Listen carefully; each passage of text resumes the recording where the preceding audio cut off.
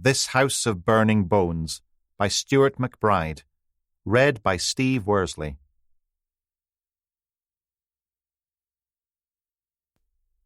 In darkness, creeps.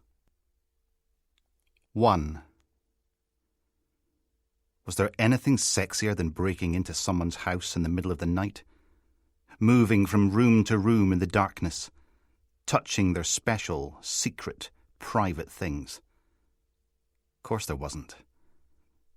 Andrew paused on the top step, listening. Because sometimes these rich wanks had very big, very angry dogs, and it didn't matter how carefully you scoped out their gaffs, you could always be surprised by a four-legged shredding machine with a taste for home invaders. But the only sound was his breath, whooshing and hissing inside the ski mask. No sign of Fido. Safe to step onto the landing. A wee balcony overlooked the fancy double-height open hallway, with its fancy floor-to-ceiling windows and fancy countryside view bathed in low, cold moonlight. There was even a fancy scroll-edged mirror at the top of the fancy stairs, and for a moment the world turned from a grainy green glow to a flare of bright white as the infrared LEDs on his night vision goggles caught the shiny surface. Then the sensors adjusted, fading everything down again, revealing Andrew's reflection in all its horror film glory. A shark's tooth grin beamed back at him, printed across the ski mask's mouth in jagged glow-in-the-dark fangs. Ready to party. He paused for a quick flex, but the effect was kind of spoiled by the baggy black hoodie, black combat trousers, black boots, and little black rucksack, because everyone needed somewhere to keep their cable ties, duct tape, and rohypnol. Oh, and the knife, of course. Can't forget the knife. Shame the goggles and mask hid his pretty face. What was the point of all that time in the gym? The Botox, plucking, manscaping, and moisturising if no one could see it. But lots of these places had nanny cams and home surveillance things, which was a shame. People should be more trusting. Andrew ran his gloved fingertips along the handrail like it was a woman's thigh, and he's heading for the panty line.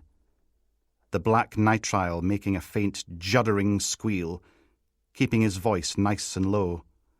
Come out, wherever you are. The landing boasted half a dozen doors, but other than the mirror, there were no little personal touches, no pictures, no paintings. Kind of sad, really. He picked the nearest door and eased it open, peering into a family bedroom with lots of chrome and tiles. Tray swanky. Even if the medicine cabinet revealed nothing more exciting than a unicorn-themed electric toothbrush and a tube of raspberry tooth-tastic toothpaste that looked like the glitter fairy puked on it. The next door opened on an unfinished bedroom. Metal bed frame and a bare mattress. No curtains. 2 flat-pack bedside cabinets, one of which was still in the box. Naked light bulb dangling from the ceiling rose. No fun there. Next to that was another spare bedroom, but the lazy cow hadn't even finished assembling the bed frame. No mattress. Instead, the place was packed with cardboard boxes, each stamped with Bears Den Home Relocation Services Limited, and a label to show which room it should have been left in, none of which were unfinished bedroom, so either the movers couldn't be arsed putting them in the right place, or the woman of the house couldn't be arsed unpacking and dumped the lot through here instead. Still taped shut from the time she moved in. Andrew slipped his rucksack off, pulled the knife from its side pocket. 6 inches of blackened steel with a serrated edge, concealed inside a hard plastic sheath. Perfect for keeping the lucky ladies quiet while he gave them their little treat. He slid the blade free and slit open the tape on a box marked study. Books. And really boring ones at that. He had a wee rummage, but they were all called things like Information Management in a Digital Environment, Making the General Data Protection Regulations Work for Your Organization, and Newstopia, selective dissemination strategies for controlling the narrative and redirecting public discourse towards favourable outcomes. Sod that. He closed the box again, then dumped another one on top, so no one could see he'd been in here. Popped the knife in his hoodie pocket, shut the door behind him, and tried somewhere else. A sign hung outside the next room, about the size of an ashtray, with cartoon cats and rabbits on it, and Princess Brooklyn's Castle in happy pink letters. Unlike the last two bedrooms, this one looked lived in. Sort of. The bed was clarted in fuzzy unicorns and teddy bears and lions and tigers and penguins. Their black button eyes glittered in the night vision glow. Rainbow and flowers wallpaper, little birdies on the closed curtains, a dollhouse that looked way too posh to play with, and a large stuffed skeleton Bob sitting in a wicker chair in the corner, grinning.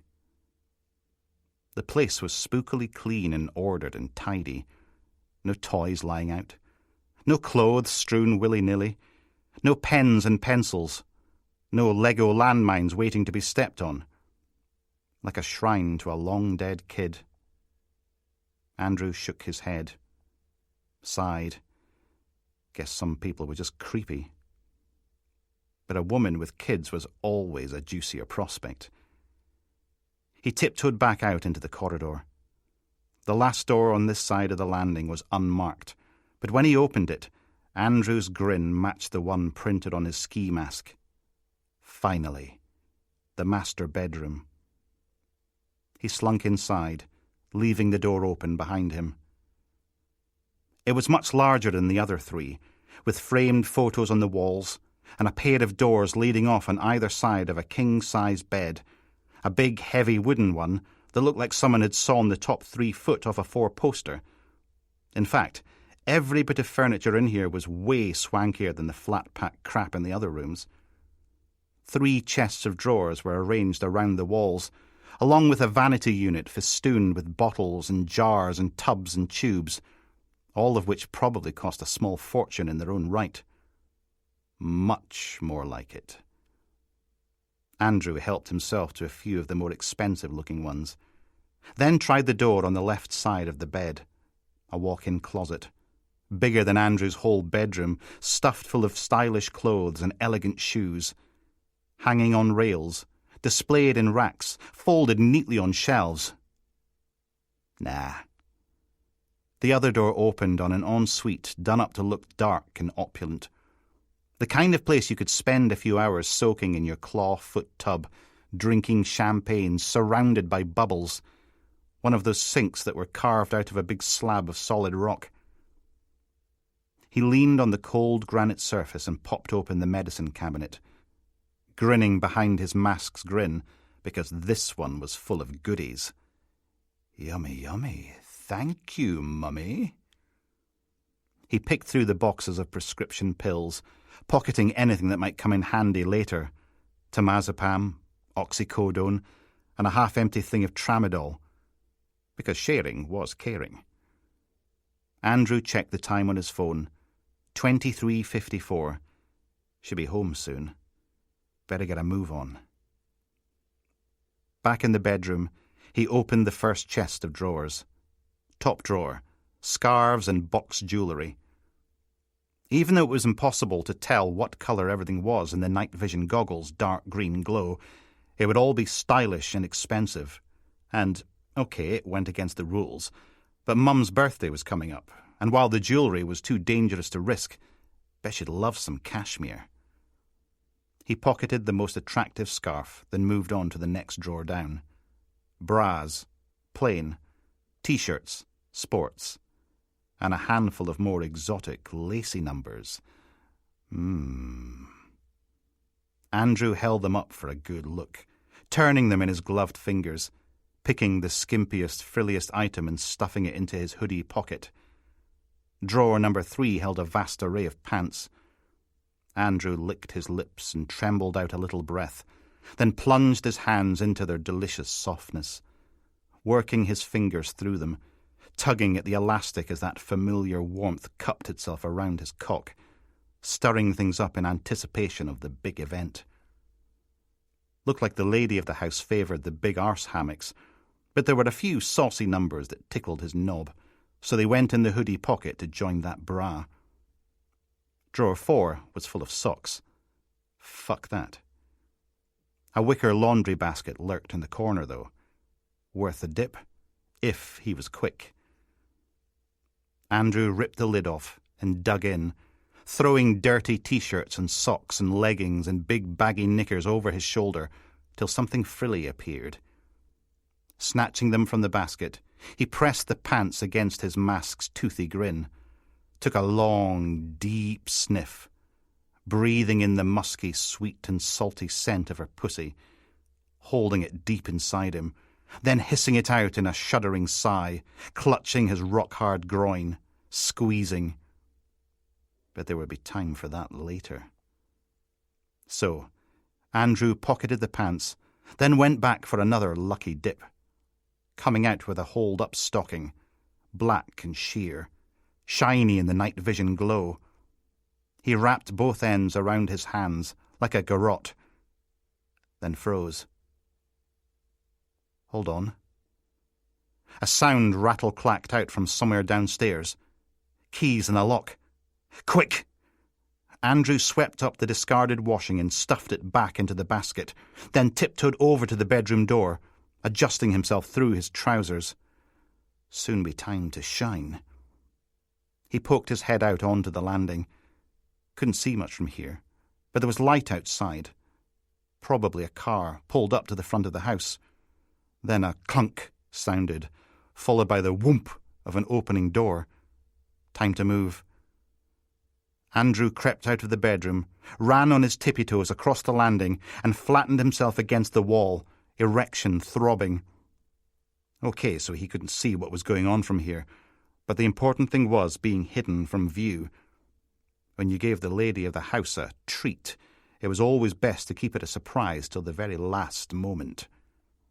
Because tonight was going to be one of the good nights. When he didn't just slip away into the dark with his little trophies. When creeping turned to something far more satisfying. But first, he whipped off his night vision goggles a second before the hall lights snapped on, bathing the cold, impersonal hallway in their harsh LED glow, which stung like poking wasps in his eyes after the goggles screen. Down below, a man's voice shouldered its way into the house, a central belt accent with an uncertain, grovelling edge to it. Excuse me, Miss Agapova. Natasha Agapova. The answer came in the scraky flat vowels of somewhere down under, Australia or New Zealand, sounding knackered and superior. Go away! I'm not in the mood! Quite right. Bugger off, little man. The lady has an appointment. No, sorry, yes, but I'm with the police, see. Detective Sergeant Davis. Can I come in? You could almost smell the deference oozing from every pore. I'm afraid I have some bad news. Oh, thank you very much. A cop. Just what the evening needed. Bastard. And Andrew's erection keeled over like a drunken tramp. It was time for Plan B. Find a nice, dark, quiet corner to hide away and lurk there till the house was asleep. Then sneak out the way he came in. And yeah, he could still give her a little treat on his way out, but that hardly seemed fair. He wasn't a monster, after all. But first, only human to want a little peek, right? See what he could have won. Andrew peered around the corner, keeping the rest of him well out of sight. The lady of the house, Natasha Agapova, might have been in her late 40s, but she was still a total MILF. Mahogany red hair framed a heart-shaped face, with lips like cherries, high cheekbones, and deep dark eyes. And yeah, she'd probably had work done, given there wasn't a single wrinkle on her face, but there was nothing wrong with that. Hadn't done Andrew any harm, had it? Looked like she'd got a bit of the old nip-tuck done below the neck too, because she went in and out everywhere a proper woman should. the hourglass figure accentuated by a glittery black ball gown and jewellery that was way too showy to be real. Got to wonder how she ended up having an Aussie accent, with a name like Natasha Agapova. Kind of think she'd sound Russian or Ukrainian or Eastern European. Something else that didn't really make sense was the massive beige teddy bear clutched under one arm. Thing had to be at least 5 feet tall, wearing a hard hat, rig boots, rigger gloves, and a Pathic Oil Services t-shirt. She, Natasha, turned her back on the doorway and ditched the bear in the middle of the hall, kicking off her heels to pad across the deep oatmeal carpet to a long sideboard thing tastefully decorated with expensive-looking ethnic vases, where she dumped her keys and took off her earrings, then pulled a face. "It's Adrian, isn't it? He's finally wrapped that stupid Aston Martin round a tree. It's probably best if I—" D.S. Davis stepped into the hall. Might as well not have bothered, though. He was an unremarkable bloke with greying hair at his temples, the kind of guy you wouldn't look twice at if you passed him on the street, in a cheap-looking grey suit with a white shirt and blue tie. The only thing even slightly noticeable about him were the sand shoes on his feet, and even they were beige. A sniff from Natasha. "I take it someone's told that pudding-headed blonde tat of his. Well, she can whistle if she thinks I'm paying for the sodding funeral." Davis stared at her. "Sorry?" "The divorce settlement clearly states he's—" "Pay for the funeral?" Davis threw his arms out. "You can't help yourself, can you? You've got to be a bitch about everything." "Hang on a minute." She stuck her hands on her lips, voice getting louder. "I beg your bloody pardon." Chin up. "Who the hell do you think you're talking to?" "Oh, I know exactly who you are, bitch." "I want your name and badge number right now." Jabbing a finger at him. "I happen to be very good friends with the chief constable, and she—" And that's when D.S. Davis punched her, right in the mouth, hard enough to send Natasha staggering backwards on her bare feet, hard enough to make Andrew flinch. "Not so gobby now, are you?" 2. Natasha collapsed against the sideboard, one hand pressed over her mouth, blood dribbling down her chin to drip scarlet blossoms on the pale carpet. Her small, muffled moan was cut short by another visit from D.S. Davis's fist. Something shifted deep inside Andrew's stomach, fizzing as it headed south, making his balls clench as he stood there and watched. Oh, this wasn't good. This wasn't good at all. Natasha crumpled to the floor, and Davis took a little run-up, slammed his foot into her stomach, like he was trying to score a goal from the halfway mark. A short scream barked free, and his foot landed again, and again, making her curl up, arms covering her head as his sand shoes hammered into her legs and back. Every blow came with a snarled word. "I know who you are!" Davis was going to kill her. He was going to kill her right here with Andrew in the house. Oh, God. Then Andrew's eyes snapped wide. Because what were the police going to think when they turned up at the crime scene?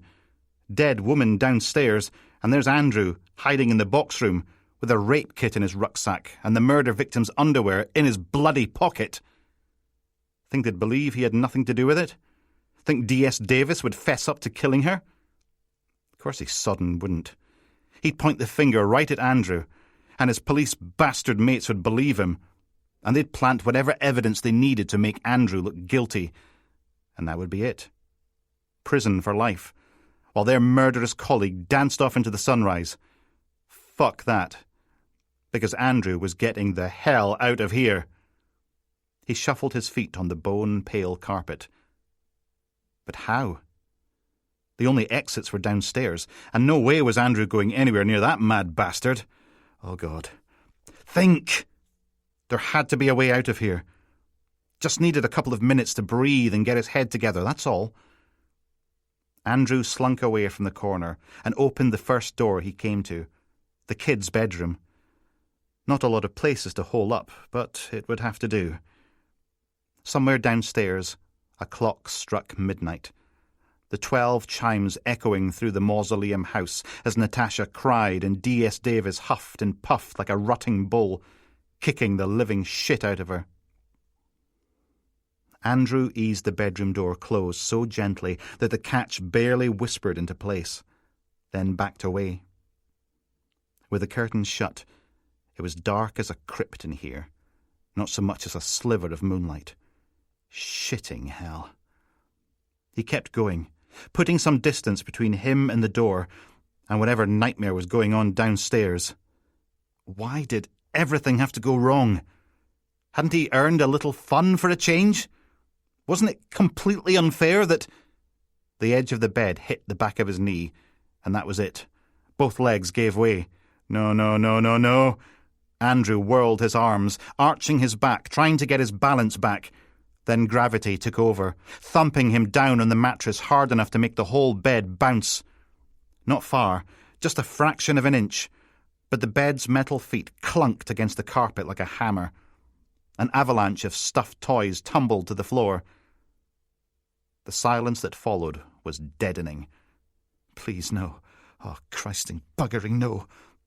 What if D.S. Davis heard that? What if D.S. Davis decided to investigate? What if D.S. Davis killed him too? Andrew wrenched himself off the bed and scurried on his tiptoes back to the door, making no sound at all, not even breathing, and pressed his ear to the wood. Silence.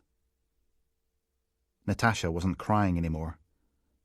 Might be unconscious, or already dead. Andrew bit his bottom lip. Was that a creak? Maybe it was a creak. A footstep on the stairs? And there was nowhere to hide. The bed! Hide under the bed! Only the tiny gap wasn't big enough to take him and his rucksack, and it was only a single bed, and the metal frame wasn't going to conceal much, and all D.S. Davis would have to do is bend down and look and see him cowering there, and he'd be trapped, and Davis would drag him out and kick him to death on a kid's bedroom floor, surrounded by stupid stuffed fucking animals in this horrible lifeless house.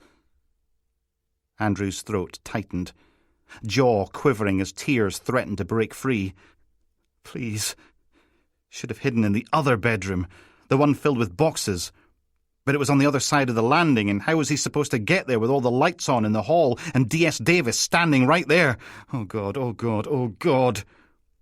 Andrew shifted his weight from one foot to the other, dithering, looking from the door to the curtains and back again. Barricade the door?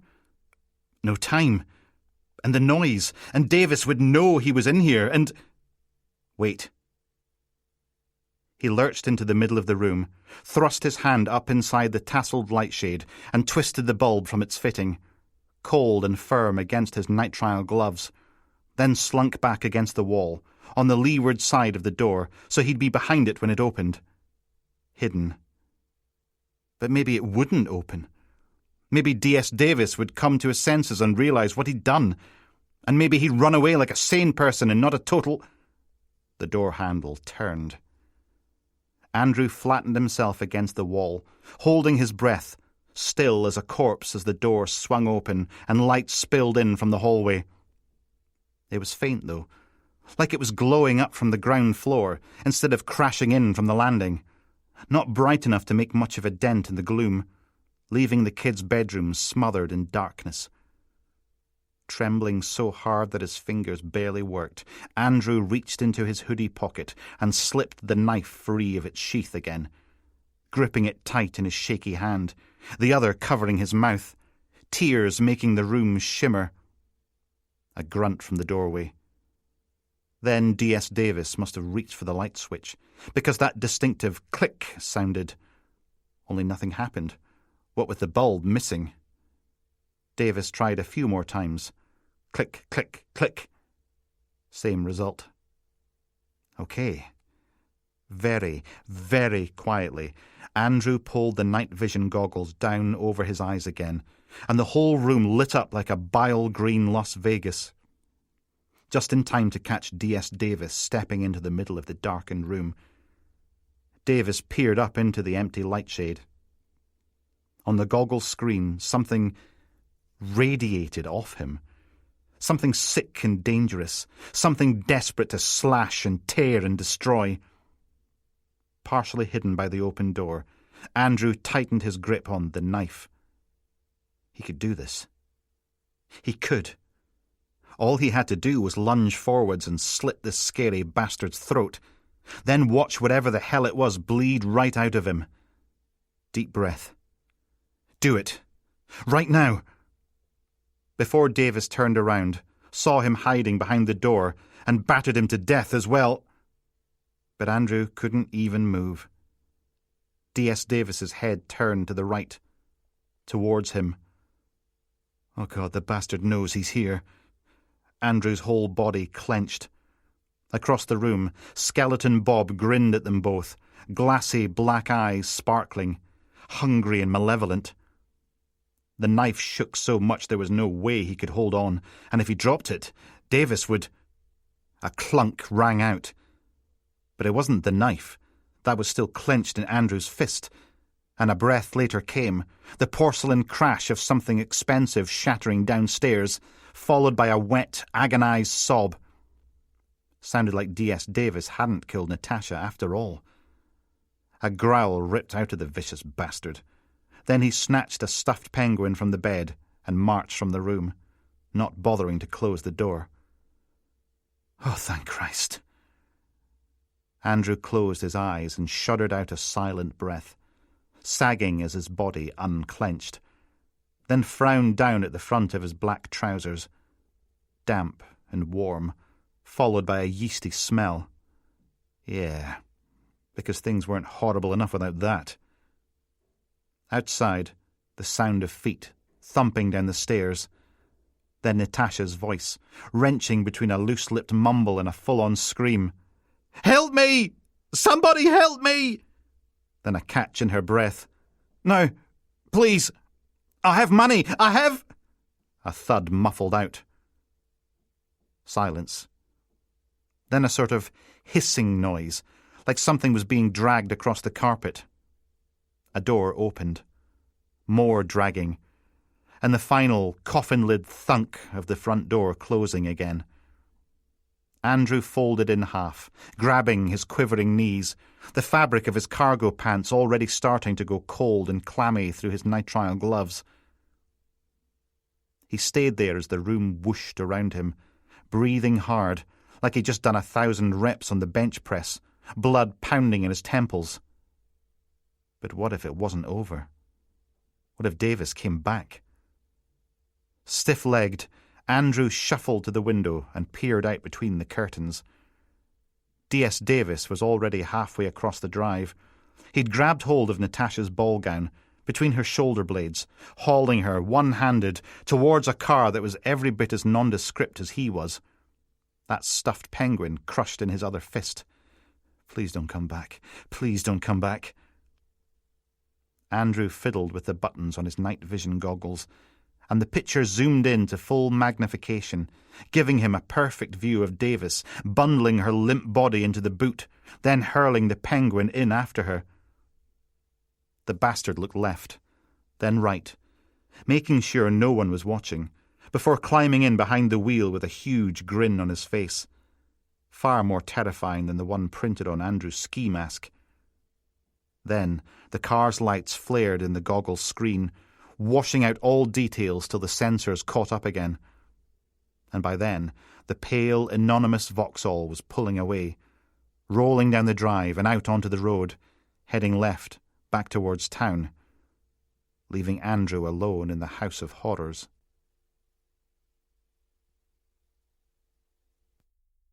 We all scream. 3. Logan stopped dead, squinting up at the hard blue sky, phone pressed to his sweaty ear. He's dead. A relentless sun baked the car park behind Tillydrone Library, making the sticky tarmac shimmer, the grass a thirsty shade of yellowy green, trees drooping under the onslaught of an unholy Aberdonian summer, that peppery smell of roasting dust. Detective Chief Superintendent Pine grunted down the phone at him. "Given his injuries, surprised he lasted this long. Lucky he never regained consciousness, to be honest." Not much of a bright side. It wasn't bad as car parks went, with the wooden-clad rear of the library on one side, 4-storey blocks of flats on another, and the arse end of a McCall's on the third. A stand of tower blocks in the middle distance, their windows glowing like daggers in the punishing light. Logan unhooked one side of his clip-on tie and undid his top button. Should have worn the pale grey fighting suit today. Too sodding hot for a dark blue one. The sound of a local radio station burbled through the lazy air, mingling with a bumblebee's buzz and the whine of a petrol strimmer, while off in the distance the distinctive tinkly green sleeves of an ice cream van beckoned. And his phone was silent, so either they'd been cut off or Pine was expecting him to say something. "Yes, ma'am." That seemed to do the trick. "I want this bastard caught, Logan. Operation Iowa is officially a murder investigation as of 15 minutes ago." "Yes, ma'am." "No cock-ups." "No, ma'am." A dozen or so cars were parked behind the library, hatchbacks mostly, with makeshift visors shading their interiors from the sun, cardboard boxes and old bed sheets, giving them a boarded-up feel. But an unwashed police van sat off to one side, in the shade of a wilting tree, with its riot grille up and every door and window wide open, trying to lure in the non-existent breeze. "The media are going full-on Bampot Junction. Let's give the buggers some good news for the evening bulletins, okay?" "We'll do our best." "Good. Keep me informed." And with that she was gone. Logan scuffed his way back to the grubby van, the radio getting louder with every step. So much for following orders. And if that wasn't bad enough, his team of crack police officers were sitting inside, in the full method of entry gear, blue overalls, stab-proof vests, hard plastic guards on their elbows, wrists, knees and shins.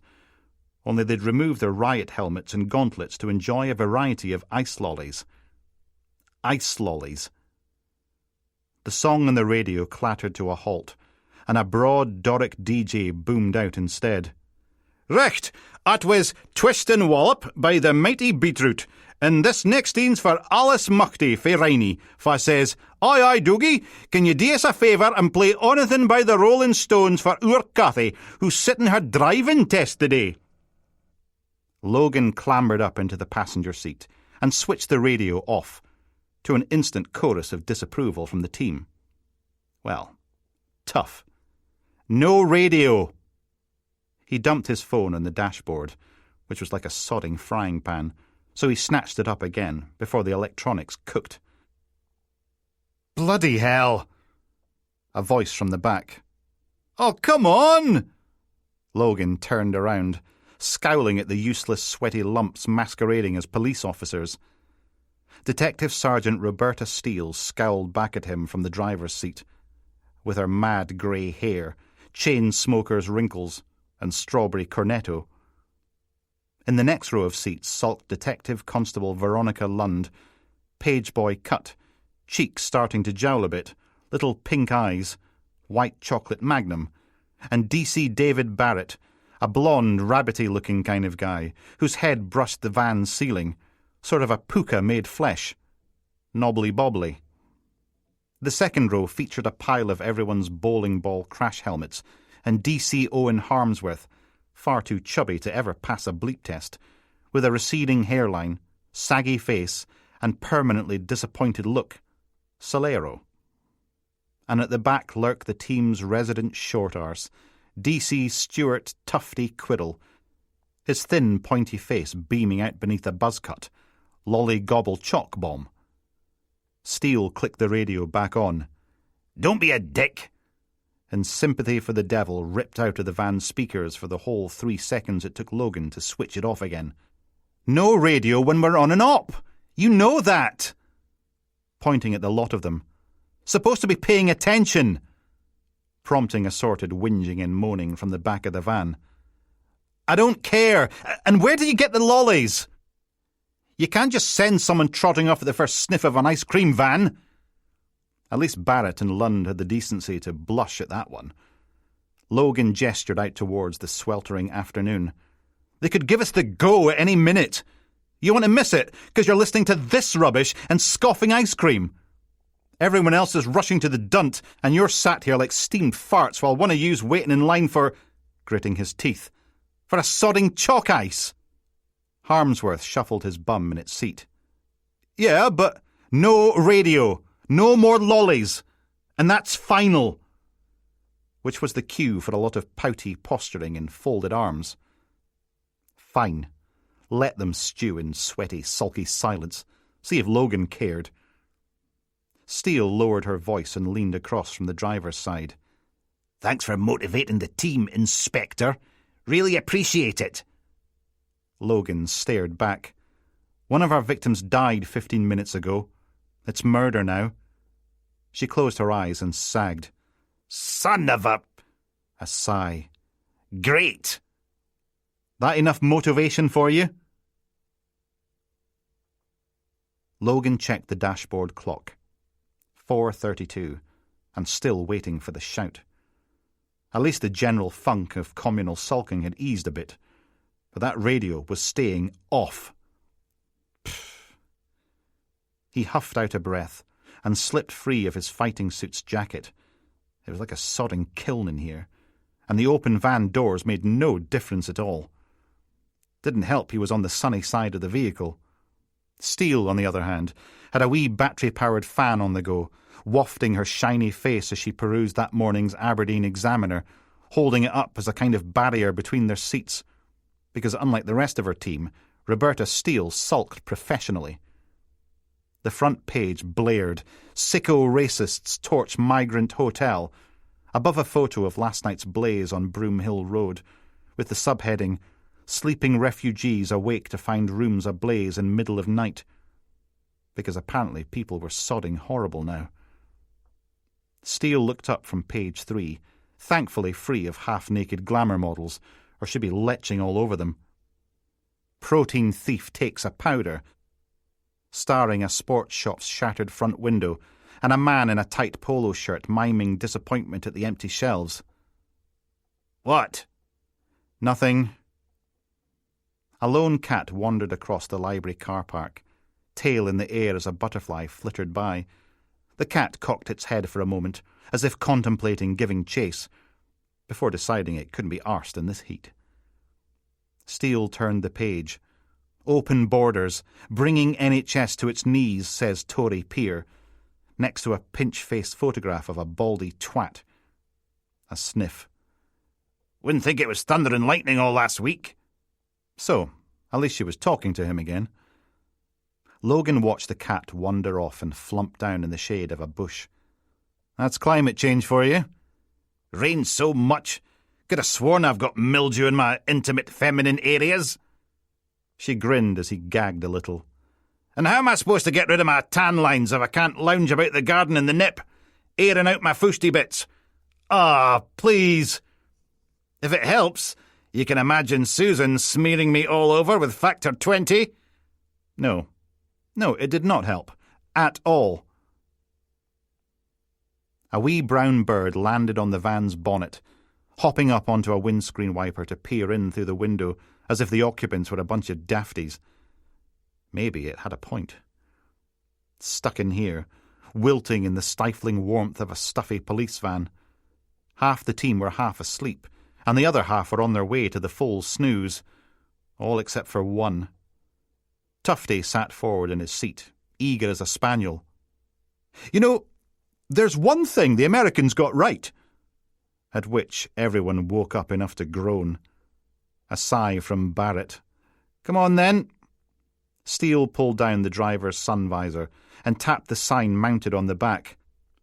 "Don't encourage him," scowling in the rear view. "You know the rules." Lund twisted around so she was facing the daft wee spud. "Tell us, O guru of the tremulous wing-wang, what have Americans got right?" "Oh, in the name of the hairy spudge." "Pants." Tufty nodded, as if that was the most insightful thing anyone had ever said. "They're right about pants."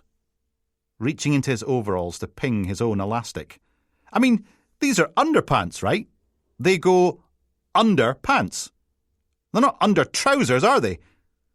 "Thank you very much." Steele massaged her forehead, rearranging the wrinkles. "What part of 'don't encourage him' do you skunk fudgers not get?" Harmsworth shrugged.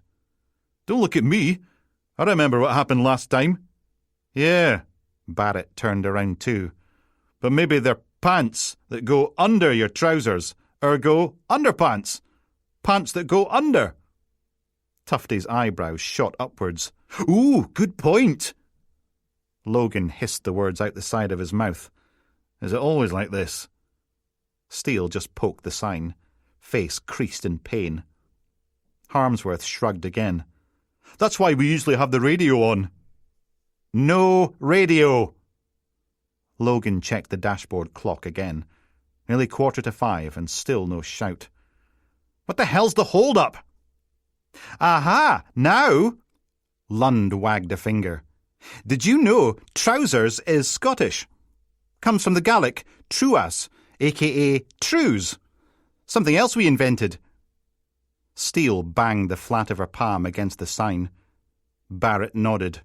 "And it's a pair of trousers, 'cause you used to have one for each leg. Separate, like." There was a moment's silence, as everyone contemplated that. Then Tufty spread his hands, laying down the wisdom of the ancients. "Like assless chaps, only without the built-in belt and YMCA disco vibes." Steele's face scrunched like a baby's fist. "Ah!" Yeah, maybe Harmsworth had a point. Logan switched the radio back on. A happy song burbled out of the van's speakers as the 6-person team sat and steamed in their 4-wheeled microwave oven.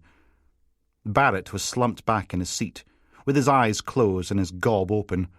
Harmsworth had taken possession of Steele's newspaper, tongue poking out the corner of his mouth as he tackled the crossword, with muttered curses and much rubbing out.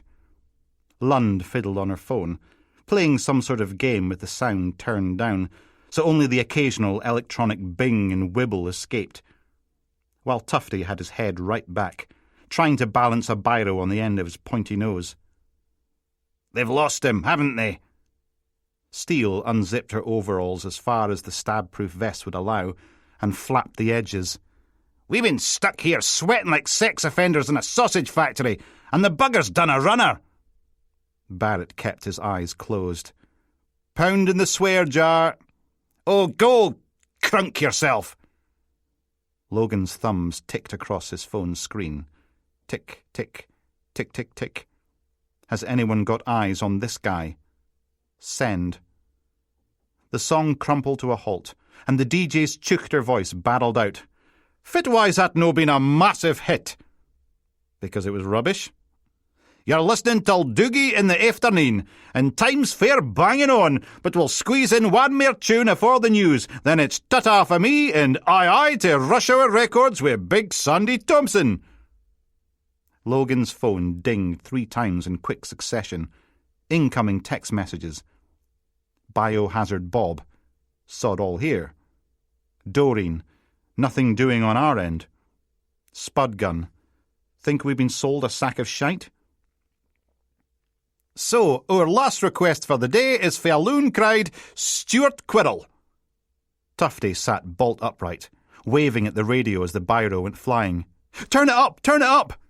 "He's after a romantic smoochy number, and he's gied us a wee note to read out." At which point a diabetically syrupy tune faded up under the DJ. "My dearest Kate," says the boy, "would you do me the great honour of becoming my bidian?" Tufty beamed. Barrett gave a low whistle. Lund, a celebratory round of applause. Harmsworth harumphed. The background music swelled as a piano and guitar joined in. "Here's custard and the vegetarians we love shine. Good luck, Stuart. Hope your quine says aye." And saccharine vocals globbed out of the speakers, sticky as golden syrup. I see your shadow everywhere, a scent that lingers in my heart. Without your light, the world's threadbare, and all my dreams, they fall apart. Jesus! Steele's nose curled. That sounds like turd smell. Lund poked her. Shut up, it's romantic. Yeah, people were weird. Logan's thumbs went ticking again. How long do we give this before packing it in? Send.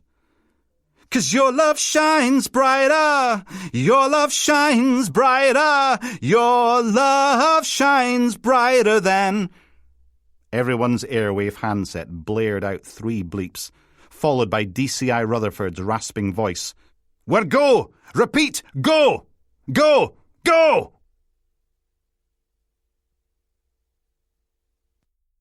Four. The van's occupants scrambled to slam all the doors shut, windows buzzing into place as the transit's engine roared. Let's catch us a murderer! Steele clicked on her seatbelt with one hand, zipping herself up with the other as Harmsworth handed out the crash helmets. Tires squealing on the library tarmac, the van leapt forward, ripping out of the car park, turning right, then right again, accelerating past the McCalls, lights flickering on, siren silent. They wheeled past the library, where mothers with pushchairs stopped to watch them go by. Then a sharp left onto Gort Road, making the tires screech again. Hoy! Logan grabbed the handle above his door, holding tight as the seatbelt dug into his side. Like to get there in one piece. A grin. Don't be such a starchy gusset. They shot past the bookies, juddering over the traffic control bumps, going at least double the speed limit. A patrol car whooshed past the playing fields, heading straight towards them, lights blazing as it scraped around the corner onto Gort Lane, just in front of the transit. Yee-haw! Steele hauled the wheel hard right, following it into a canyon between 2 terraced rows of 3-story flats, with big communal bins outside and alternating stairwells painted blue or orange. Another patrol car howled in from the other end of the road, followed by a dog unit van, because there was nothing like swarming in mob-handed. The second patrol car performed a handbrake sideways slide, blocking that side of the road. The one Steele was following did the same, putting it broadside to their speeding van, which was definitely going to plough straight into it. Logan tightened his grip on the handle and said a little prayer.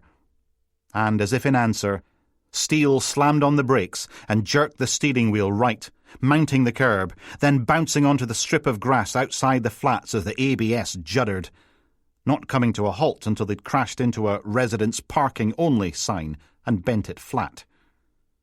She unclipped her seatbelt. Everyone, remember where we parked! Then she was out of the van and into the blistering sun, pulling on her crash helmet as she ran for the entrance to Block 4. The patrol car's doors sprang open, and the uniformed officers made for the same block, swiftly followed by the rest of Steele's team. Harmsworth huffing and puffing at the back of the pack, carrying the big red door key, struggling under the mini battering ram's weight. Logan, on the other hand, took his time, strolling up the path to the stairwell door at a far more leisurely pace. After all, Steele's team had their riot gear on. If anything nasty happened, they were dressed for it. He wasn't. The uniforms from the patrol car took up positions, 2 on either side of the door. Staying back as a saggy bloke in scruffy black cargo pants and a moth-eaten Police Scotland baseball cap appeared. P.C. McLaughlin, squint nose, jagged little teeth, as if he'd recently crawled out from under a bridge to steal some children and eat them. He was being dragged towards the flats by a massive, hairy Alsatian, straining at her leash, ears pricked, plumy tail wagging away as she bared every pointy tooth in her pointy head. McLaughlin grinned like a troll at the assembled officers. "Don't worry, P.D. Branston doesn't bite. Do you, girl?" Branston let out a short, sharp bark that made it clear she did indeed bite, enjoyed doing it, and was quite ready to demonstrate her skill in this department on anyone willing to volunteer, and possibly a few people who weren't.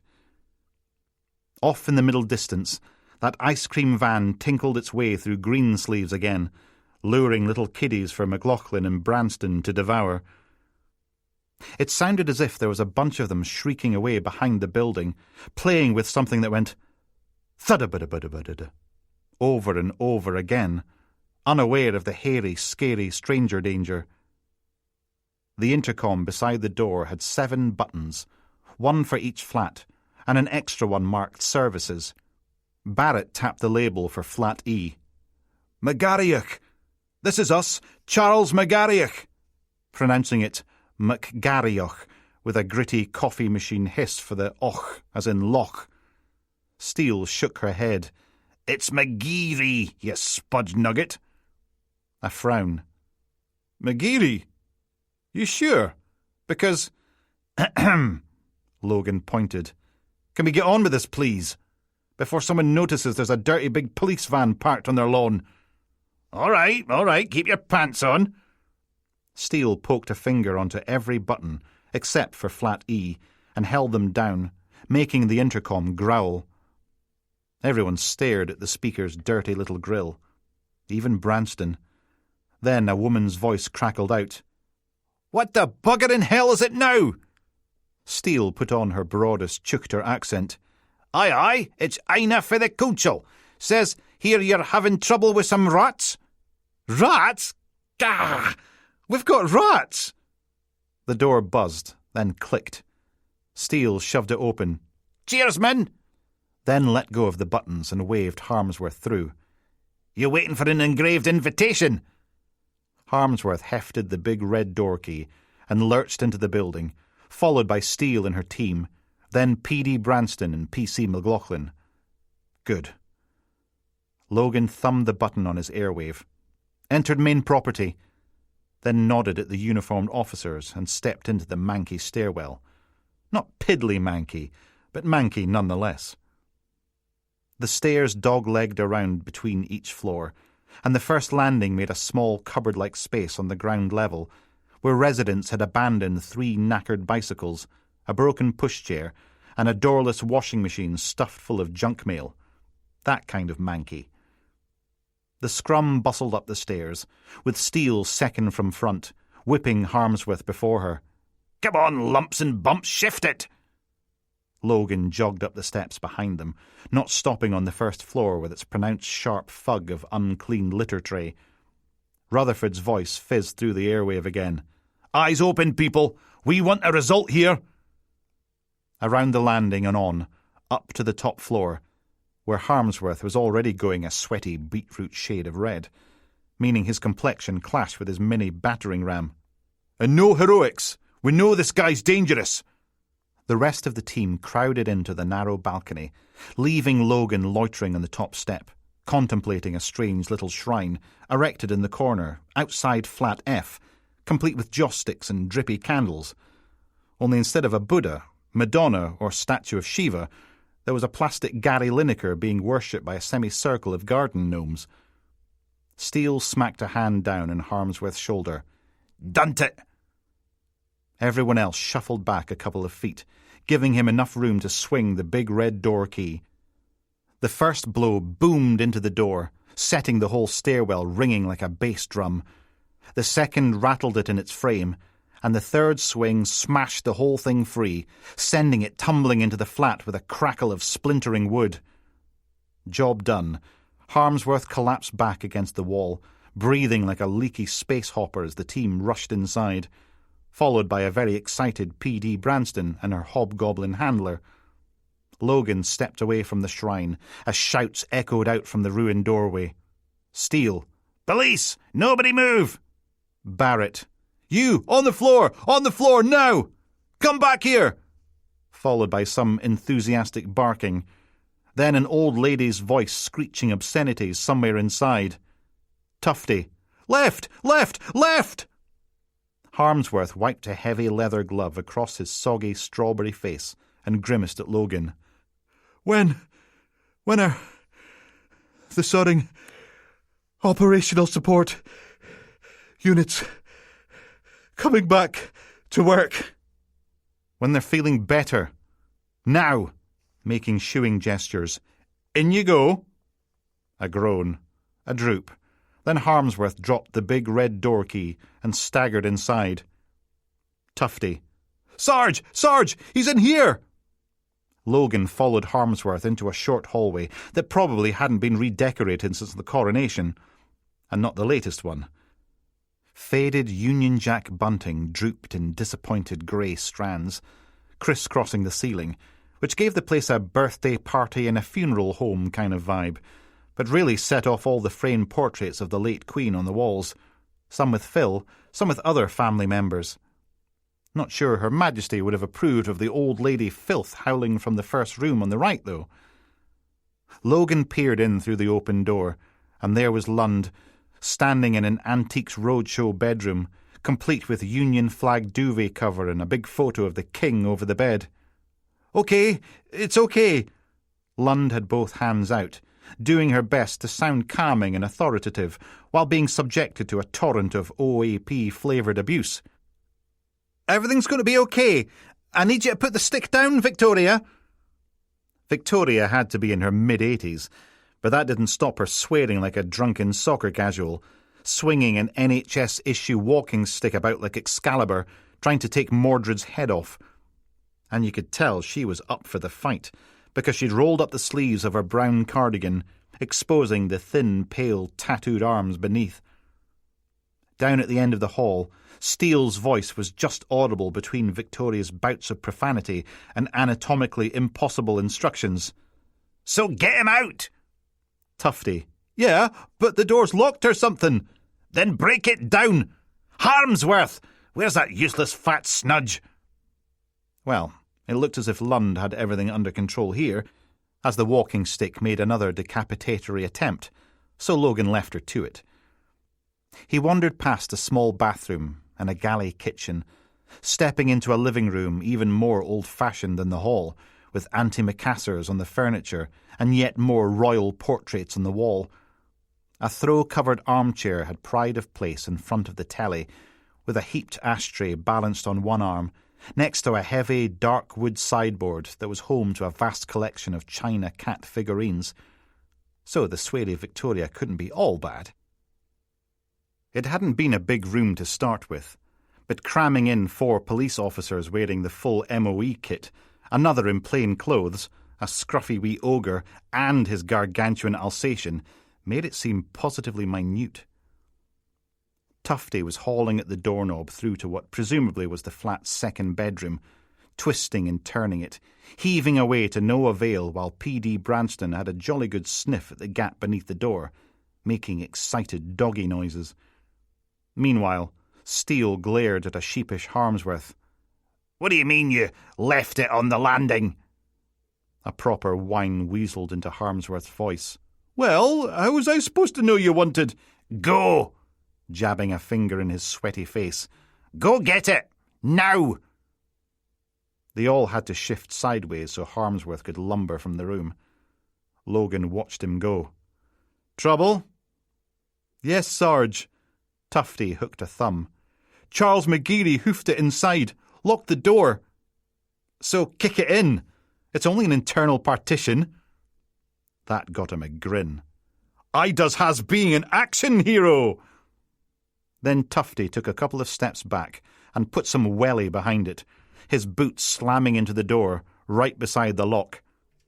The whole thing boomed inwards, first go, and P.D. Branston surged inside, barking her furry missile head off as Tufty scrambled after her, then Steele, then Logan.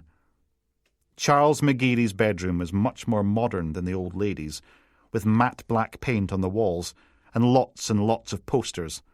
Pop star ladies in bikinis, Aberdeen Football Club, a bunch advertising video games like Dirt 6, Assassin's Creed 5 and GTA London Rampage. A trio of monitors hovered on arms above a small desk, with a PlayStation 4 and a complete steering wheel gear stick pedals under the desk setup. Single bed beneath the window, a little bookshelf stuffed with paperbacks, more on the windowsill, and the almost cloying, citrusy, woody fug of a young man who uses far too much deodorant. The room also featured a man's backside, disappearing through the open window, Not a good idea on the top floor of a 3-story building. Charles Mountbatten McGeary had clearly suffered a haircut since the photo in the briefing notes was taken, swapping a perfectly sensible short back and sides for a number 2 fade with a go-faster stripe above each ear, leaving the spots polka-dotting the back of his neck on full display. He turned to look back at the police officers and big barky dog that had just invaded his childhood bedroom, giving them a good look at his wispy sideburns and beginner's moustache and soul patch kit, which gave him the air of a cut-priced Star-Lord from Guardians of the Galaxy. Ripped jeans, red and white leather jacket, black 4 mechanical mice t-shirt, tears in his eyes. Oh, shite. He was going to jump, wasn't he? Logan lunged forwards. No! Charles McGeary faced outward again, snatched a deep breath, and jumped, screaming all the way down. Logan clambered up onto the single bed, sticking his head out the window just in time to see Charles hit the ground. Only instead of going splat, he bounced, almost as high as he jumped, still screaming, arms and legs pinwheeling as he soared away from the building, clearing a washing-festooned whirly by at least 10 feet before crashing into a tree. Branches and twigs snap-crackled as he tumbled through it, then thumped to earth, face down, in a shivering blanket of falling leaves. Tufty's head appeared alongside Logan's, then P.D. Branston joined in, tongue lolling as she grinned. "Wow!" Tufty pointed. "Did you see that?" Logan blinked. "But how is that even possible?" He stared down the back of the building, and there was the answer. A large children's trampoline, about 12 feet off to the right. That explained the thud-da-da-da-da-da-da noise and the shrieking kids. The kids were silent now, though, all standing around on the communal back lawn, staring at the tree Charles McGeary had just crashed through, then up at the flat, and at the heads of Logan, Tufty and Branston poking out of the window. Actually hitting the trampoline from this distance, instead of the ground, had to be a 1 in 100 shot. Charles was bloody lucky he didn't break his neck and every other bone in his body. Why did young men always think they were sodding invincible, right up until the moment they got proved fatally wrong? Tufty's eyes were wide as soup bowls. "How cool was that?" Charles McGeary wasn't moving, though, so maybe not so lucky after all. No. Wait a minute. There was a bit of a struggle. Then he rolled over onto his back and lay there, grimacing up at the blue sky. Boing! Tufty bounced on the mattress, making the bed frame creak. "From the top floor!" Charles struggled to his knees, then his feet, blinking and shaking his head, sending bits of tree tumbling out of his stupid haircut. He'd landed just the other side of a shoulder-high fence that enclosed the back gardens, separating them from the path that ran behind a little shopping area and some small, old-fashioned houses. One hand against a chain link, he staggered off, breaking into a limping run. "Bloody hell!" Logan scrambled off the bed and out of the room. "He's getting away!" 5. Logan barged out of McGeary's bedroom into the lounge, not slowing down. "Get the van!" Steele, McLaughlin and Barrett stared as he charged straight through into the hall. "Now!" Harmsworth was on his way back with the big red door key, so presumably he'd taken the sodding long way round. He let out a little eek and flattened himself against the wall to let Logan hammer past. "What? Where are we? Eek!" Steele's voice bellowed as she sprinted past him. "Secure the scene!" The sound of a mini battering ram hitting carpet clattered out, followed by a "bumholes!" And Logan wheeked around the balustrades and onto the stairs, taking them 2 at a time, then leaping whole flights in the rush to the ground floor, closely followed by P.D. Branston, who seemed to be having the best day at work ever. Tufty scrambled along after her, then Steele, Barrett and P.C. McLaughlin, waving Branston's lead about as if that was going to curtail her enthusiasm. "Wait up! Wait up!" Logan swung around the last flight, and there were the uniformed PCs, milling about at the bottom like wet farts. He barreled straight past them, making for the front door. "You four, out the back! He's getting away!" And off they jolly well buggered. The door boomed wide, and Logan exploded into the baking sun, slithering to a halt on the parched grass in front of the badly parked police van. No keys. Tufty burst from the building's door, hoofing around to the driver's side, clipping the locks and clambering inside. "Which way?" Good question. Logan scrambled into the passenger seat, sweat popping between his shoulder blades, because the whole van was at gas mark 6. But before he could haul the door shut, P.D. Branston leapt over him and into the middle seat, sitting there between the two of them, with her gob open, tongue lolling, very pleased with herself. The engine roared. "Sarge!" Logan clicked his seatbelt on, pointed left. "Step on it!" The police van skrunked backwards, off the residents' parking only sign, and onto the tarmac, turning hard so it was facing down Gort Lane, as Steele, Barrett and McLaughlin stumbled out of Block 4. They hauled open the side door, and all three of them piled in. Steele dove into a seat. "Don't just fudge and sit there, go!" "We has a hot pursuit!" Tufty put his foot down, making the tires squeal, sending blue smoke billowing into the hot afternoon air. Then the van shot forward, clumping up onto the pavement to get around the patrol car blocking the road, nearly losing a wing mirror to a communal recycling bin, then clumping back onto the tarmac again, soon as they'd passed the second roadblock vehicle. At the bottom of the lane, Tufty gave the wheel a hard twist to the right, and the van's back end kicked out, leaving smears of burnt rubber on the sun-baked tarmac, curling in the wing mirror as they fishtailed onto Gordon's Mills Road, narrowly missing a blue bottle green Skoda. Yeah, disco time. Logan hit the dashboard button, and the van's siren wailed, blue lights flickering and swirling as they roared back towards town. They'd just weaked through the pedestrian crossing when Barrett banged on the roof. "That's him!" turning to point through the back windows. "That's him there!" Tufty slammed on the brakes, and the ABS kicked in, juddering the van to a halt as Charles McGeary herpel jogged across the road in the rear-view mirror. "Got it!" He whacked the gear stick into reverse, and they were whining backwards at speed, past the bus stop, where a lone old Manny ogled at them, stopping halfway across the pedestrian crossing. Logan threw the passenger door open and tumbled out. "Hoy!" sprinting towards the tree-battered figure scrambling his way over the chest-high wall at the side of the road. Barrett rumbled the side door back, leaping free of the van, handcuffs at the ready. But they were both too slow. Charles McGeary disappeared straight down, for the second time that day. Logan peered over the wall. Sod! A 20-foot drop, not quite vertical, the steep slope densely overgrown with elder and hawthorn and jaggedy, sharp brambles. Down there, on the road below, a red Kia's hazards flashed, security system wailing as the driver blundered out into the hot afternoon to gawp at the large new dent in her car's roof, the windscreen all cracked and opaque.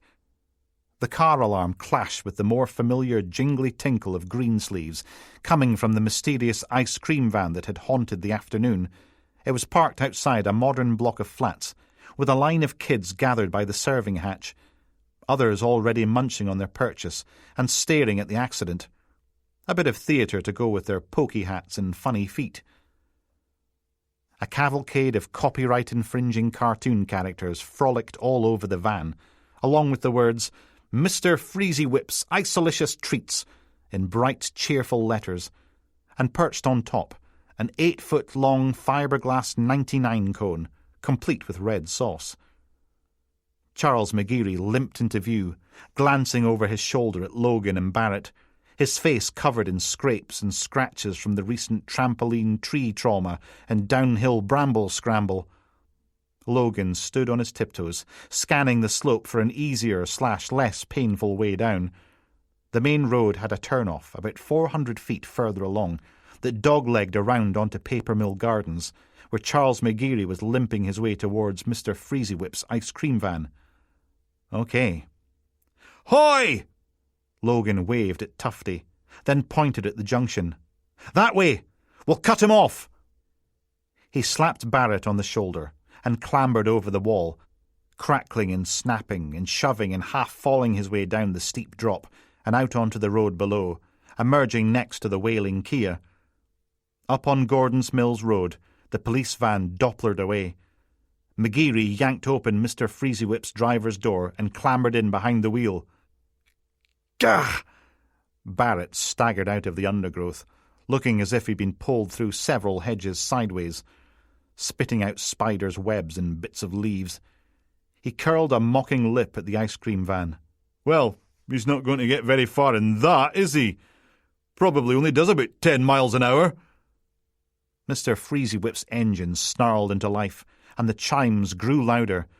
Then the kids scattered as the van leapt forward, bouncing through a shrubbery border and across another bit of the car park, slaloming between parked hatchbacks, onto the tarmac and hammering it off into the distance. "Sod!" Logan sprinted after it. He'd barely gone half a dozen paces before the police van appeared at the far end of the road, roaring towards them as Mr. Freezywhip accelerated away, on a collision course. The silly buggers were going to play chicken, weren't they? Because young men were thick and invincible. Till they fatally weren't. Thankfully, someone more sensible than Tufty must have intervened, because the police van swerved at the last moment, stomping on its brakes to avoid wrapping itself around a lamppost. Unsurprisingly, Mr. Freezywhip didn't stop. Logan and Barrett ran for the police van, scrambling inside just as Tufty completed his 3-point turn. P.D. Branston was still in the centre seat, beaming away as if this was the most fun she'd had in years. Useless sod. What was the point of having a police dog if it didn't chase and bite the bad guy? "Where the hell were you?" Branston barked a happy bark, not in the least bit bothered. Then everyone got shoved back into their seats as Tufty floored it again. Up ahead, Mr. Freezywhip performed an expert drift around from Papermill Gardens onto Papermill Drive, then opposite Lock onto Gordon's Mills Road, smooth as a classic Magnum. Tufty wasn't quite so slick, and the police van squealed and lurched through the 2 turns, wallowing like a speedboat, throwing the occupants against the van's walls, seatbelts, and each other. It looked as if Charles McGeary hadn't been wasting his time playing all those rally and driving games, weaving Mr. Freezywhip in and out of the traffic, both oncoming and outgoing, sometimes up onto the pavement, sometimes roaring into the empty gaps, but always absolutely pelting it as Greensleeves tinkled out. Tufty was having a tough job keeping up, and it was sodding boiling in here, so Logan buzzed the window down to let in a roar of air and sirens. There was an appreciative woof, and P.D. Branston lumped her paws into Logan's lap so she could stick her head out of the window, partially blocking his view of the road with her big hairy back, tail wagging away inches from Tufty's face. A much greyer head popped forwards from the back of the van, steel, airwave handset in her hand, pressing the button as they raced past bungalows and a startled minibus full of Boy Scouts. "Alpha Charlie 6 to control. We're in pursuit of an ice cream van, heading north on Gordon's Mills Road. Request backup, ASA Fiddlin' P." There was a pause, then a distorted voice crackled from the little speaker. "Hold on, an ice cream van! Backup! Get some sodding backup before someone dies!" She let go of the button and thumped Logan. "This is what happens when we don't have a buggerin' helicopter!" Barrett held up a hand. "That's another £2 in the swear jar." She turned and gave him the middle finger salute. Up ahead, just visible through Branston's brown and black fur, an old lady with an ancient Labrador was 3/4 of the way across the pedestrian crossing by Tillydrone Play Park, standing there, like a statue, eyes wide, clutching the dog's lead as Charles McGeary jinked Mr. Freezywhip into the oncoming traffic to avoid battering straight through her. Tufty did the same, and the driver of a plumber's van had to jam on his brakes to avoid becoming a hood ornament. The Labrador watched Branston whoosh by, tongue flapping like a soggy windsock, unperturbed by the whole near-death experience. Looked as if a couple of wee boys on their bikes, slowly rolling across the entrance to Gordon Brae, weren't going to be so lucky. Tufty thumped the horn, and the siren ponk-honked, but instead of hurrying out of the way, the idiots rolled to a stop and stared at the ice cream van barrelling towards them. Jesus, this was going to be a complete blood... At the last moment, Mr. Freezywhip screeched hard left, almost losing control as the van skewed up onto two wheels, then thudded down again, shimmying its way along the heat-rippled tarmac, following the river.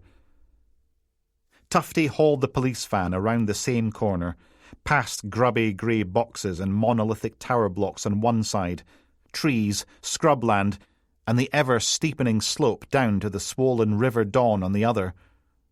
Logan checked the rear-view mirror. The kids just shrugged and cycled on, as if they hadn't been moments away from knowing what steak tartare felt like. Now that they were on the straight, the police van's bigger engine was closing the gap. Steele thumbed the airways button again.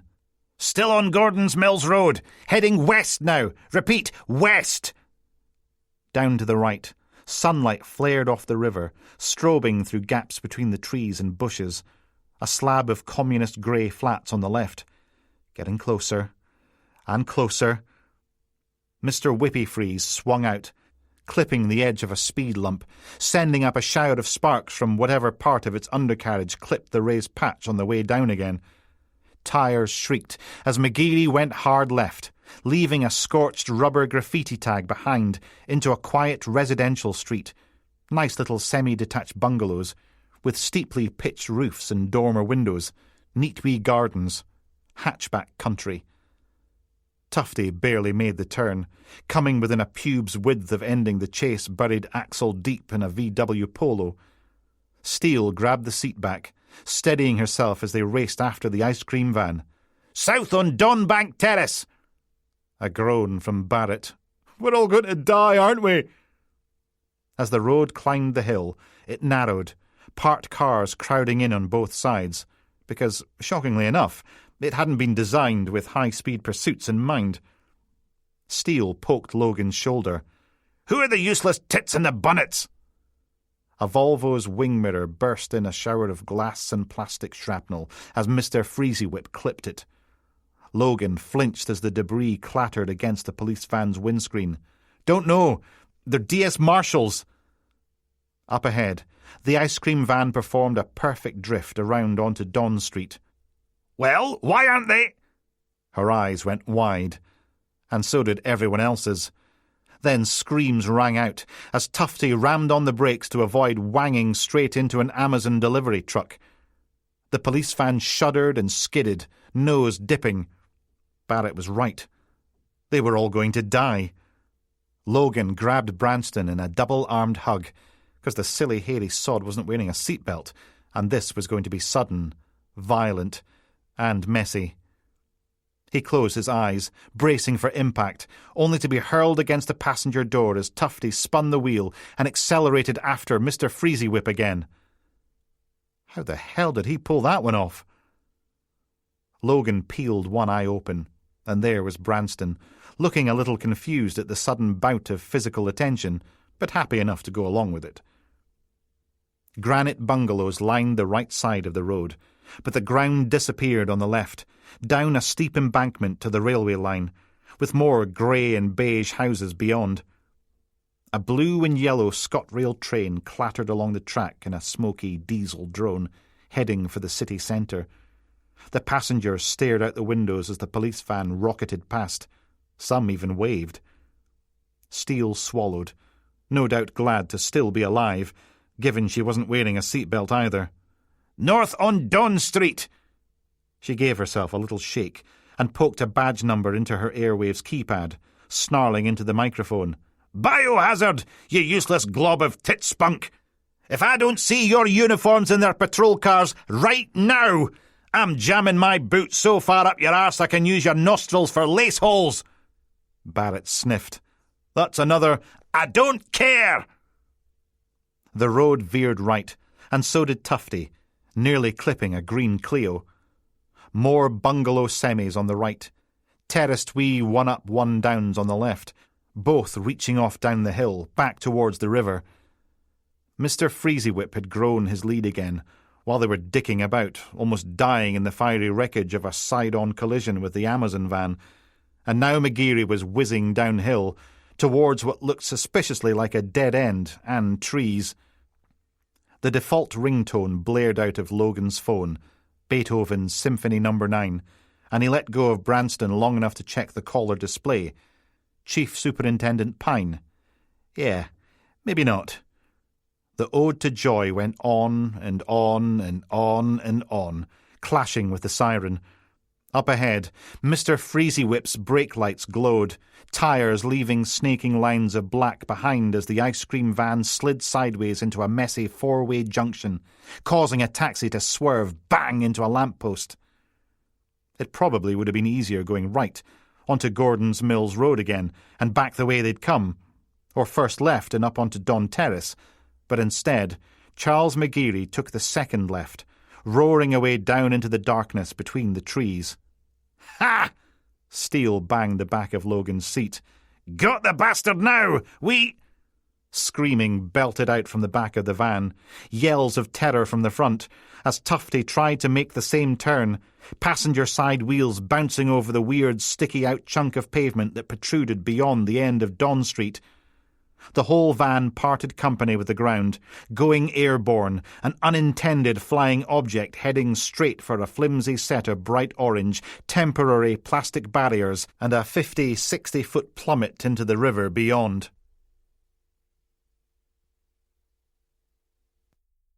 Six.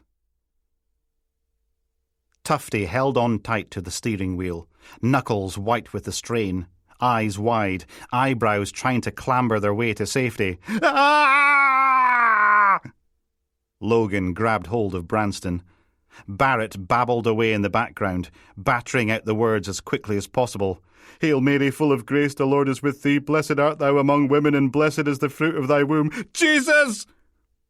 Her womb fruit must have been smiling on them, because at the very last moment the van's wheels thumped down on the teeny chunk of tarmac left, giving them a bit of grip before the granite sets began.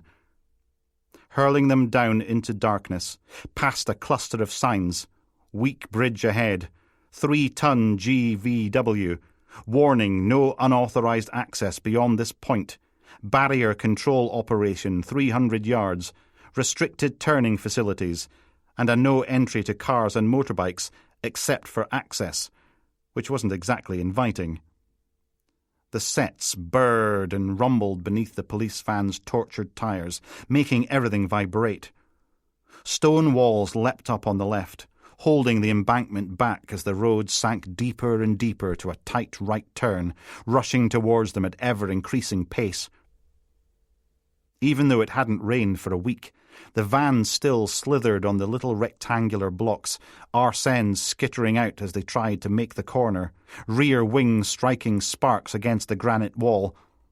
But they'd made it to the bottom of the hill alive, and there was Mr. Freezywhip, just ahead. Steele grabbed her airwave handset. "Grandam Bridge! Heading north!" A cruel grin snarled across her face as they clattered over the narrow bridge. "There's bollards at the end here. He's toast." An almighty bang sounded up ahead. From the look of things, Mr. Freezywhip had rear-ended a bright red hatchback, presumably as it was in the process of lowering the bollards that kept the vulgar public from accessing the residents-only areas.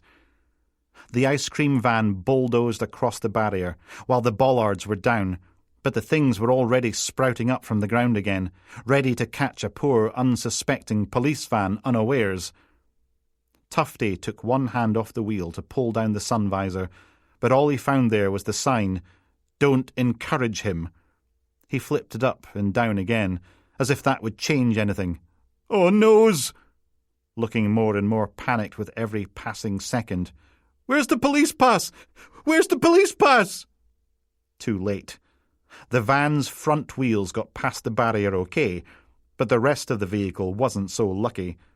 A rising bollard must have clipped the underside about 2/3 of the way back, because the back end jerked into the air in an agonized screech of metal on metal, and everyone was screaming again. The rear wheels thudded down against the setts, and Tufty hauled the wheel to the right to avoid plunging straight into that rear-ended hatchback, flinging everyone sideways. Then they raced along the mill road, parkland on one side, a line of trees on the other, with the River Don just beyond. Only now an alarming grinding noise came from somewhere under the van, and the exhaust howled and roared like a werewolf locked in a train station toilet. They snarled along beneath the spreading branches, through the dappled pools of shimmering light. Technically, they should have been gaining on Mr. Freezy Whip, but whatever the bollards had done to the drive chain, it wasn't good. The van was slowing down, and a quick glance in the rear-view mirror revealed clouds of greasy blue smoke filling the leafy lane. But instead of making good his escape, Charles McGeary slammed on Mr. Freezy Whip's brakes, the front end dipping as the tyres slithered on the setts. The ice cream van lurched right, leaving the road and crashing between the trees at the side of the river, through the bushes, momentarily flying like a big fat rectangular swan, before diving nose down into the River Don in a huge whoosh of spray. A wrinkly clutch of old ladies stood in the middle of the road, staring as the ice cream van bobbed in the fast-flowing water. Most of them had ancient dogs on the leash, except for one who appeared to be walking her husband, and he was the only one who seemed oblivious to the fact that if McGeary hadn't swerved into the river, he would have ploughed through them like brittle, meaty skittles. Tufty whacked his brakes on too, and the police van shuddered to a stop, right next to the hole that Mr. Freezy Whip punched through the undergrowth. The doors flew open, and everyone piled out. Logan scrambled over to the riverbank, the rest of the team hot on his heels. The ice cream van drifted downstream a dozen feet or so, sinking and turning as it went, that open serving hatch not helping with the buoyancy. Then it must have hit something below the surface, because there was a metallic thunk, and the whole thing keeled over sideways in the swollen river until all four wheels were in the air, followed by a muffled bang as it wedged against a rock and stayed there, with everything but the wheels and undercarriage fully submerged. No sign of Charles McGeary, and no sign of whoever was selling ice cream to the kids back in Tillydrone. Crap. That was all they needed. 2 dead, drowned bodies to round off a perfect sodding day. Steele dragged her eyes from the van to Logan, mouth stretched out and down like a worried frog. "Stand back!" Tufty strode towards the water's edge. "Tufty to the rescue!" The silly wee sod was just about to leap in when Barrett grabbed him by the back of the stab-proof, hauling him up short. "Don't be a divot!" "But the ice cream man!" Logan stripped off his jacket and clip-on tie. "You'll sink like an anvil with all that gear on." Then struggled his way out of his shoes, gave himself a nod, and jumped into the river. Bloody hell! The day might have been roasting, but the water wasn't. Swollen by all of last week's rain, it was like an ice bath, only fast-flowing, and with the occasional bit of tree being swept downstream. "Come on, you idiot! Swim!" He struck out towards Mr. Freezy Whip. Branston trotted along the riverbank beside him for 5 or 6 feet, then leapt in with a hairy sploosh, because as far as a huge police Alsatian was concerned, today just kept getting better and better. Steele had her airwave out again. "Target vehicle has crashed into the river. Officer has gone in to rescue civilian. Now where's my bastard in backup?" As she paced the riverbank, Tufty and Barrett stripped off their heavy stab-proof vests and massive utility belts. Good. Why should Logan be the only one getting soaked? He reached the overturned, sunken van, grabbing a tire to stop being swept away, which seemed to be the last straw for the vehicle, because everything left above the water sank with a gloomph. Logan hauled in a deep breath and dived down after it. Visibility wasn't great beneath the surface. Silt, stirred up by the swollen river and caught in the blistering sunshine, turned everything milky, meaning most of the van faded into the glowing murk. He pulled himself along to the upside-down serving hatch. Sod. A figure floated inside, face down and immobile, in green and white striped dungarees, heavy set with a comb-over that had floated free from his bald pate.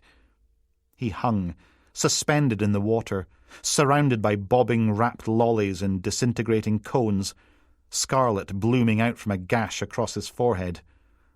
Good job the River Don was relatively shark-free.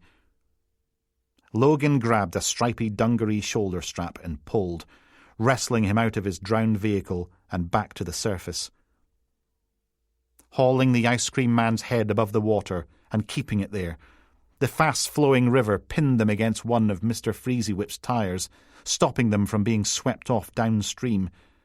Branston, on the other hand, seemed to have found some weird eddy current on top of the inverted ice cream van, doggy paddling around in lazy circles, happy as a toddler in a paddling pool. Barrett swam up, treading water as he looked around. "Where's Charles McGeary? Give us a chance!" Tufty wasn't far behind. "I'll find him!" And under he went, Spider-Man socks flashing in the sunshine before the murky river swallowed him whole. "Ugh!" Barrett grimaced. "This is a stupid game!" Then followed Tufty into the depths. Over on the bank, Steele hurried towards a bright orange lifebuoy, mounted at the side of the road, still giving someone a hard time on her airwave. "Yes, but 3 of them have got in now. Okay? So do something!" She yanked and tugged at the ring, snarling and roaring till it popped out of its mount, then dragged it back to the rescue scene, fiddling one end of the attached rope free and standing on it before flinging the boy one-handed upstream to Logan. "Well, I don't know, do I? Coast Guard! Fire Brigade!" She scooped up the spare end of rope. "Any bugger with a boat would do!" The ring was swept straight towards Logan, and he grabbed it, wrestling the thing over the unconscious man's head and shoulders. Tufty popped up from the murky deep with a gasp. "Nope!" then disappeared underwater again. A spluttering Barrett surfaced next, blinking and coughing. "Sodding fudge muggers!" He pulled his way along the sunken van. "McGeary's gone!" Wiping the water from his face. "Don't know if he's washed away or what, but there's 0 sign of him." Great. Tufty resurfaced a second time. "More nope." He took a big breath and bobbed up, ready to have another go. "Hoy!" Barrett waved at him. "Stop, you daft!" But Tufty was gone again. "Seriously?" "Oh, for God's sake!" Logan shoved the ice cream man at Barrett. "Get him back to shore." A confused look. "Where are you?" "To find the daft wee loon." Logan ducked under the water, half swimming, half pulling himself along the side of Mr. Freezywhip, hunting idiots. Past the serving hatch and onto the passenger door. At least the window was open. The driver's one, too, letting the current barge through the van's interior, making a pair of ice cream cone-shaped furry dice bob and twist above the inverted rear-view mirror. The windscreen was cracked, but from the look of things, it was because of the large boulder the van had wedged itself against, rather than Charles McGeary's head. There was no sign of him, though, and no sign of Tufty either. Logan turned, squinting into the milky water, but neither idiot was upstream of Mr. Freezywhip. So he poked his head through the open passenger window. The cab was definitely empty. A gap between the front seats led through to the back of the van, sectioned off by a beaded curtain that undulated like a forest of multicoloured kelp. Bracing himself against the wing mirror, Logan swung around to the leeward side of the van. Nothing but more rocks and the skeletal frame of a dead bicycle. Maybe McGeary had been thrown clear in the crash. If so, he was long gone, swept away downriver. Might even be halfway to the North Sea by now. And still no sodding Tufty. Lungs burning, Logan struggled back up, like a breaching whale, bringing a huge spray of water with him, coughing and gasping, because this underwater rescue stuff was a shitload harder than they made it look on TV. A hand grabbed his arm, hauling him up onto the underside of Mr. Freezy Whip, where the water was only thigh deep, and Branston was still slowly twirling. Tufty pounded Logan on the back a couple of times. "You okay, Sarge?" Over on the riverbank, most of the old ladies had their phones out, some filming Logan's attempts at deep-sea rescue, the others recording as Barrett and P.C. McLaughlin performed CPR on the ice cream man, while Steele looked on, issuing instructions as she paced back and forth in front of the knackered police van, giving someone a bollocking on her airwave at the same time. The throat-shredding cough hacked its way to a halt, leaving Logan slumped and wheezing, but at least he had enough breath to give Tufty a good hard thump on the arm. "Thought you'd drowned." "Nah, Ida's has an advanced swimming certificate and a life-saving badge." Logan thumped him again. "You tried to jump in with the full kit on." "Yeah, but they made us rescue rubber bricks in our pyjamas, so I was kind of working on instinct. I is a life-saving dude." Idiot. So Logan thumped him one more time, for luck. Extra hard this time.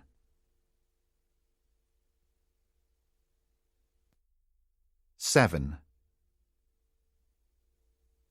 Harsh sunlight streamed through the ratty Venetian blinds as Colin Miller, 56, world-class journalist, snappy dresser, first-rate husband, brilliant father, and total legend, by the way, frowned at the printout in his leather-gloved hands.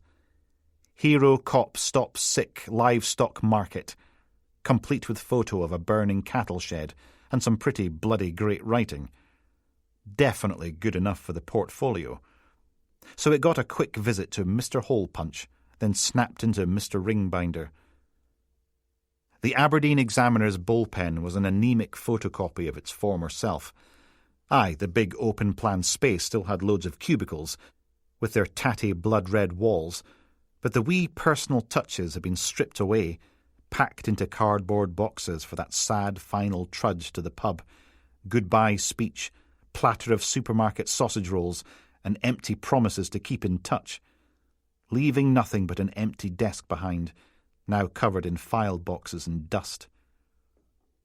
Most of the chairs had gone too, pillaged by the handful of remaining staff to replace their own knackered ones. Oh, the sign still hung from the ceiling, marking out the different sections like picture desk and obituaries, but no one worked there anymore. Instead, the chair thieves sat at scattered desks, keeping their heads down, poking away at laptops and phones, hoping they weren't going to be next. But while everyone else had opted for the try-to-no-be-too-visible approach, Colin had built himself a wee fort out of file boxes and box files, walling off this corner of the bullpen. He plucked another printout from the pile. Bodies found in Clifftop Cottage freezer, with the subheading, "Missing Unionists tortured to death," says shocked paramedic. Aye, maybe no his finest hour. That one went in the bin. Crooked cop framed me, claims local businessman. Subheading, Officer plants child pornography on suspect's computer as, "Hoi, Grandad!" There was a knock on his file box wall, and Tamsin Johnson, 21, sauntered into his inner keep. She had a boy's haircut, numbered onions t-shirt, ripped jeans and grubby high tops, tattoos all down one arm, spots, enough piercings in both ears to pick up a decent FM signal.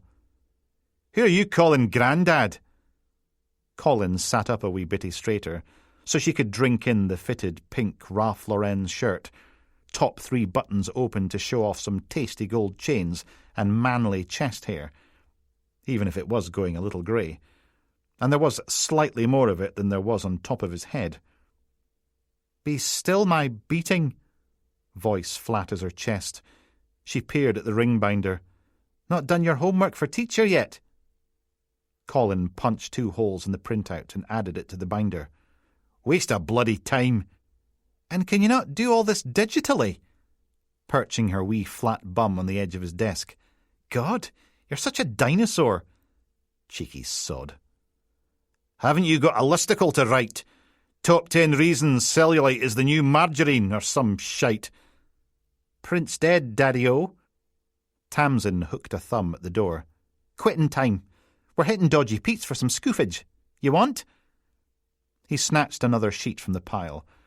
Polish shopkeeper blinded in horror attack, scowling at the photo of Victoria Road in Torry. And who the hell does she think she is? You got any idea how many scoops I've written? Waving his printout at the newsroom walls and all the framed front pages hanging there. 70% of these buggers are mine. Probably more like 80. But did that matter? Did it hell? Making me audition for my own spot on the bloody paper. Over in the opposite corner, the office printer squealed and clunked like someone was battering mice with a wooden mallet. Tamsin shrugged. Yeah, it's a diabolical liberty, so it is. She pointed at the door again. Now, Dodgy Pete's, yes or no? Trouble is, most of this stuff's ancient. He thumped his collection of scoops and exclusives. Could really do with a juicy new story to show off the old magic touch. You'll be lucky. Nothing interesting's happened in this arsehole city for years. Collins stared at her. Someone just set fire to a migrant hostel with actual people in it. Racists is as racists does. She picked up the folder and flicked through his printouts. Your generation gets a stiffy for that kind of National Front crap, doesn't it? Assuming you can tear yourselves away from all the misogyny, ableism and homophobia. Aye, thanks for that. He plucked the next potential front page from the pile. The face of evil. Serial killer strikes again as cannibal terror returns to Aberdeen. Now that was a story. Tamsin handed his portfolio back, her voice losing the cynical teenager edge for something a lot kinder. Don't sweat it, okay? I had my review yesterday and she was fine. You'll ace it. Then nodded towards the exit. Last call for a pint? Aye, she was probably right. He gave her a wee wince. Getting too old to go back on the dole. He added the Flesher story to his folder and stood. If you're still there when I've finished with our new lord and mistress, I might pop in for a swift one. Colin did up his top 3 shirt buttons, not easy with black leather gloves on, and 4 prosthetic digits, flipped up his collar, and tied a Windsor knot in the burgundy tie from his drawer, rolled down his sleeves, pulled on the linen jacket that completed the suit, and gave his neck a wee stretch. 'Cause if you were off to get fired, might as well look good while you did it. He tucked the ring binder under his arm and sashayed across the bullpen to the double doors. Paused to examine his reflection in one of the framed front pages. His byline, of course, from 2011. Toe terror of brave Jenny. Kidnappers prove it's no hoax. Above a smiling photo of Jenny McGregor, 6, with her curly red hair and freckles singing her little heart out during her last ever appearance on Britain's Next Big Star. Poor wee sod. He straightened his tie, then frowned, running a finger through the furry layer of dust that had built up on the frame, making a wee hairy caterpillar. Was a time when the cleaners would have dusted and polished every single one of these, each morning. Now you were lucky if the office got hoovered once a quarter. He shoved the door open and marched out into the corridor, which needed more than a quick once-over with a feather duster. The carpet tiles were festooned with coffee stains, like the floor was staging a dirty protest. The plastic pot plants drooped under the weight of furry grey grime, and the paintwork needed at least 3 coats to cover up the scrapes, scores, and greasy scuffs. The only clean things out here were the framed front pages, but unlike in the newsroom, these weren't from the Aberdeen Examiner. They were the worst kind of red-top tabloid, the Scottish Daily Post, with its lurid headlines and paparazzi photos, female stars getting out of cars with their pants on show, unflattering beach bodies, posed underwear shots, cheesy smiles and Bisto tans, all displayed in brand-new frames, courtesy of their brand-new boss. As if this shite was anything to aspire to. Colin put a bit of swagger in his walk as he passed doors marked advertising/sales and accounts and distribution and archive, taking a right at the dogleg, pausing to gaze out over Alton's industrial estate with its inspiring collection of warehouses, lorry parks, fabrication yards, storage yards, offices, and yet more sodding warehouses, all in depressing shades of grey, grime, and blue. And the paper's car park, of course, where Tamsin and a couple of the other interns performed the loose-limbed amble on their way to Dodgy Pete's for an after-work pint or three. Lucky sods. Anyway, this wasn't getting the monkey strangled, was it? He sauntered past legal and the boardroom to the corridor's end, the editor's lair. The previous incumbent, Malcolm J. Morrison, 64, 3 heart attacks, double bypass, dedicated gambler and cigar fiend, had decorated the door with stickers and dynamo labels, proclaiming things like, "Abandon hope, all ye who enter. Idiots need not apply," and "I am a cruel and vengeful God." Instead of editor, the brass sign screwed to the wood said, "The monster is," with a slidey bit for in and out, though it was jammed between the two options. A lone, squeaky plastic chair sat outside the door for those seeking an audience with the monster. It was occupied by Lewis Garfield, 26, a bearded wee lad, with dark bags under his eyes and a black and white stripy top. Like a nervous burglar. Only instead of a stocking mask, it was a pair of big round glasses, far too many tatty friendship bracelets, and a pair of American sneakers, one of which bounced against the floor in time with his jiggling knee. Lewis was clutching a half-dozen sheets of black mountboard to his weedy chest, because the art department loved sticking shite to bits of cardboard like that. Dear, oh dear. Colin leaned against the scuffed wall opposite. "You're no telling me the great Natasha Agapova, 48, editor to the Stars, panderer to the great unwashed, is running late?" "We're having a redesign. Need to get stakeholder input." "Oh, aye." Crossing his stylishly trousered legs at the ankles, showing off the polished tan shoes. "Come on then. I'm a stakeholder. See's a lookie." "Right. Yes." Lewis turned the mock-ups, so they faced Colin, working his way through them one by one. Bloody hell. From the look of it, the Aberdeen Examiner was about to abandon all pretense of being a serious grown-up paper and embrace running about with a bucket on its head and trousers round its ankles instead. Each one of the 4 new designs were full-on tabloid tribute acts, complete with bikini shots, crap about celebrity diets, garish banners and big screechy headlines. "Our heroes need your support." "Migrant crime rampage blights Britain." "Lefty judges plot to cripple country." And "Loony probation policy frees pedo perv." Colin whistled. "Fuck me." "Really?" A small pout. "I thought they were quite good." Lewis turned the mock-ups around again, staring at his own work. "I was going for more of a Scottish Daily Post feel. You know, because she was editor there." Time to give the wee jobby a bit of advice. 1. Never, ever stick exclamation marks in a headline. It's called a dog's cock for a reason. 2. Since when did we become a right-wing rag? Leaning against the corridor to thump the mountboard. "This really where we're going?" Lewis nodded, then checked his watch. "Do you think I could go for a pee? I want to go for a pee, but what if she calls me in and I'm off peeing?"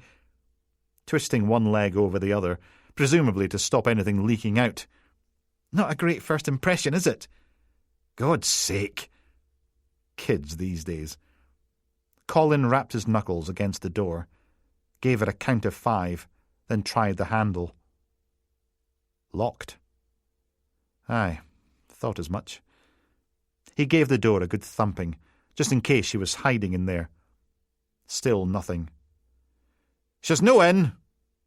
A sniff and a shrug. Then a wee sing-song voice for, "Ah, well, what a pity. Better luck next time."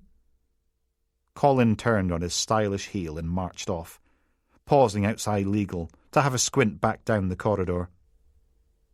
The numpty hadn't moved, just sat there with his mock-ups, knees trembling like his bladder was about to pop.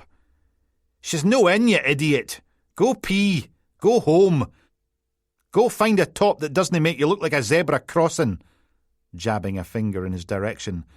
"And stop it with the exclamation marks." Lewis wrapped his sneakers around each other, upping the pressure. "But what if she turns up and I'm not here?" "She was at that SME charity auction dinner bollocks last night. Probably still hungover, or got her legs wrapped around some poor prick from a downhole drilling company. Getting her downhole drilled. Honestly," was as far as he got, before his phone launched into Green Day's American Idiot, which meant someone was calling the number they stuck on his columns for anonymous tip-offs. He answered it, one finger raised to silence Lewis, just in case. "Colin Miller." A woman's voice, bit chuchtery, calling from mobile. "Aye, you the boy writes that stuff in the papers? 'Cause I've got a story for you."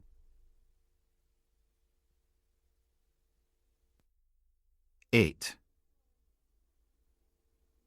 Logan shifted sideways until his phone was shaded by the tree he'd hung his socks on, bare feet slapping against the warm setts.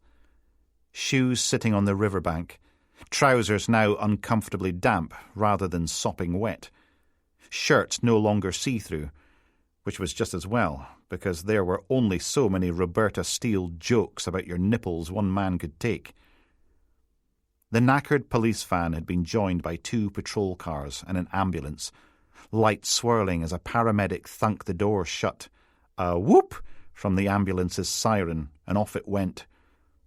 Helped through the cordon of blue and white police tape by a moist Barrett. The cordon stretched across the road, along the side of the parkland, and back to the river again, with its tail end tied to the metal pole where Steele had found the lifebuoy, making a little rectangle of sanity in a world gone absolutely bonkers. Take the group of old ladies who'd been out walking their assorted dogs and the token husband. For some unfathomable reason, they'd each been given one of those silvery marathon runner blankets, even though it was hot enough out here to bake them like potatoes, glinting away as a couple of uniforms took their statements. Madness. Logan moved around a bit further, till he could see the phone screen properly. Tara. Got our time slot for parent-teachers tonight, 1850. I vote chips for tea. Excellent idea. He thumbed out a reply. Motion carried. Chips it is. At a crime scene, but I think... was as far as he got, because as the ambulance disappeared over the bridge, a short arsewee hard man in a linen suit strolled into view, hands in his pockets, like he was out for an early evening constitutional. Colin Miller. Logan groaned, put his phone away, then padded over, barefooted, to intercept him at the cordon. "Aye, aye?" Colin gave a big Ouija grin. "Here you went for a wee swim." "How? It only happened 20 minutes ago. Who told you?" "Got to protect my sources and all that." He stood on his tiptoes, peering at the crime scene. "So, you got something juicy for me?" Logan returned the smile. "No. Feel free to sod off." "That any way to talk to an old friend?" Digging into the suit jacket with a leather-gloved hand, he produced a much fancier phone than Logan's, holding it out so the screen was visible. A sort of slideshow was playing, only instead of stills it was made up of short video files, shaky and a bit grainy, clearly taken on mobile phones, of Mr. Freezy Whip being chased all over Tillydrone by the police van. 5 bits of footage, none of which lasted more than a couple of seconds, on a loop. Colin gave his phone a waggle. Thought it was donuts you bastards are obsessed with. Then put it away and had another peer at the collection of old folk. This wouldn't have anything to do with that fire last night, would it? No comment. A tut. Hell of a thing. What kind of racist wanker torches a hotel for migrants? Lucky no one died, but... Logan kept his face completely still. Colin blinked. Oh, you're kidding me. So much for styling it out. Strictly off the record. Soban Yusuf died of his injuries an hour and a half ago. Christ! Shaking his head. That who you were chasing? Our xenophobic arsonist arsehole? You know, as we're off the record like. Should you not be back at the office currying favour with the new boss? Logan pulled on his best American accent. Hold the front page. We got 8 new ways to blast belly fat and you ain't gonna believe number 6. Aye, you think you're joking? Colin pointed off towards Alton's. See, back in the good old days, that newsroom was thick with cigarette smoke.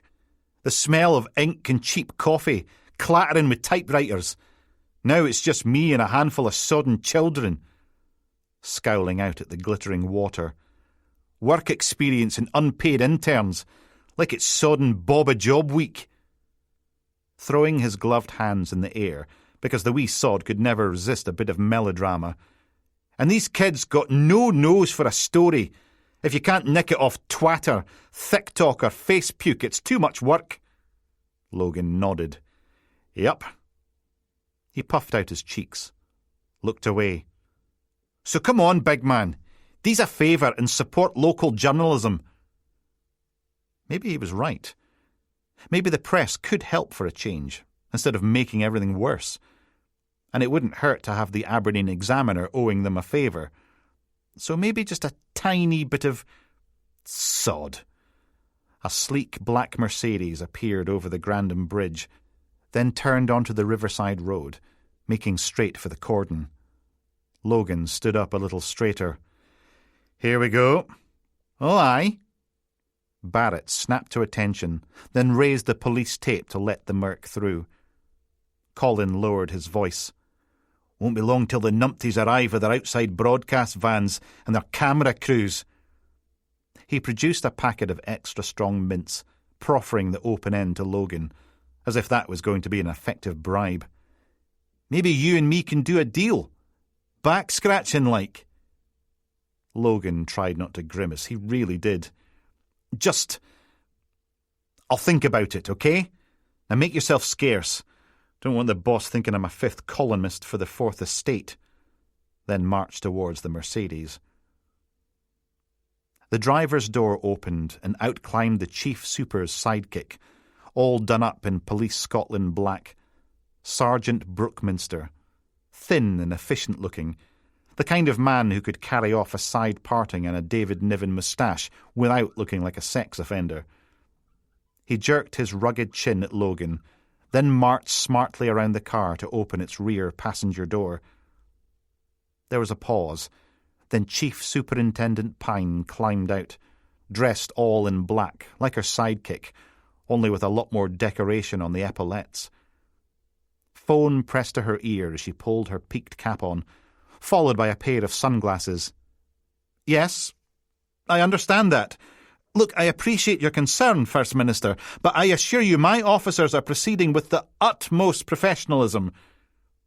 She pressed the phone against her chest and grimaced at Logan, dropping her voice to a hard-edged whisper. What the buggering hell is going on here? Sorry, ma'am. Back to the phone. I have to go. Duty calls. Yes, First Minister. OK. Love to Ellie and the kids. Bye. She hung up, then sagged. Logan stayed where he was and kept his mouth shut. A drone sizzled through the air, with the Sky News logo on the side and a dirty big gimbal camera mounted underneath, performing a slow, panning pass of the crash scene for the viewers at home. Nosy bastards. Pine rubbed a hand across her forehead. Where's Detective Chief Inspector Rutherford? supervising the search of Charles McGeary's flat, ma'am. We're hoping there might be some clue about where he's... Why? Squeezing the words out, as if every one of them was physically painful. In the name of all that's holy, was there no one watching the rear of the property? It's... Did no one think he might do a runner? Don't be daft, Steele's voice, right behind them. Pine flinched. Logan winced. Then they both turned, and there she was, overalls unzipped to her waist, belly button on show where her Sex Weasels t-shirt had ridden up. Pale and worrying, like a zombie's eye, Steele gave it a scratch. The wee skunk bag lives on the top floor. What was he going to do, sprout wings and fly? Sprout wings? The chief super stared at her, then performed a slow 360 with her arms out, indicating the high degree of fuck-uptitude on display at this location and beyond. Well, he's doing a damn good impersonation of it. Don't worry, we'll find him. Stopping scratching for long enough to dig a vape out of her overalls. Roberta Steele always gets her man. Or woman. A wink. And may I say, you're looking particularly fetching today in that nice tight t-shirt. Really brings out the swell of your... That's quite enough of that. Pointing off towards the knackered van. And we can do something useful before I bust you down to the Friday night vomit squad. That got her a lazy salute as Steele took a long drag on the vape and released a sticky sweet cloud of strawberry shortcake. Ah, I love it when you're all take chargey. Another wink. Then she sauntered off, puffing away. But if you change your mind... And no vaping on duty! Pine scowled at Logan. I swear to God that woman is itching for a constructive dismissal. Her 30's up next month. She'll be long gone by the time HR get the disciplinary paperwork sorted. He shifted his feet on the warm setts. But she's right, we were on the top floor. The only reason Charles McGeary isn't on his way to the mortuary right now is he managed to hit a trampoline instead of the ground. Pure blind luck. By rights, he should be splattered all over the dried-up grass in his nan's back garden. Pine grimaced out at the scene for a bit. From the silvered oldies and the ruined police van to the life-saving ring currently bobbing in the river because Logan had tied it to one of Mr. Freezy Whip's tyres, marking the site of the wreck. We haven't had a cock-up of this magnitude for ages. Sorry, ma'am. He shrugged. Everyone's doing their best. Turns out, being an operational support unit isn't as easy as Sergeant Mitchell and his thugs make it look. Ah. She headed for the riverbank. Ice cream van's owner? Ian Rawlings. DC Barrett and PC McLaughlin performed CPR till the ambulance got here. It was close, but they think he'll be okay. That's something, at least. She aimed a kick at a clump of weeds, clipping the puffy seed head off a dandelion, making it explode.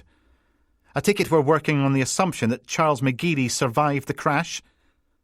Unless his body washes up further downstream, assuming he's not been swept out to sea, of course. She sagged some more. Oh, you do know how to cheer a girl up, don't you? We've circulated a lookout request. Mottled spots of sunlight swirled around them as a breeze caressed the leaves above. Out on the churning river, a confused-looking duck swept past. Someone coughed. Pine stuck her chin out. I don't like racist, murdering, arsonist wee bastards running around on my patch, Logan. Then a sigh. I understand your desire to cover for DCI Rutherford, but planning the dunt was his responsibility. He should have had people positioned out back. It was the top floor. I appreciate the loyalty, but... Another dandelion met the executioner's boot. I need to know if he's up to the job. Well, that didn't put Logan in a difficult position at all. At the far end of the cordon, Colin Miller was making his way towards the OAPs in their baked-tatty tinfoil blankets, ready to whip up a story. That Sky News drone made another pass. Chief Superintendent Pine grunted. Not that I can do much about it. We're understaffed as it is. Who am I going to replace him with? Dandelion number 3 lost its head. Still waiting on an answer, by the way. It's... Deep breath. Everyone's just a bit stressed out and frazzled right now, having to pick up the slack from all the other departments. Middle of a sodding heatwave, and half the division's off with man flu. Victim number 4 died in a puff of teeny gossamer umbrellas. I want Charles McGeary in custody by close of play tomorrow at the latest. Custody or the mortuary, don't care which. She held her hand up as Logan winced. If he's drowned. Either way, we're diffusing this issue before that stupid protest march. No point giving the mob something else to stick on their bloody placards. Ma'am. Out of dandelions, her killing spree moved on to booting small stones into the river instead. Media briefing at 7.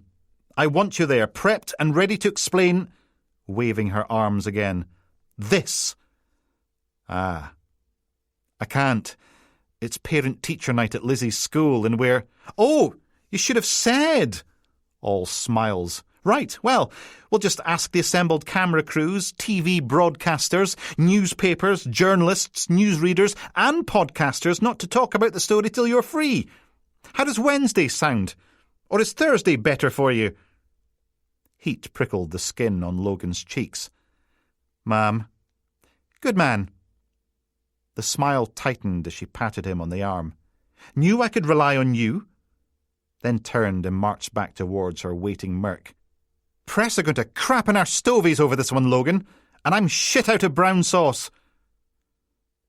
Sergeant Brookminster opened the rear passenger door for her, but she didn't even acknowledge him, already on another call.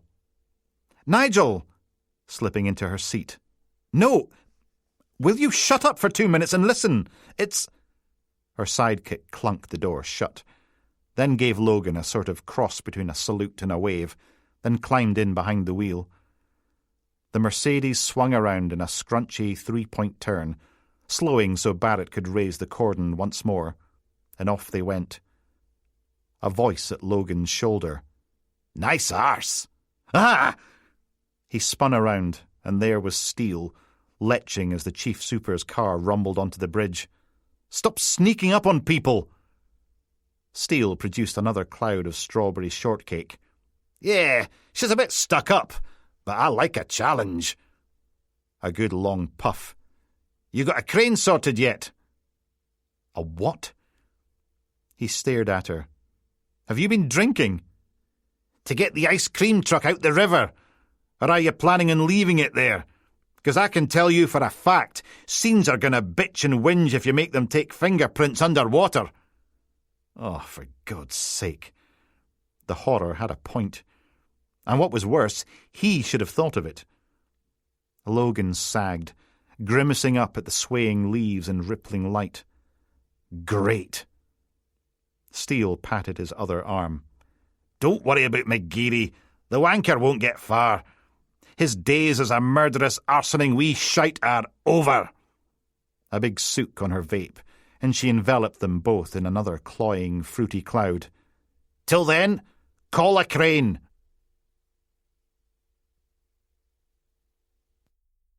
Nine. Now that Charles McGeary's living room wasn't stuffed full of police officers and a happy, barky dog, it looked larger, but not much. DCI Rutherford slumped on the sofa, in a suit so sharp you could shave with it, which would probably help, because a heavy 7 o'clock shadow rampaged across his miserable face. Hair tousled at the front and fanned out at the back, where it pressed against a starched antimacassar. Bags under his eyes, looking stretched, knackered, and defeated. Logan turned to look out the window instead.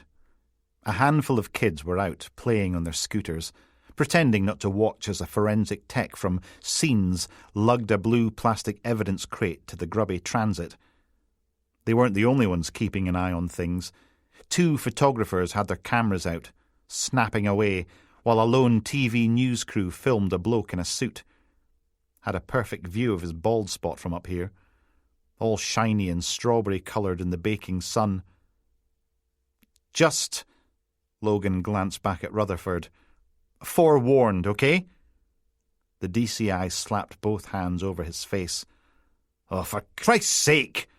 We're on the top floor! That's what I told her. A groan, followed by more slumping. Rutherford didn't look as if he'd be surfacing any time soon, so Logan pulled out his phone and checked his text messages instead, scrolling back to where he was so rudely interrupted earlier. Tara. Got our time slot for parent-teachers tonight, 1850. I vote chips for tea. Followed by his unsent reply. Motion carried.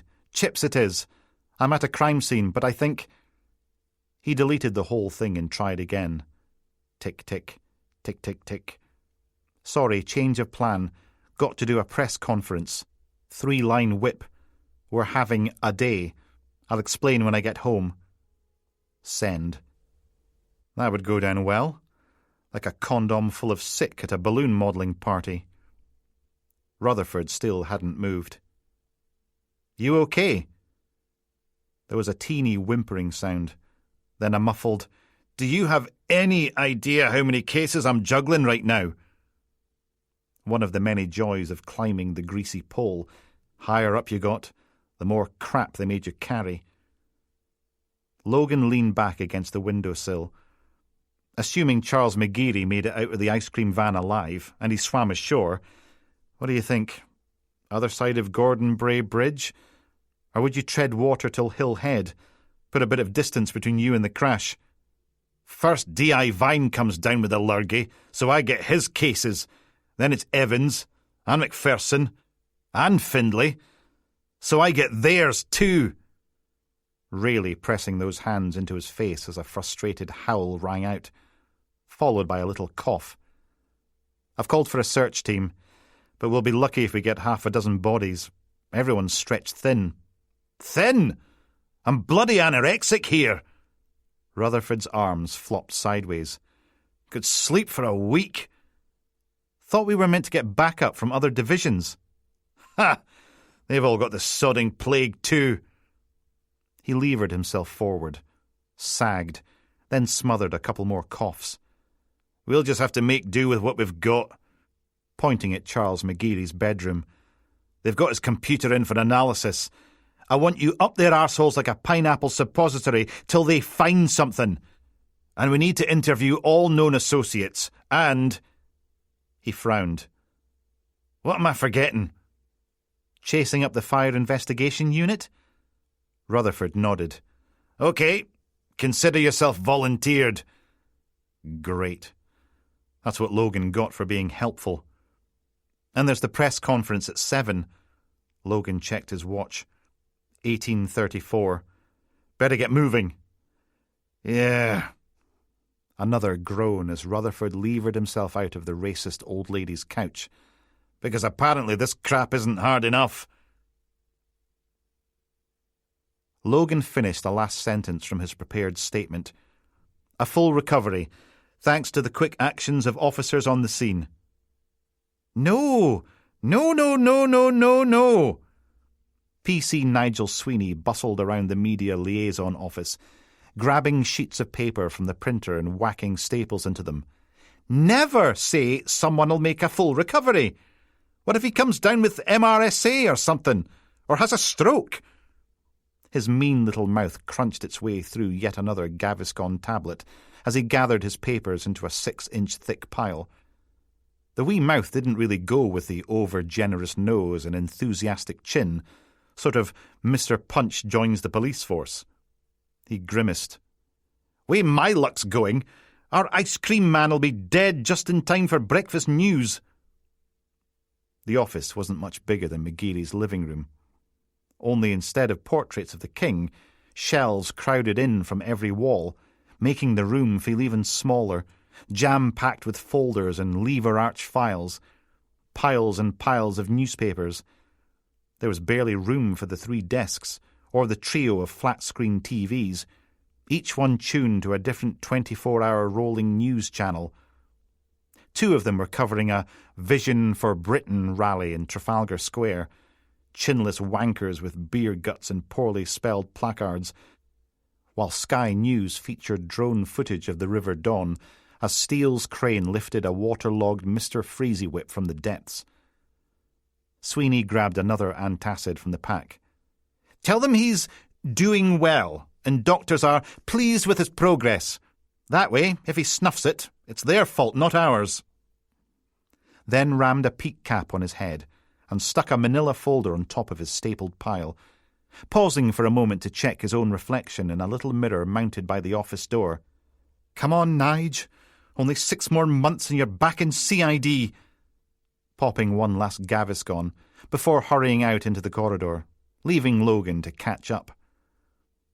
He scurried across the open plan space with its little warren of cubicles and desks, checking his watch every 30 seconds on the way to the double doors at the end. Late, late, late, late, late. A handful of cubicles were populated by wilted officers and support staff, grinding their way through a back shift. Off in the distance, someone sneezed. Someone else coughed. "Like a bloody ghost town in here, isn't it?" Sweeney fumbled with his folder. "What was wrong with the old place? Lots of lovely hidey holes in Queen Street. Not like this panopticon bollocks." They thumped out through the doors into a bland corridor with a smoked glass view of Broad Street and lots of cheery motivational posters about professionalism and public service. Sweeney checked his watch again, swore, and scurried faster. "If any of the buggers ask about the protest march this weekend, don't engage, okay?" Battering into the stairwell. "We're officially on lockdown till the boss decides what the hell we're doing for bodies to police the bloody thing." Clattering down the steps, ignoring the posters demanding integrity and honesty. Shoving through the doors at the bottom as his phone boomed out the BBC News theme tune. He juggled his papers and answered it as they strode across the short corridor to the security-controlled entrance to the main lobby. "Boss, how—" Yes. I know it starts at 7. A grimace as he poked the key code into the lock. "I know. Yes. I've been working on D.I. McRae's—" Pink bloomed in his cheeks. "Yes, boss. Sorry." Logan followed him across the Police Scotland crest, set into the lobby floor, the words Semper Vigilo already getting a bit scuffed by all the foot traffic. "We're on our way now." "Yes, boss. Just about to walk through the door." Sweeney performed a bit of human origami to pin the folder and papers to his chest and the phone to his ear as he fumbled with his lanyard, bending almost double to clack it against the automatic turnstile beside the reception desk. "Honestly, we're like right there." The gate glowed green and beeped. Sweeney shoved through, marching fast. "I know, I said—" "Yes, boss." "Sorry, boss, but it's—" disappearing through the door marked Conference Suites. Logan shared a nod with Big Gary, perched behind the desk like an evil Buddha with a Sudoku book, and beeped himself through the turnstile. The Conference Suite's door opened on yet another corridor, where a row of portraits displayed every chief constable from the old Grampian police days, then every chief superintendent since Police Scotland came in and spoiled all the fun. Down at the end, Sweeney was disappearing through into the main conference room. "Yes, boss?" "No, boss." "Honestly, I'm here." Logan stopped outside the door, straightened his suit jacket, then his shoulders, took a deep breath, and pushed into bedlam. A sea of journalists and cameras stared at the three of them, sat at the front of the conference room, the chatter falling silent as DCI Rutherford stood to address the mob. He'd had a shave and combed his hair, put on a fresh shirt and tie, looked every bit the professional police officer, almost unrecognisable from the wrung-out, despondent lump drooping away on McGeary's sofa. He was flanked by Sweeney on one side and Logan on the other, while Chief Superintendent Pine was nowhere to be seen, having buggered off at the first available opportunity, putting a bit of distance between herself and whatever omni-shambles was about to unfold. because it wasn't going to be easy spinning this as anything less than a monumental cluster wank. Cameras click, click, click, clicked. Flash guns flickering as Rutherford muffled a cough, then pulled his chin up. 2 days ago, 9 people were injured, 4 of them seriously, when the Balmain House Hotel on Broomhill Road was deliberately set on fire. Earlier today we learned that, sadly, Soban Yusuf has died from his injuries. An outbreak of murmuring rippled through the press pack, accompanied by a fresh strobe of camera flashes. Our thoughts and sympathies are with his family at this terrible time. A bunch of hands went up, but Rutherford ignored them. Had a wee cough instead, while the hubbub died down.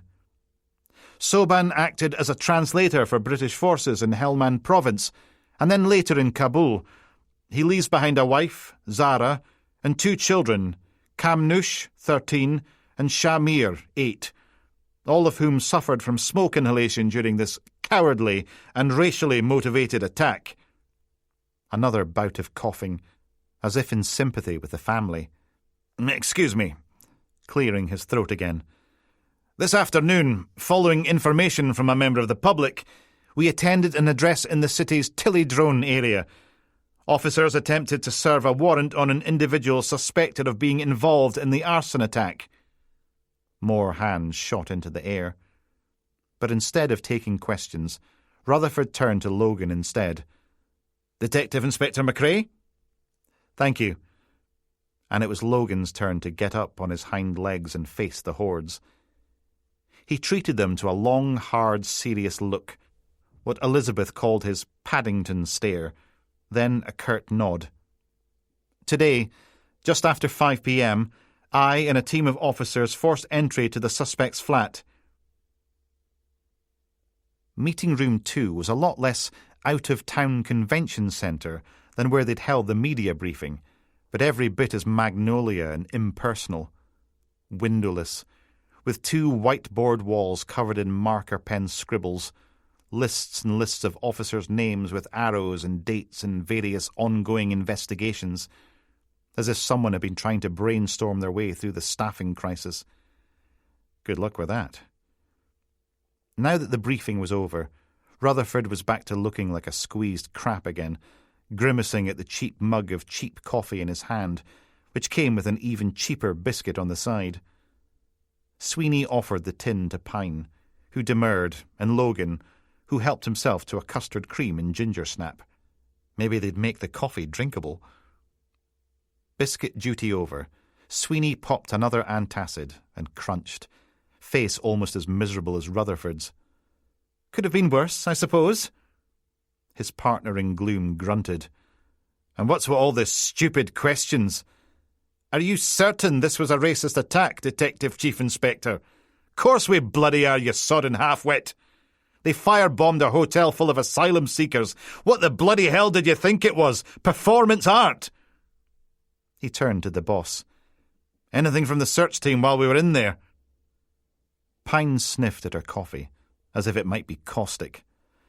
Not so much as a cocktail weenie. If McGeary clawed his way out of the dawn, he didn't do it before Seaton Park. She risked a sip, shuddered, put the mug down. And there's no point looking at me like a kicked puppy. We've got miles of riverbank to search and not enough people to search it. Well, you could almost hear the gears in Sweeney's head creaking. Maybe we could do an appeal for members of the public to help. Pine pursed her lips. Rutherford opted for a withering look. Sweeney crunched down another Gaviscon. Anyway, the boss turned towards the whiteboard wall with its list of officers. D Division are lending us a drone operator, but not till tomorrow. Tomorrow? Rutherford's face soured a little more. McGeary will have scarpered halfway to Benidorm by then. That or been washed up on the Norwegian coastline. Time for Logan to inject a bit of cheer to the proceedings. Maybe we'll get lucky and he'll foul on an oil rig somewhere along the way. Not a single smile. OK, how about we get the TV news teams in and ask them to scan the riverbanks? We know Sky's got a dirty big drone, right? Saw it down at the crash site. Rutherford opened his mouth, looking ready to shoot that down, but Pine got there first. Might work, if we give them an incentive and make them sign an NDA. A nod. Yes, pretty sure I can sell that. She tapped a finger on the table. Logan, I want all local hospitals, GP surgeries, chemists and vets to keep an eye out. If McGeary survived, he's probably injured and looking for treatment. Ma'am. Ron, chase the search team, with a pointy stick if you have to. We've got, glancing at the wall clock, 2 and a bit more hours of daylight. I'll give you every warm body I can spare, but find him. Rutherford did a bit more coughing, one hand covering his mouth, the other held up, till he could squeeze out a wheezy, "Do our best. And while you're at it, ride forensics like a dirty bicycle," giving them all a much fiercer Paddington stare than Logan ever managed. "I need to see progress, people! Progress!" And then she was off, pushing out through the door into the corridor, phone at the ready, already dialing as she disappeared. "Nigel, you're with me!" Sweeney grimaced, popped another antacid, then scarpered after her. The door clunked shut, and Rutherford wilted, coughed, sighed, which wasn't exactly encouraging. Logan gave him a wee pat on the back. "You sure you're okay?" He waved that away, grimacing at the closed door. "Why do I get the feeling there's an enormous tidal wave of shite coming our way?"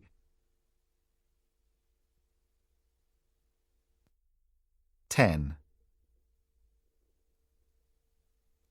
There wasn't much left of the Balmain House Hotel, not from the front anyway.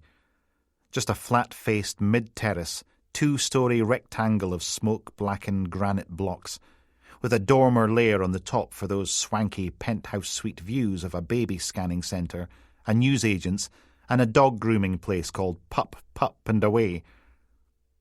All the windows were gone, blown out by the fire. The front door was missing too, and so was most of the roof, leaving only a handful of beams and a smattering of grey slates behind. The front garden had been paved over, making a wee parking area for a pair of... Actually, it was difficult to tell what they'd been, because now there was nothing left but their blackened, flame-stripped carcasses. Even the wheelie bins were melted blobs.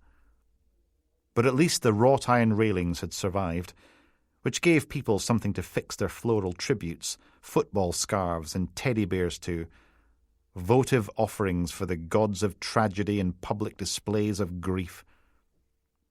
The buildings on either side seemed okay, but the box hedges between the 3 properties were screwed. Logan parked behind the mobile command unit, a very fancy title for a glorified Mercedes Sprinter van, kitted out as a half-arsed office, and climbed out into the sticky, oppressive air, watching as a pair of little girls fixed a teddy bear to the iron railings with a cable tie around its throat, tightening the garrote taut enough to make Teddy's legs poke straight out. Logan leaned back against his Audi and checked his phone, letting them finish their strangulated tribute. No reply from Tara. That wasn't good. The wee girls skipped away, and Logan wandered over to the gate.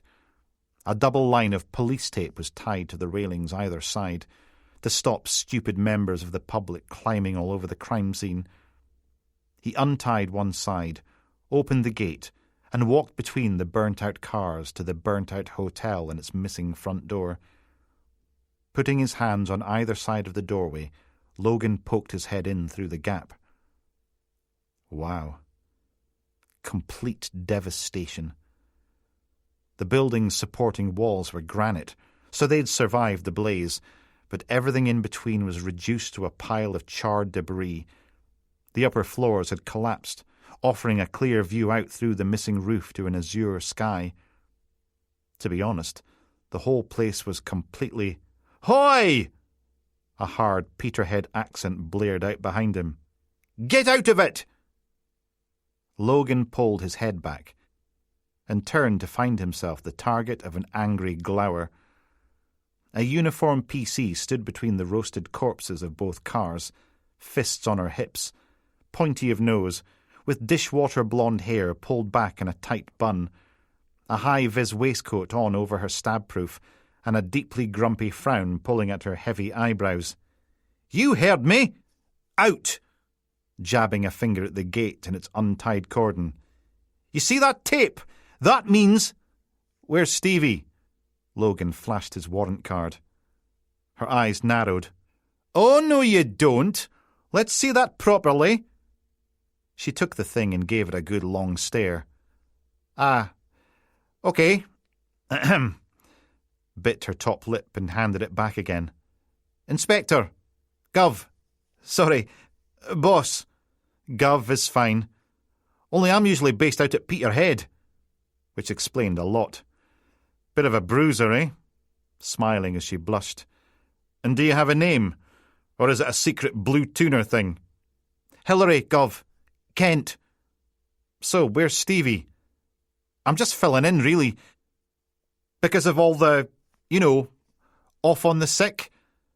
"Constable, what have you done with Watch Commander Collins?" She stood to attention. "Sorry, boss, Gov, he's knocked off for the night. Says 12 hours a day is enough for any man. Sorry." Logan hooked a thumb at the hotel doorway. "This safe to go in?" "I wouldn't. There's a basement and the ground floor's a bit shagged, Gov. Sorry, Inspector, its structural integrity has been compromised by the blaze. A chunk of the dining room caved in this morning." Sod that. He took a step back, in case anything decided to collapse. "Talk me through it." She checked her notebook. "OK, at approximately 0300 hours on Monday the 9th of June, an accelerant was introduced to the premises via an aperture in the building's primary entrance." Stop. You're not giving evidence in court. Just tell me what happened like a normal human being. "Oh." Hillary drooped a little, as if she'd been looking forward to giving him the complete witness box performance. "Actually, I can show you if you like." Digging out her phone. Now that was more like it. "We've got CCTV. How come no one mentioned?" "Nah, the hotel did have cameras, but the recording stuff was all inside, so it's melted. Bunch of drunk teenagers staggered by on their way home, saw the flames and called 999. One of them videoed the whole thing." Swiping and poking away at her phone's screen. "Hold on, got it here somewhere." Well, that was something at least. As she fiddled, Logan did a slow 360, looking out over the roasted vehicles to the next-door building and the long line of grey granite stretching back up Broomhill Road towards the town centre, then the buildings opposite with their grim, featureless grey facades. One of them had a drooping "for sale" sign in the tiny gravelled front garden. Good luck selling now, with a murder scene right across the street. Next up were more bland grey buildings as the road headed off to Came Hill and the exotic delights of Garth D beyond. Then back up the granite terrace on this side, past a bus stop, and back to the incinerated shell of the Balmain House Hotel again. And P.C. Kent was still fiddling. The Boy Racer's theme tune, boom-ch, boom-ch, boom-ch, rattled out of a hatchback's window as it drove by, followed by a florist's van. A couple walked past on the other side of the street, arm in arm, fancy dressed as pirates, swinging a carrier bag from the local off-licence. Then a woman with a pushchair stopped to attach some sort of homemade banner to the hotel railings, her laminated A4 sheets putting up a fight while her toddler beamed at the brightly coloured display.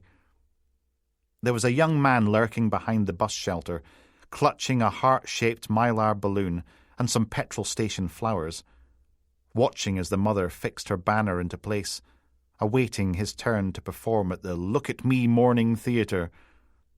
OK, this was getting silly now. Logan stepped away from the hotel. "If you can't find it, maybe—" "Here we go." P.C. Kent held her phone out.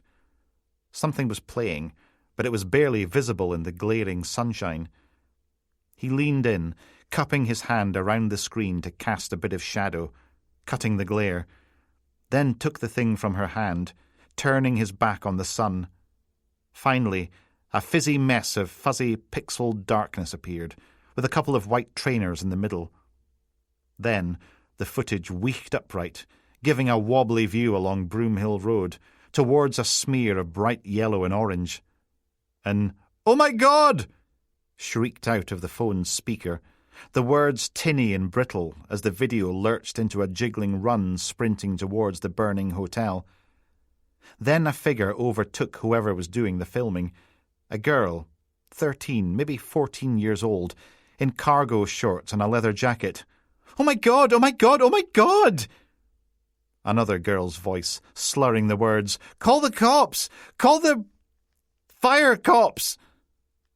The wobbly footage came to a halt on the opposite side of the road to the Balmain House Hotel, watching it burn. P.C. Kent nodded at the vacant front door.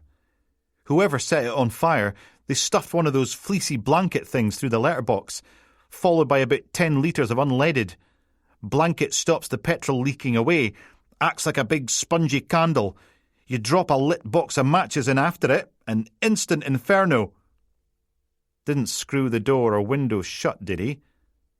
That got him a look of horror. What? Why would anyone, even think of that? You'd be surprised. A whooshing crash burst free of the phone as the hotel's upper windows exploded and flames shot out, curling and twisting as they grew. It was bright enough to blow out the camera's light levels, leaving the whole screen an angry shade of white that took a good 5 or 6 seconds to fade any detail back up again. Logan whistled. "Oh, aye!" P.C. Kent leaned back against one of the burnt-out cars. "Lucky the place was half empty, because the header tank flooded the front 4 bedrooms." Pointing at the empty windows. "No way anyone would have got out of there alive." As the image came back, a blurred figure staggered into the middle of the road, phone to her ear. Another girl, barely in her teens, and more than a little wasted. "Yeah, there's a fire! Like a huge fire! Yeah! Uh-huh! It's this hotel thing on Broomhill Road! Hurry, I can—" She turned to the camera, eyes wide. "Can you hear that? Jesus, someone's screaming!" The camera swung up, ran along the lines of buildings, clearly looking for whoever it is. "Someone's screaming! You gotta get here now!" The footage went from portrait to landscape, shrinking right down till Logan turned P.C. Kent's phone sideways to catch up. But there was no sign of whoever was screaming, just gouts of black smoke billowing out, lit from below like a signpost to hell. "Oh my God! Oh my God! Oh my God!" And that's that. They keep filming till the fire brigade get here. Then there's a break. Then there's more footage of them putting it out. Logan straightened up, handing the phone back. "And they didn't go straight to the tabloids and sell the video?" P.C. Kent winced. "One of the girls' dad's a bit of an arsehole." Her cheeks coloured again. Sorry, Gov. He's a lay preacher with a history of domestic violence, and they didn't want him finding out they'd be boozing it up and partying till 3. Back here, in the real world, the mother with the pushchair finished wrestling with her DIY banner, took a selfie with it and the totally spontaneous and not at all cynical public outpouring of grief diorama, trademark, duck pout, throwing a victory V, then wheeled her toddler away. No doubt looking forward to all the comments about how kind and thoughtful she was. Logan watched her go. "Give me this lay preacher's name and I'll see he gets a little visit. Without mentioning the girls, of course." "Aye." P.C. Kent bared her top teeth. "No disrespect, Gov, but sometimes that just makes the bastards worse. Winds them up. Then they go looking for an excuse to take it out on their wife. Or kid." A shrug. "Speaking from experience." Because no good deed ever went unpunished. Logan sighed, then nodded. "Okay, in that case, we probably better—" Hang on a minute. The young bloke with the mylar balloon was still lurking by the bus shelter. You'd think, now that the mother had gone, he'd be scuttling up here to take his turn. But he hadn't budged. Just stood there, looking shifty and disturbingly hairy, in blue jeans and a denim jacket. Logan turned, so Mr. Hairy was just visible in the corner of his eye, keeping his voice down. "You see what I see?"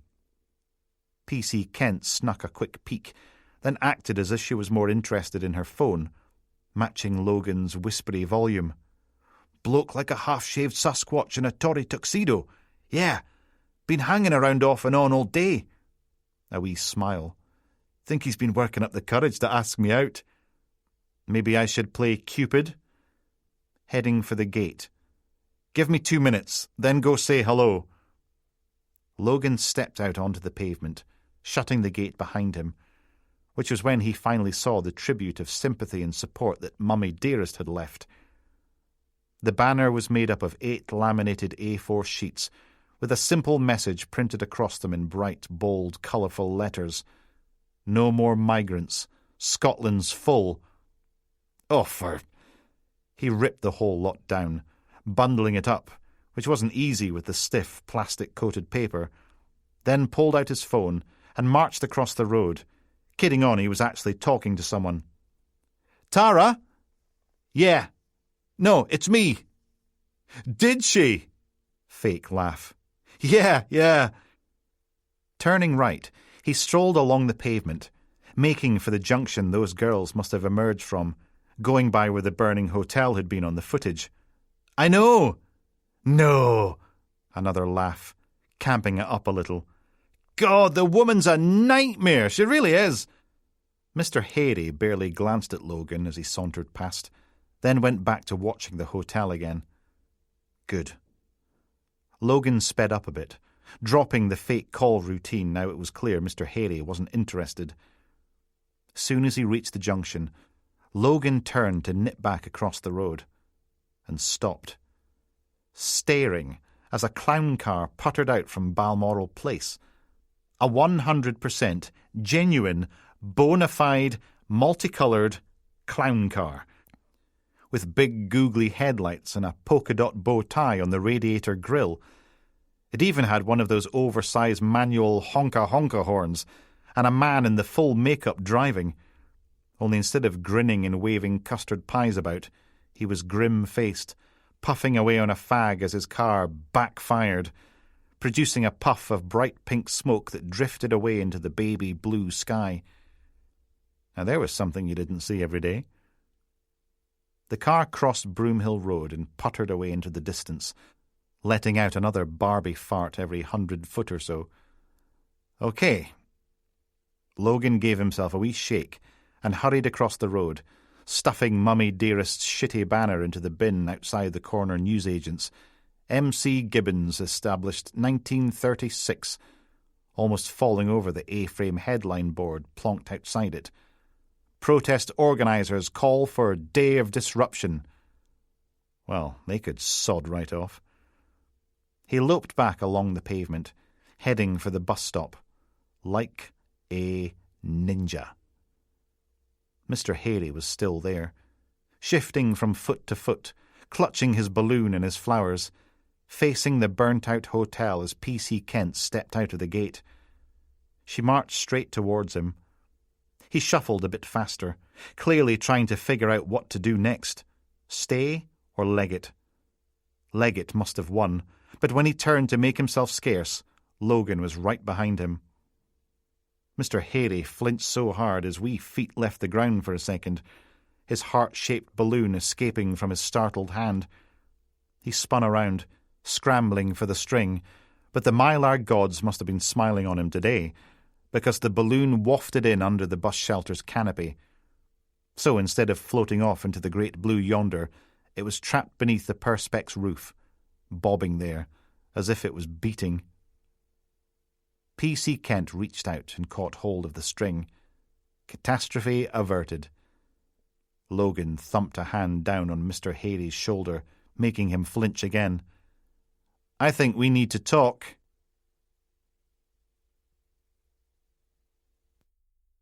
"11.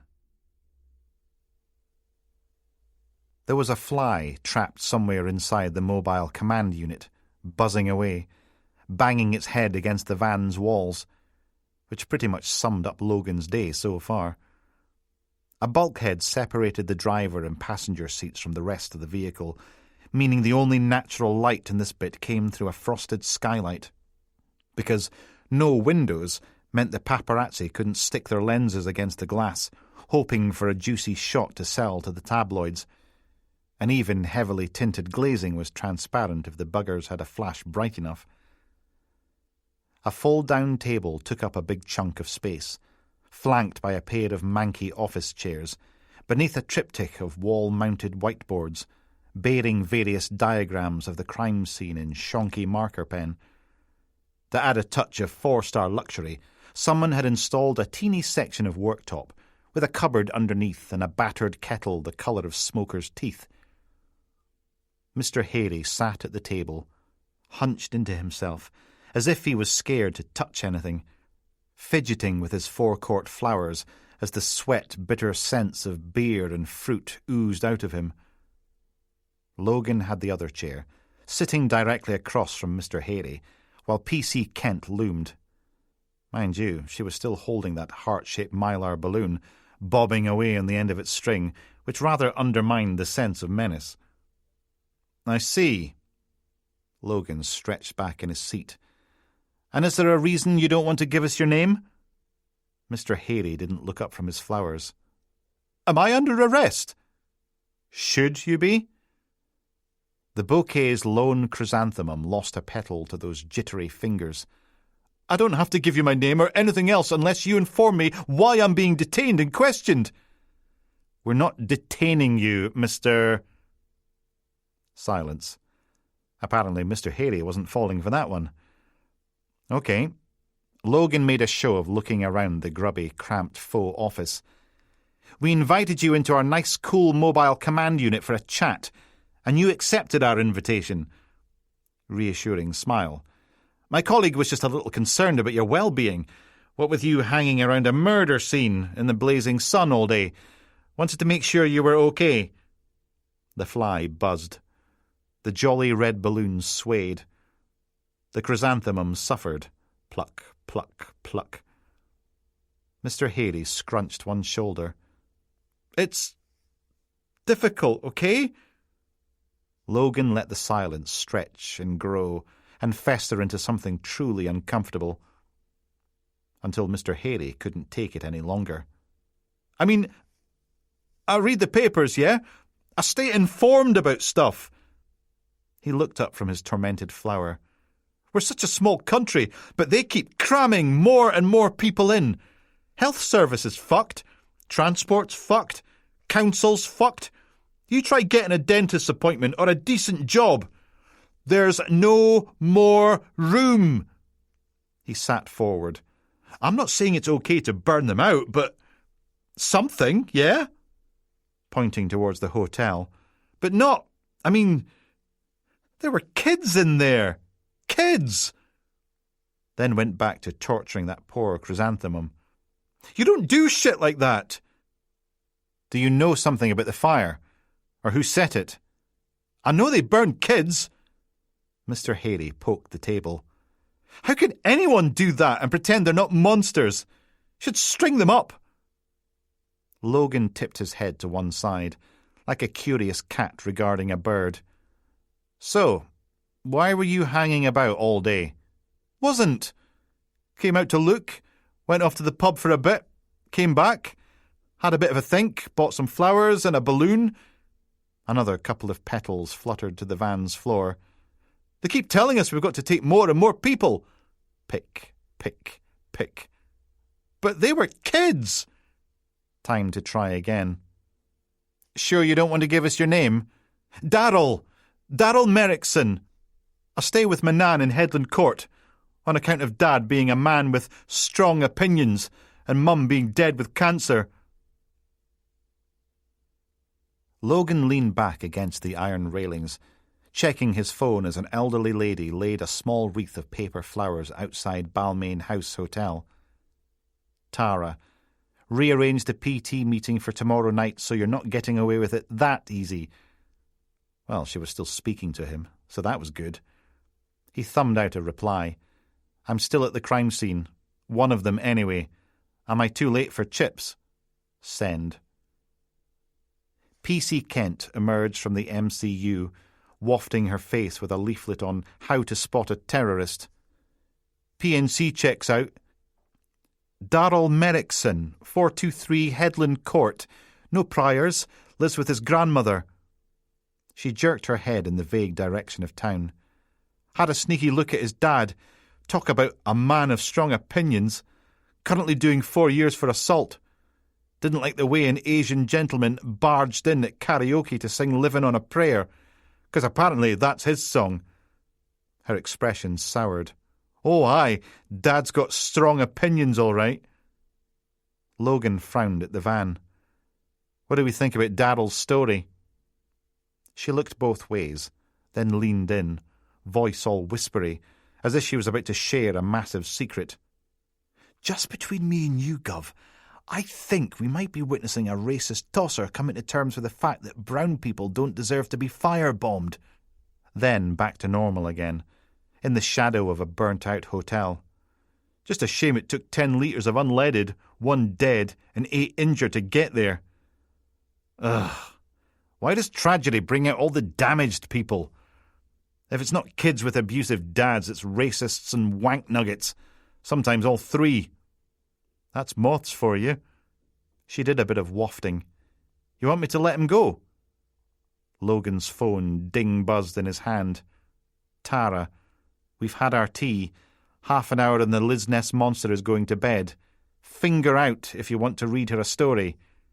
Sod. Gov? P.C. Kent was staring at him. What do you want me to do about Darrell Merrickson? Oh, right. Well, it's not like we're holding him or anything. Free to go any time he likes. A nod. Gov?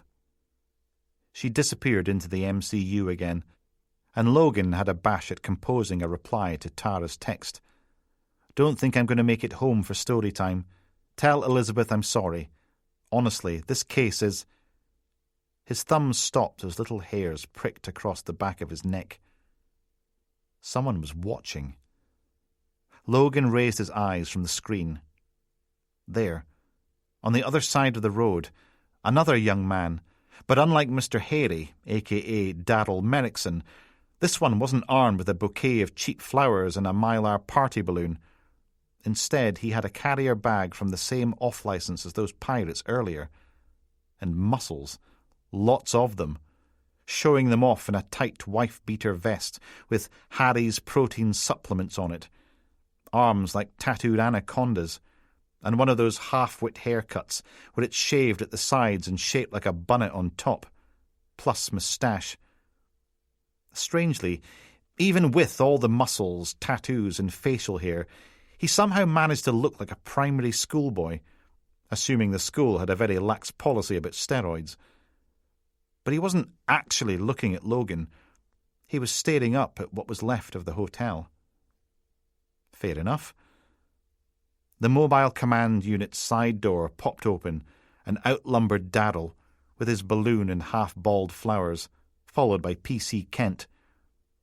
It must have been the sound of the door clunking shut again, but Mr. Muscles glanced towards the MCU, caught Logan's eyes, and gave a wee start. And now he was staring at Logan. The number 2 bus grumbled down Broomhill Road, heading for Auchinyel and RGU, partially blocking Logan's view as Mr. Muscles flickered between the passengers through the windows. Still staring, eyes getting wider. Darrell Merrickson frowned, looking out into the street, as if he was missing something important here. What? But when the number 2 had passed, Mr. Muscles wasn't there anymore. Vanished. Gone. Flushed away. Logan stepped out into the road, and there he was, running after the bus, waving, trying to attract the driver's attention. Nothing suspicious about it all. And while that haircut should have been illegal, it probably wasn't an arrestable offence, more a cry for help. Anyway, Logan returned to the pavement. Right, thank you for your time, Mr. Merrickson. Darrell went up on his tiptoes, peering after the number 2 as it shrank into the distance. What? Nothing to worry about. You take care, okay? He stayed where he was, looking from Logan to the road and back again. Shrugged, then squatted in front of the hotel railings and added his drooping flowers to the growing mass of tributes, tying his balloon next to that strangled teddy bear. Then stepped back to take it all in, closed his eyes, and shook his head. Kids! Maybe this was one of those teachable moments. But given that Darrell clearly wasn't the sharpest spoon in the cutlery drawer, it was probably best to lay it on a bit thick. Logan made a big show of looking up at the hotel's blackened remains. This is what happens when someone thinks it's okay to hate people based on the colour of their skin, or their religion, or their sexuality, gender, nationality, football team, whatever it is they don't like. Pointing at the ruins. Convince yourself that they're lesser than you, and you can commit atrocities. Dramatic pause. Even kill kids. Darrell's face hardened, then a nod, a grunt, and off he stomped, hopefully to be a bit less of a prick. P.C. Kent scrunched up one side of her face. Not exactly subtle, Gov. Some people don't work well with nuance. Suppose. She had a good peer down the road, where the number 2 was little more than a little red lump. So what was that all about? Just some guy missed his bus. So there'd be no need to go charging out into the road like an idiot. But it had been a long day. Know what? Stevie was right. A 12-hour shift was enough for any man, and Logan had been at this for 14, so it was time to sod this for a game of soldiers, sign out, and be home in time to read Elizabeth that gory story about the little skeleton boy she liked so much, because kids were weird. But yeah, enough was... Logan's phone ding-buzzed. Probably Tara. He pulled it out and sagged. Not Tara. DCI Rutherford. Can you check on the search teams? DCI Hardy's come down with the plague, so now I'm stuck in his stupid protest march oversight meeting. Wonderful. So much for getting home any time soon. A fat yellow sun skimmed the horizon, casting long blue shadows and a warm golden light that sparkled across the swollen river, making the fog banks of midges glow. D.S. Doreen Taylor had thrown caution to the wind and stripped her sock suit to the waist, showing off a damp Kermit for President t-shirt that clung to her rounded tummy and industrial bra. Wilting perm held back in a sweat-stringed ponytail, perspiration actually dripping off her as she chugged a bottle of water, standing hip-deep in a forest of nettles at the side of the River Don. The rest of her 4-person team waded their way along the riverbank behind her, wearing thick red rubber gauntlets as they poked and shoved at the stinging undergrowth. Out in the middle of the river, D.S. Marshall's team picked their way through an archipelago of reeds, bracing themselves against the current with big search poles. Someone had clearly taken a health and safety course, because all 4 of them were roped together and wearing bright orange life jackets, because it was better to look like a right numpty than get washed out to sea. Doreen drained the last dregs from her bottle and surfaced with a gasp. "Jings!" wiping a damp hand across her shiny face, then wafting the hem of her soggy t-shirt. "Like a sauna in here!" Hard not to smile at that. "Did you actually say jings? And the midges! Don't believe them when they say these bloody suits are bug-proof. Little sods are eating me alive!" Scratching, scratching, scratching. "I'm guessing you haven't found anything. If we had, we wouldn't keep it to ourselves, trust me. Sooner I'm out of this one-woman bug-infested sweat lodge, the better." She kicked at the nettles with a black welly boot. "This is a massive jamboree of jobbies. A carnival of crap. She frowned, then sagged. "Nope, That's all I've got the energy for. Parade of poop? Doreen grimaced out at the shining clouds of vampiric bugs. By my reckoning, we've got maybe 40 minutes before it's black as a politician's heart out here. Don't fancy searching this stuff by torchlight. Not with the river at full whoosh. Just do what you can, okay? Hand up. I know, it's horrible. But if some dog walker finds Charles McGeary's mouldering corpse tomorrow morning, washed up on the riverbank, we'll never hear the end of it. Not going to happen. Your boy's long gone. Body wouldn't even have made it past the weir. Doreen tossed the empty bottle to Logan. He's made us look a right tombola of turds. Then she wrestled her wet arms back into her squelchy sleeves, pulled her zip up, did the same with her hood, and waded out into the ocean of nettles again, leaving Logan alone on the bank. She was right. There was no point risking officers' lives searching the river in the dark, but the media were still going to crucify them for it. He turned around, elbows and hands raised to shoulder height, as he shuffled his way back to the path, doing his best to avoid brushing any of the vicious plants, because a sock suit might be nettle-resistant, but his fighting one most certainly wasn't. Soon as he was back on sting-free tarmac, Logan pulled out his phone and called Rutherford. It rang and rang and rang and rang as he marched back towards the car, but finally the DCI's voice slumped out of the speaker, sounding about as full of life as a baked jobby. Logan? Still no sign of McGeary? A cough. He's not washed up yet. Going to be dark soon, and the river's swollen, and I'd rather not fill in 6 tons of paperwork because we got one of the search team drowned. Rutherford gave a little snort. You want paperwork? This protest march I've inherited from Hardy is an utter buggerfest. Bad enough when it was just hand-knitted lefties campaigning against climate change, but now I've got a bunch of far-right prickwanks holding an anti-migrant rally too. And both lots of bastards want to do it right down the middle of Union Street. A fit of coughing rattled down the phone, followed by some heavy breathing. Then, you got any idea how much paperwork that generates? Not a competition, Gov. There was a groan, then more coughing. Sorry, been one of those days. Poor sod sounded as if he was about ready for a post-mortem.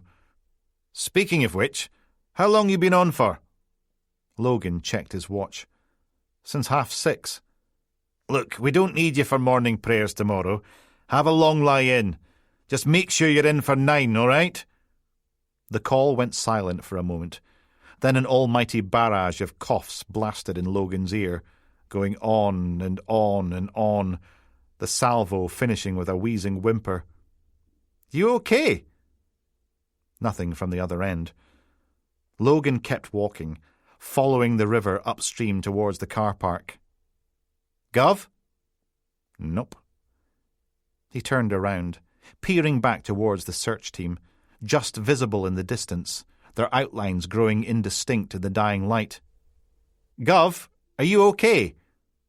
Have to be, don't I? A pained sigh. Consider yourself off duty, Inspector.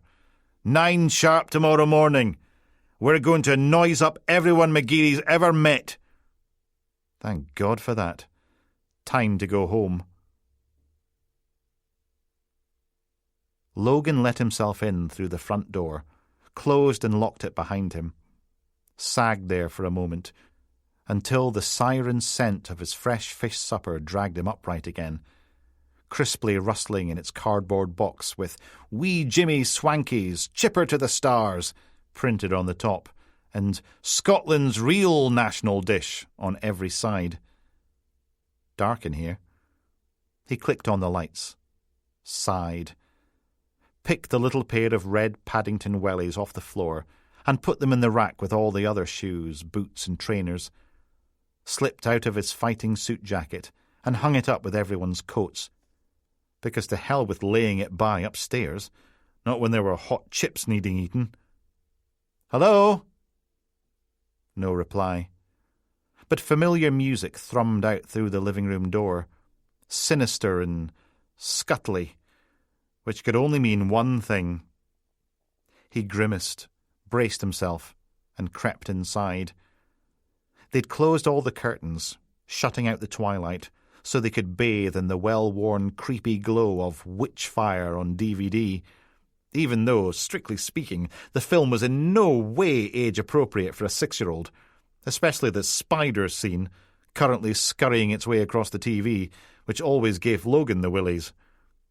Apart from that, it was a nice room, painted a cheerful yellow, with 3 well-stuffed bookcases, a coffee table littered with toys and magazines, and a couple of red velvety couches, one of which was occupied by the stinkers. Tara had taken the centre spot, sagging back with her head on a couch pillow, eyes closed, glasses squint, gob open, looking unnaturally pale in the flickering spidery light, freckles standing out against her heart-shaped face, strong jaw, long, wavy, dark red hair. She had a book open in her lap, and a small child snuggled into her side, also asleep with the gob hanging open. It wasn't the only thing she'd inherited from her mother. She had the same red hair and freckles, but those were definitely her daddy's ears.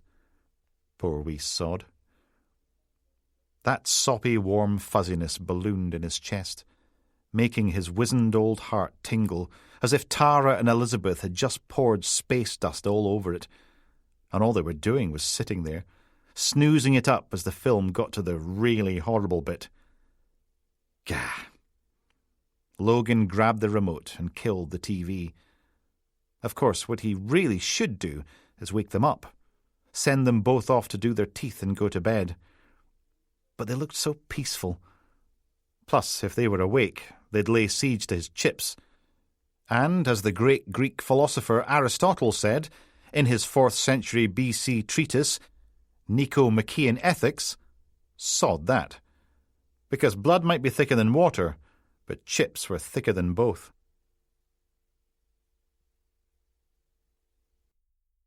12. Bastard. Andrew dumped another chunk of bush into the incinerator, leaves crackling and hissing as the flames took hold. It was just one of those cheapies Asda sold from time to time, a galvanized bin with wee feet on it and holes drilled along the sides. But it did the job, and the garden looked a lot better than it had when he'd woken up this morning, seething. Fucking DS fucking Davis. Who the hell did he think he was, making Andrew wet himself, like he was a wee boy back in primary 6, and the bullies pinned him to the playground wall? Bastard was lucky Andrew didn't release the beast and pound the living crap out of him, right there in the kid's bedroom, cop or not. Yeah, he could have totally taken Davis. Wouldn't even have been close.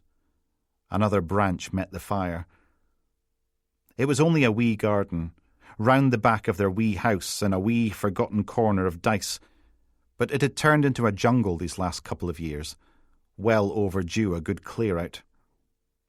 At least now you could see the view, what there was of it at this time of night, a smear of grey field with the lights of Bucksburn twinkling in the middle distance, through the trees, and up above, a sea of deep, deep indigo blue, speckled with cold, indifferent stars. The moon glared out from just above the horizon, septic and angry, swollen and mocking, because D.S. Davis made him piss himself. Andrew snarled another chunk of garden into the incinerator, jamming it down, making angry orange sparks swarm into the air, spiralling off into the night. One caught the back of his hand, landing on the raw patch where he'd skinned his knuckles hacking branches off that stupid hedge, stinging like a burning wasp. Fucking fuck! Sticking the knuckle in his mouth and sucking on the broken skin, tasting hot iron and bitter smoke. Should call the cops on the bastard, that's what. Dial one of those anonymous tip-off lines and tell them all about what D.S. Davis did to that poor woman.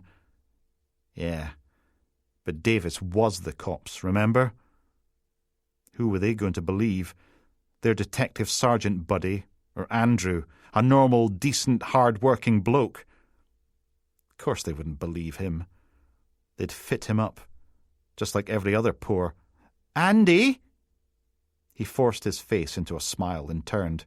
Hey, Mum. She shuffled out of the kitchen door, carrying a steaming mug of something, wearing baggy jeans and a cheery pink sweatshirt with Arbroath 1320 embroidered across it. Her thinning hair kept in an unflattering bob, even though he'd begged her to let him cut it properly, because it wasn't too much trouble, and he really did know what he was doing. Wouldn't let him sneak a few vials of Botox from the salon for her either. But why should a woman her age look 30 years older than she really was? Mum handed him the mug, then beamed out at the garden. Oh, it's lovely, Andy. It's a start anyway. Don't be much longer, though. Can't have you catching your death out here. On a night as hot and clammy as a tramp's armpit? It's okay. Got the fire to keep me toasty, the smoke to keep the midges away, and you to keep me topped up with tea. He took a sip. Delicious. Lovely. Thanks. Oh, really? Mum frowned at him, brushing a couple of leaves off his Mr. McPork t-shirt. What are you wearing that scruffy old thing for? He looked down at the pig mascot, with its butcher's cleaver and I've got some meat for you, baby, the print all cracked and faded. I'm only gardening. It's full of holes. She gazed up into his eyes, like he was the most precious thing in the whole stinking world. Maybe I should get you a sweater. Christ, no. Won't be long, Mum, promise. Just want to get all this tidied away, and maybe we can have breakfast on the patio tomorrow. I can make pancakes if you like. Pretend we're on holiday. She stood on her tippy toes and kissed him on the cheek. You're a good boy, looking after your old mum. Yeah, he was. And that's when the KL 919 decided to spoil the mood, lighting up the sky as it came in to land at Aberdeen Airport.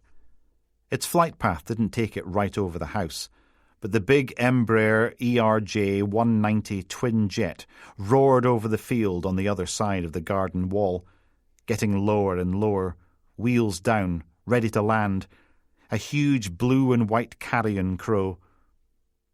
Mum's face darkened, shooting her fist into the air with the first 2 fingers extended, bellowing it out against the engine's whine. Fuck off back to Amsterdam, you herring-munching Dutch bastards! But the pilot didn't. They never did. He just carried on with his final descent, over the airport fence and onto the runway. As soon as the plane was gone, the thunder faded from Mum's eyes. She reached up and patted Andrew's cheek. Don't be too late. Then off she shuffled, a 50-year-old woman in an 80-year-old's body. How was that fair? He waited till she was safely inside and the door shut, before grabbing the old metal pole and ramming it into the fire, yanking it round and round, stirring the burning sticks, sending a swarm of sparks leaping into the tacky air, going round and round, whipping it up, heat building and building, till the whole world blazed around him. Then he fetched the bin bag from under the patio table, opened it, and pulled out a copy of that morning's Press and Journal, Aberdeen Examiner, and the latest Evening Express as well. All 3 papers rumpled and creased where he'd been through them twice, reading and rereading every article, just to be sure. Not one of them even mentioned Natasha Agapova. Andrew tossed them into the incinerator, feeding the flames. Then dipped back into the bin bag for the 2 pairs of fancy panties and the lacy bra. They went into the fire. Then the dirty stocking. Quick look left and right to make sure no one was watching, and the pants from Natasha's washing basket got one last sniff for luck before the blaze took them. What a waste. Next to burn was every single thing he'd been wearing last night. from the black cargo pants and hoodie, right down to his socks and pants, fizzling and smoking. Then, whoomph, they finally caught, polyester turning the smoke oily black. Then the wee rucksack. Only 2 more things in the bag. The knife wouldn't burn, but a thorough spraying with bleach and it would get chucked in the river tomorrow. Which left the most damning piece of evidence. Andrew pulled his night vision goggles from the bag. Only they were like nearly 300 quid. Maybe a good going over with antibacterial wipes would do it. But there was one thing he absolutely could not keep. He popped open the small rectangular cover on the goggles housing and ejected the micro SD card hidden inside, because even thick bastards like D.S. Davis's mates might find a recording of Andrew breaking into the victim's home a little suspicious. He clutched the fingernail-sized card in his fist.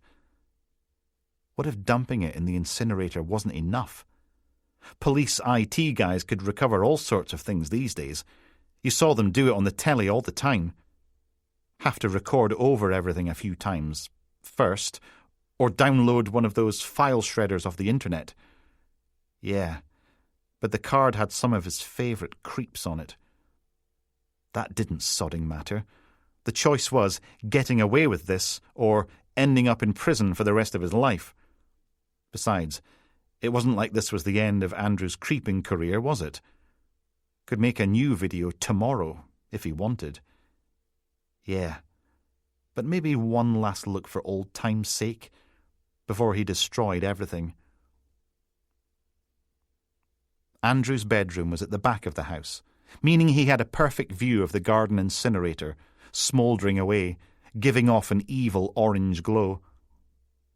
Sitting at his childhood desk, he reached out and lowered the blinds, shutting the outside world away, because even though it was highly sodding unlikely someone would march across the field, climb the garden wall and scramble through the hacked-back bushes to peer in through his bedroom window and watch him sitting here in the nip, having a wank. Better safe than sorry.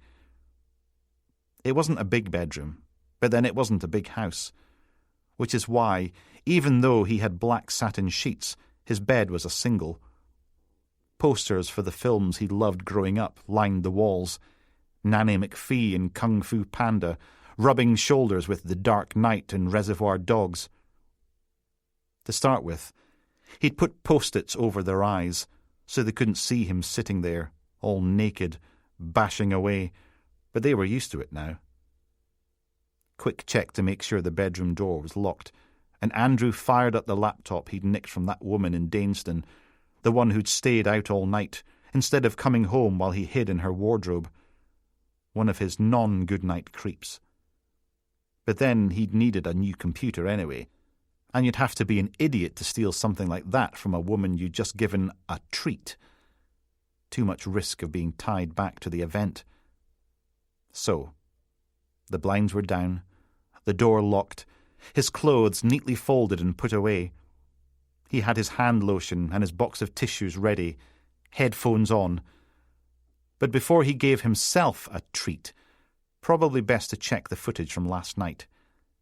Yes, it would ruin the mood, but better to get it out of the way now, rather than leaving it hanging over him. Deep breath. Then Andrew clicked play. A fancy-looking garden filled the laptop screen, much bigger than the one here, better kept as well, because rich wankers like this always had little men to do the gardening for them, didn't they? The scene was from above, looking down at trees and bushes and the back of the house, all rendered in a sickly shade of night vision green. Then Andrew jumped from the fence into a manicured border, freezing as the security light clacked on. Count to 10, and the lights clacked off again. Soon as they did, he was on the move, hoofing it across the lawn to the back door without setting the motion sensors off again, because people never set the stuff up properly. There, he dropped to one knee, and a gloved hand appeared on screen, holding an electric pick gun. Then an angry buzzing noise as it vibrated in the lock, and the back door swung open. You know, probably didn't need to see the whole thing in real time. He clicked fast forward, and the video whizzed through the utility room to the kitchen, then into the hall, focusing for a moment on the security system. A fancy bit of kit, and expensive with it. But no sodding use if you didn't arm the thing. The camera whooshed around the ground floor, then swept upstairs. Mirror. Empty bedroom. Box room. Then the kids' room. Then Natasha Agapova's boudoir. Andrew slowed the video for the exciting underwear rummage, then sat back, chewing on his thumb as Natasha and D.S. Davis arrived. Excuse me, Miss Agapova. Natasha Agapova. Go away, I'm not in the mood. No, sorry, yes, but I'm with the police, see? Detective Sergeant Davis. Can I come in? I'm afraid I have some bad news. Did he sodding ever? Just hearing the man's voice was enough to make Andrew's balls clench again. He hit mute and watched in silence as the camera scurried down the corridor to hide in the child's bedroom, behind the door.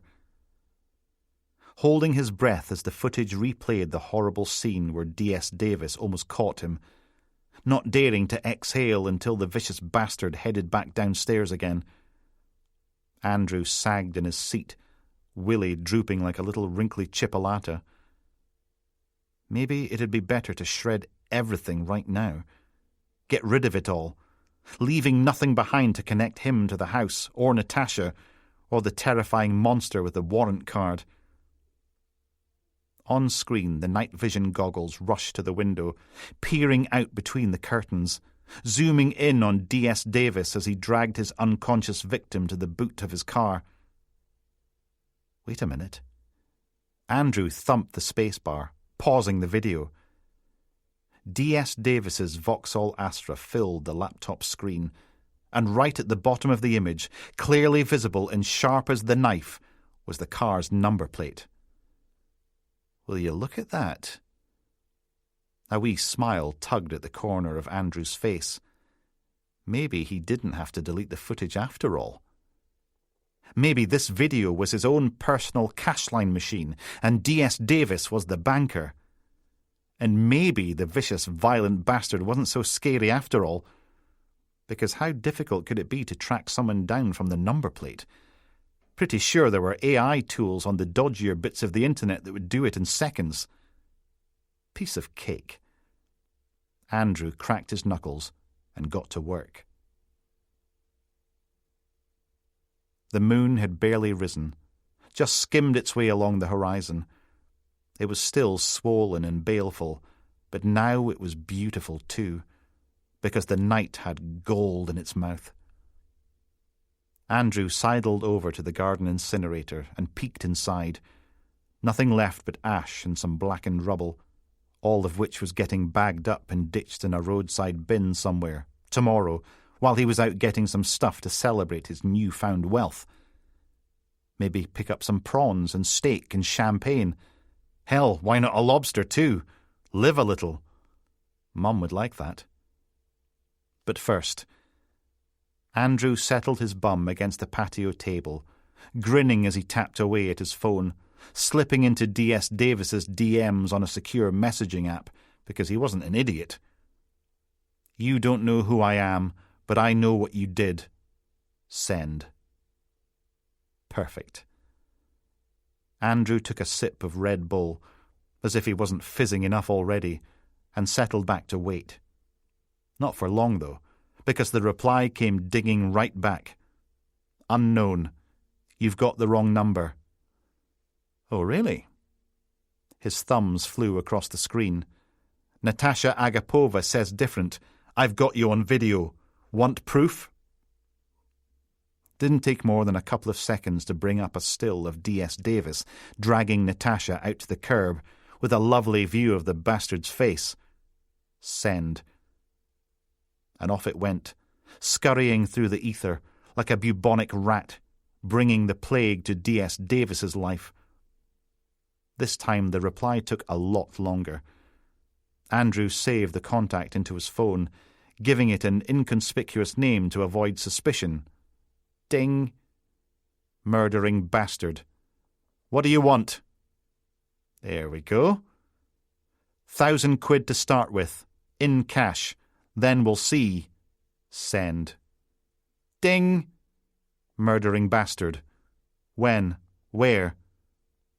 Maybe best not to give the bastard time to plot and plan. Duthie Park, 20 minutes. Instructions to follow. Send.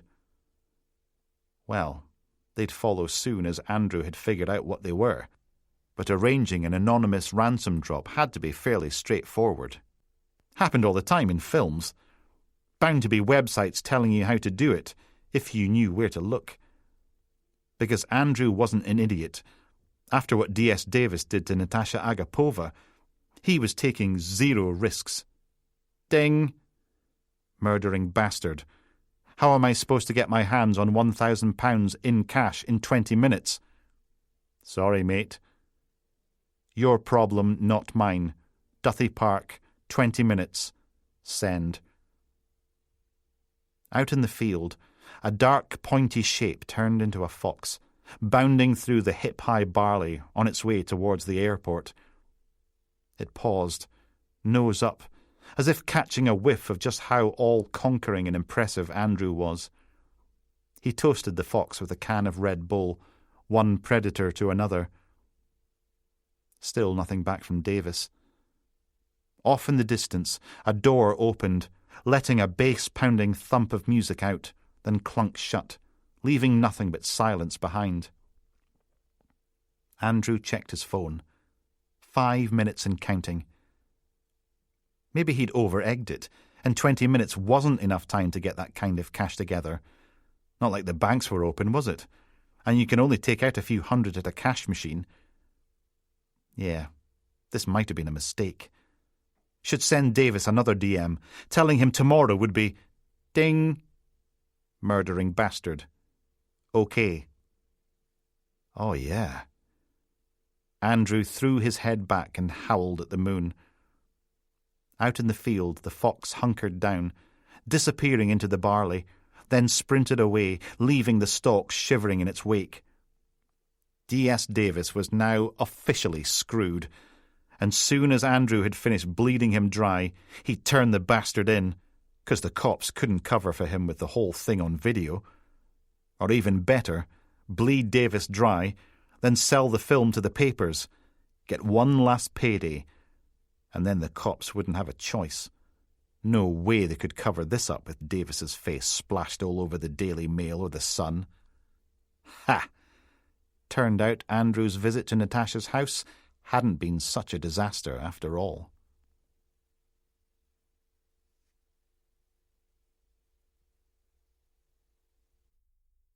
Do not feed the seagulls. 13. Something went ging, ging in the darkness. Then David Bowie barged into Logan's bedroom and tried to radio an astronaut. Ugh. Logan cracked open one eye and squinted up at the ceiling, blinked a few times, smacked his lips, because apparently the jobby fairy had paid his mouth a visit sometime during the night. Shame it hadn't tidied up before leaving, because the room was a bit of a mess. Hardback books piled up by the chest of drawers, clothes piled up on the wicker chair in the corner, shoeboxes and assorted gubbins piled up on top of the free-standing wardrobes, and 75% of the duvet piled up on top of Tara, because she was a thieving sod, leaving all of Logan's naked bits on show. The curtains were drawn, but bright light spilled in around the edges, making the walls glow a cheery yellow. And still Space Oddity wibbled on. God's sake. Logan's hand quested across his bedside cabinet, past the lamp and the alarm clock radio, to grab the mobile phone making all the racket, stabbing the button with his thumb. What? Silence. Then a wee whispery voice. Sarge, it's Tufty. Where are you? About to jam a cactus up your Large Hadron Collider, glowering at the clock. It's 7:05. Yeah, and morning prayers start at 7, and you're having a long lie. At which point, Tara rolled over, peering out from Fort Duvet, nose all wrinkled, mouth pinched tight, hair frizzing every which way like a ruptured gonk. Don't make me kill someone. It's bloody Tufty. Back to the phone. What do you want? Only DCI Rutherford's a no-show, and we're all kind of twiddling our thumbs, wondering what we're meant to do today.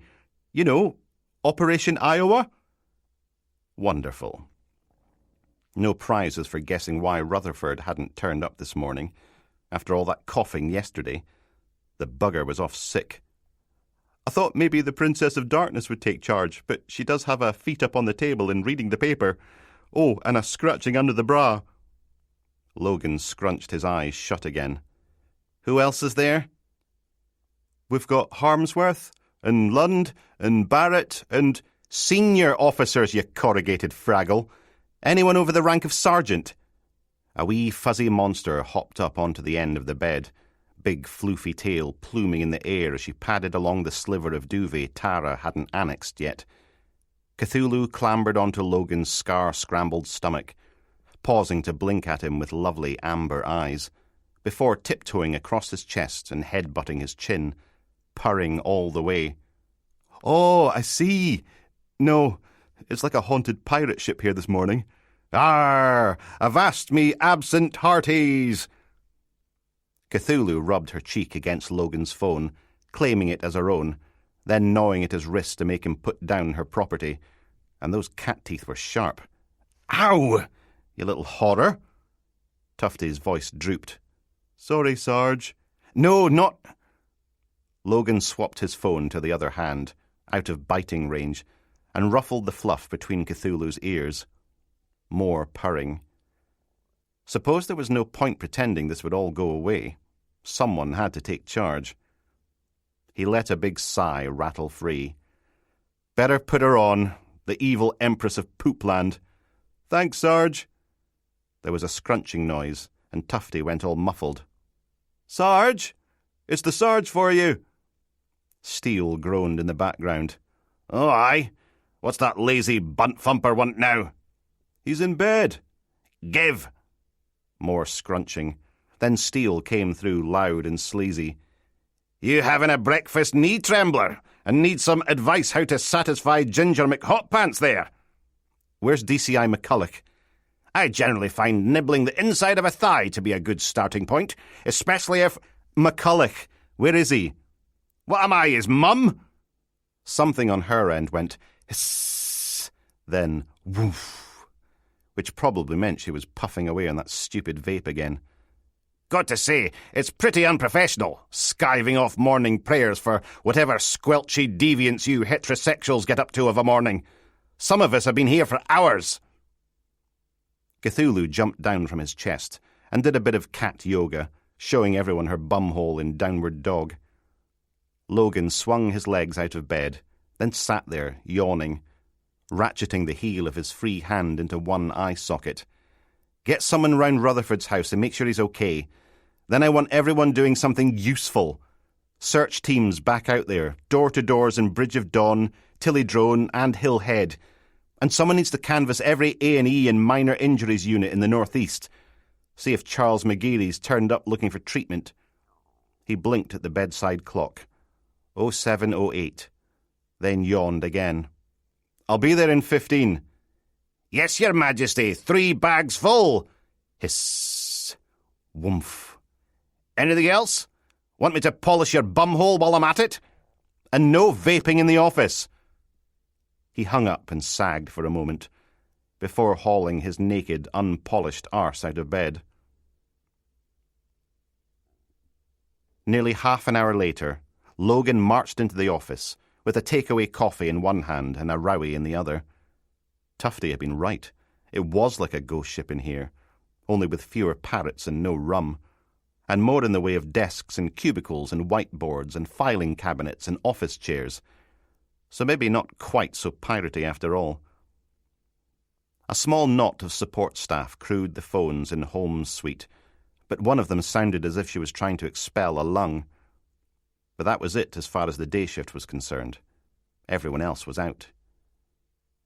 Logan picked his way between the desks to the corner where DCI Rutherford and his team usually sat, the snotty heart of Operation Iowa. No one there, of course. He took a bite of Rowie, chewing on salty, fatty, stodgy goodness as he picked through Rutherford's inbox, which seemed to be the usual depressing mix of memos and circulars and reports and... D.I. McRae! A hard voice, right behind him, pronouncing his name like some form of venereal disease. Logan turned, nice and slow, not making any sudden movements, and there was Chief Superintendent Pine, with her arms folded and jaw set, eyes pinched. Oh, joy. He swallowed. Boss? She made a big thing of checking the office clock. Morning prayers? DCI Rutherford told me to skip them and come in at 9. It had been a long day. I see. Pine unfolded her arms as a bit of the chill seeped away, but only a bit. We need a result on this one by close of play, Logan. You never knew your luck. Do her best, ma'am, especially after yesterday's fiasco. She jerked her head towards Rutherford's desk. I take it you've seen the papers? A copy of the Aberdeen Examiner sat in front of the monitor, unfolded so the front page was on full view. Sunday driver in city centre car chase carnage, with a big photo of Mr. Freezy Whip being hauled out of the river by that crane. Then 2 small pics from someone's mobile phone showing the chase and a map illustrating the route. Logan puffed out his cheeks. Well, I'd hardly call Tillydrone the city centre, but you'll be pleased to hear that I've arranged for another 8 officers to join us from P&Q divisions for the protest this weekend. Parking her bum against the desk and smiling at him as if they were the best of chums, which was suspicious. Will I? He pulled his chin in. In a general sense, or... With Rutherford off on the sick, I'll need someone to take the reins. Aristotle strikes again. Yeah, with respect, boss. That kind of public order operation is way above my pay grade, so you'll be equally pleased to hear that you're now officially acting up. Detective Chief Inspector McRae. Oh, God, it got worse. He forced a smile. I see.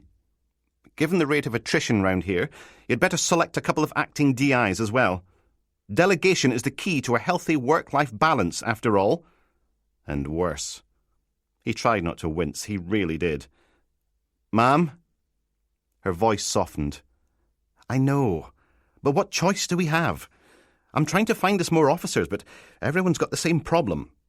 And while I'd love to issue a statement asking members of the public to stop breaking the law till we're all feeling better, I worry the criminal element might take that as an invitation to go on a spree.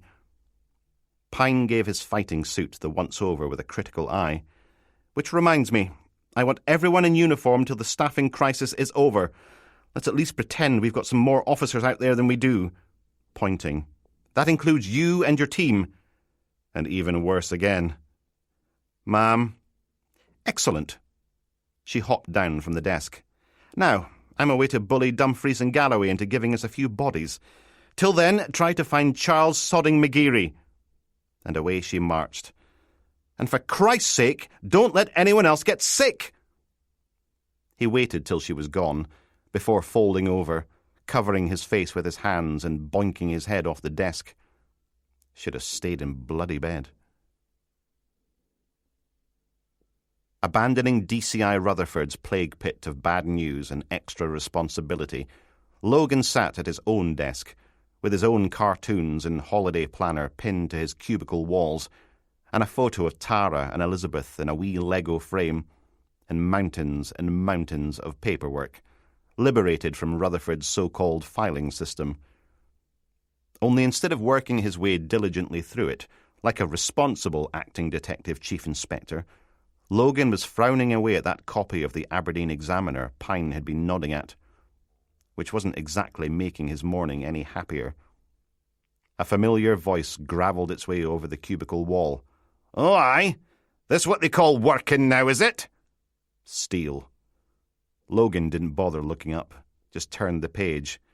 It is when they're writing about my case, yes. In addition to that horrible front page, the Examiner had devoted an entire centre-page spread to "Are our cops out of control?" with a photo of the police van being towed away from yesterday's crash site and a blurred snap of Mr. Freezy Whip swerving to avoid the kids on bikes. Another section screamed, "Police pursuit!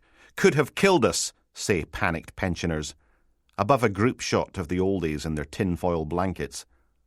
While a third went with, "Innocent boy hunted by cruel cops," claims grandmother, featuring a picture of Charles McGeary standing outside the flat on Gort Lane with his arm around his much smaller Nan, which was such a load of bollocks. Steele peered at the article, lip curled like she'd accidentally eaten something nasty. "Surprised they ID'd the racist wee shite." Hard not to. Every bugger for 3 miles saw us chasing him. Logan turned the page. And there, nestled between articles on a council scandal and a local business tycoon being done for historical sex offences, was "Police appeal for help finding missing teenager." And there was Charles McGeary again, this time looking angelic in his school uniform. The text that went with it didn't help. Logan gave the paper a wee shake, then read out loud. "The popular teenager from Tillydrone, who regularly volunteers at his local food bank," of course he sodding does, "took a job at Gilmore's Fish and Chips on Tillydrone Avenue to support his disabled grandmother after her benefits were cruelly cut during the first round of austerity." A snort. "He sets fire to a hotel with people in it, and they're trying to make out he's some sort of Mother Teresa. They're going to look bloody silly when we charge the bastard."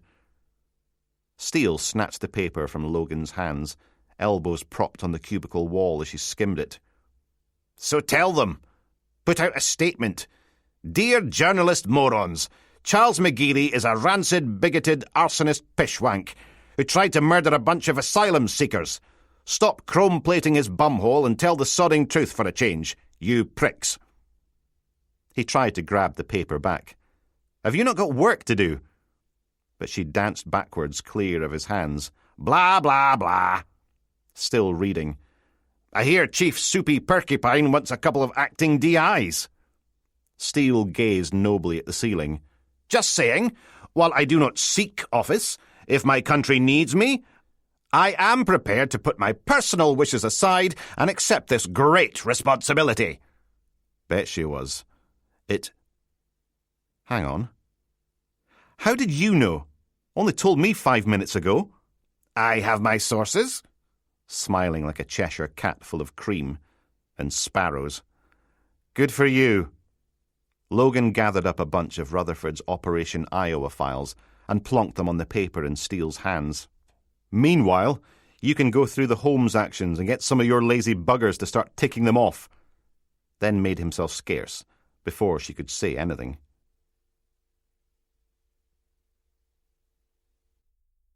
14. The path scrunched beneath Logan's shoes, and he descended through the woods towards the riverbank. Air gritty with the scent of wild garlic that had gone past its best, that slightly sour taste lingering with every breath. Surprised the students hadn't smoked it all, to be honest. Kids these days, with their clean living and learning things. The River Don had calmed down a bit since yesterday and entered its meandering phase, coiling like a glistening intestine around the hillhead halls of residence. Couldn't see the accommodation blocks from down here, but someone was blasting rap music through an open window somewhere above, which was a bit of a shock, seeing as it was only 8:05 on a Wednesday morning. Surely most of the buggers would be fast asleep till noon. And yes, that was a terrible stereotype, but sod them.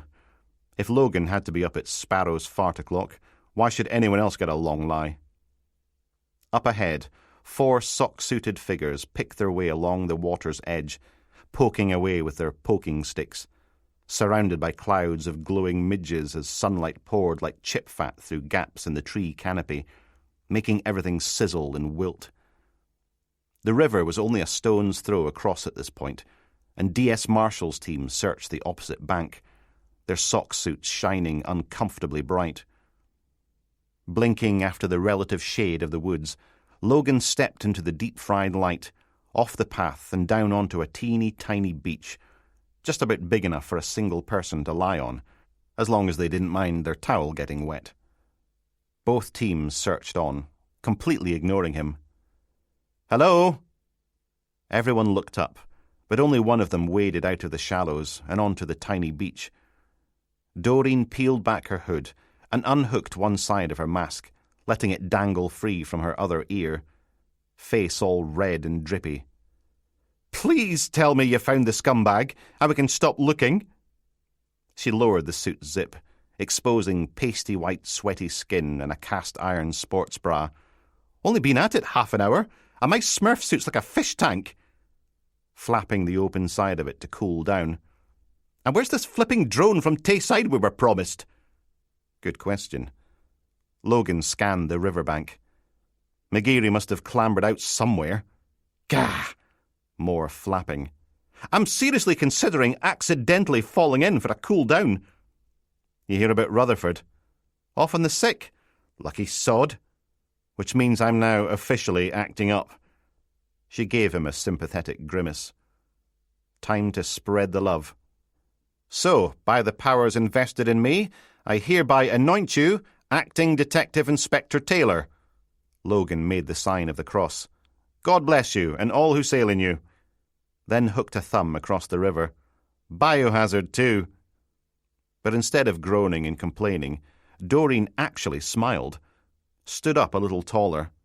"Does that mean I can ditch the search?" "Nope." Pointing at her team. "You're down one body already. Can't afford to lose anyone else." And the smile turned into a grimace again. "How am I supposed to detective inspector things if I'm stuck in a sweat-soggy Tyvek onesie with squelchy wellies? This is... Hoy! Over here!" They both turned, and there was DS Marshall's team, jumping up and down on the other side of the river, waving their arms about like idiots. "What?" Doreen's airwave gave 3 bleeps. She dug the sweaty handset from her sock suit and pressed the button. "Safe to talk." DS Marshall's voice crackled out of the speaker. "Think you owe me a pint? We've got something." Hallelujah. She flashed a grin at Logan, then lowered the handset for a bit of old-school shouting across the water instead. "Biohazard! I could kiss you!" Going much quieter for, "If you weren't so ugly, and farty, and Bob-like." Logan waded his way through the waist-deep undergrowth on the other side of the river, doing his chicken wings impersonation again to keep his hands away from anything stingy, scratchy, or covered in yuck. The bank was a lot steeper over here too, meaning every step carried the risk of a humiliating and painful plummet into the river below.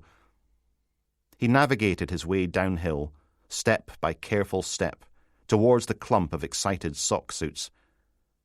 Doreen's team stood about on the opposite bank, watching and waiting, and more importantly, not doing anything.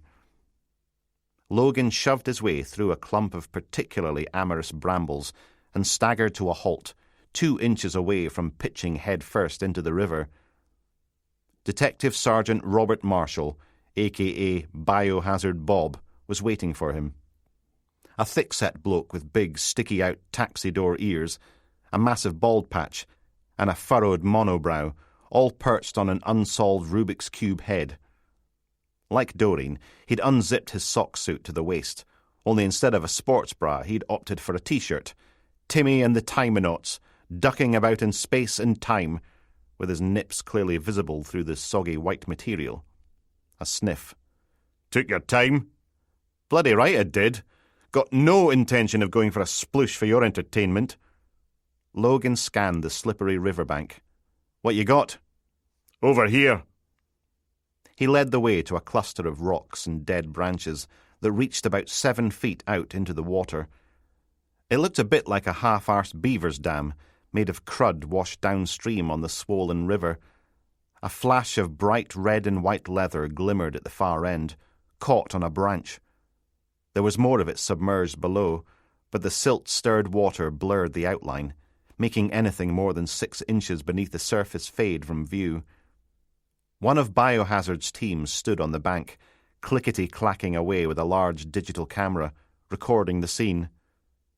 Logan frowned out at the dam. Body? About to find out. He jerked his thumb towards the patch of mystery leather. You want to? Maybe yes, maybe no. Should really get scenes down here first. Tape off the area, common approach path, organise a diving team, health and safety audit, hazard report, risk analysis briefing, by which time it'll be past next Friday. And it might not even be anything. Given how short they were on people and resources, doubt the chief super would be pleased if he wasted hundreds of man-hours on a red and white leather herring. Logan nodded. Give us your wellies. He wobbled his way along the accidental beaver's dam, arms out for balance, shirt sleeves rolled up, borrowed wellies on his feet, nitrile gloves on his hands, and that huge digital camera slung around his neck. Gritting his teeth, because the chunks of branch and bits of stick were not exactly stable. Both teams watched him from their own side of the river, no doubt praying for Logan to fall in, because people were bastards. Halfway along, and they were going to get their wish, because the branch beneath his boot gave a Rice Krispie bout of snap, crackle and pop, bits crumbling off it as it rolled out from under him, leaving Logan stumbling forward, arms cartwheeling, camera dragging him down. Then crash and splash as the branch hit and floated off downstream. One of Biohazard's team waved at him. Watch the camera! Watch the camera! Sod the bloody camera. Logan stumbled headlong, grabbing at random sticks and lumps of wood, and thump! His knee hit a rock, stinging like an absolute wanker. But it was enough to stop him following the branch into the dawn. He stayed where he was, eyes closed, breath hissing between clenched teeth. Stupid, bloody, idiotic. Ow! He gave it a count of 5. Doreen's voice wafted across the river. You okay? Of course I'm not, oh sodding K. He struggled into a bent-back crouch, glowering at that stupid chunk of traitorous leather, muttering away to himself as he inched along the rickety dam. Bet it's not even him. Bet it's just a seat cushion or some shite. Going much slower now, testing every foothold before trusting his weight on it. All the way to the far end. Okay. Wedging his wellies in place, Logan switched on the camera and clacked off 6 shots, zooming in on the red and white patch, visible through the silty water. This time it was Biohazard's turn, using his hands as loud hailers. See anything? Give us a bloody chance! If they thought this was so sodding easy, they should come out here and try it themselves. Logan squatted down as far as possible, one welly jammed against a weed slimy rock, just beneath the surface, the other into the gap between 2 branches, and reached. And reached. And stretched. And was going for a swim in the river, wasn't he? Ruining a perfectly good fighting suit and digital camera along the way. And finally his fingertips latch onto the leather whatever it was. Thank Christ for that. He pulled, but nothing happened. Oh, come on. He tightened his grip, hauling and heaving, then tugging and jerking, then straining and swearing, bracing himself as best he could against the wobbly branches and slimy rock, and really yanking the bloody thing towards him, until the whole thing wrenched free in a gunfire crackle of snapping twigs and splintering wood, and Logan nearly went in the river again. There was a whoosh of water, spattering out of the red and white leather as it burst into the air. The thing had sleeves, so definitely not a seat cushion. A jacket, identical to the one Charles McGeary was wearing when he jumped out his bedroom window. Biohazard tutted. Is that it?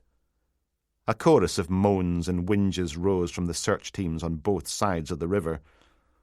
Not sure if they were disappointed because there wasn't a body attached, or because Logan wasn't currently floating downstream towards the North Sea.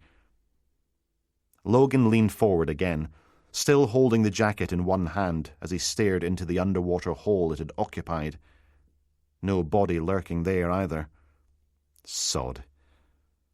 Logan shuffled around in his hunched-over crouch and picked his way back along the dam to the shore, where he tossed the jacket to Biohazard. Gah! He caught it, but the thing was still piddling water, so Biohazard had to dance backwards, scooting uphill and holding the thing out at arm's length to keep his socks dry, because that's what happens when you've lent your Wellington boots to someone. Did you have to? Yep. While it was hanging there, Logan searched the jacket's pockets, one waterlogged mobile phone, one pack of 3 fruit-flavoured, ribbed-for-her-pleasure, go-longer, numbing gel condoms, one ruined 20-pack of cigarettes, and one set of car keys, with a plastic 99-cone key ring that looked an awful lot like the one on top of Mr. Freezy Whip. He held up the keys, jiggling them so they sparkled. And you definitely didn't find any sign of him getting out further upstream? No. You'd leave signs, wouldn't you? Biohazard glanced up the bank. Footprints in the mud, crushed vegetation, wading through the long grass, stuff like that. Then McGeary's still alive. Biohazard turned and waved at one of his team, anonymous in their sock suit and mask. Bernie, chuck us a big evidence bag, waterproof. Then back to Logan. And how do you deduce that, oh great one? Logan jiggled the keys again. He took these out of the van's ignition and stuck them in his pocket on the way downstream. You don't do that if you're drowning. Watching as the jacket was bagged up, he planked his leathers here because a bright red and white jacket's going to stick out like an infected toe, and Charles McGeary wants to stay as invisible as possible.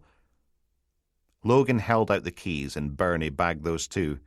Keep looking. He clambered ashore somewhere between here and the sea, and if we're lucky, someone saw him.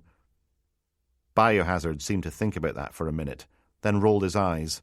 Fine, but I want my wellies back.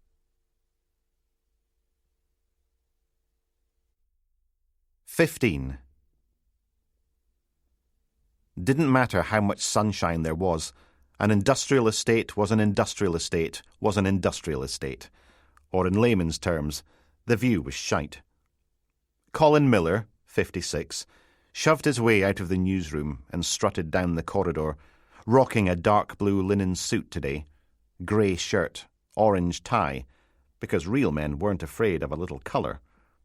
No portfolio of stories clutched under his arm this time. Nah, Mr. Ringbinder had stayed home, on the desk. Instead, he was armed with a notepad and a mug of Columbia's finest clutched in his stiff-fingered black leather hands. Aye, that's coffee, no cocaine. He turned the corner and blinked at the silly bastard sat on his arse outside the editor's office. Again. Lewis from the art department, 26, wearing the same stripy jumper, sneakers, and Poundland jeans as yesterday, complete with his collection of mountboards. Still, at least he hadn't pished himself. Colin made for the door marked legal, because the bugger's got all gastrointestinal when he published anything that might get the paper sued. Hoy, Lewis! You better no still be here from last night! The beardy wee shite jerked upright in his seat, swivelling around. No? Aye. Colin abandoned legal for a minute, and marched up to the editor's door instead. Gave it a wee knock. Wiggled the handle. Locked. Then a proper thump at the side of his fist, putting a bit of welly into it. Wakey, wakey! Really pounding on it now. Poor Lewis needs a slash! Poor Lewis jumped to his feet. Don't tell her that! Daft bastard. Is it okay if he does it out here? Or would you rather he pisses through your keyhole? God's sake, Colin! A grin. Abandoning the performance to lean back against her door instead. Relax, she's no in yet. Nodding at the car park. Her Majesty's Porsche still hasn't arrived. Oh. Lewis sank into his seat again. See, that's the problem with editors today. Nae work ethic. Aye, they're stuffed up the bahookie with management speak and buzzword salad. But see, doing some actual work. There's no a single one of the buggers knows a mutton from a nut or an orphan from a running turn. Cluelessness radiated off the useless Fudd. Sorry? Have yous ever tried calling her at home? Maybe asking nicely if she's planning on gracing us with a presence any time before the next ice age. Oh, of course he hadn't. No wonder the whole newspaper industry was going down the crapper. Nobody had a sodding clue. Away with you! Colin pointed off down the corridor. The great Natasha Agapova isn't in. Go design us something better than a right-wing shite-rag knockoff, you stripy wee fanny. Pink riding high in his cheeks, Lewis got to his sneakered feet and shuffled off, with many a backward look, because the boy was about as cool as a bucket of burning jobbies. Colin gave him a wee wave, then, soon as Lewis was gone, rolled his eyes and knocked on Legal's door. Kids today.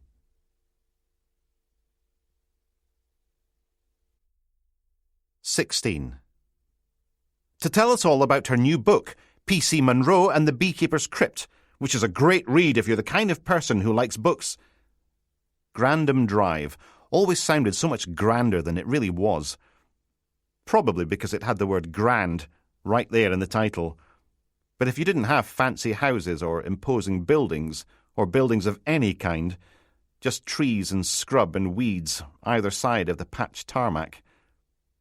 Which was just as well, because technically Logan was committing an offence under Section 3 of the Road Traffic Act 1988 by holding a printout against the steering wheel while driving, making for the bridge back into Tillydrone, eyes flicking down to check the list of Charles McGeary's known associates, complete with contact details and any recorded offences. The question was, which one to interview first? Visit the nearest address, then spiral outwards, or work through them alphabetically, one by one. Coming up in the last 20 minutes of the show, so stick around for that. Off to the left, the high-rise blocks of Tillydrone poked into the air, like the pins on an upturned plug, sunlight sparkling off their windows. But according to Logan's list, none of McGeary's mates lived there, which was odd. You'd think he'd have made at least one local friend growing up. Now, here's a blast from the past for all you old rockers out there. It's 25 cartridges and their 1973 #1 chart smasher, Love Hammer.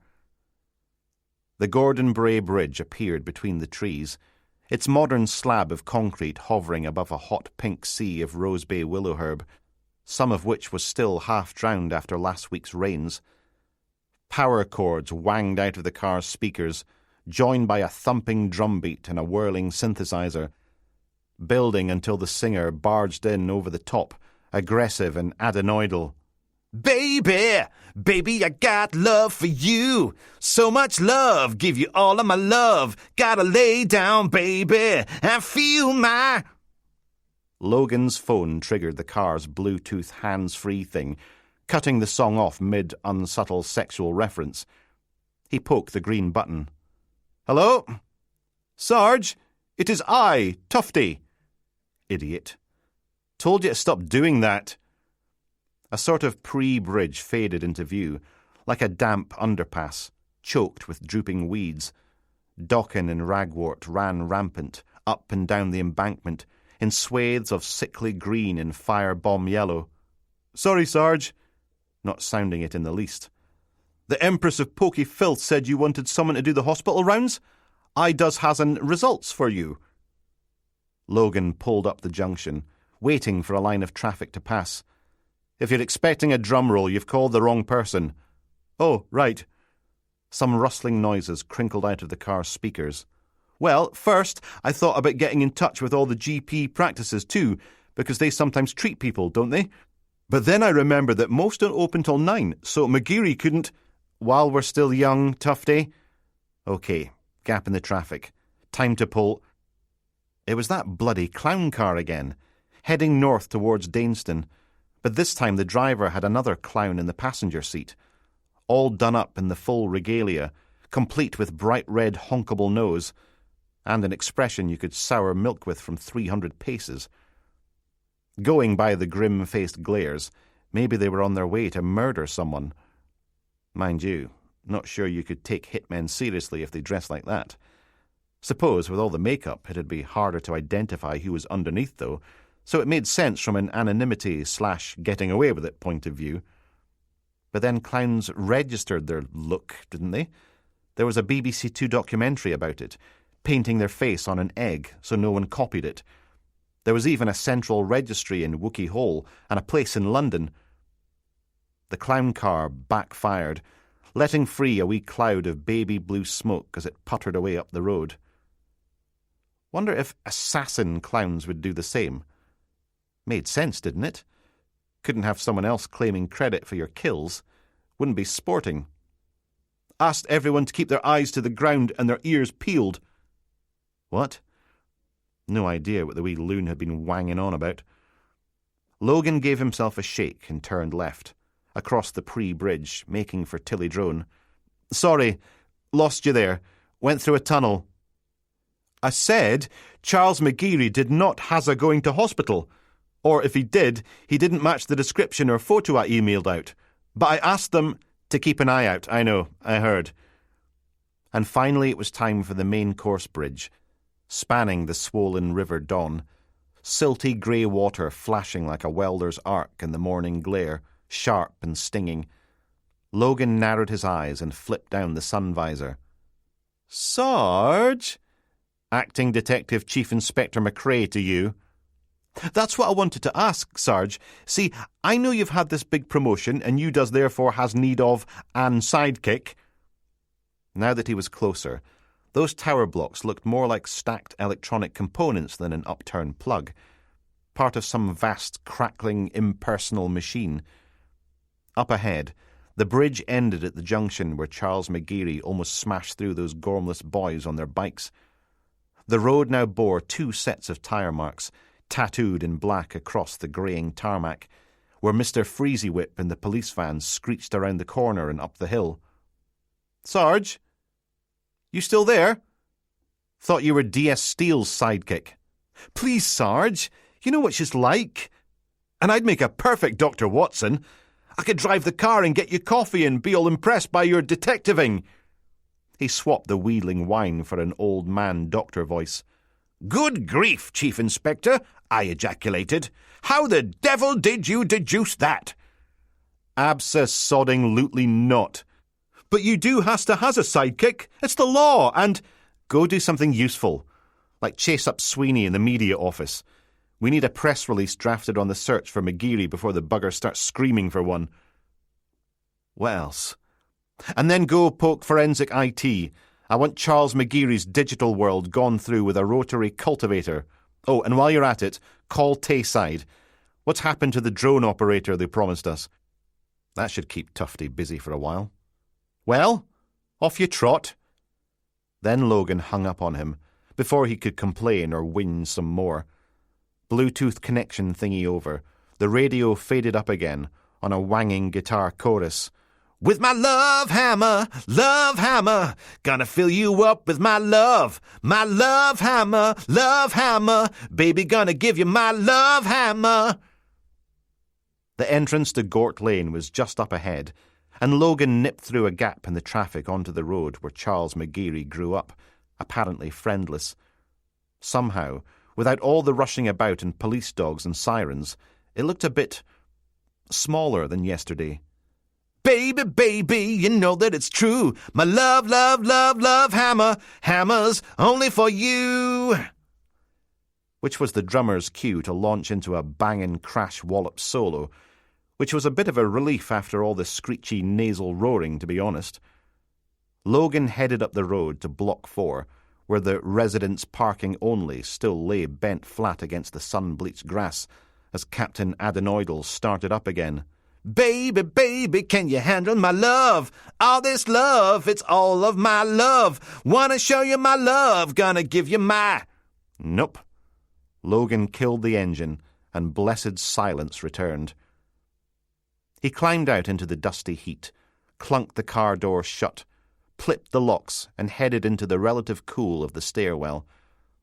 The rear door was propped open, letting a tiny hint of a breeze waft in, bringing with it the shriek and giggle of happy wee kids and the thud-da-da-da-da-da-da of that life-saving trampoline. He was halfway up the first flight of stairs when his phone ding-buzzed with an incoming text. Colin Miller. Wee birdie tells me you fished something from the river this morning. How the hell did he find out so quickly? Like a sodding psychic. Logan's thumbs rattled a reply. You've got a sodding cheek after that hit job in the paper this morning. Carnage.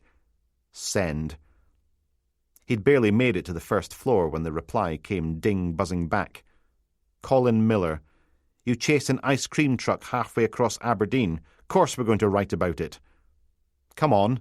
What did you find? No chance. Logan stuck his phone back in his pocket and kept on climbing. Hard to believe that a police search team had ransacked the place yesterday. Normally they left places looking like a tipped-out wheelie bin, but clearly Mrs. Victoria McGeary was the house-proud type, so every doily, antimacassar and creepy little cat ornament was back in its place. No sign of fingerprint powder or size 11 boot prints. The lady of the house was ensconced in her armchair, in front of the telly, wearing the same grey tracksuit and brown cardigan as yesterday, squinting through milk bottle bottom glasses at some antiques/attic/reality/competition programme, puffing away on a cigarette as Logan bumped through the door, doing his best not to spill anything.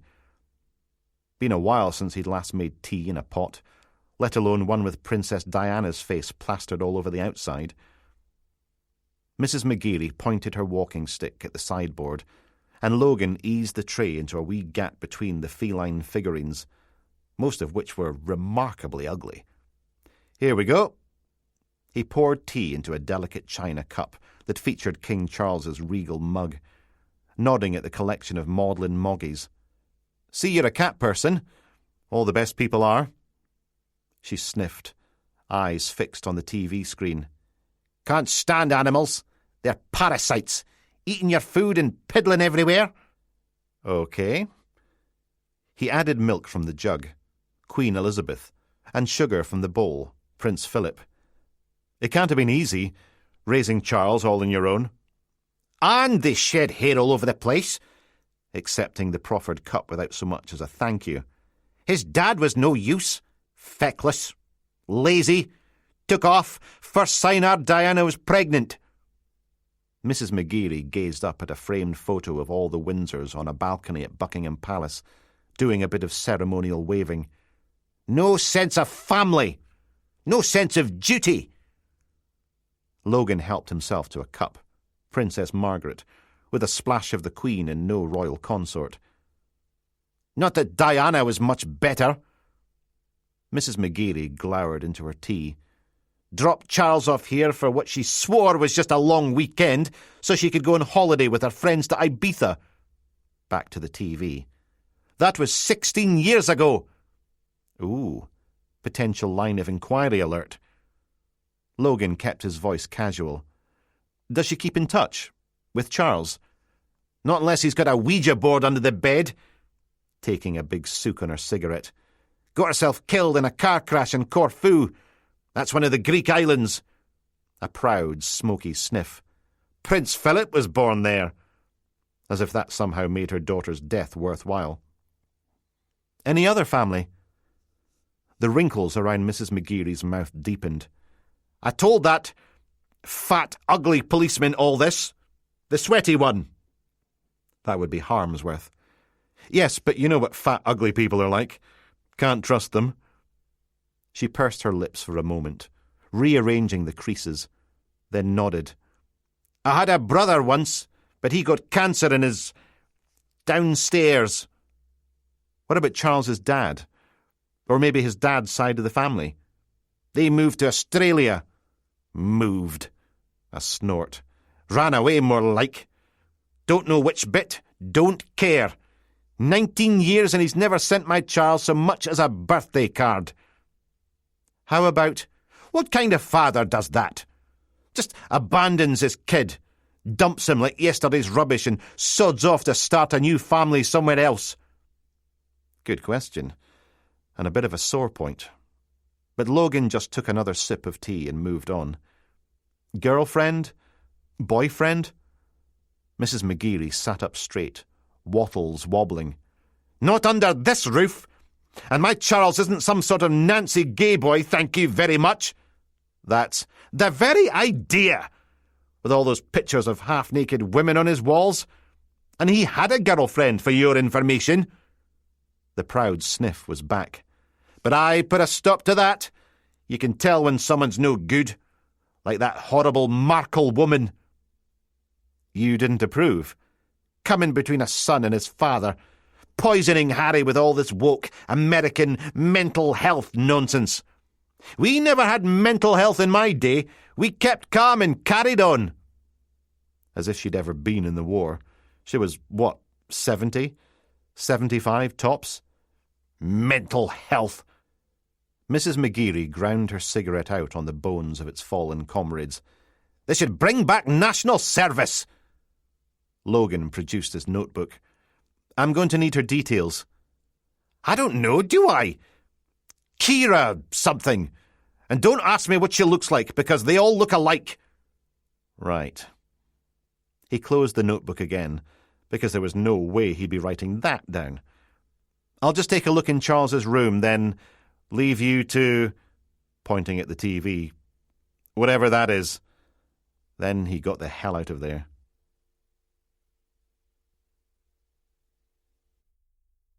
"17. It looked as if Mrs. McGeary had worked her magic in Charles's room as well, clearing up after the search team's enthusiastic rummaging. She changed the bed, picked everything up off the floor, and tidied the desk, though there were obvious holes where the computer, games console, and every single game had been confiscated. With any luck, they'd be getting analysed right now, rather than played with. Just in case the search team had missed something, Logan snapped on a pair of blue nitrile gloves and had a wee peek under the mattress. Nothing there. There was nothing interesting in the rolling drawer things under the bed either, unless you were fascinated by neatly folded T-shirts, ironed pants, and paired socks. So Logan tried the bedside cabinet, checking behind and beneath it. Then did the same with every drawer. Nope. The wardrobe was full of shirts, trousers, and jackets, a scuffed mountain of trainers, and an open six-pack of Lynx Africa. 3 were missing, so Charles had already squirted his way through half the packet, probably all in one day, going by how much it honked in here when they broke the door down yesterday. One last place to try. Logan squatted down in each of the room's 4 corners and tugged at the carpet, but it was all securely nailed down. No access to loose floorboards and secret hidey holes. He opened the window, leaned on the sill, and peered out. There was the trampoline, 2 stories below, with a half a dozen little kids boinging up and down on it. God knew how Charles McGeary managed to make it all the way down from here. And, okay, the second floor didn't sound very high, but the ground was a long, long, long way down. Splat. Logan plonked himself on the edge of Charles's bed, looking around at the posters and children's books. No adult books. Not meaning dirty books. Doubt his granny would approve of anything racier than a Catherine Cookson, but books for grown-ups. These were all for kids and teenagers. Mind you, McGeary was only 19. Hell of an age to kill someone. Maybe... A ding buzz sounded from Logan's pocket, and when he pulled his phone out, "It's tough delicious," glowed in the middle of the screen. The little sod had done something to his phone again. Checked with forensic IT. Stop. Not gained access to computer yet. Stop. Have asked them nicely to be less pants. Stop. Great. So much for a pineapple suppository. Ding buzz. Tufty-doodle-doo. Press release on search underway. Stop. Sweeney may be having nervous breakdown. Stop. Tayside say drone operator ill with diseases. Stop. Oh, for goodness sake. Logan flopped back on Charles's bed, with his feet still on the floor. What were they supposed to do now? No drone, no forensic IT, and no idea where Charles McGeary had disappeared to. It was odd, seeing the room from this angle. The video game posters were okay, but there was something slightly obscene about the female pop stars, looming over him in their bikinis and or underwear. One, near the head of the bed, was particularly pneumatic. In her early 20s, blonde hair, and a bikini that was more straps than fabric, festooned with sequins. She was kneeling on a beach while a lake of fire burned behind her, oiled up and pouting, coming off as creepy and predatory when she'd probably been aiming for sultry and alluring. Maybe Charles McGeary liked that kind of thing, though. She'd been sellotaped to the wallpaper, like all the other posters in here, but Miss Bikini Popstar must have been there a while, because the tape on the corner nearest the pillows had curled away from the wall a bit. Lying there, half on the bed, Logan reached up and smoothed it back into place. Parallel lines marred the surface of the poster, just above the tape, where the ink had flaked away. Hard to see, because of the flame-lit beach, but definitely there. Wasn't easy, what with the blue nitrile gloves and everything, but after a bit of fiddling, he peeled the sellotape away from the wallpaper again, slipped a finger under the poster's edge, and eased the other side off too. Most of Miss Bikini Popstar's right leg curved out from the wall, revealing a photo hidden underneath. 6x4, the kind you could get printed out on a self-service machine at most supermarkets. It was Charles McGeary and a young woman, the pair of them posing for a selfie on the dodgems at some travelling fun fair. Can't have been the permanent one down the beach, because there were trees off to one side, and what looked like a big, out-of-focus, stripy Union Jack thing in the background. Charles was grinning away as she planted a duck's arse pout kiss on his cheek. They were much the same age, both with a smattering of plukes about the forehead. Only while he was pale as cheap vanilla ice cream, she was a rich salted caramel, with long, wavy black hair, a button nose, and disco eye makeup. The photo was held in place with blue tack, rather than tape, and when Logan popped it free, an acne rash of little greasy spots marked the wallpaper underneath, as if it had been taken down many times, then hidden away again. Logan smoothed Miss Bikini Popstar's poster back into place, then turned the photo over. Charlie and Kira forever, and a love heart with an arrow through it. He frowned at the photo again. So, this was the mysterious Kira. Seemed like an odd romantic partner for someone who'd just carried out a horrific, racially motivated attack. Oh, for God's sake. So that's what his granny meant. They all look alike. She was being a rancid, racist shiteflap. Might be a motive. Charles falls in love. His racist nan throws a bucket of cold water over it. He breaks up with Kira. They fight. Things are said. Charles lashes out and gets a sort of twisted revenge by proxy at the Balmain House Hotel. Made sense, in a teenage boys are sodding insane kind of way. Worth having a word with her anyway. But as Kira wasn't on the list of known associates, they'd have to find out who she was first. Logan pulled out his phone and took a snap of the photograph, then slipped the original into a small evidence bag. Right, time to get out of here. He stepped back through into the living room, where the property attic auction bollocks had been replaced by a house makeover reality thing, featuring a glamorous American couple with hard hats and sledgehammers whacking the crap out of a partition wall. A voiceover accompanied the footage, woman's voice, spiced with the crayfish vowels of the Deep South. And if there's one thing we've learned from doing gazillions of these projects, it's don't count your cockroaches till they've hatched. Logan thumped the bedroom door shut, a little louder than was strictly necessary. Mrs. McGeary, this girl you didn't approve of, the one who was leading Charles astray, I need her surname. Because it was worth another try, while he was here. On screen, the woman's sledgehammer battered through a rusty old pipe, and a deluge of bugs cascaded into the room, screams ringing out as both presenters danced away from the skittering waterfall in a barrage of swear-concealing bleeps. Victoria McGeary smiled at the telly, clearly enjoying the cockroach rodeo. "What?" "Charles's girlfriend, Kira. What was her last name?" "Told you. Don't know, do I?" She shifted in her armchair, as if those bugs were crawling up her spine. "Something ethnic." Then grabbed the remote and cranked up the volume, not looking at him even once. A man's voice, dripping with Mom's apple pie and non-existent gun control, boomed out of the TV, loud enough to be physically painful. "I mean, we seen roaches before, but nothing like this. It's like a gosh darn creepy crawly sea of the things." "Ethnic in what way?" No reply. "Mrs. McGeary?" The couple on the telly scrambled from the room, then out of the house, bursting through the front door to jiggle about in the front yard, brushing real and imagined bugs from their clothes, high-stepping over a Trump Pence 2020 Keep America Great lawn sign, while a grubby stars and stripes flew overhead. "Mrs. McGeary?"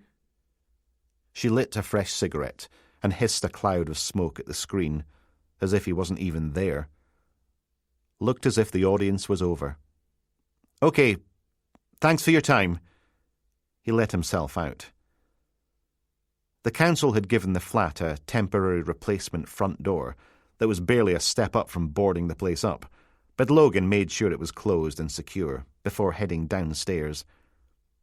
He'd almost made it to the ground floor when his phone launched into Ode to Joy, which wasn't really appropriate today. "Hello? Where are you?" He checked the caller ID. Chief Superintendent Pine.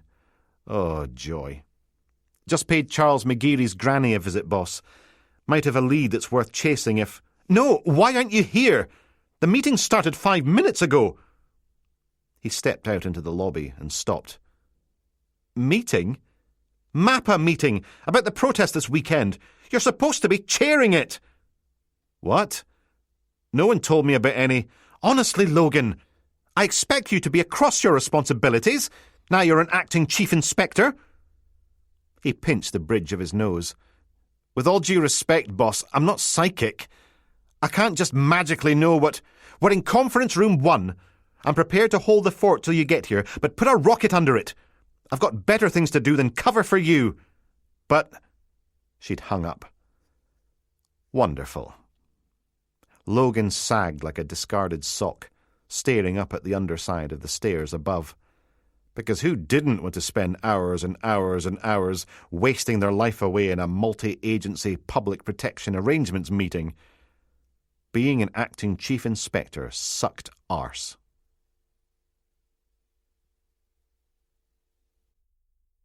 Episode 18. Penny's Riverside Adventure. Not suitable for work. Be sure to like, comment, and subscribe. Up above, the sky was completely blue and shiny, and the river sparkled in the baking sunshine.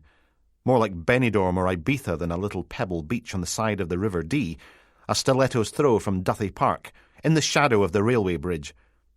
Shame about the bloody seagulls, though. A pair of the useless fat bastards wheeled overhead, squawking away, which was going to make the sound so much more difficult to fix in the edit. Carol checked her reflection in a pocket mirror. "Looking great, babe. Gorgeous fake eyelashes, contoured blusher, anything blotchy well hidden beneath a good layer of pancake foundation, perfect blonde hair with just a hint of dark roots on show, because that was dead trendy right now, and bright fuchsia lipstick. And okay, the 6-inch heels made walking on these pebbles kind of risky, but they made her legs and bum look spectacular." Carol practiced her "hello boys" pout, then popped the mirror back in the pocket of her ankle-length trench coat. Nearly went on her arse as her heels slipped on the stupid rocks. "Could we no have gone down the beach? Break my sodden ankle on this shite." Kyle grinned back at her. "Nah, come on, Kaz. Be brilliant, this." She should dump him, really. I mean, a 22-year-old should be a man, not a glaikit wee nyaff.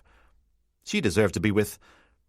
A muscle-bound, high-flying hunk, not some scarecrow in a tracksuit who looked as if his light bulb wasn't entirely screwed in. But she needed a cameraman, and he had his own laptop to do the editing, so there you go.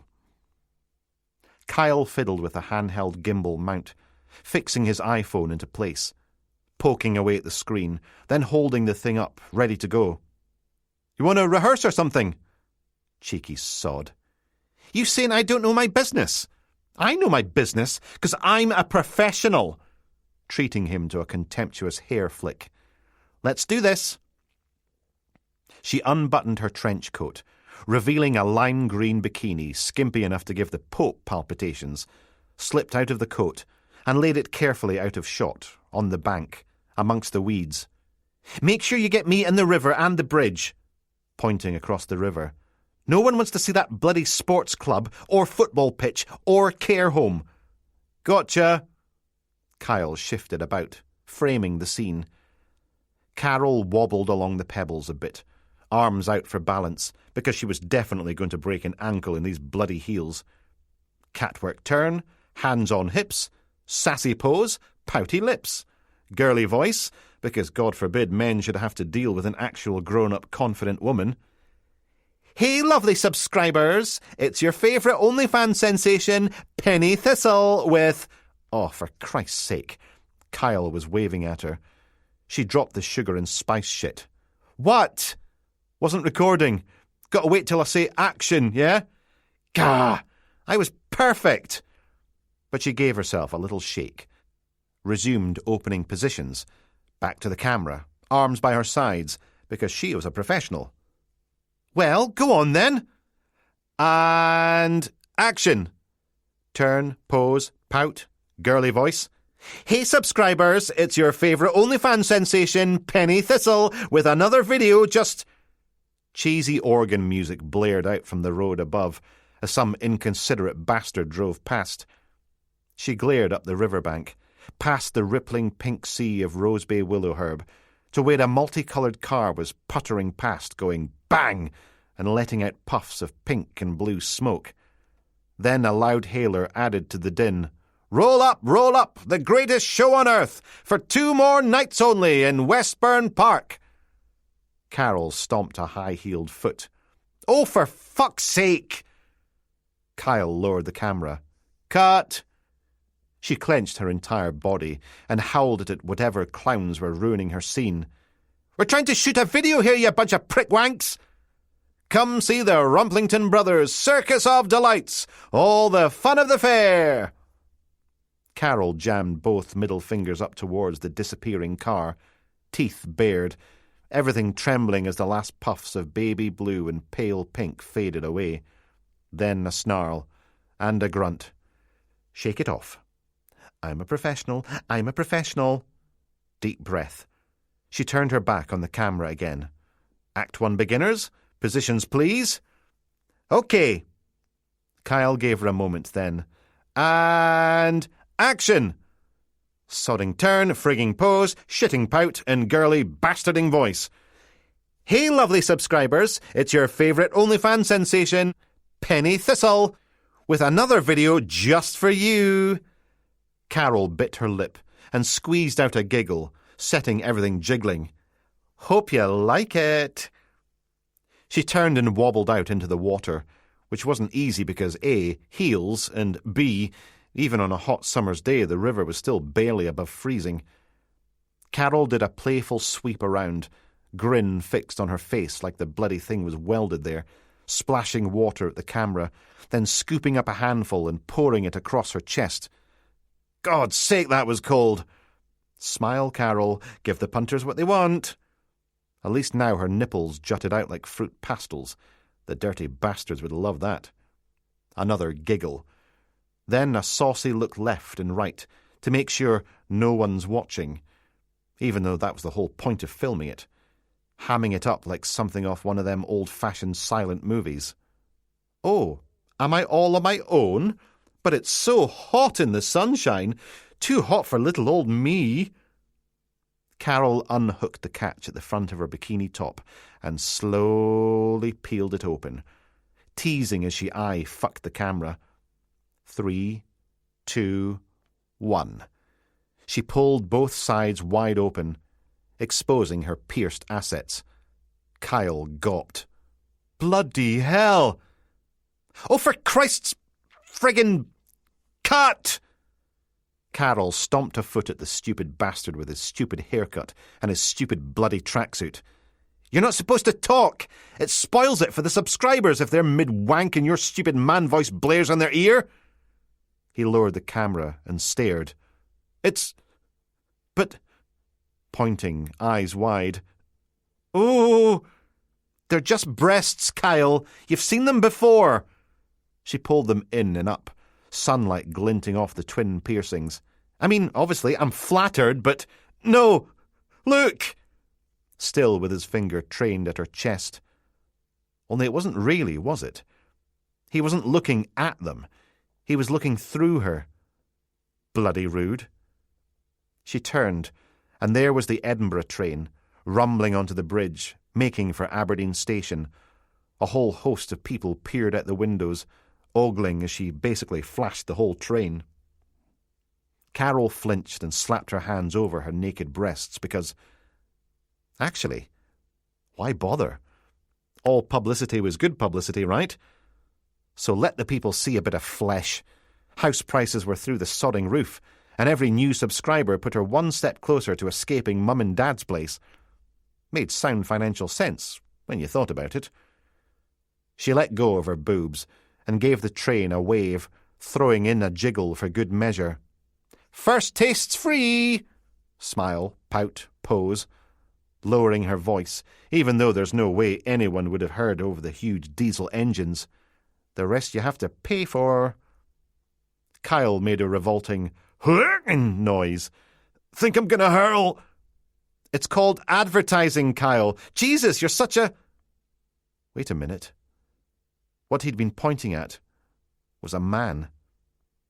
Carol covered her breasts again, sharpish, taking a slippery step backwards, her heel catching between two stones and sending her crashing down on her backside in the river, sending up an explosion of spray that glittered and sparkled in the sun. Sitting there, holding her boobs, staring at the man. But he wasn't staring back, because he was face down in the water. His legs were stranded on the bank, but his top half floated, left arm stretched out towards the sea, right folded under his face, dressed all in black, like a ninja or something. The back of his head was one big, raw wound, hair sticky with dark crimson blood around the edges of a great big dip, about the size of a soup bowl, with flashes of pink and grey poking through the soggy mess. Probably startled by the splash, one of the seagulls got its courage back, swooping down to land on the body's back, right between the shoulder blades, cocking its head as it eyed up the chunks of gore. Then that big yellow beak stabbed forward and helped itself to a tasty, glistening treat. At which point Kyle was loudly and prodigiously sick. "Oh, well, that's just great!" Carol glowered at the seagull as it went in for another beakful. "Knew we should have gone down the bloody beach."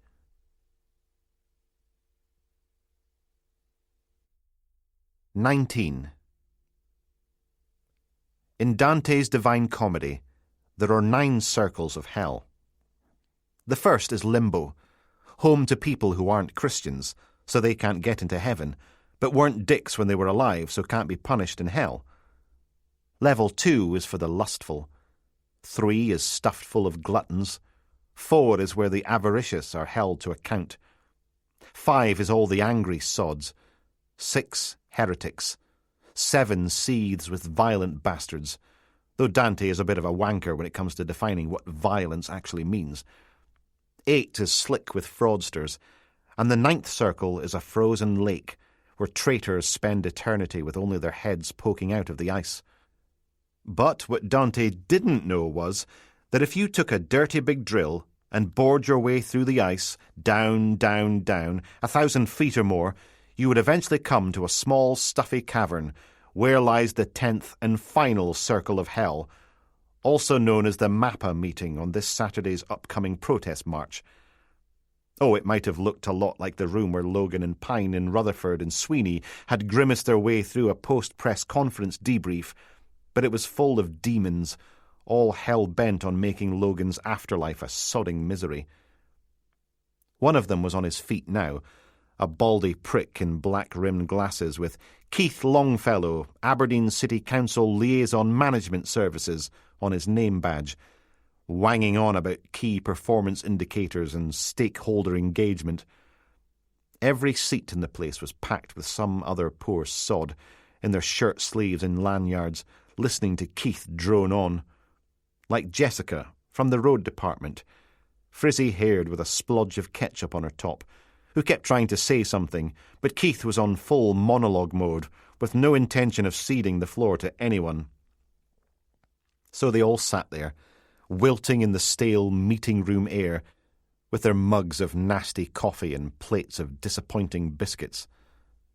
To start with, Logan had taken down everyone's names and which department they represented: fire, ambulance, public transport, traffic wardens, licensed premises, waste and recycling, the business community, etc., etc., etc., full of good intentions, planning to make detailed notes on their various flip chart and PowerPoint presentations.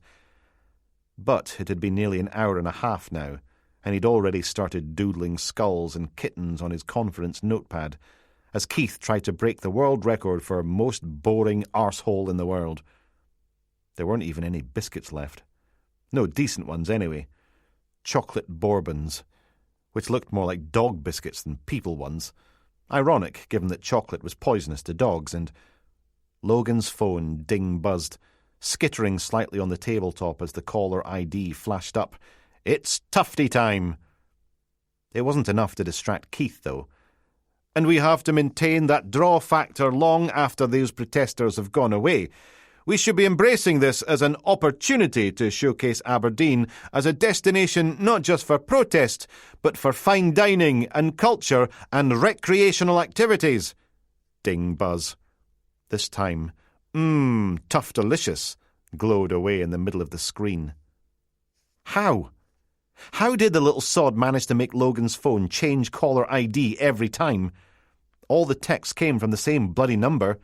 Tangible benefits to key stakeholders that will remain long after the placards have been put away. Oliver, from Waste and Recycling, helped himself to the second-last bourbon. He was one of those young go-getter types, with a slick short back and sides, ratty little nose, and a mole on his cheek big as a badger. "This is all well and good, Frank, but have you any idea how much crap's going to be left behind after the march? How am I supposed to clean that up without extra funds?" Jessica banged the table. "That's what I've been trying to say." Keith smiled at them both, as if they were boisterous but well-meaning children. "You have to see the bigger picture, people. With all eyes on Aberdeen, this is our chance to showcase the city in a positive and cooperative light. I propose setting up an engagement committee to explore—" "What if we just cancel it?" Everyone turned to stare at Logan, as if he'd grown antlers. "Think about it," counting the points off in his fingers. "It's going to cost a fortune. It's going to disrupt the city for hours. It's going to leave a massive mess. It's going to be a nightmare to police. And it's got several potential flashpoints for violence, public disorder, and property damage." Silence. Mouths actually fell open. "Look, it's—" which is when his phone decided to launch into Bowie's space oddity as "Behold the Magnificent Tufty" filled the screen. And the wee shite knew he was in a meeting. Logan stabbed decline. Keith clutched his lanyard like a string of pearls. "This isn't a police state, Chief Inspector. We don't ban peaceful protest in this country, though God knows the previous government tried their best. It's simply—" "Here we go." Oliver from Waste and Recycling threw his hands in the air. "Typical national bias. I think you'll find it's the SNP who've been in power for suggestion. How could we call ourselves a democratic nation if we curtail the public's right to—" "Don't be a prick, Oliver." Jessica from the roads department was on her feet, fists clenched. You know as well as I do that the Scottish Government's powers are restricted by Westminster's repressive grip on... Matter of civic pride, Chief Inspector. And I insist that no move be taken to curtail those inalienable rights. Logan held his hands up. I just asked a question, okay? It's not as if I'm... Then the door clattered open, and an out-of-breath Tufty stumbled into the room, bringing himself up short before he crashed into Jessica's back. Eek!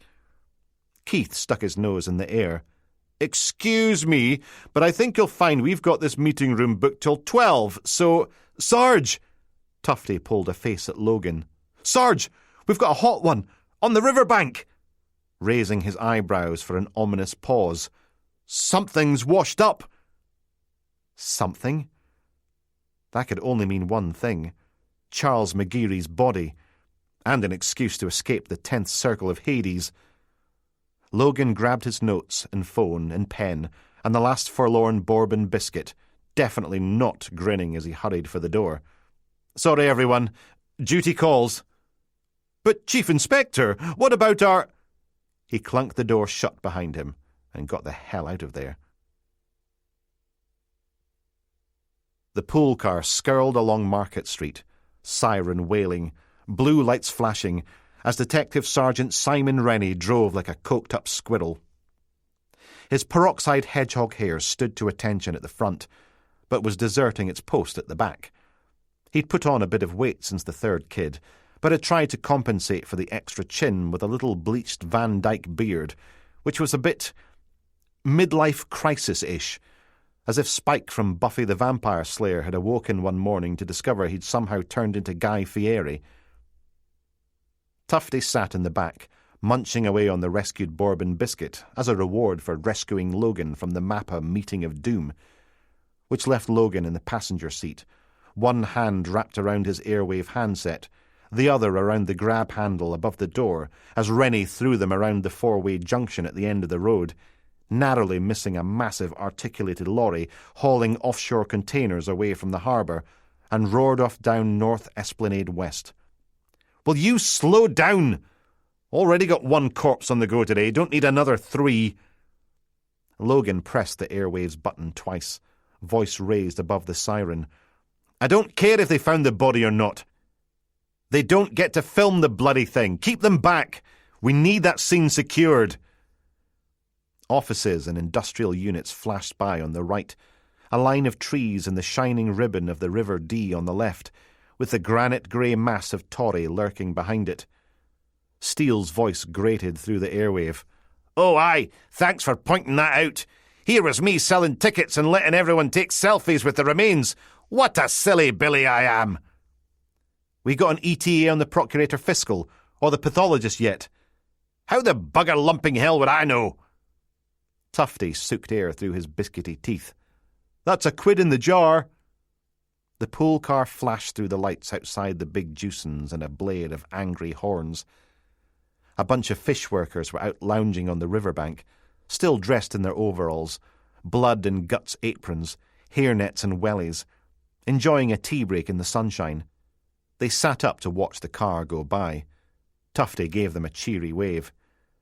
No my job to do the managerial stuff, remember? I'm just a lowly sergeant. Can you grow up and do your job?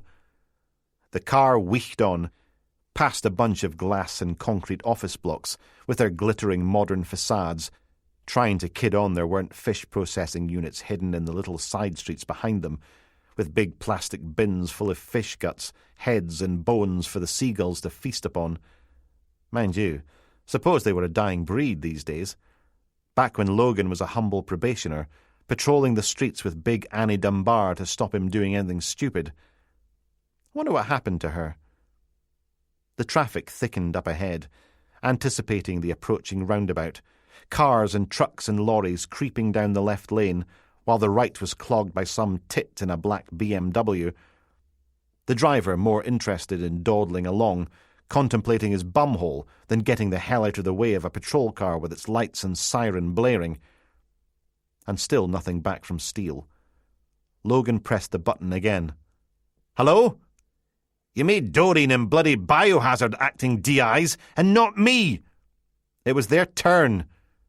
Rennie leaned on the horn. "Come on, move it! I'm the only bastard here with the experience. I've been a detective chief inspector for prickin' cock's sake. And look what happened last time." Either the BMW driver had finally woken up, or realised he wasn't the centre of the sodding universe, but his indicators flashed left, then right, then left again. No one was letting him in, though, so in the end, still indicating the wrong way, he bumped up onto the central reservation. Rennie accelerated into the gap. The pool car roared past warehouses and the BP garage, then out onto the roundabout, cutting across the nose of a skip lorry and onto Riverside Drive. Then the road slipped beneath the old Wellington Bridge, following the river inland, and still not a peep from Steele. Logan sighed. "Okay, sorry, that was... But it's your own fault for being a pain in my hoop." No reply. Just the car's roaring engine and wailing siren. A series of pseudo-Art Deco office blocks whisked by on the right. On the other side of the river, up a steep 40 to 50-foot embankment, sat a neat row of granite tenements, then a bunch of flats where Craig Inch's prison used to be, because nothing in this sodding city could ever stay the same. "You there?" The pseudo-Art Deco offices gave way to an 8-storey block of pseudo-Art Deco flats, then a pseudo-Art Deco warehouse, because Riverside Drive liked to pick a theme and stick with it. They whooshed beneath the railway bridge, and the eastmost edge of Duthie Park appeared, a playground area with shrieking kids, bored mums, and an overexcited spaniel. Still no response from Steele. Tufty leaned through from the back of the car. "She doesn't like people talking about the great fall from grace, Sarge. Gets her all dark and bitey." He patted Rennie's shoulder and pointed. "That's us over there." Rennie's eyes narrowed. "Yes, thank you, Constable. I did manage to work it out for myself." Would be hard not to. A pair of patrol cars blocked off the lay-by, and 2 uniformed officers were busy erecting a line of blue and white police tape, cordoning off access to the crime scene. They weren't the only cars parked there, though. A ratty Honda Civic festered between them, its rear driver's side wing held on by what looked like cable ties. Rennie double-parked, blocking it in, and killed the engine, radiating smugness. "In record time." Idiot. Logan climbed out into the hammering sun, one hand making a visor above his eyes to cut the glare down a bit. Green exploded everywhere. Trees in full leaf, bushes in full... bush. Weeds running rampant all the way down the bank to the water's edge. The south entrance to Duthie Park sat on the other side of the road, with its fancy granite chess-piece gateposts and lacy wrought iron railings, which is probably going to cause problems later. But for now, Logan tipped a nod at the PCs erecting the outer cordon and marched across the lay-by, past a vandalised phone box, and over to the much plainer railings, there to keep stupid people from tumbling downhill into the river. From up here, there was an almost uninterrupted view of the water below. Brambles, nettles, and rosebay willow herb choke the steep bank, partially hiding a narrow pebble beach below. But the main action was 30-odd feet off to the left, downriver, where another pair of uniforms did battle with a roll of black and yellow tape. "Crime scene, do not enter," trying to erect an inner cordon.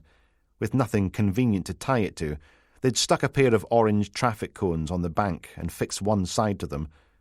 God knows why, but instead of leaving it there, they decided to enclose the crime scene by wading out into the water with great big sticks they could jam into the riverbed. Because when you were thick as mince, health and safety didn't count. What they were trying to enclose floated face down in the water, legs up on the bank, dressed all in black and definitely dead. A huge feathery seagull swooped down onto the body, but one of the PCs yelled and waved their arms at the thing till it flapped into the air again, screaming avian obscenities as it climbed, circling overhead, no doubt waiting for another chance and plotting revenge. Upriver, A familiar rumpled figure was talking to a bare-footed woman in a trench coat and an emaciated baboon in a tracksuit. That would be What's-Her-Face and Thingamy, the couple who discovered the body.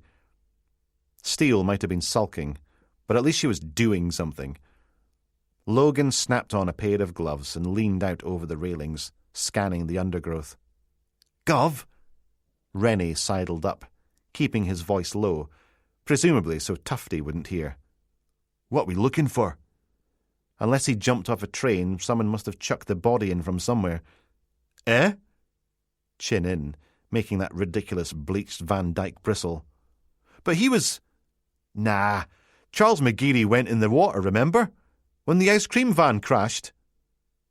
Just when you thought Rennie couldn't get any thicker. "That was the River Don, you vulcanized flump. This," putting on a sing-song lilt to really sell the sarcasm, "is the River Dee. Dee, Don, Don, Dee." Logan treated him to a withering scowl. "What, you think he just got swept out to sea, then back again all the way through the harbour and 1.5 miles upriver? Like he's been on a wee cruise trip for corpses?" Waving a hand at the half-floating body. "Oh, and did he stop off somewhere along the way to change into completely different clothes? Or did the little fishes help him with that?" At least Rennie had the decency to blush as he peered at the remains. Exactly." Logan turned to Tufty. "Where's the common approach path?"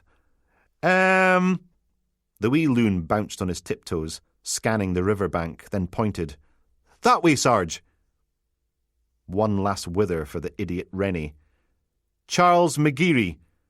Then Logan followed Tufty's finger to where twin lines of yellow and black tape bordered a trampled path through the weeds, all the way down to the pebbled beach. Climbing over the railing, he took his time, moving sideways like a worried goat, or a cautious haggis, because it was nearly vertical here, arms out to keep his balance on the descent, because there was nothing the lower ranks loved more than a stuck-up DCI tobogganing through nettles on his arse. 20. Logan stepped out onto the click-clatter of little round stones, blinking at the bitter, sharp parmesan stink of fresh vomit.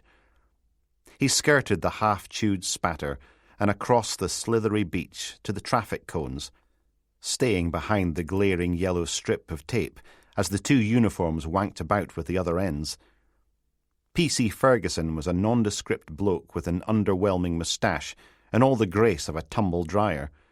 P.C. Gregg, a good 6 inches shorter, with a page-boy haircut, sharp little nose and blinky eyes, making her look as if one of the Beatles had sex with a sparrow.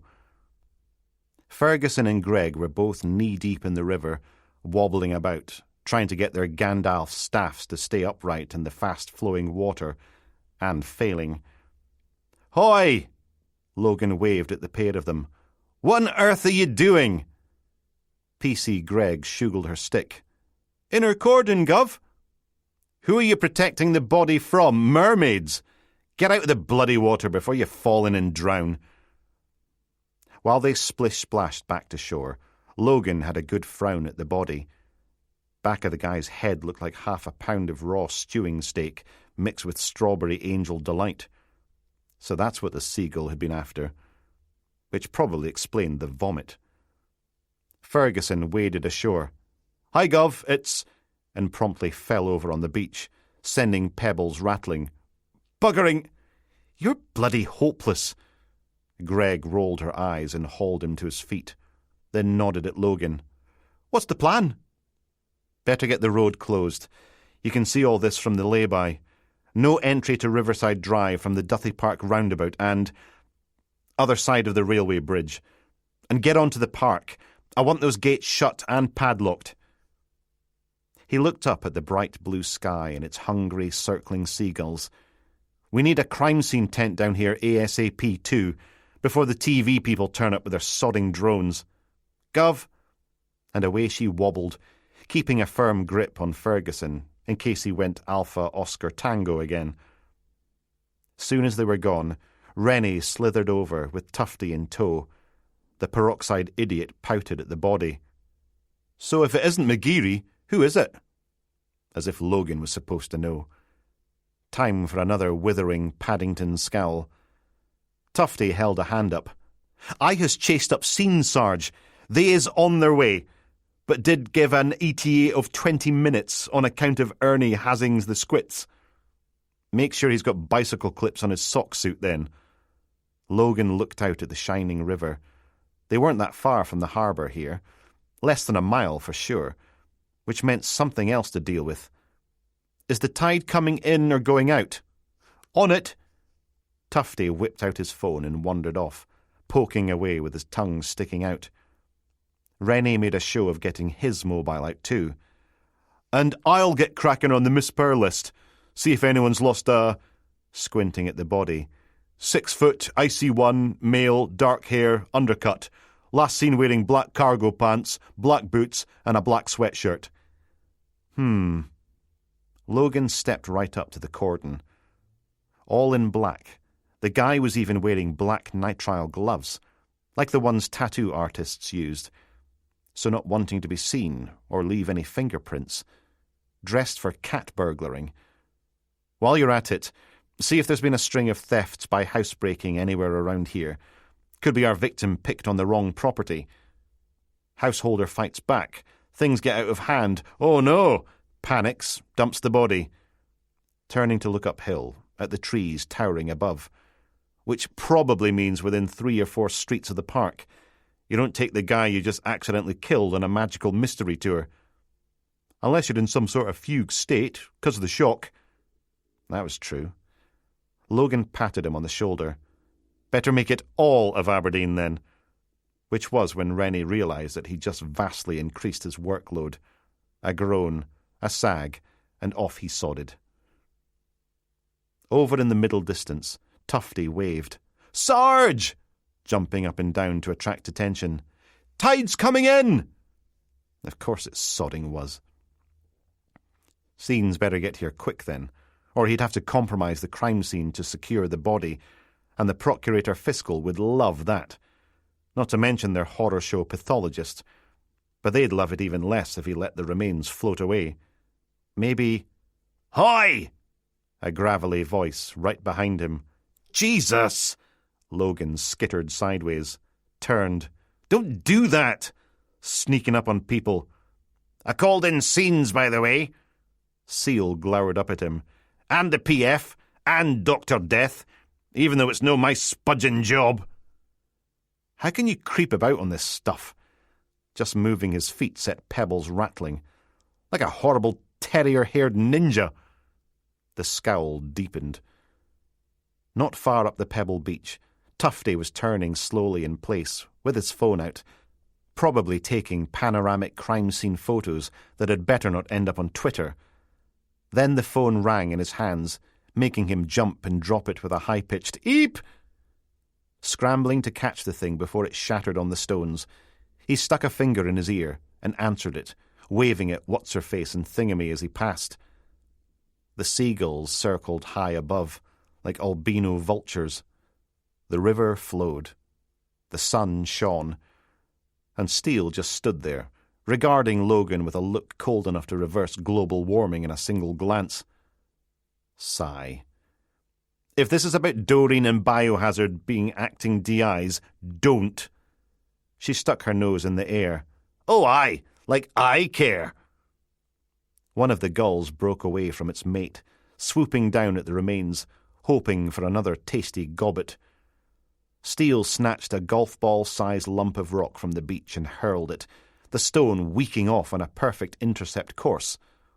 Almost got it, too, but the feathery velociraptor jinked clear a heartbeat before the pebble hit, flapping away from the gory buffet in an explosion of squawking and "Kyow, kyow, kyow!"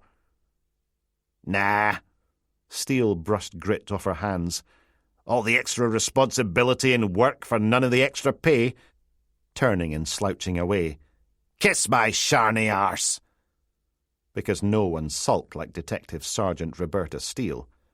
As if they didn't have more than enough to worry about. Like the unidentified body with its head bashed in. And if that was an accidental death, Logan's bum was made of cheese. This was murder. He dug out his airwave handset and pressed the button. DCI McRae to control. Better tell the Chief Super we've got another problem. A lot had changed in the last 2 and a bit hours. The patrol cars had been joined by Scene's grubby transit van, a mud-spattered black Range Rover, and 2 unmarked Vauxhalls that looked as if a strong sneeze would make bits fall off. With the road closed from the roundabout to the railway bridge, they weren't restricted to the lay-by, so they'd spread out along the front of Duthie Park, where the gates were locked and secured with a line of blue and white police tape. And because the road was shut, the usual collection of outside broadcast units were nowhere to be seen. So were all the press vehicles, which made a nice change. It also meant that the media scrum was trapped behind the park's fancy iron railings, penned in like nosy zoo animals, poking their cameras over the bars. A small crowd of looky-loos had joined in. After all, it was a lovely day, so why go picnic in the park with your loved ones when you could gawp at a bit of human tragedy? Logan shifted his phone from one side to the other, ducking behind Scene's transit, out of the camera's glare. "Biohazard? You still there?" There was a wee pause, then, "Are you serious?" "Yup." He leaned on the railing. The river was higher now, raised by the incoming tide, but Scenes had still managed to get a blue plastic marquee erected over the riverbank, extending out into the water. A couple of sock-suited figures headed inside, carrying a body bag. Good luck to them. With the sun beating down, it had to be like a kiln in there. "And you're definitely not shitting with me!" Doreen's now officially in sole charge of the search. "Get your farty arse back to the ranch and commandeer an incident room. I want a murder board, Holmes instance, and some bodies ready to go by the time I get there." Suspicions scuttled down the phone. "But I'm running the team, right?" "Reporting to me, but yeah, you're running the team." A drone whined past overhead, its dead gimbal eye taking in the scene, Sky News emblazoned down the side. Tempting to flip at the V's, but that probably wouldn't go down well back at headquarters. Biohazard barked out a wee laugh. "Only been acting DI a couple of hours, and I'm already leading a murder case." "The Chief Super still has to okay it." "Doreen's going to poop breeze blocks when she finds out." You can almost hear him rubbing his hands. "There's me swanking about the air-conditioned office while she's stuck here sweating her boobs off in a Tyvek romper suit." "Don't wind her up. It's not nice. You're—" "Hold on. I can see her on the other side of the river." There was a scrunching sound, and everything got a bit muffled. "Hoi! Doreen! Guess who's out of here? Me!" Followed by a jagged burst of maniacal laughter. "I got a murder to run!" "That's right. The search is all yours, baby." Then Biohazard was back on the phone again. "Oh, she does not look happy," giggling away to himself. Then, "How big a team do I get to lord it over, Gov? 1 dozen? 2 dozen? You'll be sodding lucky. Do the best you can, okay?" Going by today's staffing crisis, that would probably be 3 officers, a stapler, and a bottle of Tipex. Tufty appeared from somewhere behind Scene's transit, bearing 2 large wax paper cups.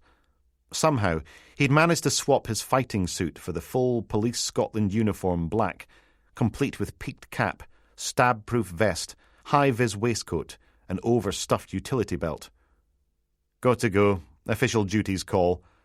Logan hung up, then frowned at Tufty. "How did you—" The wee spud did a wiggly turn, showing off his new outfit. "The monstrous mildewed maiden made me fetch a bunch of stuff from the station, and I always keep a spare T-shirt and trousers in my locker. That and clean socks. And pants." A sage nod. "In this job, you never know when clean pants might come in handy." A pause. A blink. "Oh, and—" He held out one of the cups. "Ta-da!" Logan raised an eyebrow. "If this is meant to be a bribe, you can stop right there. Rennie's my sidekick." That made him deflate a bit. "Oh." "Mind you," Logan accepted the cup. "Shame to waste it." taking a sip of iced coffee, far nicer than anything they served in the 10th circle of hell. Then the pair of them stood there, drinking their drinks, while not very much happened on the riverbank down below. The Sky News drone whined past again, doing a slow pan this time. Tufty produced his phone. D.S. Rennie did get me to dig out details on everyone reported missing since last Sunday. Of course he did. Lazy sod. A pout. But I did work hard, holding out the phone. Look, I did make maps and graphs and everything. Not you, Rennie. The pout turned into a smile. Oh, that's okay then. Tufty poked at the screen. I did also research every burglary in the Greater Aberdeen area for the last 6 months, in case our victim is of the cat-stealing variety. Then I did a geographical analysis, because you can totes profile someone based on where they dump a body. Did you know most people won't cross running water to do it? Like there's witches or something. Are you getting to the point? Or do I have to beat you to death with your own truncheon? Right, results. He scrolled and scrolled and scrolled some more. Here we go. Missing persons is a dead end. We've got a school teacher, female, a bus driver in his 60s, a 15-year-old girl, a violinist, 5'4", and a mother of 2. None of them matches our victim. Anyone work in a tattoo parlour? No. Should they? So much for the gloves being a clue. Apparently not. Oh, okay. Which leads us on to burglaries. Poke, scroll, fiddle. There's heaps and heaps of shopliftings, but we can discount all of those because people don't usually do it in the middle of the night. And the only places still open are 24-hour supermarkets, casinos, clubs, and all-night petrol stations. And they ain't gonna kill someone for robbing them. Oh, to be a naive wee PC again. Yeah. Logan took a scoop of chilled coffee. Remind me to introduce you to the guys who own Secret Service on Windmill Brae. Steal from their club, and we're fishing you out of Rubislaw Quarry. In bits. And then I did a pattern analysis to see when and where the break-ins happened, because I was told to look for our victim going on a spree. And that does give us these. He held his phone out again, showing a map of Aberdeen with clusters of red dots superimposed over it. Biggest splodges are multiple hits on the same night. Not a massive amount of help. I suppose it's a start. And then I did put my thinking head on. A pair of figures emerged from the marquee, not wearing the standard white sock Tyvek suits, but pale blue ones, or going the full Smurf, as it was known. And my thinking head did ask, who else does wear all black? Lovely Tufty, but does not burglarise cats? The lead Smurf stopped, just inside the cordon, and threw back her hood, took off her safety goggles and mask, then shook her hair free, which didn't help much, because it was stringy with sweat. Isabel needed her roots done too. The greys were beginning to show. But the crow's feet and laughter lines didn't change the fact that she was still a very attractive woman. Until you got to know her. And I said, I does has no idea, Mr. Thinking Head. Who? And my thinking head did go, muggers. Smurf number 2 performed the same unhooding procedure, only with far less catwalk model poise. But then Sheila Dalrymple was one of those tall, thin, angular people who seemed to be constructed entirely out of coat hangers, with trendy glasses and a wide, flat face, carrying their mobile pathology kit in a blue plastic evidence crate. And I did said, that's a very clever point, Mr. Thinking Head, because Mr. Thinking Head is very clever indeed. Isabel said something to one of the scenes team, pointing back towards town. They nodded, then scuttled off to make a phone call. Tufty held out his phone again, where a couple of small dots were superimposed on a map of Duthie Park. So I did a search on muggings in the vicinity, because if you mug someone, you mug them when they're on foot, right? Because it's hard to mug someone who's in a car. They can just drive away. Instructions issued. Isabel scrunched her way across the pebbles to the common approach path. Only there wasn't a lot of them when I checked. I think muggers want somewhere with more foot traffic after dark, and the park isn't really a shortcut to or from anywhere. A wee shrug. Sorry. Isabel clambered up the steep bank to the lay-by, with Sheila struggling along behind her, having a lot more difficulty carrying that crate. Logan lowered his voice to a whisper and sidled closer to Tufty. "Try not to say anything stupid, okay?" Isabel pulled herself over the railing, snapped off her purple nitrile gloves, and nodded at the pair of them.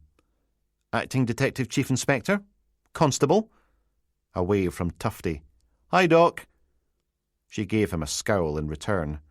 "That's Professor McAllister," then started towards her filthy Range Rover, but Logan held up a hand, blocking her way, politely. "Anything you can tell us?" "Of course." She regarded his hand with disdain. "I can tell you that we do post-mortem examinations in this city, rather than indulge in random guesswork." Helpful. "Isabel, you must have noticed something.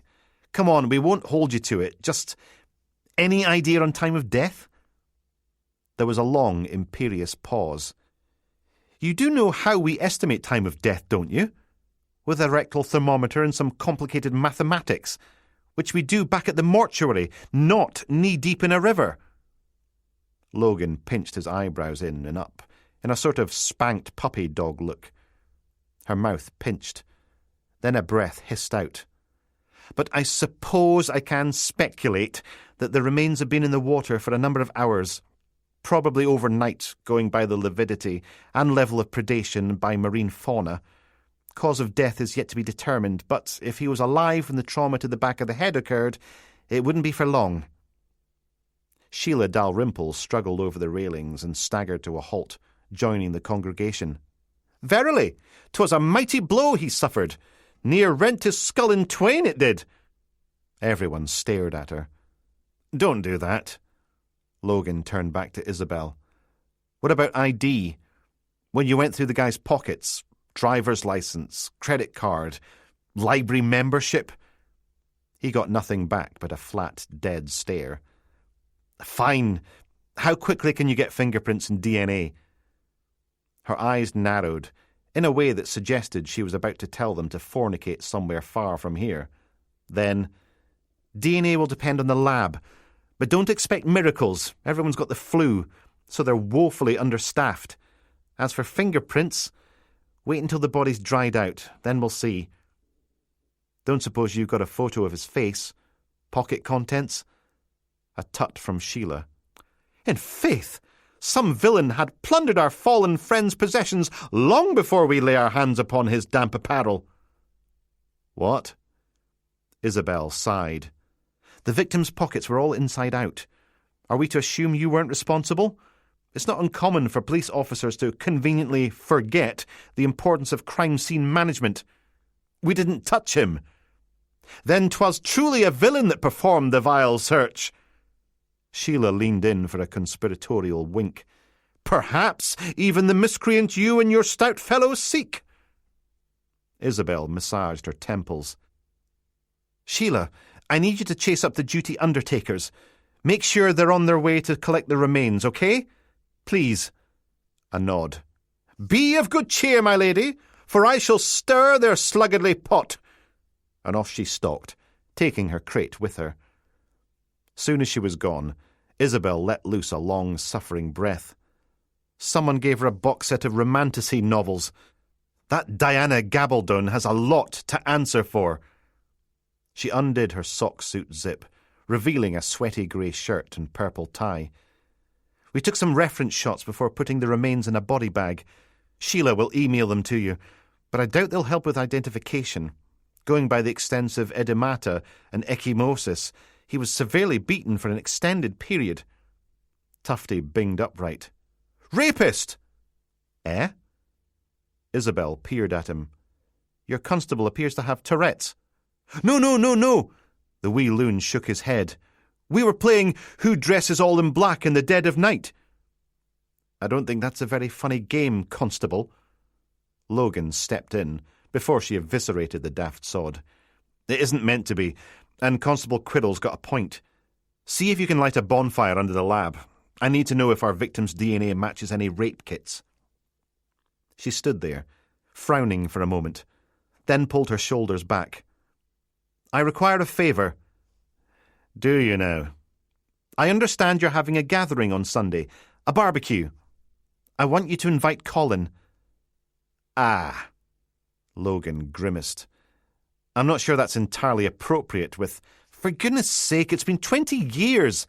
If Colin can get over the fact you and I used to be sexually intimate, surely you can too. Wow. Okay. He tried again. It might not be appropriate because half the guests are police officers and your Colin spends most of his time writing articles about how useless we are. Oh, I see.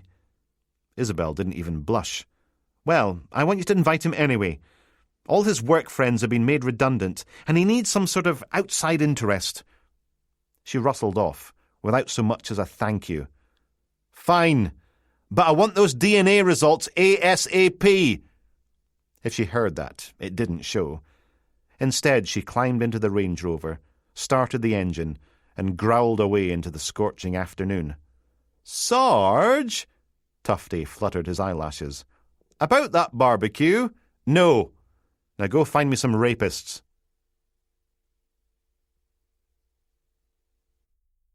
"21. Denies all involvement and says he looks forward to clearing his name when the case comes to court in September. The pool car puttered up Holborn Street, stuck behind an extremely large man on a bicycle, doing 5 miles per hour in a drench of sweat and soggy lycra cycling shorts. Silly sod.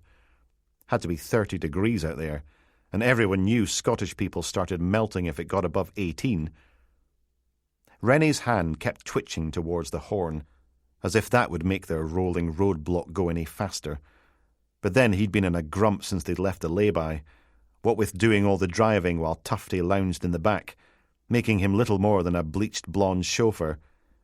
Revelations that NHS trusts across Scotland are declaring a state of emergency as admissions hit an all-time high for the year. Logan went back to gazing out the window. This bit of Holborn Street was a bit on the shabby side, to be honest. But it could have been worse. At least it wasn't all charity shops, vape shops, phone shops, bookies and boarded-up units, like Union Street. Tufty leaned through from the back. Do you know what I think? Rene glowered across the car at Logan. Did you have to bring him? Couldn't exactly leave the wee loon behind. Imagine the trouble he'd get into. Struggling to keep up with the number of patients. Joanna Parkinson, leader of the Scottish Conservatives, has blamed decades of SNP underinvestment for the situation. Yeah, but he should be Biohazard's problem now, not ours. No, but listen. Tufty tapped both headrests. I think we should go back to the station because it'll be way easier to cross-reference sexual assaults and offender profiles within geographically specific parameters. He bit his bottom lip and grinned at the same time, making him look like a demented hamster. And I does has leftover chicken jalfrezi and naan bread in the CID fridge for lunch.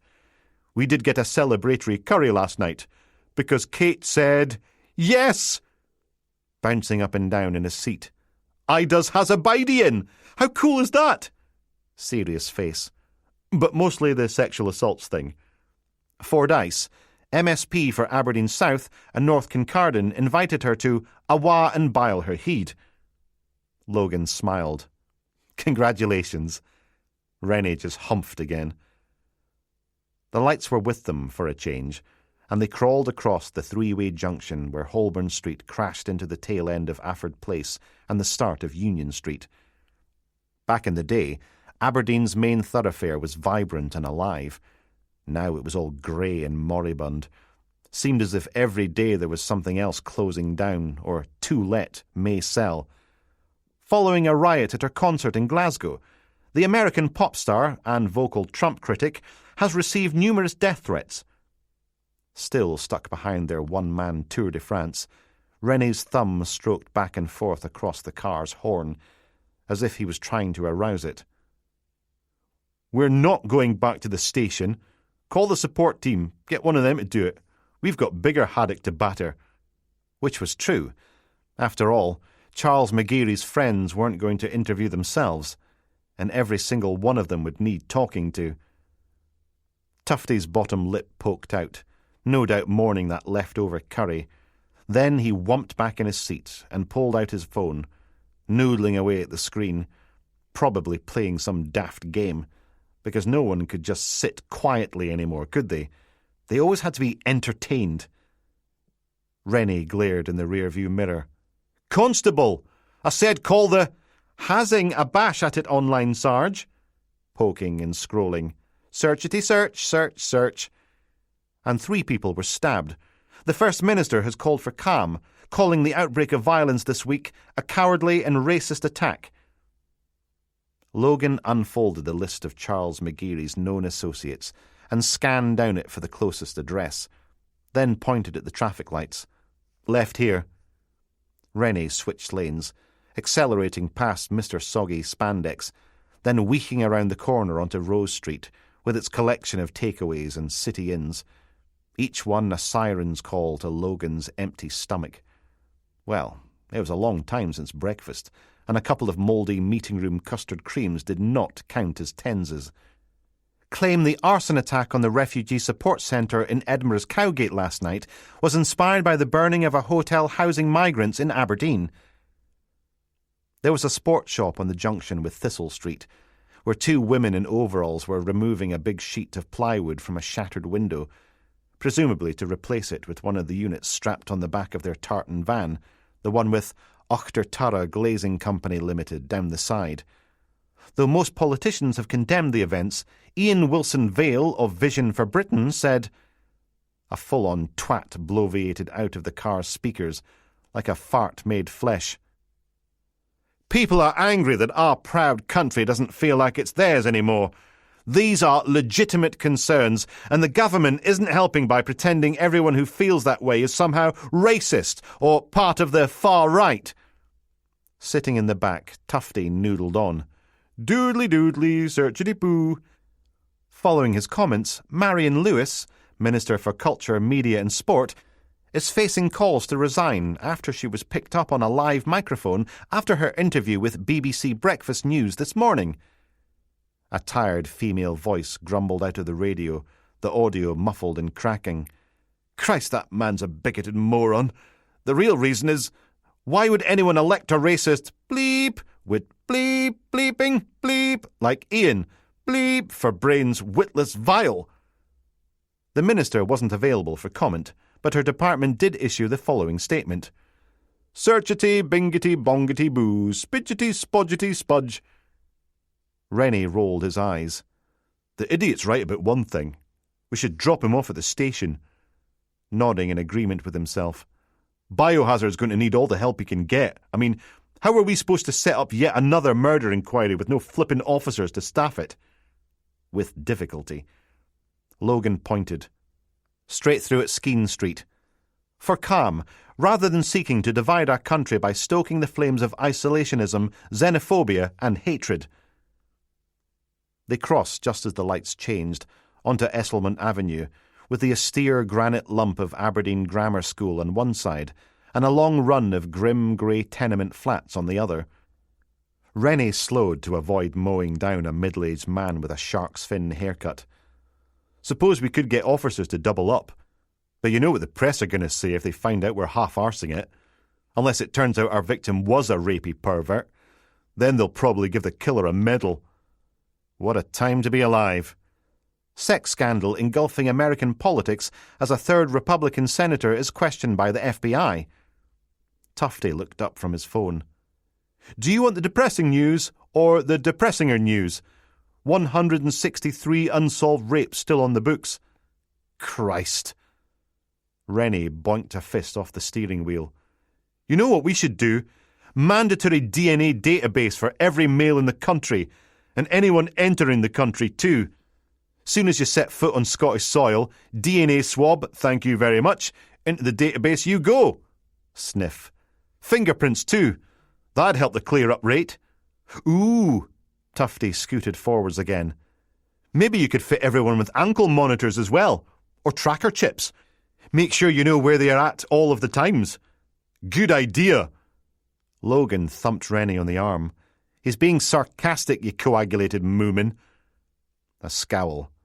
Doesn't stop it being a good idea. Soon as they passed the grammar school, Esselmont Avenue narrowed to a grey trench, 4-storey tenements on both sides, facing off across the road. The ones on the right were armed with satellite dishes, all pointing their antennae spears back towards the town centre, but the left was completely unarmed. Now there was a metaphor. Logan folded the list and stuck it back in his pocket. Anywhere you can find a space.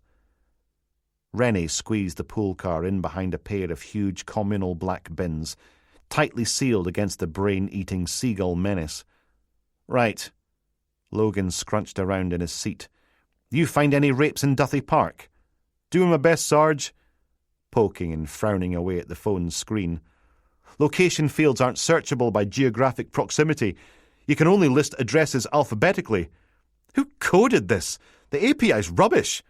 Poke, poke, poke. See, this is why I wanted to go back to DHQ. That and the curry.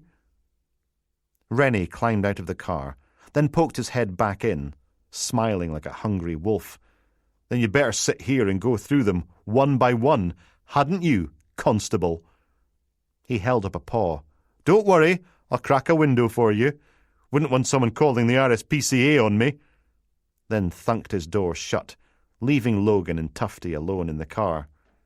Sarge? The wee loon curled his top lip. Is he always this much of a snudge? No barking at passers-by, and try not to chew the upholstery. Logan slipped out onto the pavement, wagging a finger through the open door. Stay! Clunk. Bloody hell. The riverbank had been hot, but it was nothing compared to this. All that granite must have spent the last few days soaking up the heat, and now the tenements were like massive radiators, pounding out even more warmth as the sun baked down. Other than the satellite dishes, an occasional downpipe, the flats were devoid of fancy ornamentation. Here and there windows lay wide open, trying to coax in the non-existent breeze, letting music and TV shows ooze out into the sticky air. Rennie turned around a couple of times, a Labrador in an ill-fitting suit, looking up at the buildings. Where are we going, Gov? Go easy on the wee loon. Heading across the road. Not his fault you're jealous. Not jealous. Rennie scurried after him. If anyone's jealous, it's him, because I'm so great. Yeah, you keep telling yourself that. And the RSPCA don't operate in Scotland. It's the SSPCA up here. If you're going to make fun of people, at least get your references right. Logan stopped outside number 65. Checked the paperwork again. Jericho McQueen, one of Charles McGeary's little friends. We start here, then we work our way through the list. Someone's got to know where the racist wee shite's hiding. The main door to number 65 swung open, and an old manny in baggy jeans and a polo shirt scuffed out, bald as a boiled egg, hauling a tartan shopping trolley behind him. Here!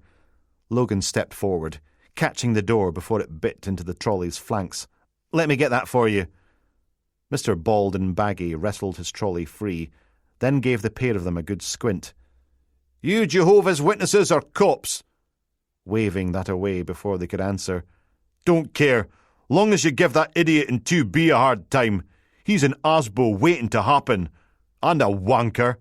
That's a sin, right? Wanking. He waved that away too. Course it is. Everything's a sin with you miserable bastards. With those kind parting words, he shambled off, hiding that shiny head beneath a green woolly bonnet. I was lucky. Logan stepped into the building's lobby, which was nice enough if you liked brown. Brown woodwork, brown tiles on the floor, chocolate mousse-coloured paint on the walls, a framed picture of a teeny kitten in a teacup hung at the foot of the stairs, a nugget of sweet corn in a 4-storey jobby.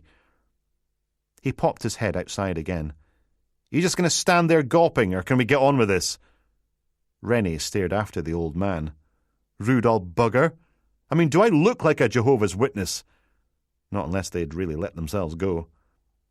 Anyway, Rennie joined Logan in the lobby. Before we start, who's playing good cop? And who's the crazy, nothing-to-lose loose cannon that doesn't take any shit and won't stop till he gets a result? How about we play professional cop, other professional cop? You know, for a change. Heading upstairs. Rennie trotted along behind him. You've no respect for tradition, that's your problem. No, my problem is that I'm surrounded by idiots. And half-wits? Half-wits? Logan snorted. I dream of being lucky enough to work with half-wits. The first-floor landing was another study in turd brown, this time featuring a picture of a baby rabbit sitting in the middle of a salad bowl, eating the lettuce. And on they climbed. I'd need 3 of you mushed together to count as a half-wit. Rennie grinned. I miss our little talks, Gov. We should work together more often. The second floor had a duckling peeking out of a shoe, and yet more brown, and the armpit-sweaty fug of cannabis hanging in the air.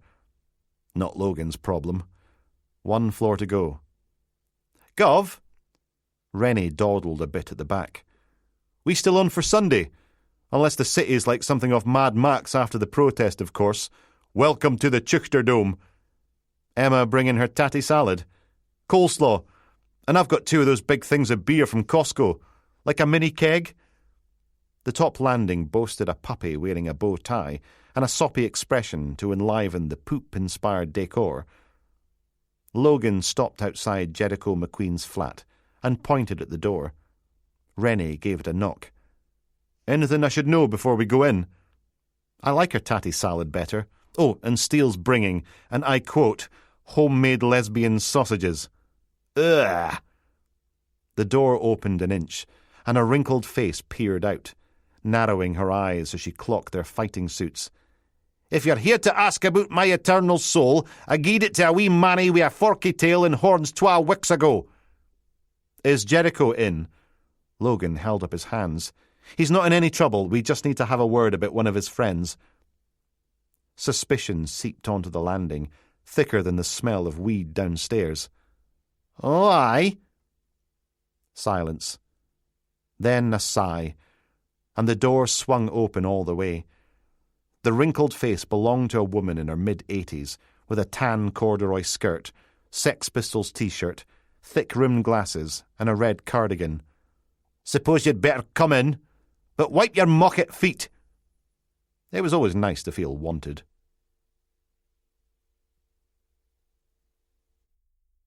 "22. The living room struggled under the weight of a dark wooden table, bookcase, and mantelpiece stuffed full of ugly ceramic angels, which made a change from ugly china cats.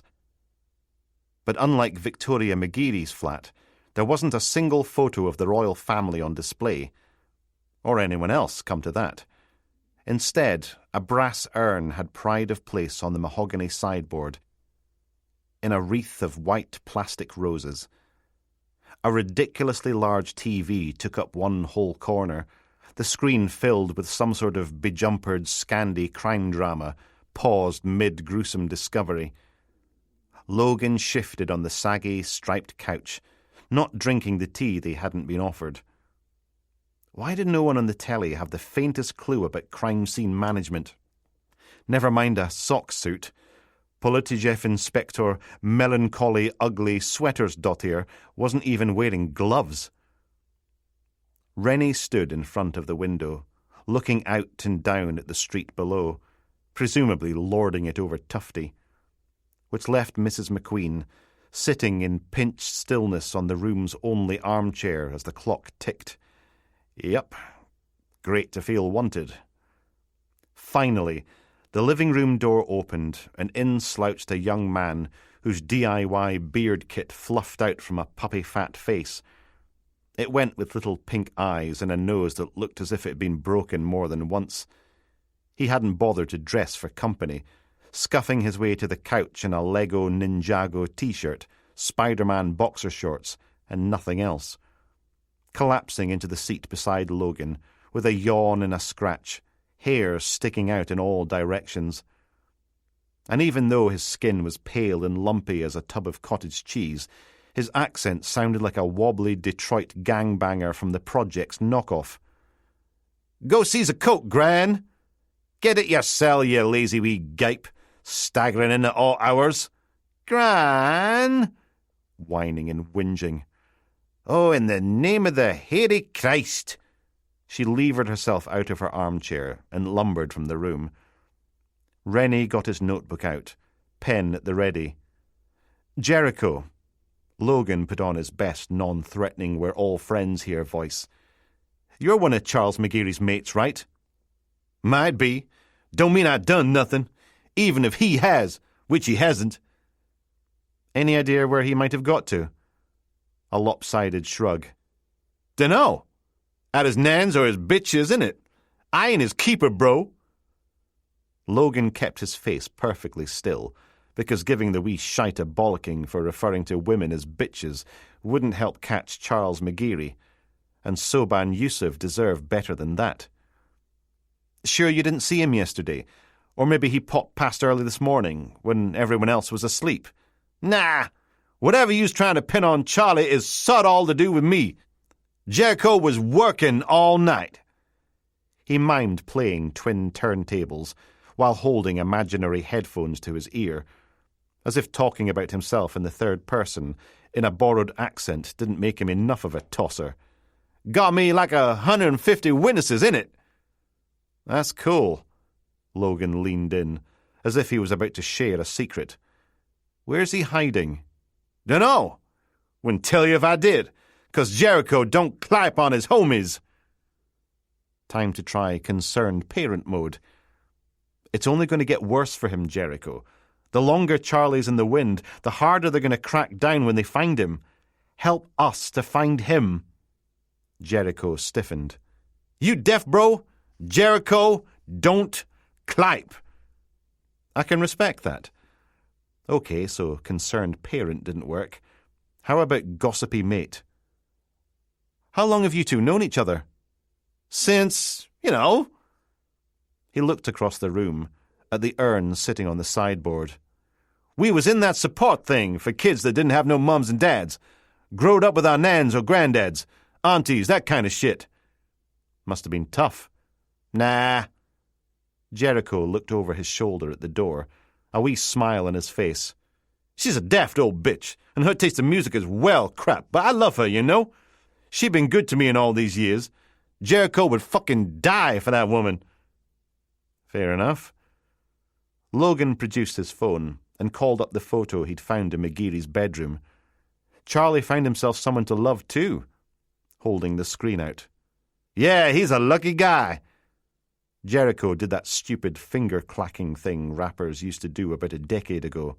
"She is unjustifiably hot. Spicy trembles, you know what I'm saying?" Not even vaguely.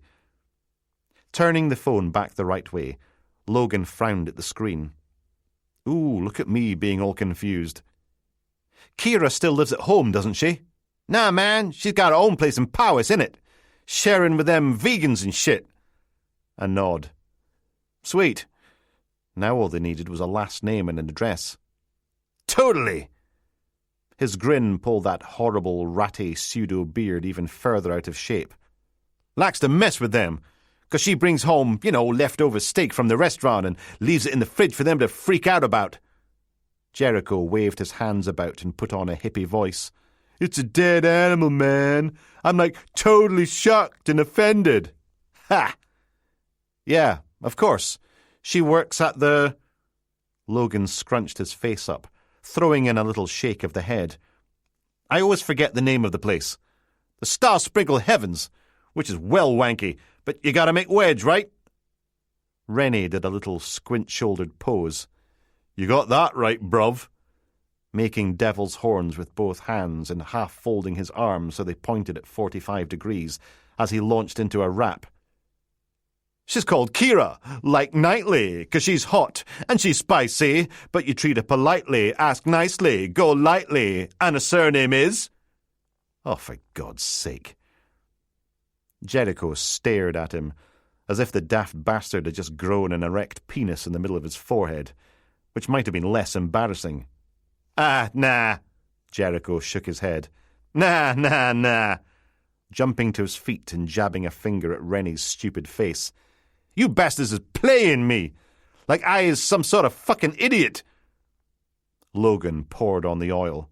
Forget about him, he's the idiot. It's okay. You and me, we're just chatting and... Jericho ain't no clipe. The pointing finger swung around to the living room door. Get your lying police asses out of my nan's crib. At which point that very door swung open, and in scuffed Mrs. McQueen, carrying an ice-filled glass in one hand and a can of off-brand Coke in the other. She took one look at her grandson, then Rennie, then Logan. What? It's nothing. Logan stood, making soothing gestures. We're cool. Everyone just needs to calm down and we can... Gran, these police wankers is trying to get us to clipe on Charlie. I want them gone, like... Her mouth pinched, tight as a tourniquet. You heard the boy. Out. Well, how was I supposed to know? Rennie stumbled out onto the pavement, courtesy of a not-too-subtle shove. Logan followed him into the sun-baked street, the glare almost blinding after the brown gloom of the stairwell. A rap! Are you insane? It's not. He's... Sulky pout. Wasn't going to cooperate anyway. He was cooperating. Till you did your Slim Shifty impersonation. Logan stomped off towards the pool car. At least we found out where McGeary's girlfriend works, right? They'll give us her last name, and Bob's your wing-wang. Idiot. Jericho McQueen's probably up there right now on the phone, warning Kira that we're looking for her boyfriend. Rennie loped around to the driver's side, casting a pitying look across the roof, as if Logan was the one who's daft. It's literally in all the papers. Charles McGeary's face was on the morning TV news bulletins. Trust me, she knows. You're still an idiot. Logan hauled open the passenger door and thumped into a four-wheeled air fryer, peeling off his jacket before he reached medium rare. Now she knows we know about her and Charles. Tufty was still in the back seat, still poking away at his phone, and still wearing the full Police Scotland black outfit with stab-proof and high-vis. Little sod must have been sweltering, but there wasn't even a drop of sweat on his pointy face. He'd nicked the map from the pool car's glove box and spread it across his knees. Aberdeen, laid out in all its sprawling glory. Only now the city was peppered with teeny tags made of torn-up post-it notes, two colours, yellow and pink. Rennie wumped in behind the wheel. Yeah, but does that really matter? Digging out his own phone and fiddling with it. They're not an item anymore. You said the racist old bag grandma broke them up. He held the phone to his ear. Might make this Kira a bit better and ready to dob her ex in. I mean, what kind of tit doesn't stand up for his woman when some rancid... He sat forward, putting on a polite, slightly plummy voice. Hello, yes, is that the star-sprinkled heavens? Good, yes. Lovely, thank you. Can I ask, I know it's a bit cheeky, but is Kira working this lunchtime? She's my wife's favourite. Now that is a shame. Oh, she will. Flashing a thumbs up at Logan. Smashing. Tell you what, let me check with my wife and I'll phone you back about booking that table. Okay, thanks. Thanks. Bye. He hung up. The mysterious Kira won't be in till this evening. Subtle. Oh, yeah. Rennie gave his head a wee shoogle. This isn't my first dance recital. Then he stuck a hand into the back of the car, snapping his fingers like a prick. You finished yet? Tufty applied another nib of torn yellow post-it. Almost. Then sat back and peered at the map. A sniff. Told you it was useless. The wee loon pulled a face. See, I'm thinking there's maybe a case for not reporting it. Running a finger around the map. If you just accidentally on purpose killed the guy who broke into your house to rape you, or your wife, girlfriend, mother, child, do you ditch the body in the river, then call the police to say, Help, we've been attacked? True. Not if you wanted to get away with it. Another yellow nib. So maybe you don't report it at all. Or maybe you report it as something else, because you need a crime number for the insurance, which is why I did go back to the housebreakings again. Logan sat up. Anything for last night? Near Duthie Park? Preferably. No. Tufty tore a teeny square of yellow from a post-it and stuck it down near the airport. Last night we've got 3 in Rubislaw, 1 in Northfield, 1 in Stony Wood, and 2 in Daneston, tapping each location in turn. Busy night for thieves of a cat-like nature. Then we start in Rosemount and work our way out. Logan thumped Rennie. Drive. A groan. Should we not be leaving this to Biohazard? Where's your team spirit? Besides, like you say, Kira won't be at work till this evening. Maybe we can get this thing solved before then. After all, you never knew your luck.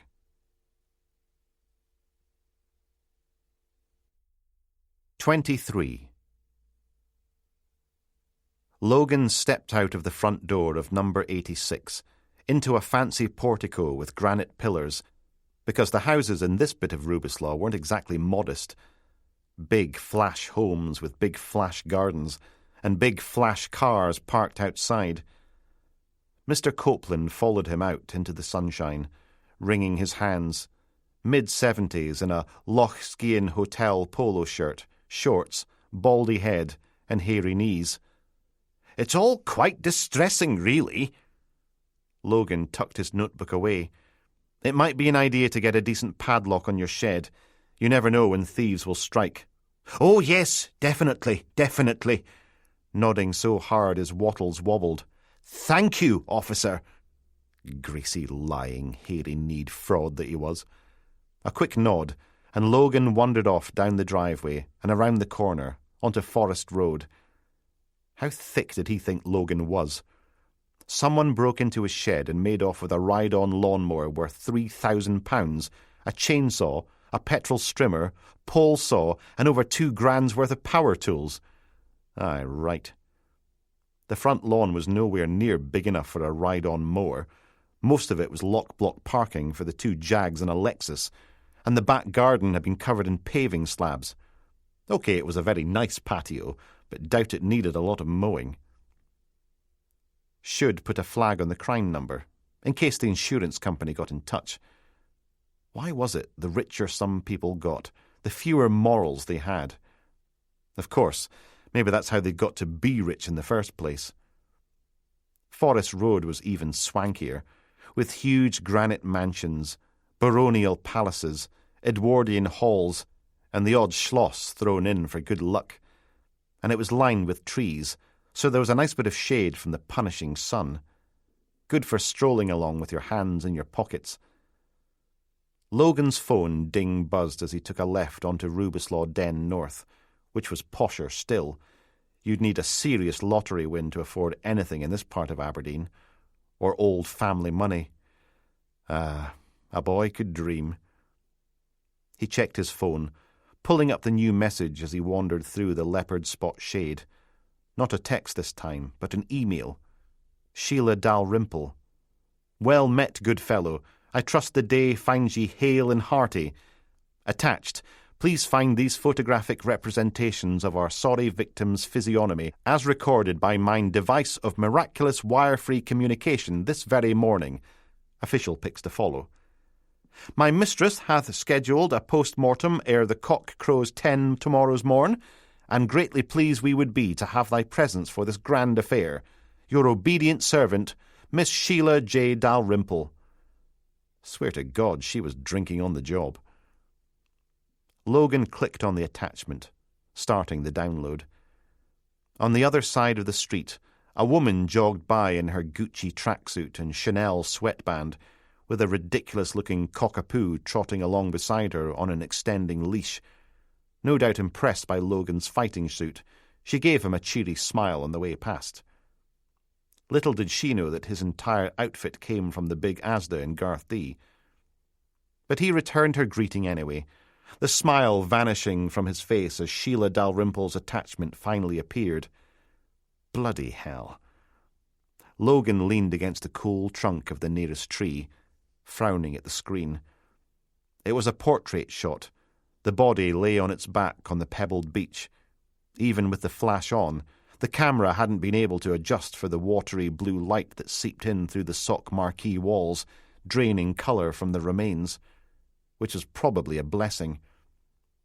The features were lopsided, barely recognisable through all the swelling. One cheek looked broken, and the eye socket above it was virtually gone too. The mouth nothing but a mess of tattered flesh, the nose almost non-existent. It wasn't just a beating. Whoever this poor sod was, they'd been subjected to a horrific level of violence. Didn't matter what they'd done. No one deserved that. Because the body had been lying face down in the river, all the blood had pooled in the lowermost tissues, turning the skin there beetroot purple, while everything above it was the colour of frozen butter. Logan huffed out a long breath and scrolled through the other photos.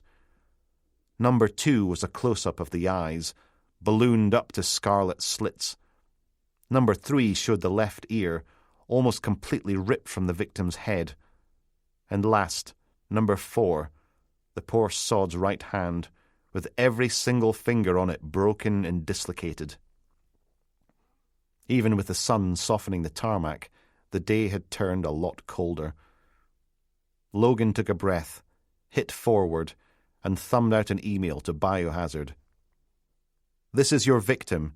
PM's at 10 tomorrow. Don't be late, or Professor McAllister will dissect you. Looks like either blind rage or a punishment beating. Maybe torture? Get on to the labs and chase the crap out of them for that DNA." Soon as the email registered as sent, Logan pocketed his phone and marched up the road. It wasn't a strolling kind of day anymore. He'd made it about halfway when the pool car appeared, something thin and poppy piffling out of the open driver's window.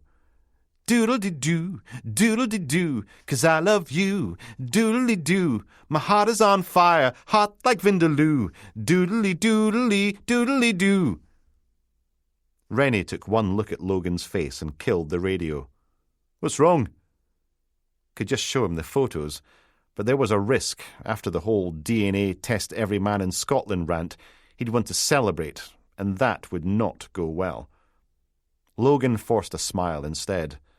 "Someone broke into an old man's shed of lies."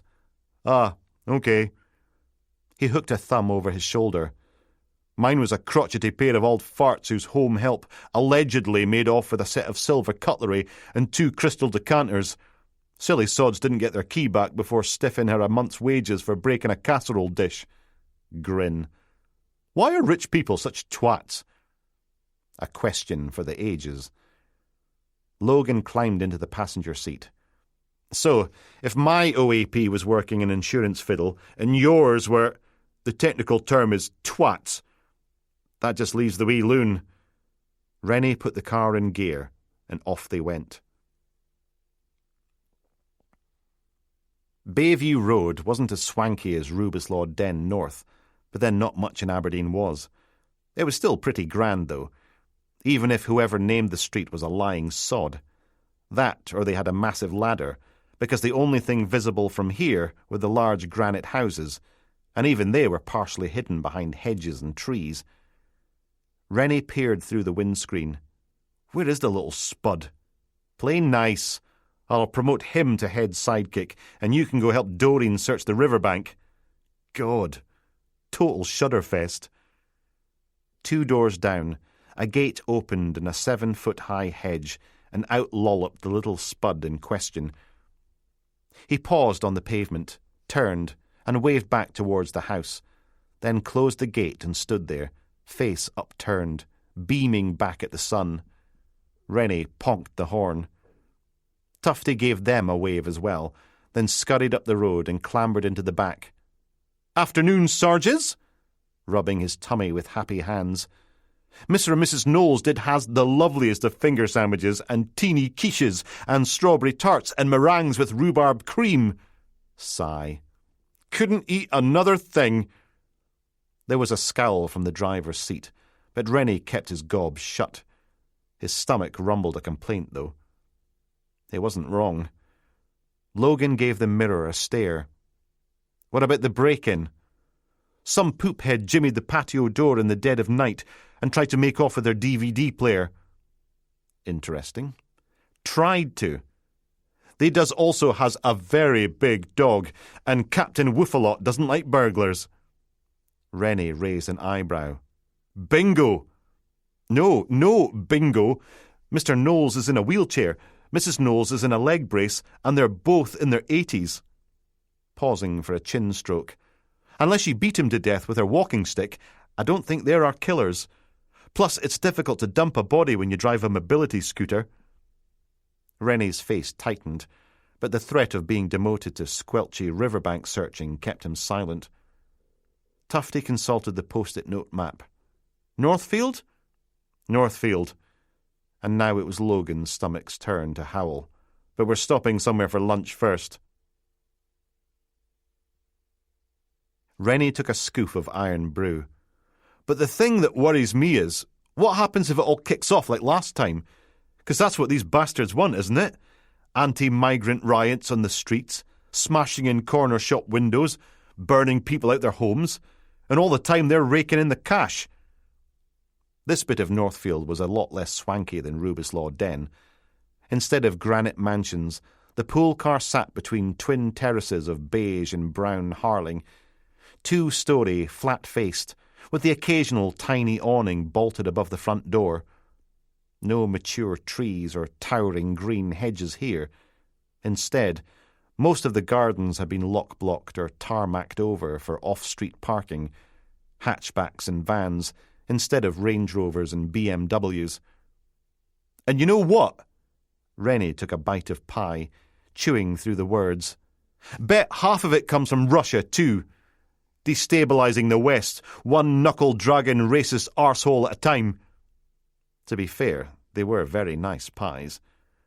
And it was easier to let him rant on by himself, just throwing in the occasional every now and then to show willing, then actually pay attention to whatever it was he was wanging on about this time. Logan shifted his pie around a little, using the paper bag as a container to keep the grease off his fingers. Steak mince, the king of pies. Hot, gristle-free, savoury, dark and delicious, from the bakery on Byron Square. Munch, munch, munch. It was just the two of them in the car, the back seat lying vacant while Tufty was out doing a bit of work for a change. That would teach the little sod to stuff himself full of fancy finger sandwiches and tasty pastries. Tell you, Rennie swigged more iron brew, we should make it illegal to own a newspaper or radio station or any of that shite if you don't live and pay tax in the UK.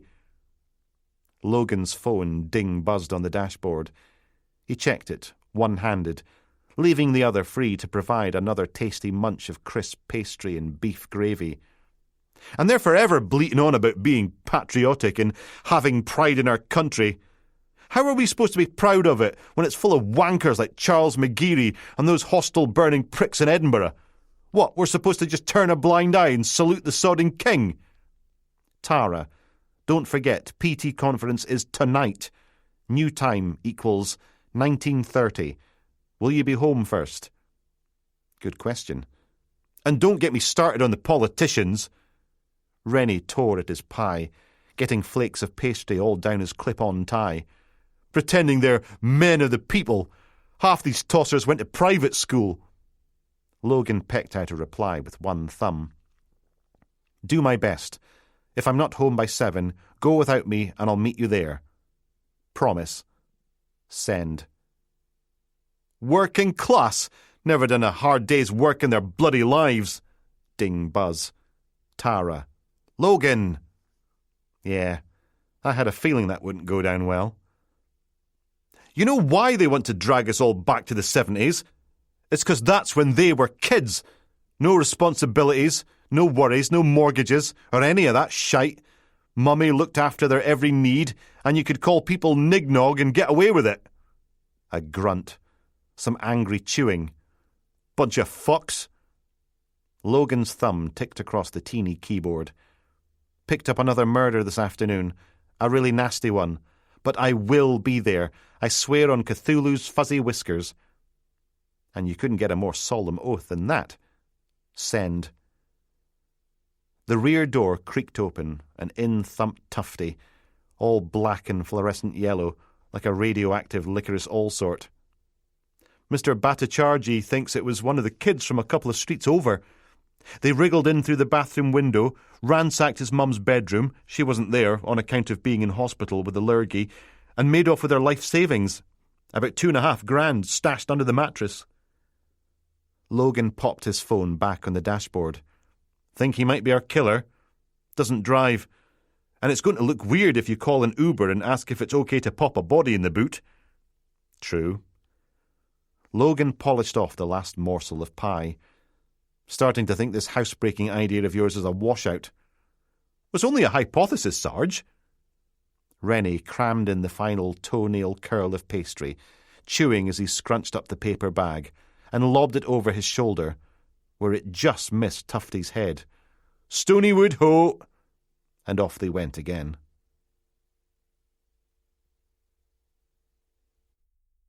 "24. Logan clunked the pool car's door shut, shielding his eyes from the sun's glare as a white plane with a red tartan tail scrambled into the sky, propellers going like the clappers. The tiny bungalow they'd parked outside sat in the middle of a row of dilapidated wooden sheds, isolated from the rest of the street, as if the other houses were scared of catching something. It didn't even have a strip of pavement outside. This was Saur Alba, according to the nameplate screwed to the wall by the gate. Grey, harled walls, lichen-green slate roof, the woodwork peeling and in need of a paint. The front garden was a bit of a mess too, but the building backed onto a field of barley, rapidly losing its green tinge as it slowly baked, so at least the view was nice, if you didn't mind being on the Aberdeen Airport flight path. Rennie climbed out and pulled on a pair of shades. Long way from Duthie Park. With insights like that, it was amazing he hadn't made inspector yet. Logan opened the garden gate, setting it groaning and squealing like a haunted pig, then marched over to the front door, rapping on the wood with his knuckles. This is all a waste of time, isn't it? Rennie scuffed down the short path, following him. Stupid idea. Casting a scowl back towards Tufty, currently gazing out across the field like a badly dressed garden gnome. A muffled, "Hold on!" came through the door. Then it swung open, and a small woman appeared. 60-something, with grey hair, jeans, clogs, and a lime-green sweatshirt that had "End of Empire" embroidered across the chest, along with some twee thistles. Looking rumpled and a bit confused as she blinked out at Logan and Rennie, then sagged in disappointment. Again, always nice to feel wanted. Logan pulled on a professional smile. "Mrs. Shaw, we're here about your break-in." "Oh?" Peering around them at the street beyond, clearly looking for something, or someone. It can't have been Tufty, though, because seeing him just caused her to sag even more. "I thought you lot didn't bother your backsides for anything less than a full-on murder these days." Logan spread his arms wide. "And yet here we are." She let out a tut, then a long, suffering sigh. "You'd better come in, then."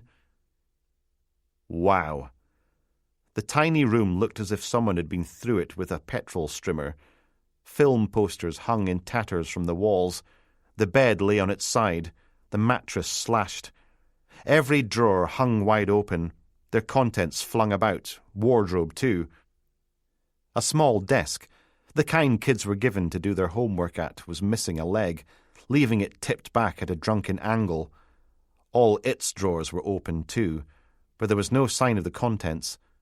Nothing computery on the floor or wedged on the top of other broken things. Mrs. Shaw turned in place, flapping her arms like a lime-green penguin. "I mean, look at it! What sort of animal does this to a wee boy's bedroom?" Pointing at the piles of clothes. "All his things!" Logan stepped back out into the hall, It was tiny too, but then this was a tiny house. Paintings of Scottish pastoral scenes dotted the walls, between 5 doors leading off. 2 hung open, revealing a tidy little lounge and a tidy little kitchen. He tried the other 3, tidy little bathroom, tidy little linen closet, and a tidy little bedroom. Logan stepped back into the maelstrom, where Mrs. Shaw was picking up a pair of black boxer shorts, folding them, then turning around again, trying to find somewhere tidy to put the things. And they didn't touch anything else, just your son's room. She put the boxer shorts on the wonky desk and plucked another pair of pants from the floor. I don't know what Andrew will say when he gets home. They took his new laptop. But you didn't hear anything. Well, I was fast asleep, wasn't I? Soon as I've taken my pills, I'm out like a badger. Her shoulders dipped. Came through to see if Andrew wanted a boiled egg for his breakfast and found this. Not the best start to the day. Logan snapped on a pair of gloves. And where was your son when all this happened? Oh, he was out. Probably at a girl's house. A smile. Thinks I don't know, but he's just like his father. Proper ladies' man. Well, he is very handsome. She rescued a photo from the messy floor and held it out. A professional headshot, 8 by 10, of a young man with a strangely plastic face. Tidy little beard to go with the tidy little house. Black hair swept back from a perfectly smooth forehead. Plucked eyebrows. Teeth so white they probably glowed in the dark. Sort of handsome in a made-by-Mattel way. A curly signature was superimposed over the bottom of the image with the words, Andrew Wallace Shaw, available for modelling and acting work, and a mobile number. So much for wee boy. Mrs. Shaw let out a wistful breath. Not that his dad hung around for very long. Wandering eye to go with the wandering hands. Logan turned, surveying the wreckage again. Jealous or jilted boyfriend, maybe? Or a girl he's dumped? That got him a scowl. My Andrew's not some sort of home wrecker. He's been raised right. A good boy. I made certain of that. I'm sure he is, but we have to ask this stuff. Logan had a poke around in the debris. Clothes, mostly, with the occasional airport paperback thrown in. How did they get in? Your burglar? Don't know. I was asleep, remember? But when I woke up, the back door was lying wide open, and you can tell the insurance people I always lock it. She folded another pair of scattered undies. All they ever do is work out ways not to pay what they owe. What's the point of insurance if they never honour their end of it? Uh-huh. Something went crunch under his foot. Logan lifted a V-neck T-shirt out of the way and frowned at what he'd stepped on. An oval tube, wide as a hardback book, but plastic, camouflage-coloured, with some sort of elasticated strapping attached to one end. He was bending down to pick it up when his phone burst into song, blaring out Ecce Homo Quies Faba, which could only mean one thing: biohazard. Sorry, I'd better take this. Poking the green icon. D.I. Marshall, what can I do for you? If you're not safe to talk, find somewhere you are. Yeah, that didn't sound good. Logan put his hand over the microphone. Wonder if I could bother you for a cup of tea, Mrs. Shaw. If it's not too much bother, of course. She rolled her eyes, and I thought it was just lazy writing on all those TV shows. But she shuffled off anyway. He closed the door behind her. Okay, safe to talk. Got a rush job back from the labs. DNA on our victim. No ID as yet, but we've got a hit on 5 unsolved rapes. Shite. Checking the door was definitely shut. Sounds as if Tufty was right. He's a creeper. Gets into people's houses in the wee small hours. Targets single mothers. A grunt. We're going to need more bodies, preferably female officers, to visit the victims and check for alibis. Don't want to add to the trauma. That wasn't going to be an easy conversation. I'll see what I can do. Logan picked up whatever it was he'd stood on, turning it over in his hand. Looked like a pair of binoculars, only much higher tech. The lenses were all cracked, and so was the camouflage green casing, as if someone had stamped and stamped and stamped on it, leaving wires poking out and bits of circuit board on show. Not sure if it'll come as a relief or not, knowing someone's battered the bastard to death and chucked him in the river. Better not mention that bit, at least not till we get an OK from the PF. Logan weighed the fancy binoculars in his hand, looked around at the wreckage. Biohazard, this creeper of yours, do the victims remember anything specific about him? Hold on. There were some rustling noises. Dead of night. Here we go. Dressed all in black, wearing a ski mask with big sharp teeth printed on it, like a monster's grin. Threatens them with a dirty big knife. Make a sound and I'll slit your throat, then rape your kids. A breath. Jesus. Yeah. Whoever did for this fucker, we should throw them a parade. The victims say anything else? Only that it was dark the whole time. He never put the lights on. Yeah, but how did he navigate a strange house in the dark? Wires and circuit boards. Maybe they weren't binoculars. Maybe they were night vision goggles. And maybe Mrs. Shaw's wee boy wasn't such an angel after all. Logan leaned back against the pool car, phone to his ear. No comment. A wave of noise washed across the street as an orange and white jet swooped down towards the airport, roaring in over the field, then disappearing behind a block of flats at the end of the road. Sadly, the din faded away, and Colin Miller became audible again. Seems like it's your day for finding treats from the deep, but first it's Charles McGeary's jacket, now his body. And again, no comment. Come on, lads, don't be an arse. Haven't had my meeting with the new owner yet, assuming she ever deigns to turn up. Be nice if I had a wee scooperoonie to show off my skills, but... There was still no sign of Tufty or Rennie. Hopefully the pair of them were doing a decent job of pretending to be a sock team, only without the scrunchy white suits and grubby transit van. You should get your ears checked, Colin, man your age. Hearing's the first thing to go. That and the willy. OK, how about this? Any comment on the old dears you traumatised yesterday, chasing that ice cream truck into the river? Logan scowled out at the barley. No one was traumatised, no matter what crap you printed this morning.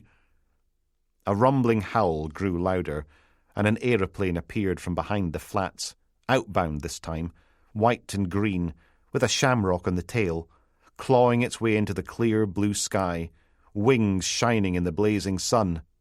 They could have died, man. If Charles McGeary hadn't swerved into the dawn, they'd be geriatric mints by now. People are saying he's a hero, like, sacrificing himself instead of ploughing through them OAPs. A hero. Ha! That's me laughing at you. Did you hear it? Ha! Then there's those wee boys on the bikes. Could have driven straight through them and all. Didn't though, did he?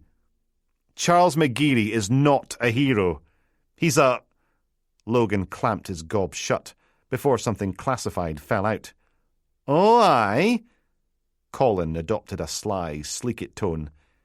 You know, it might help your cause if you was to tell me why yous were after him in the first place. Put his heroism in a wee bitty context. Especially now he's dead, drowned as a result of your police chase.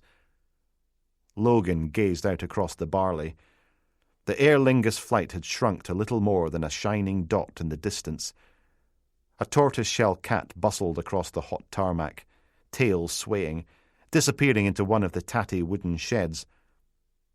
And Colin didn't say a word, letting him stew. OK, who knew? Maybe it would help. Strictly off the record, and I mean 100% in no way for publication. There was a wee pause, then... Agreed. The body we fished out of the D wasn't Charles McGeary. So if you publish that, A, you're going to traumatise his grandmother for nothing, and B, you'll look like an idiot when the details come out. No response. Logan turned his back on the son. "Isabel tells me you're a sad, lonely git with no friends. Are you positive it's no him? She wants me to invite you to the barbecue at my place, Sunday. 'Cause if you're screwing with me—" "Oh, for Christ's sake, you try to do someone a favour." "Of course it's not sodding him. I'm a police officer. Unlike you shifty journalist bastards, we actually tell the truth." "Most of the time, anyway." "Aye, fair enough." A grunt. "And I'm no sad and lonely. I'm just a bit... Our new owner's doing that fire and rehire crap, and half the guys I work with are out. Apparently, proper, trained, experienced journalists are too expensive. Why pay them when you can hire a bunch of spotty, unpaid interns to churn out clickbait instead? Yeah, well, it's Sunday from 1. Feel free to bring a bottle of something swanky." The bungalow's front door swung open, and out lumbered Tufty, listing to one side under the weight of the pool car's sock kit, like an oversized makeup case in dented stainless steel with a handle that was almost solid duct tape. Rennie was right behind him, carrying a slithery armful of evidence bags. "Got to go." Logan hung up, not waiting for a goodbye. Mrs. Shaw shuffled into the doorway, peering about again, probably expecting her wee boy to turn up at any moment. Seemed a bit cruel not to tell her, but until they knew for sure. No point breaking her heart for nothing. Logan gave her a little wave instead. She nodded back, then disappeared inside, into the gloom. Tufty popped the boot and heaved the sock kit inside, with Rennie tumbling his collection of evidence bags in after it. "Find anything?" "Plenty fingerprints." Tufty wrinkled his nose. "Don't know about DNA, though. Been a while since I did the course." "Not you desiccated clanger. Simon." Rennie shuffled his haul. "Got those night vision goggles, box of black nitrile gloves, still in the Amazon packaging, squirty thing of bleach." He pulled one of the bags out and held it aloft. "While here, we have an electric bump gun." Then gave Tufty a patronising smile. "It's a device used for quickly picking locks." Back to Logan. "There's also a collection of women's lacy underwear and one ski mask, complete with printed-on pointy shark teeth." He held that one up too. A disembodied mouth grinned out at them. So they'd have to break Mrs. Shaw's heart after all. Logan at the bungalow, with its overgrown garden and tiny little rooms. "Call scenes. I want them out here right now. Gov." Rennie marched away, phone out, already dialing. "You okay, Sarge?" Tufty closed the boot. "Only you look all squinky. Thought you'd be happy." This whole thing just got a shed heap more complicated. He drooped back against the car. Whoever killed Andrew Shaw, they're probably someone he tried to rape, or someone he did rape, or a victim's spouse, maybe a relative. Gesturing at the field and the street and the manky sheds. But why come all the way out here to trash Shaw's bedroom? Hardly counts as revenge if you've already beaten the bastard to death. You do it because you're looking for something. "Ah, I see." Tufty poked the boot. "When I dusted the night vision goggles for prints, I finded an empty SD card slot on the side. Maybe Shaw recorded his outings so he could enjoy them later." A grimace. "You know, on his own. Playing Shuffle Mr. Wibbly." Probably. Which means this wasn't a crime of passion. If Andrew Shaw had broken into their house and they killed him in the heat of the moment, he would have had the goggles on him. There'd be no need to search his room. No. Whoever did it, they found out who he was, hunted him down, tortured and killed him, then broke into his mum's house and got rid of any evidence he'd brutalised their family in the first place, which explained why the laptop and all the computer equipment were missing too. And that pointed the finger in a very horrible direction. Logan took a deep breath. "Tufty, do me a favour and go through the 5 rape victims' statements. See if any of them are police officers, okay? Or related to one." "Police?" Both of Tufty's eyebrows clambered up his pointy wee face. "Sarge!" And off he trotted. Logan let his head fall back to stare up at the shiny blue sky. Maybe they'd get lucky, and he'd be completely wrong about this.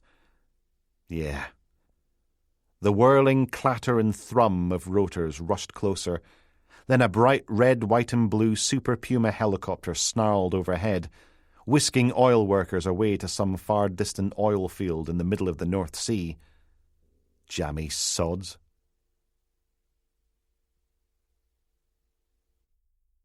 "25. Sock-suited figures rustled from their manky transit van to Andrew Shaw's house, carting empty evidence crates one way and full ones the other. They weren't the only newcomers. A patrol car had joined the party and brought a couple of rusty Vauxhalls with it. Now their occupants were going door to door and searching the field behind the house. Giving them a bit of space, Logan retreated to the car park outside the block of flats in the scattered shade of a drooping tree. "A cop!" Biohazard had clearly got the Chief Super's memo because he changed into Regulation Black, only without the stab-proof vest and utility belt, because he was a fancy-pants DI now. His bare arms already going red as he paced the pavement, one hand massaging his forehead. "Oh, for Christ's buggerin'!" He stopped and stared at Logan. "A cop!" Maybe, maybe not. Who else could track down a rapist like that? Private investigator? Journalist? But a cop! Might be worth checking the police national computer, see if Andrew Wallace Shaw has turned up in any search results lately. No! Biohazard crumpled forwards, like a rumpled question mark. "Gov, maybe Doreen would be better as SIO on this one. I don't mind searching the riverbank, honest, I don't. It's quite calming, really." Fat chance. You should get someone to contact Shaw's dentist. Whoever killed him did a number on his teeth, but you might ID the body if there's any work intact. A fiver says he had veneers fitted. And talk to his GP surgery. We're looking for any old broken bones or scars. What else?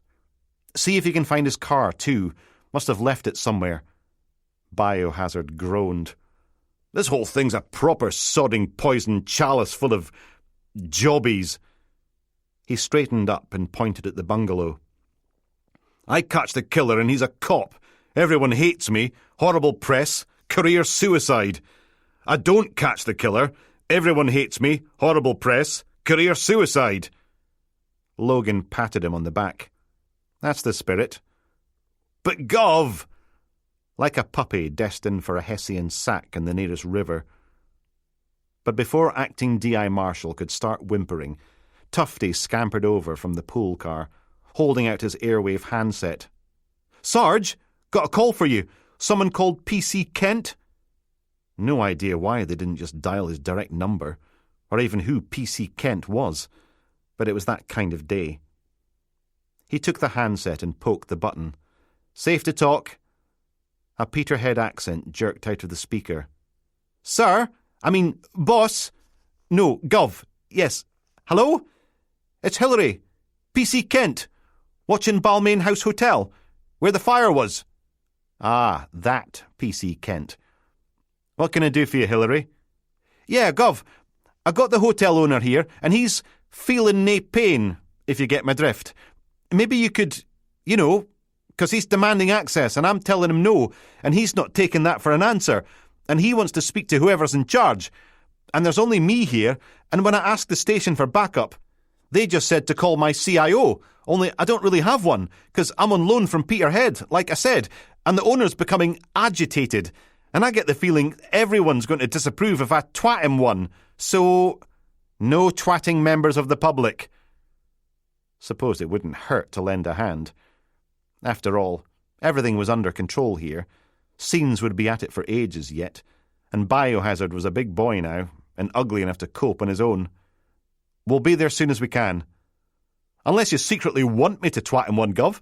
I can, Be delighted to, actually. We blue tuners do reasonable force really well." "Definitely not. Sit tight till we get there, and don't let him into that building. Because today was bad enough, without some drunken sod crashing through the burnt-out hotel's floor and killing himself. Thanks, Gov. Logan handed the airwave back to Tufty, huffed out a breath, then gave Biohazard a buck-up thump on the arm. You'll be fine. Just make sure no one cocks anything up. We want a clean result on this one, okay? A grimace. Oh, thanks a sodding heap. They left him to it, marching across the sticky tarmac to the pool car. Rennie had all the doors wide open, but the thing was still hot as a crematorium as Logan thumped into the passenger seat. The peroxide twit looked up from his phone. Emma says she'll do tatty salad if Tara makes whatever it is, with the little bits of pasta that look like maggots. And didn't that sound delicious? Logan clunked his door shut. Buckle up. We've got a sozzled hotel owner to rescue from a Peterhead case. Trees lined North Anderson Drive, their leaves, muted green, beneath a layer of summer dust, set too far back from the dual carriageway to cast any shade. The pool car cruised up the hill, past the fire station, and some sort of council art installation featuring an endless line of orange traffic cones, probably making a statement about the futility of human existence. A Parpy trumpet indie rock number tootled out of the radio, upbeat and jolly. Tufty nodding along in the back with a vacant smile on his face, Rennie tapping his fingers on the steering wheel, Logan's shoe marking time in the footwell. Then 3 beeps blared across the beat, announcing an incoming call on Logan's airwave as they slowed for the semi-organised chaos that was the King's Cross roundabout. He clicked off the radio, prompting disappointed noises from the idiots. "Grow up," and answered the call. "Safe to talk." "Gov, it's Doreen." He checked the handset screen. It was indeed. "If you're calling to complain about the search, tough. There's no point. We've found something." And with that, everyone sat up straighter. "Brigga Balgownie. Charles McGeary was last seen wearing a black T-shirt, right?" 4 mechanical mice. "That's what I thought." There were some rustling noises, then. "Found it caught in a shopping trolley, wedged against the bank. Ripped down the back, so looks like it was torn off." That didn't sound good. Rennie eased them closer to the roundabout, hunched over the wheel, rocking back and forward, looking for a gap in the traffic. Sure he didn't just take it off? Not unless he's Edward Scissorhands. I've called scenes, see if we can get DNA or something, but the only working van's sodding about somewhere in Stonywood. Any chance you can light an acting chief inspector-sized fire under their arses? Not really. They've got a serial rapist's house to process. Over on the pavement, a leathery couple were out walking a sausage dog, her in a bikini, him in budgie smugglers, both in sun hats and flip-flops, grey-haired and saggy, so it wasn't just their feet going flip-flop. What the hell was wrong with people? No one wanted to see... "Gov?" Logan snapped back. Who's doing door-to-doors in Hill Head?" "Spudgun's team." Rennie flickered the car's police lights, whooping the siren a couple of times to cheat his way into the swirl of vehicles and straight across the roundabout. Bit naughty, but at least Logan didn't have to look at Mr. and Mrs. Baggy Wrinkles anymore. "OK, tell Spudgun to shift focus to Bridge of Dawn and Seaton. Chances are, if McGeary's made it ashore, naked from the waist up, he's going to be pretty distinctive. And one of the hottest days of the year. It's taps-off weather, Gov. Half the buggers in Aberdeen will be wandering around like pre-boiled lobsters," as the bikini/budgie smugglers proved. "My money's on him washing straight out to sea. Maybe he's hit his head on a rock or a log or something, and it's away to the briny deep he goes." Logan grimaced. "Yeah, thanks for that." But she wasn't wrong. "OK, keep searching. Got to hope McGeary's made it out alive. Or if he is hurt, he's somewhere we can get to him." A whine slithered into Doreen's voice. "Come on, Gov. I've gone boiling the bag in this sodding sock suit. Everything squelches." You want me to make Spudgun acting DI instead? She let loose a wee theatrical sob, then a massive sigh. Yes, Gov. Searching it is, Gov. Thank you, Gov. Should think so, too. Outside the Balmain House Hotel, that mass of tribute teddy bears and grief bouquets had spread along the railings like a gaily coloured cancer. Rennie parked behind the mobile command unit, which didn't look so mobile anymore because someone had slashed the tyres. Weren't people lovely? A couple of young men finished off cable tying a replica Aberdeen FC shirt to the railings, with the front facing the scorched remains, so the world could see that they'd had Yosef printed across the back. They posed for a couple of selfies, bent knees and Victory V's, in front of the maudlin display, grinning away like the morons they were. Photos taken, they sloped off, leaving the crime scene dead and deserted. No sign of a drunken hotel owner or PC Kent. Not sure if that was a good thing or not. Logan climbed out into the furnace afternoon.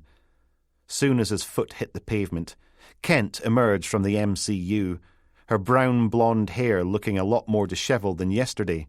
Gov! She nodded at Tufty and Rennie as they shuffled up. Other people!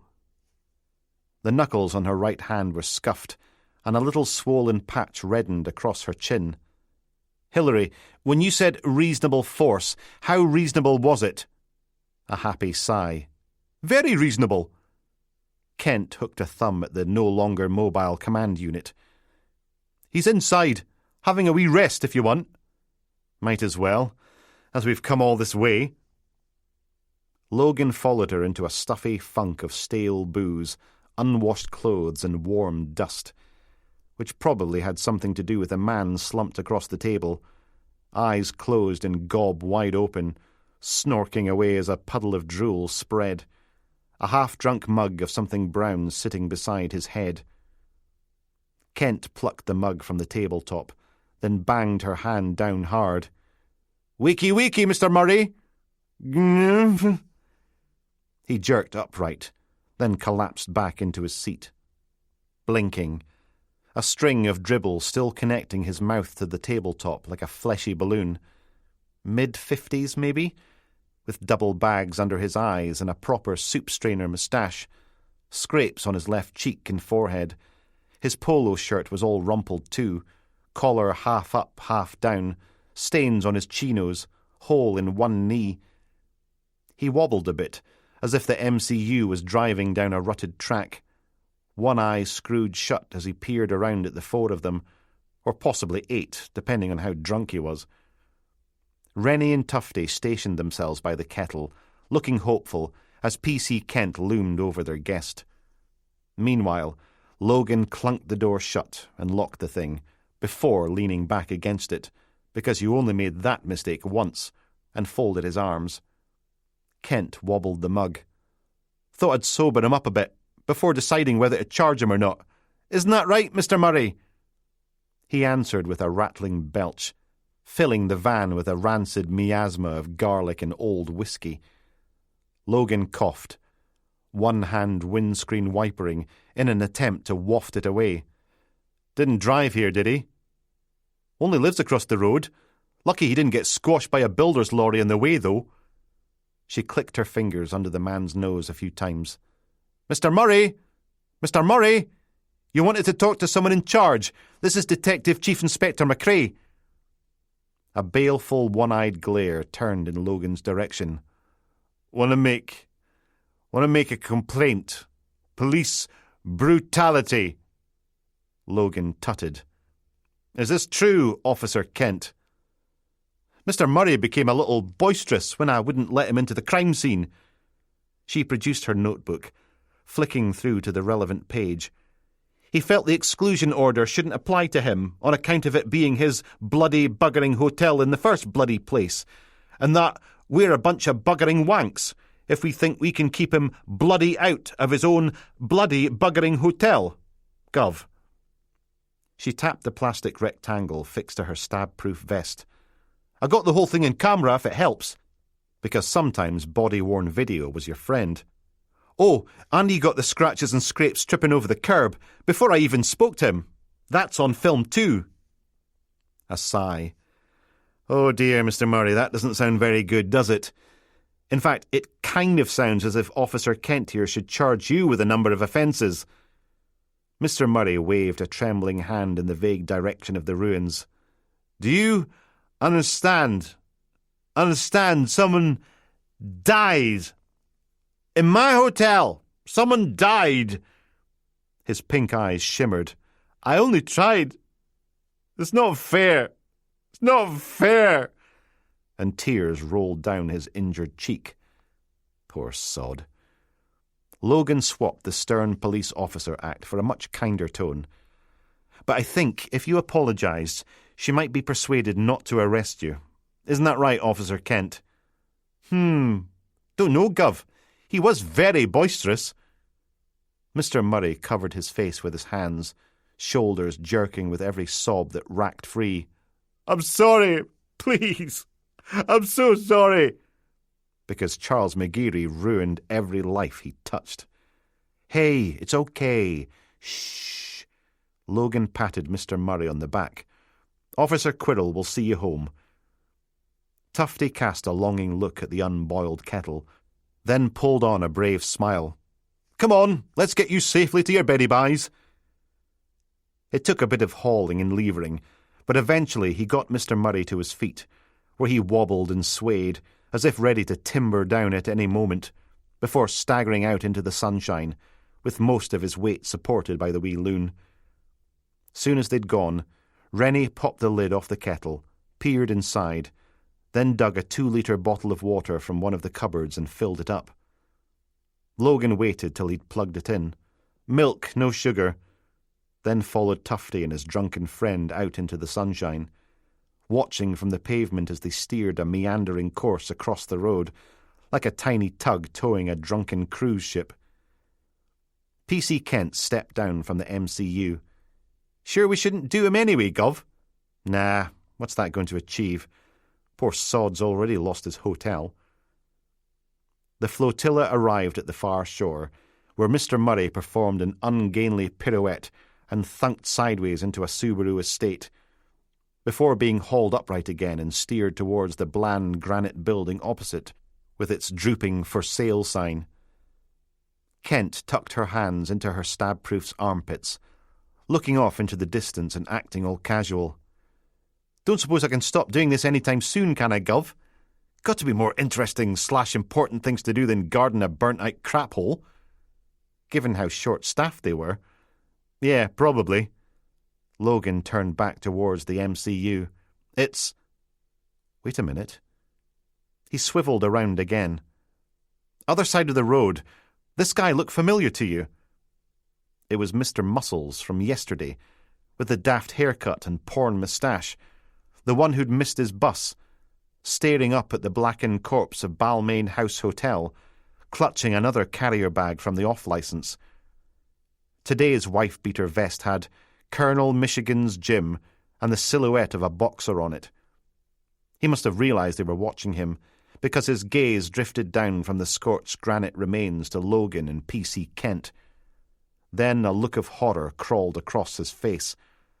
The bag fell from his hand, bursting against the curb, and a spray of lager frothed out into the warm afternoon.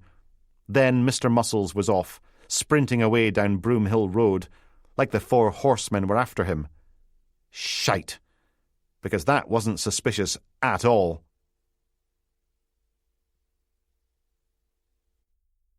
"26. Stop! Police! Logan ducked out between 2 parked cars, heading for the other side of the road, legging it after Mr. Muscles. Ah! The Seat Ibiza, barrelling up Broomhill Road, slammed on its brakes, nose dipping as it left skid marks on the tarmac, and the driver probably did the same in his pants, eyes wide, mouth hanging open as Logan stared back at him. Okay, that was close. Logan forced a smile, then ran for the other pavement, heading after Mr. Muscles, breath and blood whooping in his ears, feet slapping against the concrete slabs. A weird echo grew and grew, And there was P.C. Kent, raggedy bun bobbing along behind. It might have taken her a while to build momentum, what with all full kit on, but she was motoring now, doing that high-step knees and elbows thing sprinters did on the telly. Who are we chasing? You'd think it would be sodding obvious, but Logan pointed anyway. Arnold bloody Schwarzenegger, then pulled out his airwave handset. DS McRae, to control. Mr. Muscles went left at the junction, by the newsagents, abandoning Broomhill Road for the more genteel Balmoral Place, and they were gaining on him. Logan and Kent motorbiked around the corner, momentum taking them out into the middle of the quiet street, doing their best to break the 20-mile-an-hour speed limit. A voice burst out of the airwave. "Safe to talk." Mr. Muscles jinked out into the middle of the road too, avoiding a pair of old ladies, blocking the pavement so they could shout at each other, glancing over his shoulder as he drifted across the dotted line. "In pursuit of IC1 male, 5'9", heavily muscled, tattooed arms." Mr. Muscles hammered on, playing chicken with a black Porsche coming the other way. Brakes screeched, the horn blaring as the car slithered to a halt, pretty much blocking the road, about 3 feet short of flattening him. He didn't even slow down. Instead, Mr. Muscles took a running leap, left foot landing square in the middle of the bonnet, the right whacking into the rubber seal at the top of the windscreen, sending cracks flashing across the glass. His left foot left a dirty big dent in the roof, and he was down the other side, still running. The driver scrambled out from behind the wheel, shaking her fist and stamping her heels. "Look what you did to my car, you bloody idiot! Come back here!" Mr. Muscles did not. He kept going. But Logan and P.C. Kent had to detour around, up onto the pavement, then back down again after they'd passed the dented Porsche. There must have been an alley off to the side, because a pair of little girls shot out of it on their bicycles, one bike wrapped in rainbow-coloured tape, the other all pale pink and sparkly, like a twilight vampire, both with tasselled handlebars and a plastic unicorn's horn cable tied to the front. Mr. Muscles clattered straight into the pair of them, in a flailing mess of arms and legs and chains and wheels and swearing, tumbling across the tarmac. Hallelujah! Logan closed the gap. "I need back up to Holborn Street and Balmoral Place." Oh yeah, Mr. Muscles was screwed now. His lead had completely vanished, and in 30 seconds, Logan and P.C. Kent would be all over him like sleaze on a politician. He fought clear of the wreckage, looked left, then right, probably weighing up the odds, then grabbed the nearest girl's bike, pink and sparkly, and jumped on, standing in the seat as he pedalled away with all his might. So much for sleaze. Logan hurdled the other bike and one of the girls. "Suspect is now on a stolen girl's bicycle." Ragged breath. "Stop! Police!" The over-pumped lump looked back over his shoulder at that, which was possibly a mistake, because one of the road's many potholes grabbed the front tyre and sent him straight over the betasseled handlebars. He hit the tarmac with a crunching thwack. "Got you!" Logan and Kent were almost there when he struggled to his feet, bringing the bike with him, front wheel all twisted and bent. Scarlet gushed out of his flattened nose and shattered mouth, a scattering of bloodied teeth still embedded in the road at his feet. But Mr. Muscles wasn't done yet. He roared out a froth of bright red, swinging the bike like a sparkly sledgehammer. "Shite!" Logan hit the deck, but it slammed right into P.C. Kent's stab-proof vest, hurling her sideways into an ugly VW people carrier. She bounced off the bodywork. The bike kept on going, straight through the rear driver's side window with a firework tsh. Cubes of glass sparkling in the sunlight as the car alarms yowled, hazards flashing.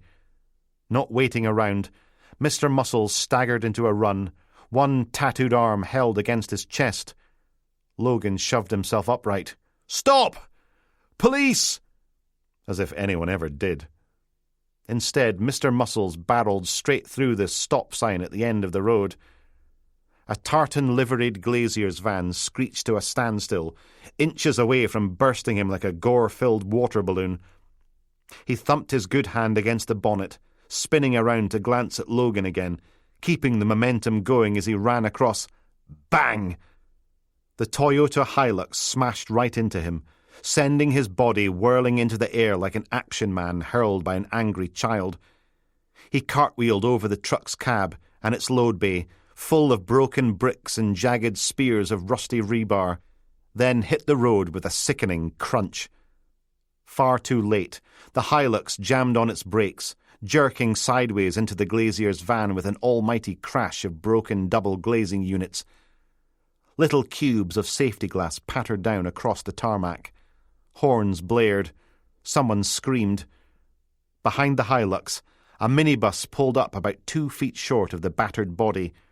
Driver gripping the wheel, face transformed into a gargoyle grimace, staring at what was left of Mr. Muscles. Then all the school kids in the back piled forwards for a good gawp, phones out, filming away like the horrible little ghouls they were. Logan hurtled into the middle of the road, arms out like a crossing guard, holding the traffic back as he hurried over to the broken-limbed, twisted mess of fractured bones and torn flesh in a spreading pool of dark, dark blood. Because things weren't bad enough already.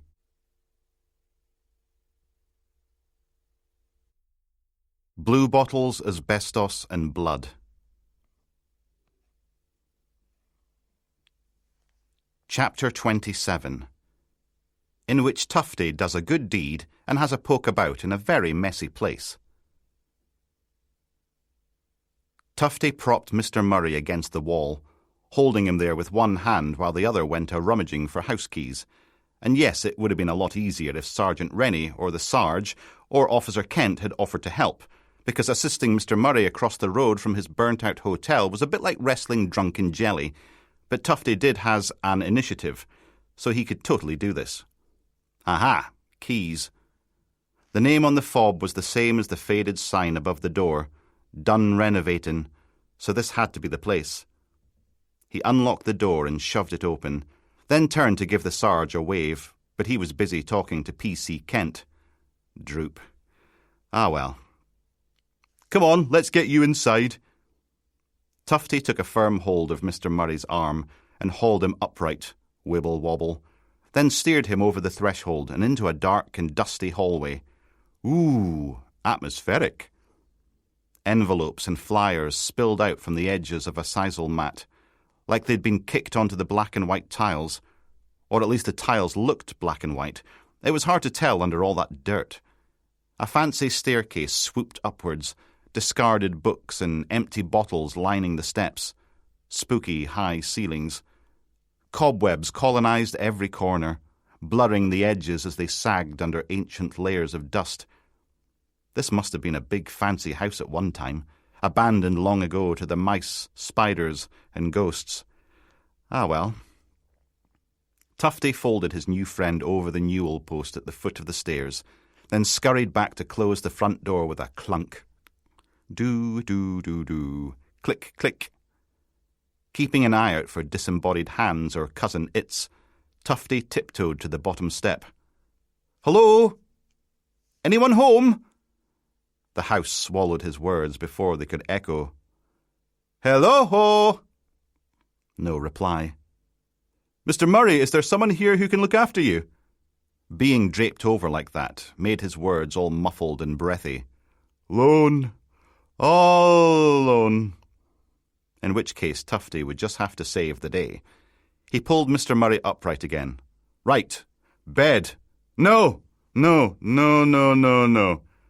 Mr. Murray waved his hands like a fly was trying to scoot up his nose. Whiskey. And off he lurched, stiff-legged as a wind-up penguin, to a door at the back of the hall.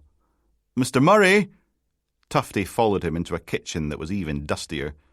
No fancy gadgets, no R2-D2 cookie jars or Dalek tea cozies, not even a cooker, just a hole where it used to be.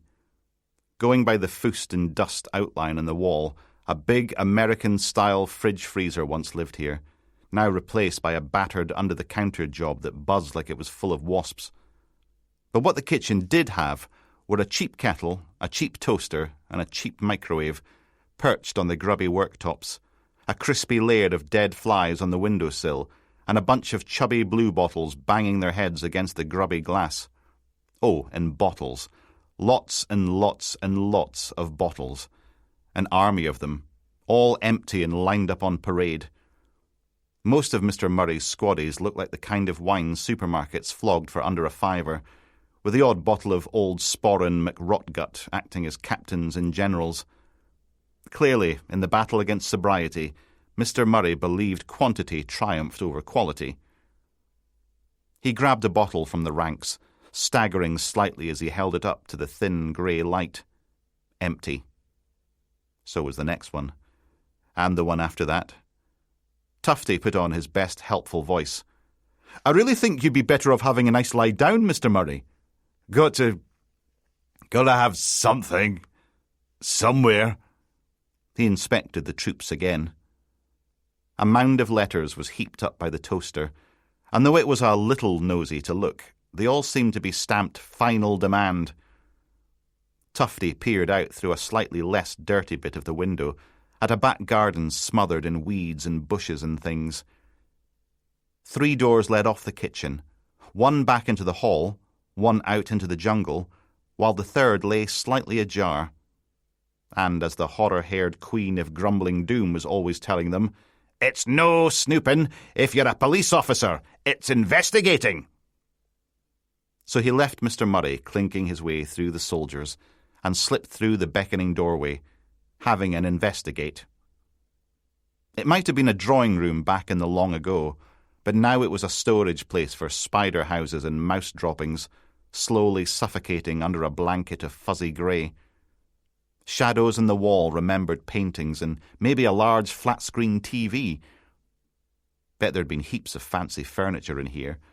Bookcases and writing desks and Chesterfield couches.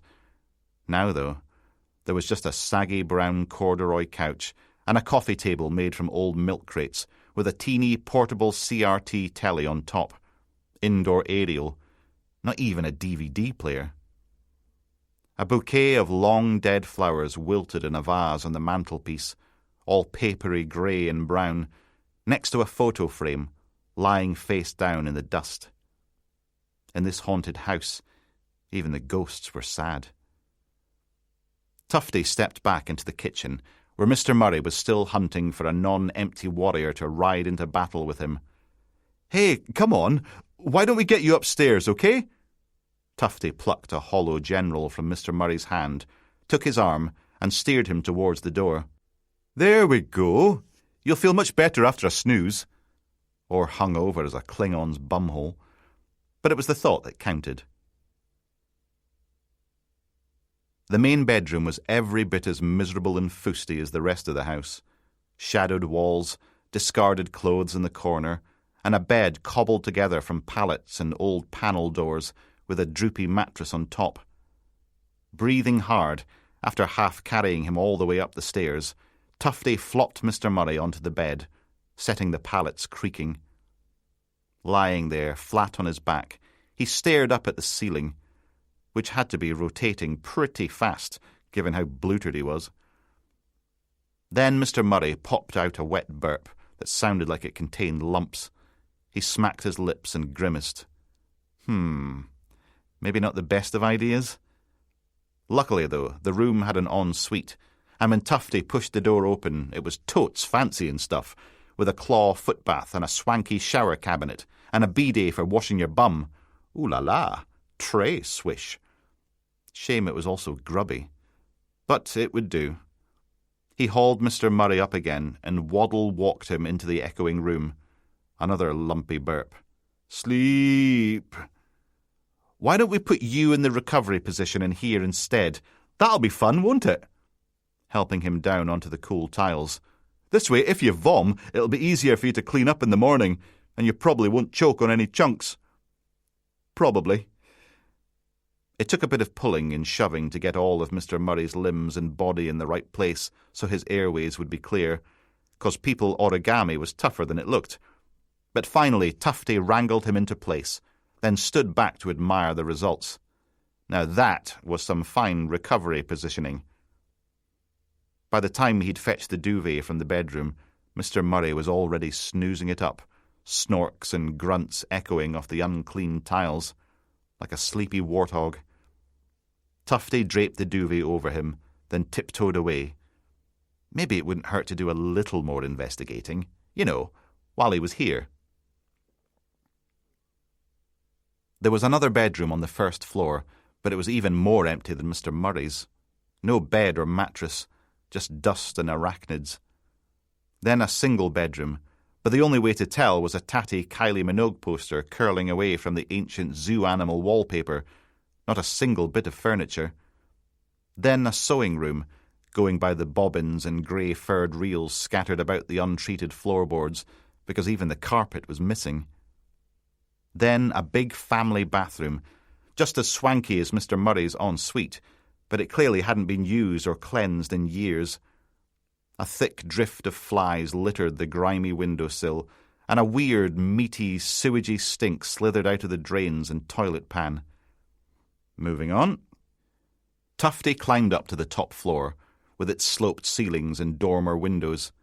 First up, a box room. You could tell because that's what it was full of. Cardboard ones of all shapes and sizes, looking tired and brittle, like Mr. Murray. Then the home gym, or at least it had a rusty exercise bike sitting in the middle of the empty space, being slowly consumed by cobwebs and teeny-weeny flakes of neglect. Tufty opened the last door, blinked at the contents, then closed it again. Nah. Okay, one more go. It was a child's bedroom, and unlike every other room in the house, it was still fully furnished.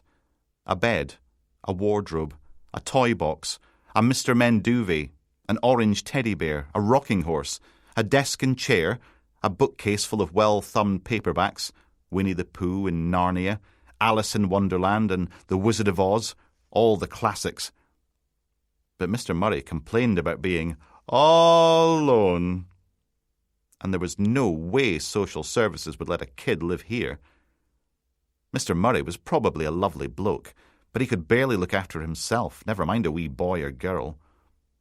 Tufty ran a finger along the windowsill. Clean. Not so much as a spiff of dirt. Now that was weird, and sort of creepy, but mostly sad. From up here you could see right into the burnt-out skeleton of Balmain House Hotel. Hard not to imagine flames screaming up into the sky as the poor sods staying there coughed and spluttered for the exits. Back downstairs, Tufty wandered into the drawing room again, making for the mantelpiece with its dead flowers and face-down frame. He turned the picture over. A much younger Mr. Murray grinned up at him, hugging a cheery, slightly chubby blonde woman. She had a fair-haired toddler on her hip, an orange teddy clutched in his wee sausage fingers.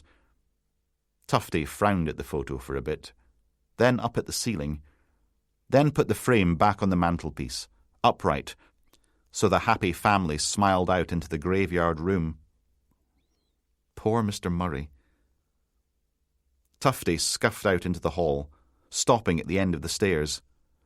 "Okay, Mr. Murray, take care of yourself. Try not to drown in your own sick." He stood there for a minute, 1 foot on the bottom step. A rasping snore rattled through the building, amplified by the ensuite's tiled walls. Then another, and another, getting louder and louder as Mr. Murray really let rip. Tufty shrugged and let himself out. Standing on the sun-drenched doorstep, he locked the door again, then posted the keys through the letterbox. There we go.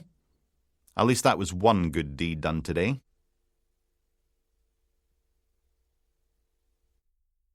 "28. Fuck! Natasha jerked awake.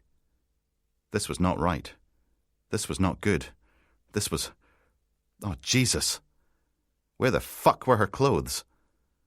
Grit and stones dug into the skin on her back and thighs, scraped against her elbows and heels as she thrashed in place, making something metal clink and rattle.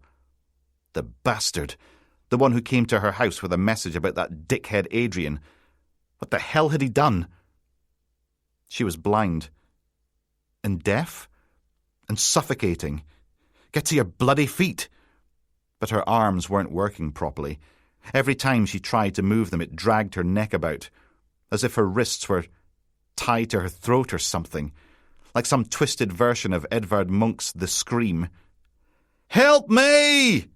bellowing into the darkness. But the sound came out all muffled and distorted. He'd put something over her head. A bag, maybe? Something sticky and salty. Wait. Breathe. Just lie the fuck still for a moment and breathe. You're not an idiot. Or a victim, okay? Whatever this shit is, you can beat it. Every breath hissed in and woomphed out, caught inside the bag. Breathe. She clenched her fists, then released them again, fingertips pressing against whatever it was that covered her head. Leather. Felt like leather. Something thick, held together with stitches. Not a bag. A mask. Still couldn't move her wrists. Didn't matter. One thing at a time. Yeah, but it was quite a big, bloody thing. She jerked her hands to one side, then the other, then in opposite directions, and every time something dug into her neck, like it was surrounded by a band of steel. Sticking her right elbow in the air meant her fingertips could feel their way along the collar. Metal, a good 2 inches thick, with rings set into it, and a sort of handcuff thing around her left wrist to hold that in place. It was the same on the right. Shackled. Sweat trickled down her cheek. Christ, it was like a bloody oven in here. Elbows down again. She traced the outline of her mouth. Only it wasn't her mouth. It was a zip. With some sort of thing attached to the pull tab, stopping it from moving. Something metal. Heart-shaped. Like this was a fucking joke. Okay, further up. Another pair of zips. One over each eye. Only these ones weren't fixed shut. She pulled the right one open, and light flooded the world. Then the other. Fuck! Not sure if that made things better or worse. Natasha blinked away the sticky gunk and squinted up at the wooden beams and grey corrugated roof above her head. Blue bottles droned through the hot, dead air. It was some sort of tumble-down outbuilding, maybe a 12-foot square, built from chunks of stone, held together with crumbling mortar and smaller rocks. It had one of those heavy sliding doors, rust-streaked and hanging from a buckled metal rail. But it wasn't much of a barrier, given the great big hole in the wall next to it. Some sort of partially collapsed window that let the sun stream in. Her eyes drifted down across the scabs and scrapes and bruises that rampaged over her naked stomach and thighs. The bastard had taken her dress, but at least he'd left the underwear. That was something, right? Maybe. All she had to do now was climb out through the hole, get the hell out of here, find help, get Detective Sergeant Dickhead Davis arrested, then arrange for someone to rape the bastard to death in the prison showers. See how he fucking liked it. Come on, Natasha. Up. She rolled over onto her side, shoving at the dirt floor with her elbows, getting both legs under her, heaving herself upright, which wasn't bloody easy, with both arms out of action. She only managed 2 steps towards the window before something grabbed her throat and jerked her to a stop. That rattling, clanking noise rang out again. Natasha turned. A 6-foot length of thick chain stretched from her collar to a galvanized bin full of concrete. Bracing her bare feet against the floor, she pulled, strained. The bloody thing didn't move. She glared at it, stepped closer and shoved it with her knee. Solid. Her anchor probably weighed twice what she did. One of those big fat blue bottles settled on her shoulder, where the skin was scraped and weeping, having itself a nice little feed. "Fuck off, you bastard!" All that came out were some mumbled vowels, but it was still enough to make the fly abandon its meal and growl into the air, circling, waiting for its turn to land and feast again. Don't cry. Don't blub like some little baby. You can do this. Just need some time to think is all. The caved-in window overlooked a weed-choked courtyard, with a slightly less crappy outbuilding on the right. A bunch of rotting pallets were stacked outside it, beside a hulk of farm machinery that probably hadn't moved in decades. Then there was a small gap, with a view out across a scrubby field, neglected and overgrown, tall purple spears of fireweed burning against the blue sky.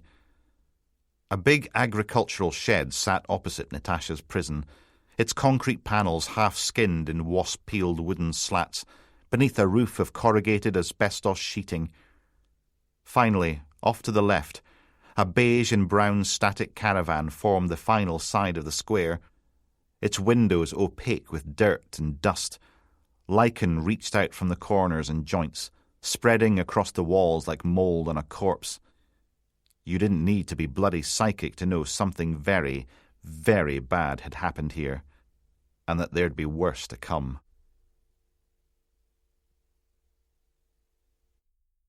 29. Logan held up a hand as the recovery van reversed perfectly into place and its brake lights flared. Then the driver hopped out and connected his winch to the glazier's van. Normally, just after 5:30 on a Wednesday afternoon, Holborn Street would be a constant stream of traffic. Instead, it was all road closed, access only, and diversion from Bloomfield Road to Abergeldy Terrace. They'd shut off chunks of Balmoral Place and Balmoral Road too, making an inverted crucifix with Mr. Muscles playing the part of Christ. Or at least he had been until the ambulance whisked him away, lights flickering and siren wailing. Now, the only vehicles left within the cordon were the Toyota Hilux, the glazier's van, and Captain Towaway. If you've had a crash, we'll come in a flash. 2 patrol cars sat just outside, blocking Holborn Street at either end. One officer from each car kept the vulgar public away, while the other 2 swept up all the broken glass, carefully avoiding the glistening red puddle slowly baking into the tarmac where Mr. Muscles came to an almost dead halt. 2 outside broadcast units had parked on the city centre side of the barricade, ITV and Channel 4, and a few hacks milled about outside the cordon on the Garth D side, but the only thing that seemed to be actively recording was a BBC drone. Suppose, once the body was removed, all the exciting news had already happened. The recovery winch whined and poined as it hauled the Ochtertorra Glazing Company's van up onto the load bay, struggling a bit because the Toyota Hilux had crushed the rear wheel arch and twisted the tyre round nearly 90 degrees. The Hilux, on the other hand, only had a wee dent in the radiator to show for both impacts, so maybe... Sod. A familiar black Mercedes purred up to the barrier on Balmoral Road. Sergeant Brookminster climbed out, scanning the street as if he was on the President's Secret Service detail, before catching Logan's eye, nodding, then opened the rear passenger door. Here we go. Chief Superintendent Pines stepped into the sun, hung up on whoever it was she'd been talking to, and marched towards the crash scene, leaving Brookminster to mind the car. Logan muffled a sigh, then stood a little straighter. Pines stalked across the road, keeping her voice down. I hope you've got a really good explanation for this massive cock-up. Boss, how nice of you to come out and show your support. Her eyes bugged. Then she grabbed him by the arm and hustled him away, into the mouth of Balmoral Place, presumably because the head-height walls on both sides of the little road offered a bit of shelter from the press. She let go and poked him in the chest. Your sarcasm is not appreciated. I've got one of the city's major arteries closed off, a massive incident underway, and an unidentified man who might not live to see the evening news. Never mind tomorrow. She jabbed her poking finger at the blood splotch. Now what the hell were you thinking? Logan bit the inside of his cheek, before anything unwise escaped. Took a deep breath. Then, our RTC victim was hanging about Balmain House Hotel yesterday. He was back again today, and when he clocked me and PC Kent, he ran. Bang! Drops his shopping and sprints off down the road. You didn't have to give chase. Oh, and you just let him go, would you? Nothing suspicious to see here. Pine glowered back. That's not the point. People only run because they don't want to be caught. Actually, you know what? Screw diplomacy. This wasn't his fault. And it's not like we chucked the guy in front of that truck. We were shouting at him to stop. She marched off 5 or 6 paces, then back again. What did he do? Other than run? Good question. Don't know yet. Don't even have a name. No wallet, no ID on him. Only a couple of fivers, a snotty hanky, and a small bunch of keys. Ugh. Pine covered her face. He's going to be an aid worker, isn't he?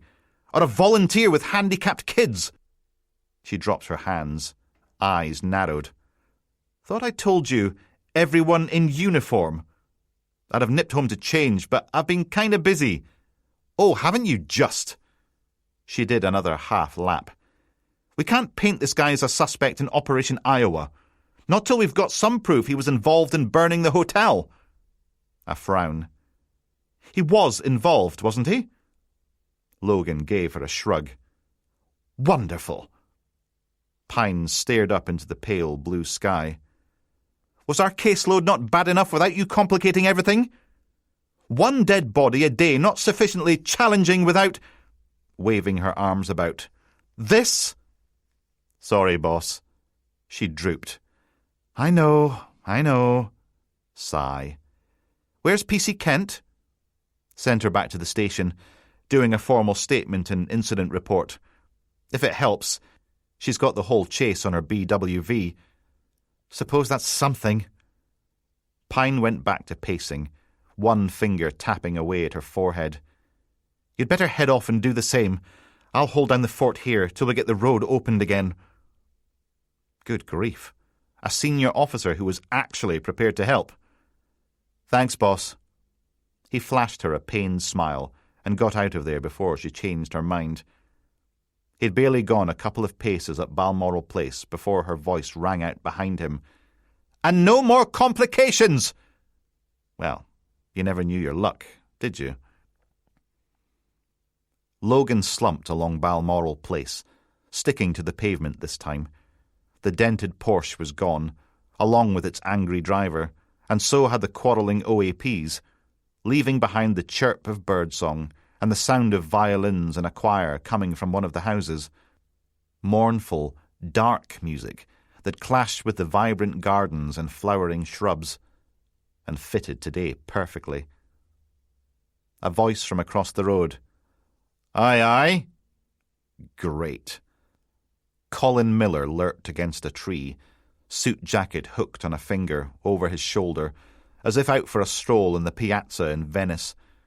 He gave Logan a wee salute with his free hand. Miss me? Nope. Logan kept going. Can we not today? Haven't got the energy for sparring. Busy day for you the day? Colin fell in beside him. It's no bad going, though. Murder victim discovered in the river mid-morning, ID'd by tea time. We haven't ID'd anyone. Wink. Course you haven't. Thought you were meeting your new owner. Aye, right. The great Miss Agapova still hasn't shown. Probably off swanking it up with her posh and/or rich chums. A sniff. She's just doing it to torture me. Then Colin put on an Australian accent so bad it would strip the hair off a koala at 30 paces. Nah, but yeah, keep the poor bugger hanging. He'll be fair dinkum sweating through his grandies, waiting for the chop. Ripper! Logan frowned. Didn't know she was Welsh. They wandered past the metal signs, one blocking the road, the other directing traffic to go down Braemar Place instead, and the funereal melody faded away, replaced by the squeals and shrieks of little children playing instead. And how come you can still churn out your squalid little rag without an editor? Editors are like colonoscopies. Aye, sometimes they might be necessary, but most of the time they're just a pain in the arse. Colin gave Logan the side eye. This barbecue invite better no be some sort of half-arsed bribe, so I'll go easy in using the paper. Told you it was Isabel's idea. Shrug. But it wouldn't hurt you to be less of a dick about everything. It's my job to be a dick about everything. See, it's your job to catch bad guys and impose the will of the state. I'm there to hold you to account. Otherwise, who's going to keep you buggers honest?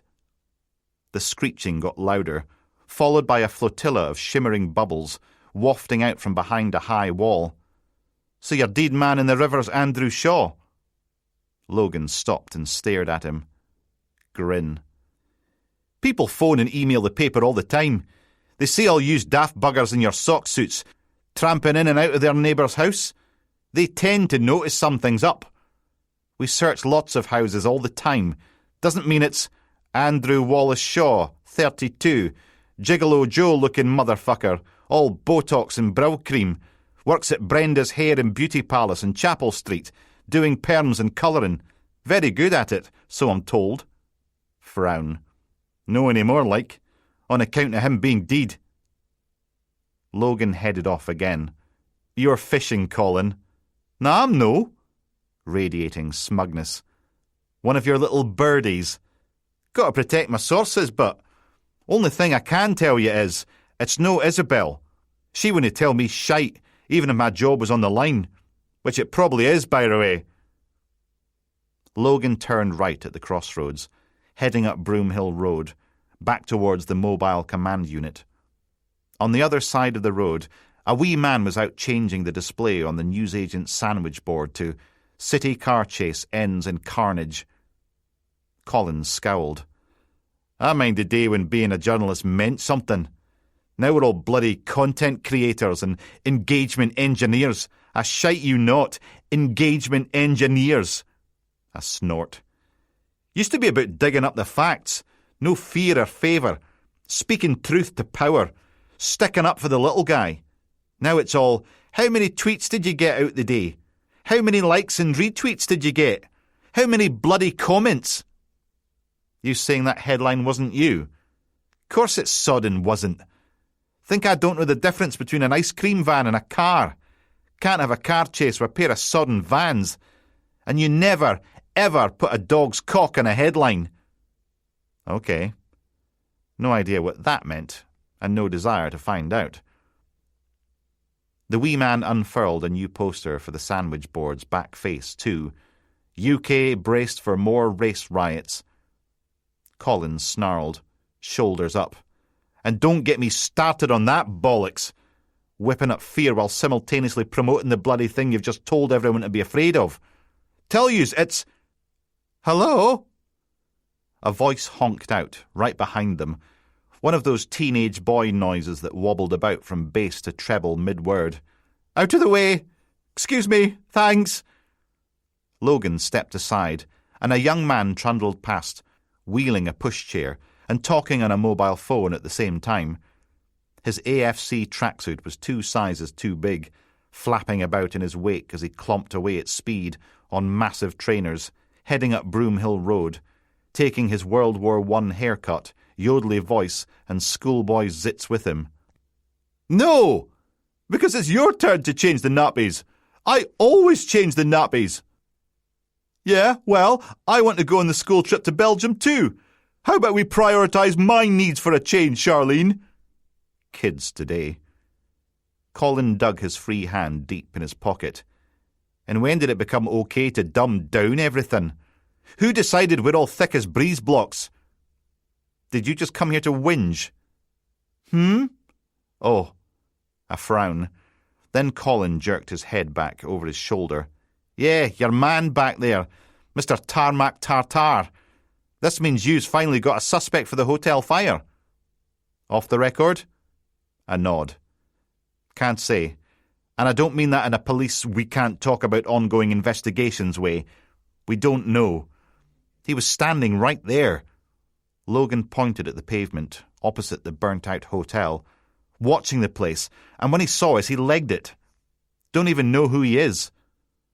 What is it with you bastards and chasing folk till something shitey happens? They crossed the end of Balmoral Terrace, slowing up as the crime scene loomed.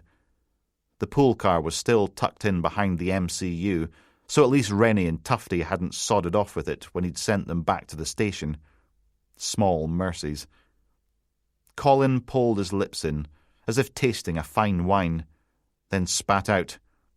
I was thinking, steak. How many people you got coming to this thing Sunday? About 20, 25. Aye, maybe burgers then. And some beer. No point wasting quality wine on you bunch of Philistines. Speaking of whipping up fear, you heard any rumours about this protest march? Rumblings? Plots? What? Racist arse nuggets versus anti-fascists, climate change deniers versus eco-nutters, pro-war, anti-war, far-right wankers, woke socialist tossers, sharks in the jets. He bared his teeth. Hope you've got the fire brigade standing by. Isabel and me are barricading the doors and sheltering in place till it's all over. Logan headed across the road. Thanks for that. Very helpful. I'm no an informer, lass. Got to keep my shiny shield of impartiality polished to an impeccable sheen. A quick shifty glance, left and right. But wouldn't hurt to have a wee looky at Graham Anderson. You know, on the off chance. The name was familiar, but not sure why. Find out soon enough, though. OK, thanks, Colin. Aye, well, 1, you didn't hear it from me, and 2, you owe me. Again. And don't you forget it.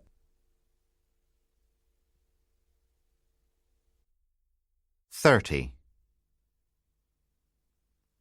The pale granite lumps of the Central Library in St. Mark's gave way to the pale granite lump of His Majesty's Theatre, whose name was finally topical again after 70 years.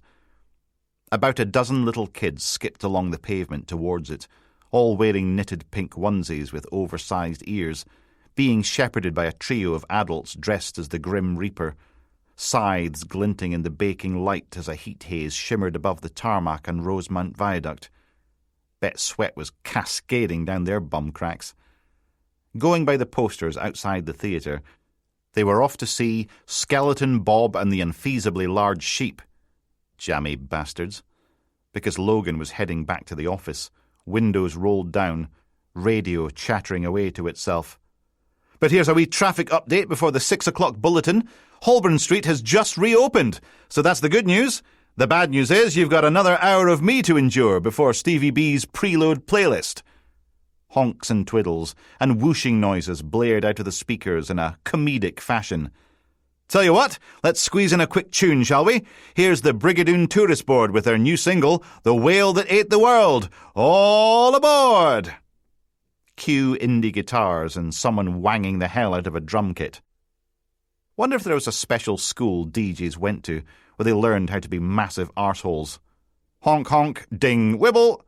And now here's another hilarious wind-up call. Tossers. Well, maybe not all of them, but still. A singer joined the music. Still afloat in my old boat, and I can't stop. Antidote for every note. Over the top. Scapegoat. It's so cutthroat. And I ride these waves. Logan's airwave joined in with a trio of bleeps. He pulled the thing out, fumbling with the buttons one-handed and switching the radio off at the same time. When he looked up again, the bus shelter was stampeding straight towards the pool car's bonnet. Logan stamped on the brakes, the near side front wheel skiffing off the curb as he wrenched the steering wheel right, getting out of the bus lane and back where he was meant to be. No one saw that, right? Hopefully. He pressed the airwave button and told a teeny white lie. Safe to talk? Rennie's voice joined him in the car. Got some updates for you, Gov. Logan checked the dashboard clock. Nearly 6 o'clock. Thought you'd have gone home by now. Ugh, sore point. Half of us are on compulsory green shifts. And that's not the worst of it. We're all back in friggin' uniform. itchy trousers and nylon t-shirts because we need a visible police presence to reassure the public.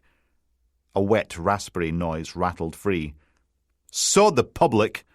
What did the public ever do for me? What is it with people whinging at me today? Straight through at the roundabout onto School Hill, past the Cowdray Hall with its columned war memorial and carved lion statue, currently wearing a traffic cone on its head, because why should Glasgow's Duke of Wellington get all the fun?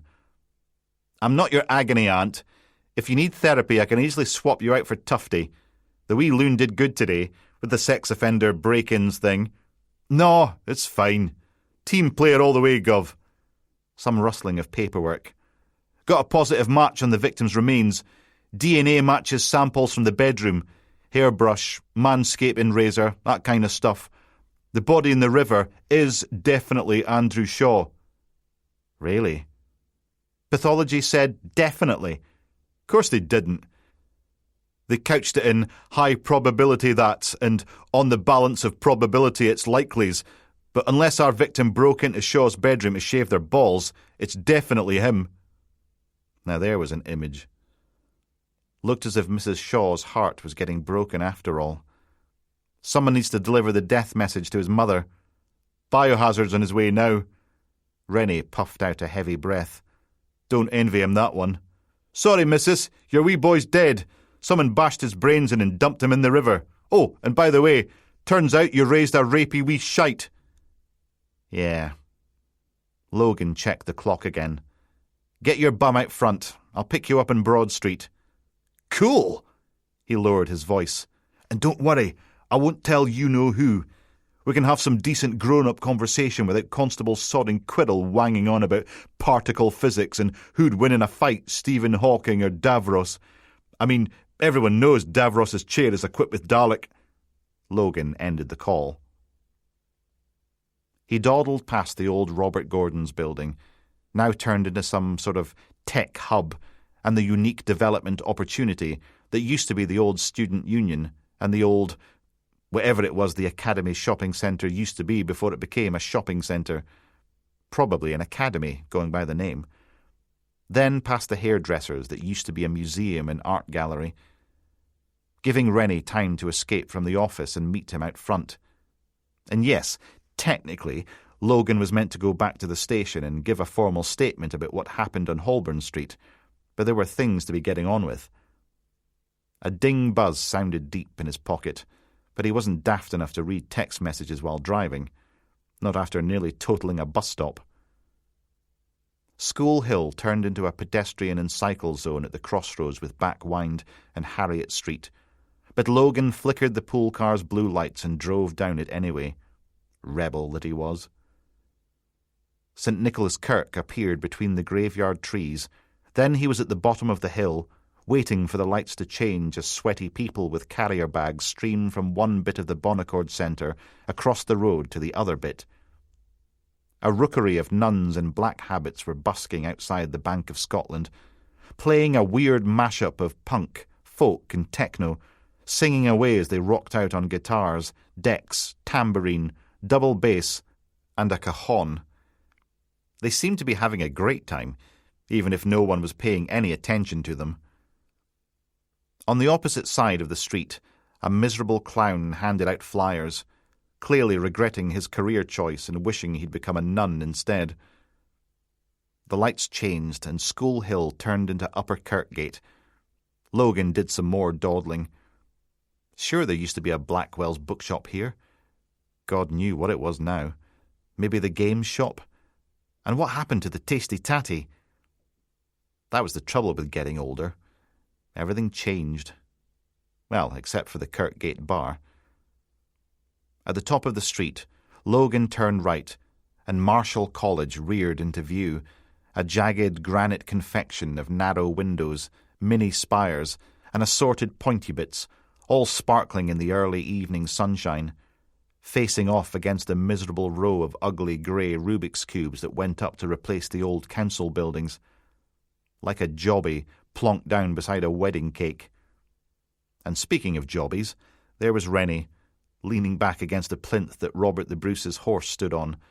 Brucey himself sat in the saddle, cast in bronze, holding aloft the 1319 Stockett Charter. But to be honest, it looked as if the statue was trying to send a message to someone in the horrible office building opposite, like the final scene of a very strange rom-com. Rennie probably thought he looked dead cool, standing there with one foot up on the granite behind him, in the full Police Scotland uniform, wearing a pair of oversized sunglasses that gave him the air of a 70s Lothario. Logan pulled up and Rennie peered out over the top of his shades before swaggering over and popping the passenger door. What a knob. "Gov?" He was in the middle of fastening his seatbelt when a smaller, pointier figure scurried across the pedestrian area, waving at them. Tufty. He piled in the back. "That was close. Thought I was going to miss you there." Rennie's mouth pinched, back stiffening. Logan turned in his seat. "I think DS Rennie was hoping for some quality time." Big grin from Tufty. "Don't mind me." Rennie took off his sunglasses and glared. "Oh, but we do." "No fighting, children," putting the car in gear and heading for Union Street. "Don't you have anything better to do, Constable?" "Depends on your definition of better, Sarge." Tufty leaned forwards, so his head poked through the gap between the seats. "The ominous harbinger of ultimate doom is on a bit of a rampage at the moment, on account of having to be back in uniform, so it's best to stay out of the way." He gave Rennie a wee pat on the shoulder. "The ominous harbinger of ultimate doom. That's Detective Sergeant Steele. It's one of the nicknames me and Sarge have for her. I know who she is. I've worked with her longer than..." Apparently all her uniform trousers have shrunk in the wash again, so she's got IBS, incredibly belligerent sergeant syndrome. And for your information, I was calling her Wrinkles McBumface when you were still in short trousers. Logan stopped at the lights, watching the buses rumble across the box junction and the flattened corpse of a big fat seagull, too slow or too old to get out of the way of whatever turned it into a feathery pedestal mat. "Can the pair of you just, for one teeny tiny minute, focus on the case?" Rennie snorted. "Which one?" Holding up both hands to count them off.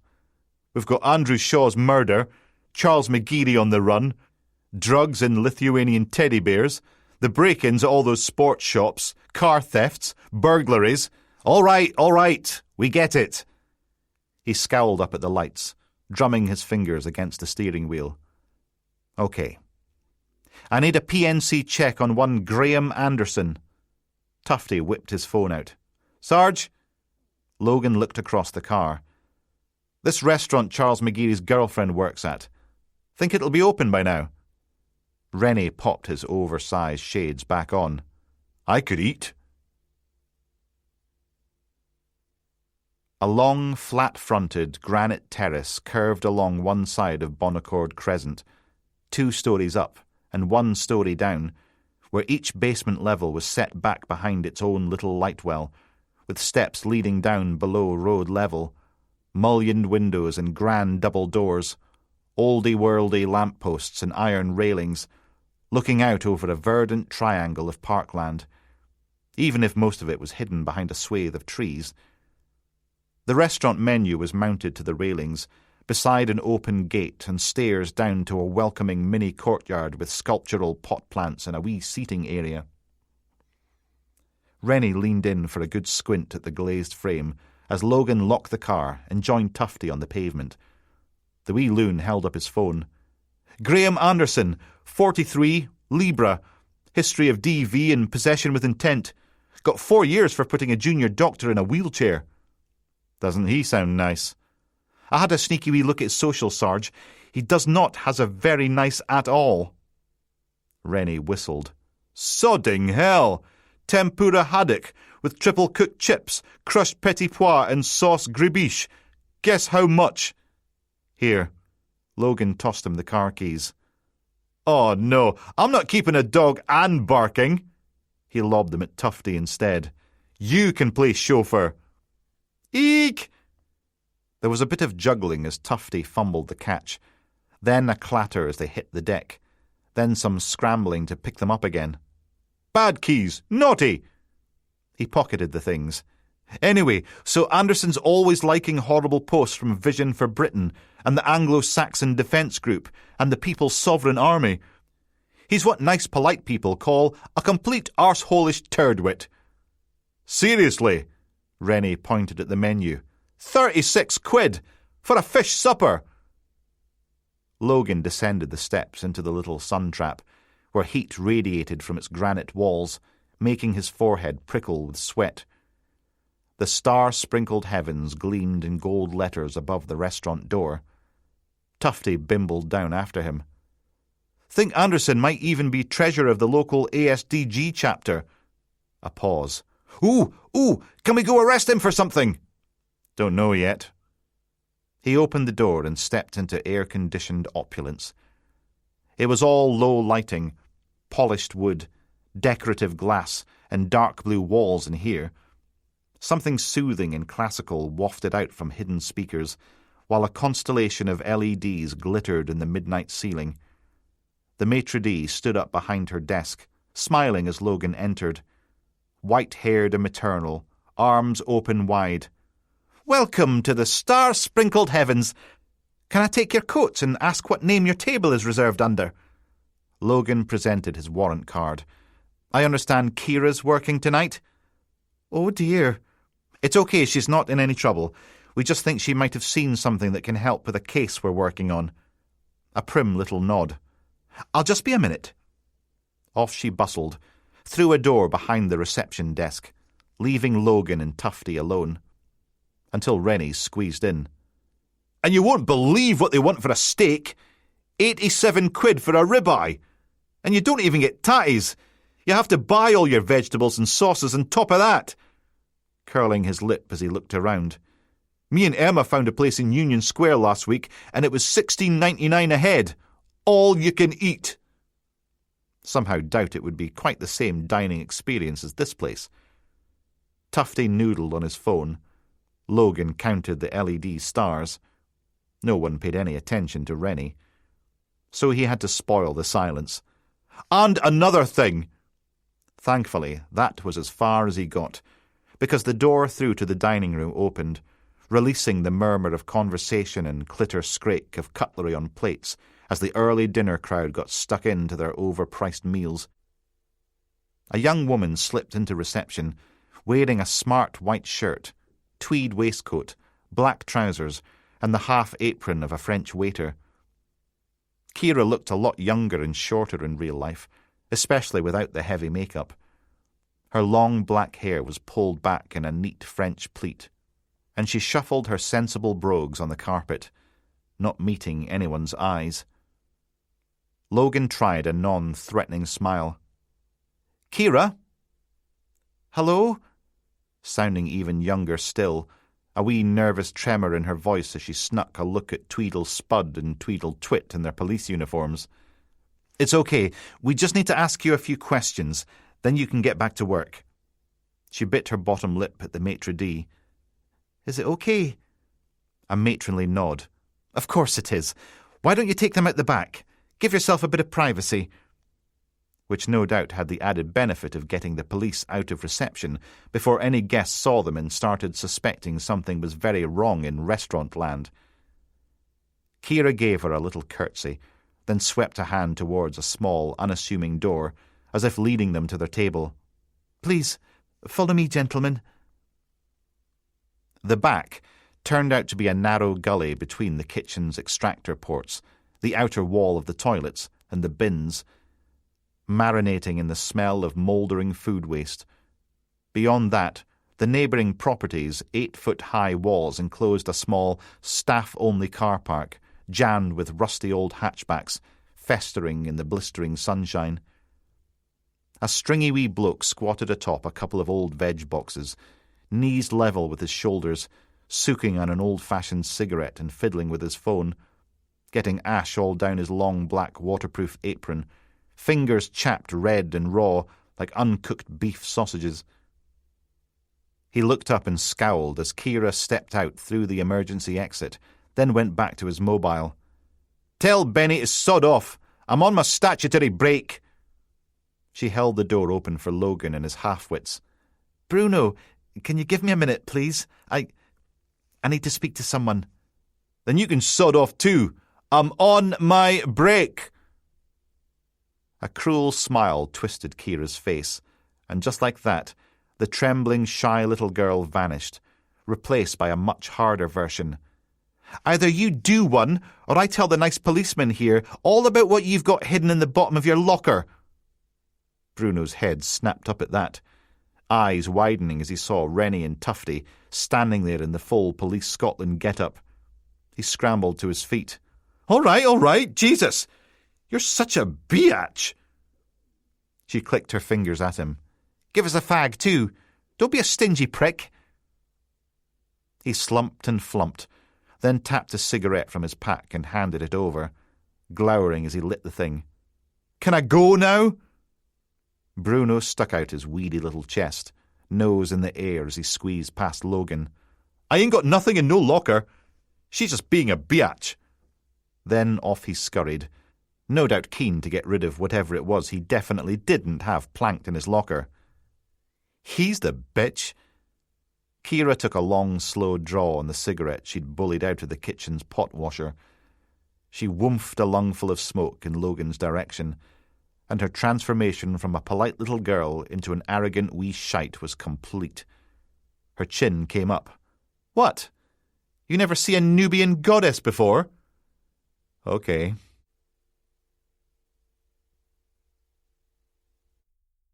31. Logan wrinkled his nose against the triple stinks of cigarette smoke, festering bins, and old chip fat. Have you got a last name, Kira? Or are you more like Adele and Madonna? She blinked at him, head tilted, cool as a bitter sorbet, then shrugged. Longmore, 14F, Allenvale Court, Gairn Terrace, Aberdeen, AB10, 6EW. Logan checked to see if anyone was writing that down. Rennie and Tufty both had their notebooks ready, biros already scribbling. Kira stuck her chin out. I look after my granddad. Not according to Jericho McQueen. Thought you shared a flat with a bunch of vegans. Nah, that's what I tell the thirsty boys.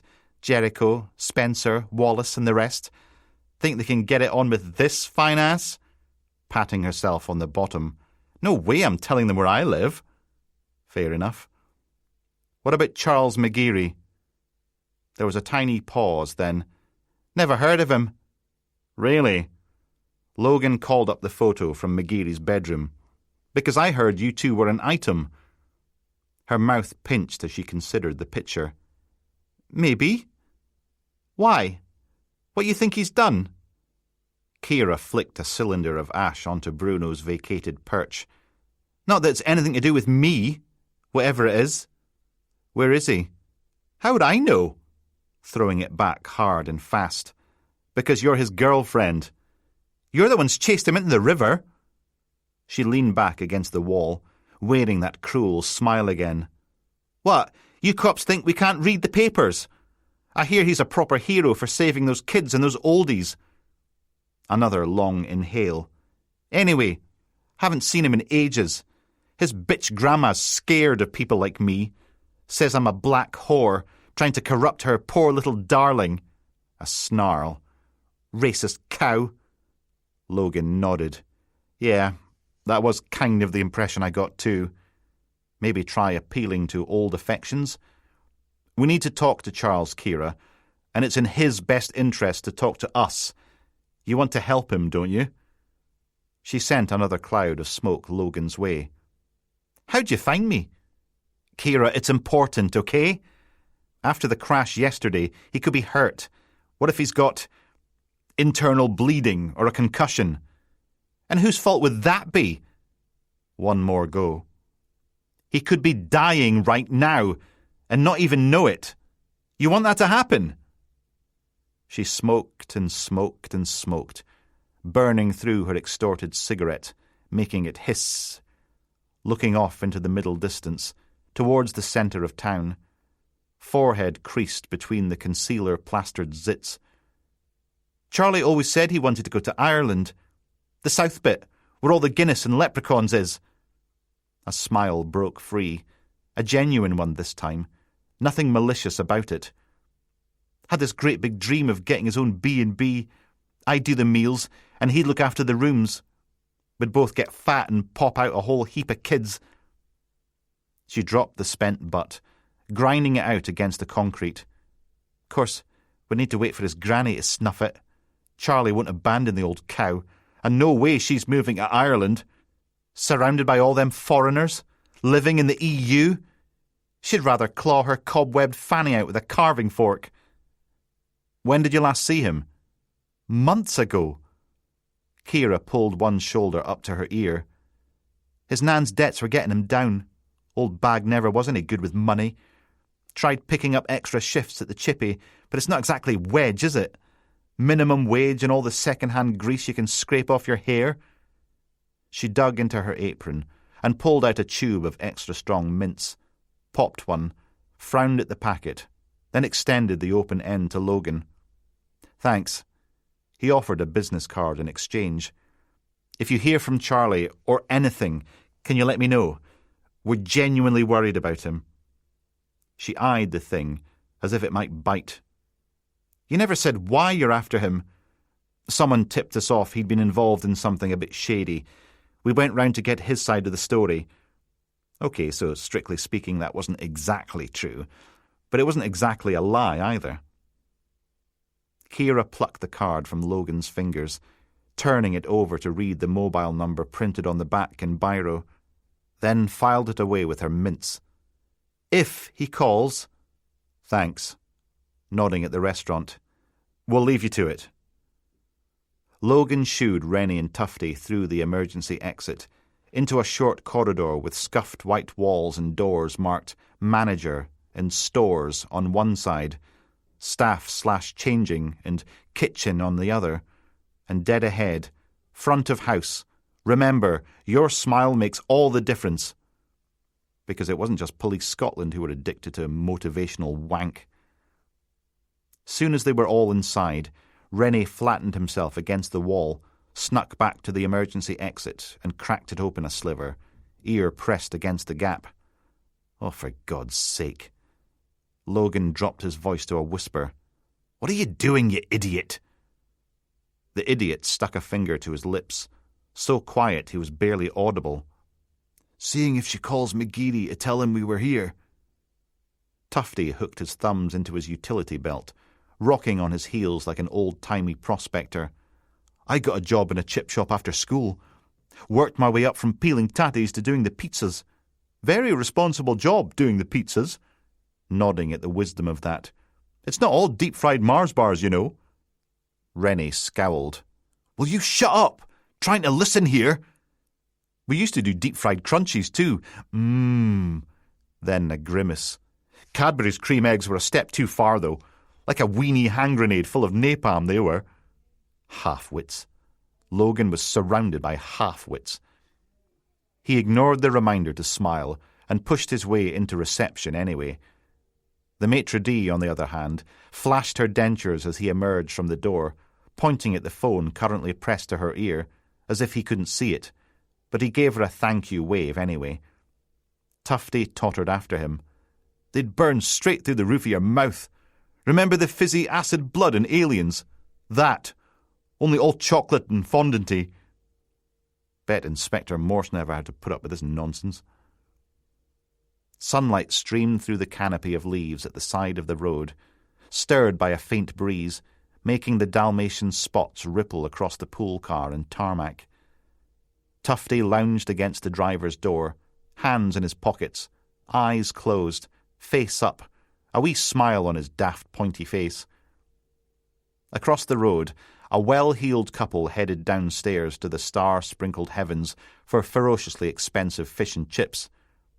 And there was still no sign of bloody Rennie.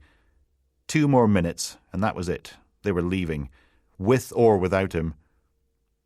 Logan cupped a hand over his phone, cutting a bit of the glare, and squinted at Tara's latest message. PT meeting equals 19:30, remember? Don't be late or there will be spanking, and not the fun kind. He poked out a reply. That's the plan. I'll have to go back to work afterwards, though. Sorry. Send. And that was it. Time up. He knocked on the car roof. Let's go. Some of us have things to do.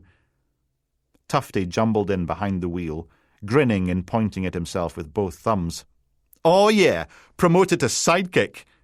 Starting the car as Logan settled into the passenger seat. Where to, Holmes? Is the game afoot? Logan checked the list of Charles McGeary's associates. Kincorth. Then I need to be in Countess Wells for 7:30 sharp. Huzzah! Wriggling his bum like a happy terrier.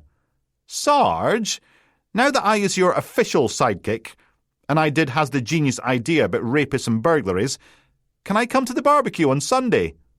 No. He drooped. But why? Logan gave him a Paddington stare. You know why. And with that, the happy terrier realised it was on the way to the vet to get snipped. Oh. A sniff. Then a shrug. Still promoted to sidekick, though. He put the car in gear and pulled away from the curb.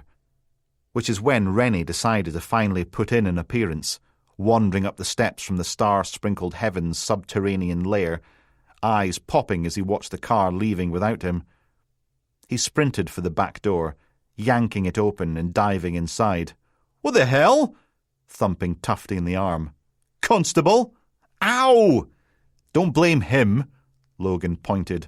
It's your own fault for wanking about. That was really sore. Still rubbing his arm, Tufty headed off down Bonaccord Crescent, following the road around to the left as it turned into a narrow lane. Rennie struggled with the seatbelt. And for your information, I wasn't wanking about. I was conducting an impromptu covert surveillance operation. Or an IXO, as it's known in Secret Service circles. Click. Because, of course, Kira was lying. I can tell when a girl's telling porkies a mile off. Their lips move.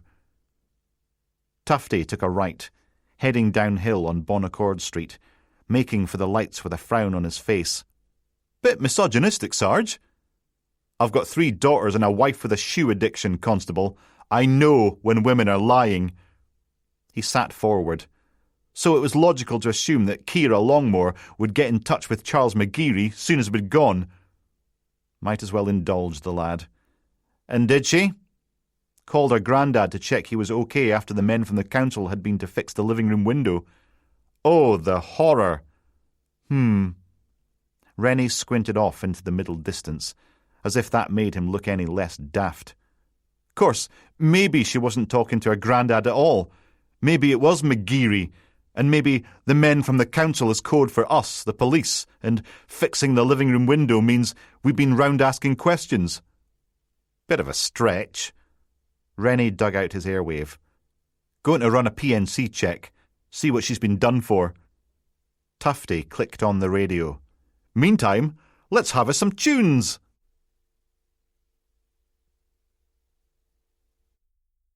"32. Come on, you fucker! Natasha shoved her heels into the dirt floor and pushed, straining away from the bloody anchor, the chain grasped in an awkward fist-over-fist grip because her wrists were still shackled to that bastard collar, heaving and hauling, toes digging into the baked earth, putting all her weight into it, legs trembling with the effort, sweat trickling down her face inside the mask, more on her grubby arms and legs. The anchor ground its way towards her, less than an inch, but that was something, right? Christ knew how long she'd been at it, in the baking heat of this stone oven, but her throat was like a tube of burning sandpaper, her tongue twice the size it should have been, breath howling in the confines of the soggy leather. And what she wouldn't do for a drink, for a nice tall tumbler of water, ice cubes clinking, condensation sparkling on the chilled glass. Hell, she'd even take the arse-arsehole Adrian back, two-faced, thieving, cheating bastard that he was.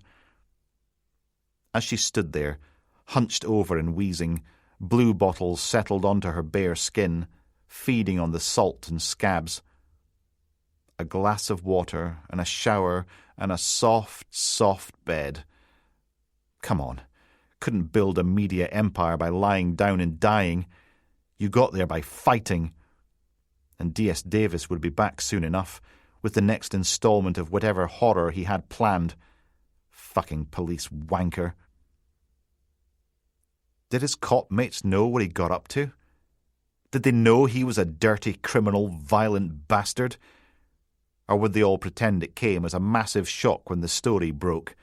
One more rotten apple in a barrel full of shits. She bent her knees and tightened her grip on the chain, growling with the effort, then yelling, snarling and howling inside the suffocating mask. The anchor rasped forward another fraction of an inch. One more go. But the bloody thing wouldn't move. A chunk of stone poked out of the hard dirt floor. Not far, barely the height of a cigarette pack, but it was 2 or 3 feet wide, and the galvanized bucket full of concrete was wedged right up against it. She tugged and yanked and pulled and swore and screamed and wrenched on the bloody chain, but the bastard wouldn't go any further. She let go, staggered a couple of paces closer to her anchor, raising her foot to kick the bastard. But what would that achieve? Oh yeah, it'd be great to shatter the bones in her foot, because that would make life so much easier, wouldn't it? Being unable to walk on top of everything else. So she whumped down onto the ground instead, sitting there with her chest against her knees, breath jagged and catching. Do not cry. Do not give the bastard the satisfaction. But the tears came anyway, because this was going to be a shitty way to die.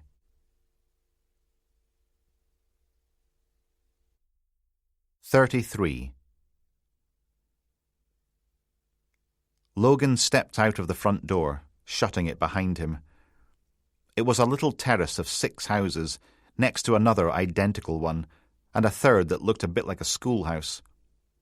This bit of Kincorth was all uphill, the front gardens bordered by a steep slope down to the road below, then a nice little strip of parkland, then another road, then more houses, descending all the way to the River Dee, though the water itself was hidden behind a ripple of bright green trees.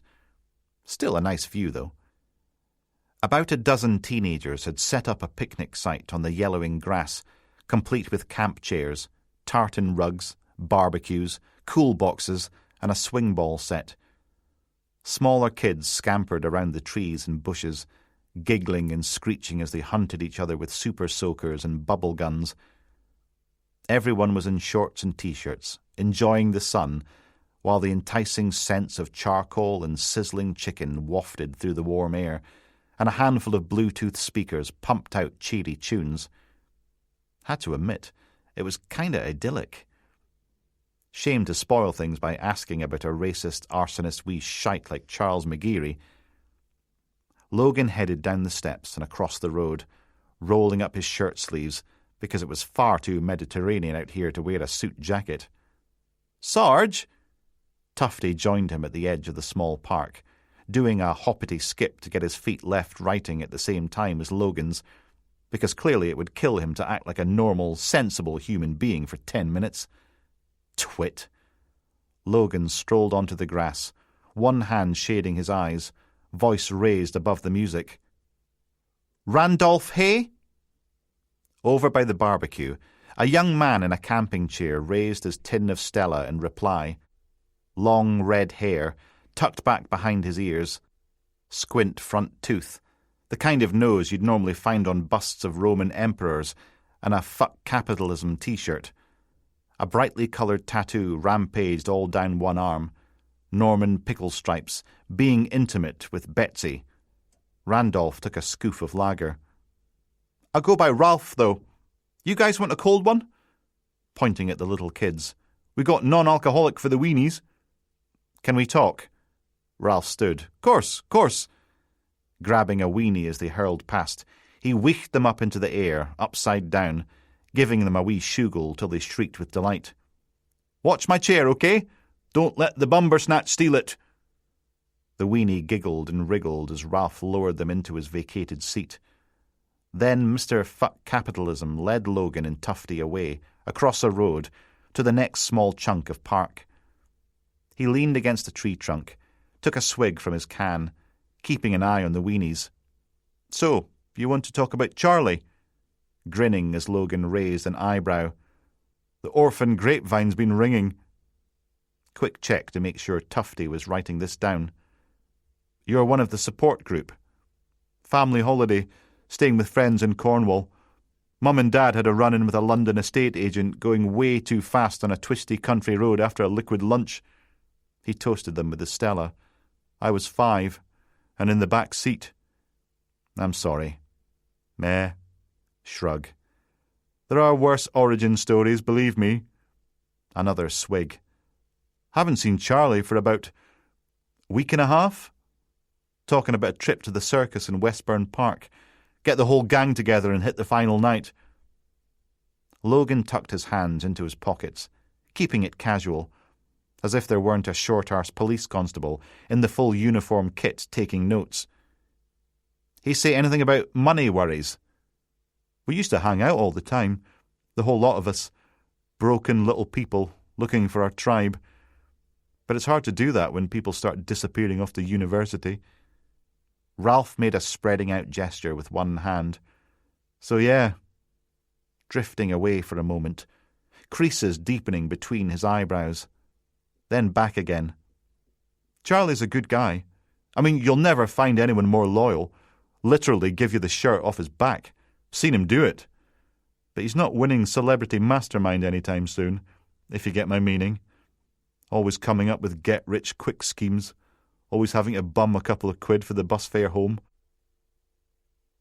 Logan looked out across the park, to where there was nothing more pressing or important in the whole world than getting your little sister or brother soaking wet, or pretending to be a dinosaur. What do you think he'd have made of the protest this weekend? Environmentalism, capitalism, immigration. Would he be pro or anti? "Charlie?" A laugh. "Wants to be the next Steve Jobs. Doesn't really understand how the market economy works. Recycles, but dreams of jetting off to exotic faraway lands on a private jet. And as for migrants, you've met Kira, right? Her dad's from Ghana, mum's from Inverurie via Algeria. Charlie's nan might be a weapons-grade right-wing friend of Nigel, but Charlie's cool." Okay, time to ask the big question. "Any idea where he might be hiding?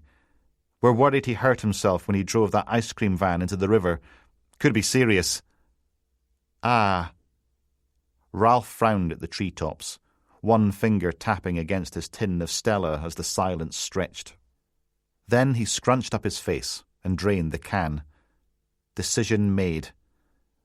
"After Charlie's mum died, he used to run away a lot. Not far. You know the Wallace Tower in Seaton Park? There was a loose bit of plywood boarding up the windows, so he'd squeeze through the gap and spend the night. Don't know if you can still do that." "Maybe." "Thanks. You've been a huge help." Logan offered a business card. "If he does get in touch." "Understand. I'm not cliping on Charlie. I'm only trying to help him." Ralph took the card. The daft sod's his own worst enemy.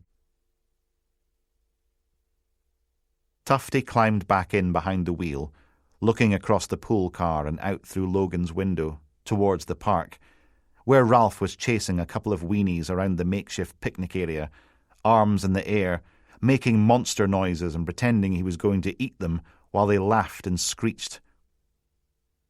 "Do you think a bumbersnatch is related to the fuminous bundersnatch? Perhaps the slithy toves did gyre and gimble in Kincorth?" Sniff. "Or is it just a coincidence?" Silence. Logan didn't even move. In the back, Rennie was graveyard still, both doing their best not to encourage him.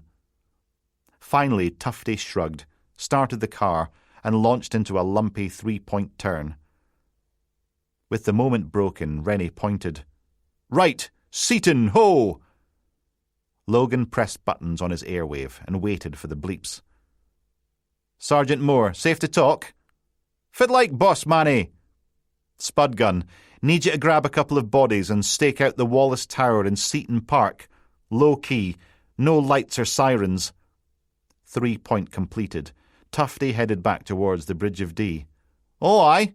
We looking for anything in particular? Charles McGeary used to hide out there as a kid. Might be nothing, but worth a punt. Could go in mob-handed if you like. Not unless you know he's definitely there. Don't want to spook him otherwise. See what I can do. Thanks, Spudgun. Logan ended the call. Fingers crossed. A snort from Rennie. Yeah, because when have we ever been that lucky? Good point. The peroxide idiot sat forward, poking his head between the seats. If we're going to do a stakeout, we should order pizza. Rubbing his hands. And none of that meat-free bollocks. 18-inch American hot with extra spicy sausage and jalapenos. Nope. Rennie pouted. Oh, come on, Gov. Don't even get proper cheese at home anymore. Emma's gone all vegan bullshit. I mean, nope, as in we're not going on a stakeout. Spudgun's a big boy now. Doesn't need us to hold his hand. Logan pointed through the windscreen. Countess Wells, ho. Eh? But what's more important than catching Charles McGeary? Tufty took a left, pootling down Abbotswell Drive towards the bridge. We does has a prior appointment. But... Logan shook his head. Don't make me nope you again. It's... His phone ding-buzzed an incoming text. Hold on. Sergeant Brookminster. Urgent memo. All senior officers. Uniforms must be worn at all times till staffing issues resolved. The Chief Super thanks you for your cooperation.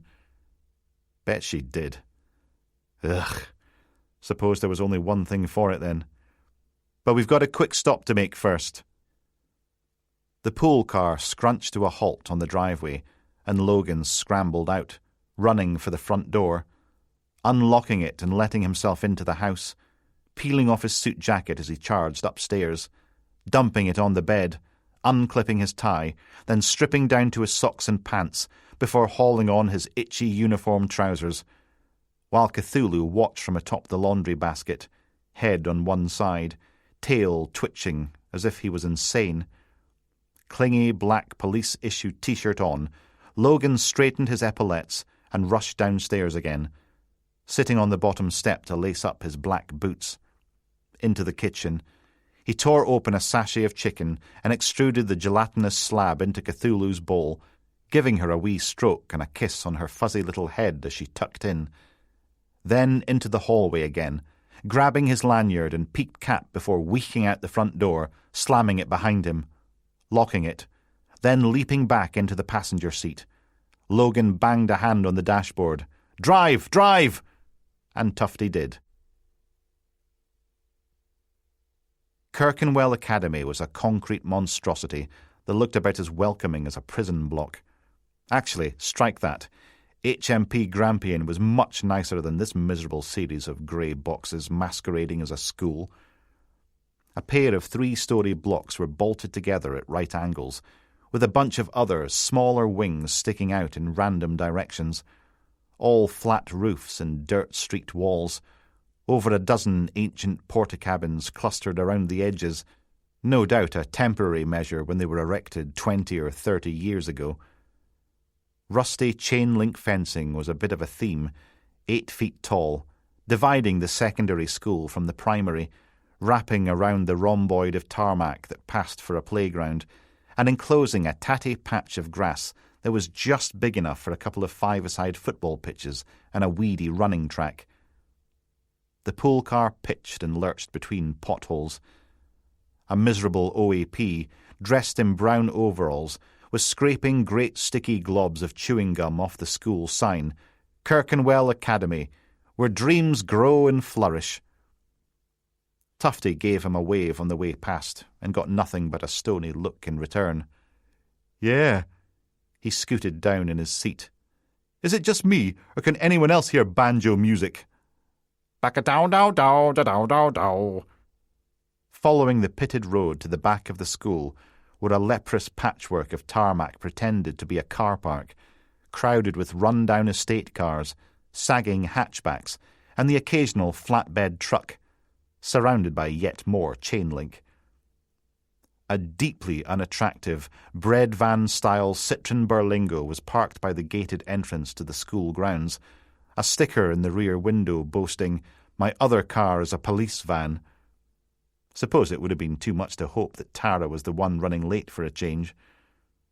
Logan undid his seatbelt, setting the dinger off. "Close to the gate as you can."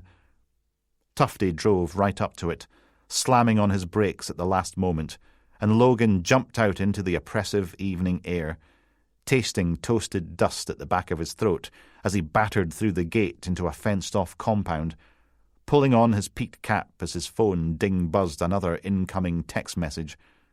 Probably Tara, wanting to know where the hell he was, but there was no time to check it.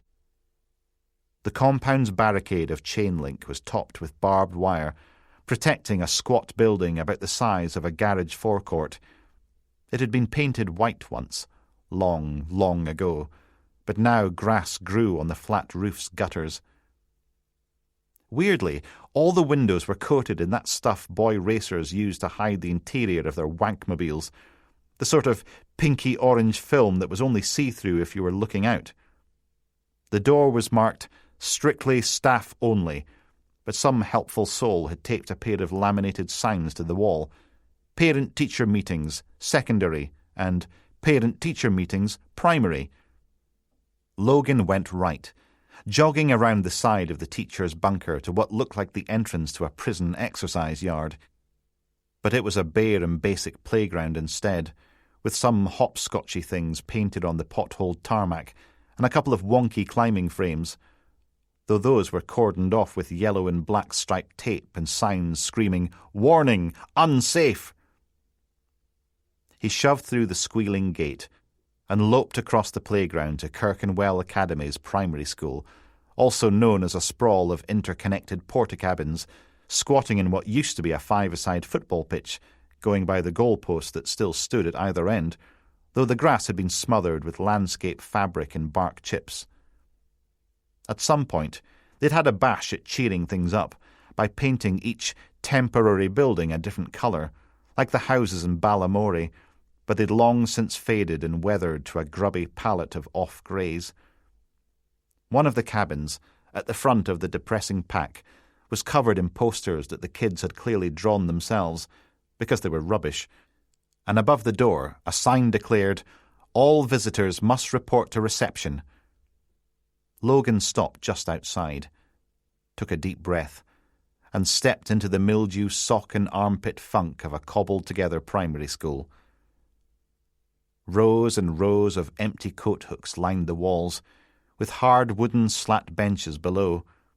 5 doors off, each painted a different colour: red zone, blue zone, green zone, yellow zone, and toilets.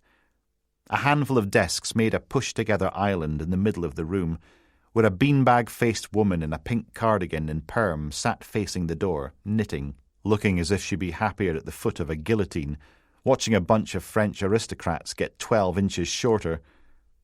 Instead, she had to make do with supervising a cardboard box full of name badges, each of which had a blob of blue, yellow, red, or green on it, which presumably corresponded to each of the zones. Logan risked a smile. "Hi!" She didn't look up, needles clicker-clacking away. "Name badge?" "Okay." He had a rummage through the box, but the closest he could find was the one with Logan McRae and a big green blotch on it.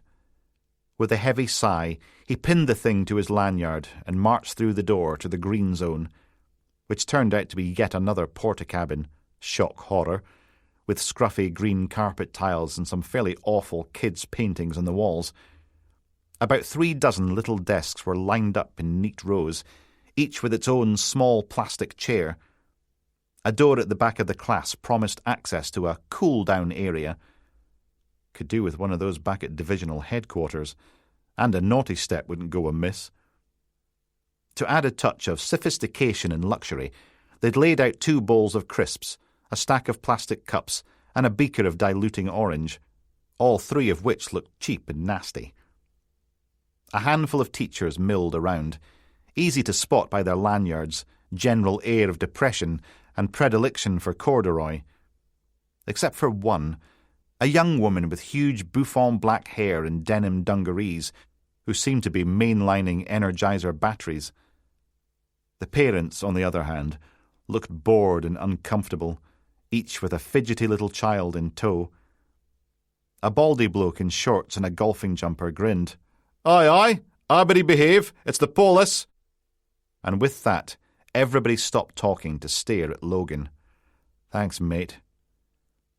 Logan tucked his hat under his arm, gave them all a friendly nod, then wandered over to where Tara and the Liz monster were examining a wall of what might have been Pokemon, or self-portraits. Difficult to tell. Elizabeth was in her school uniform, grey trousers, white polo shirt, stripy tie, but Tara had gone casual in jeans, boots, and an old Atomic Killer cockroach t-shirt, and she was still the most stylish thing in the room. Logan gave the pair of them a wee salute. "Acting Detective Chief Inspector McRae, reporting for duty. Bang on time, as usual." Tara checked the wall clock. Skin of the teeth, more like. But she gave Logan a kiss anyway. No tongues, because it was school time. "Hey, monster." He ruffled Wizzy Lizzie's hair. "Dad!" Scooting out of reach and fiddling her locks back into place. He held up his new badge. "Well, I say, McRae, apparently I've changed my name." Tara pursed her lips, one eyebrow raised. "Full uniform? Really?" The chief super insisted. "Says there's so many of us off on the sick right now, the public need reassurance." He posed. "Are you reassured?" "Just don't go arresting anyone, okay?" Elizabeth grabbed his hand, pulling him towards the front of the room, still a bit lispy, on account of not having all her front teeth back yet. "Come on, Dad. We're going to be late for our first appointment." "Ugh." Tara poked him. "You're the one who wanted to have a kid." And so it began.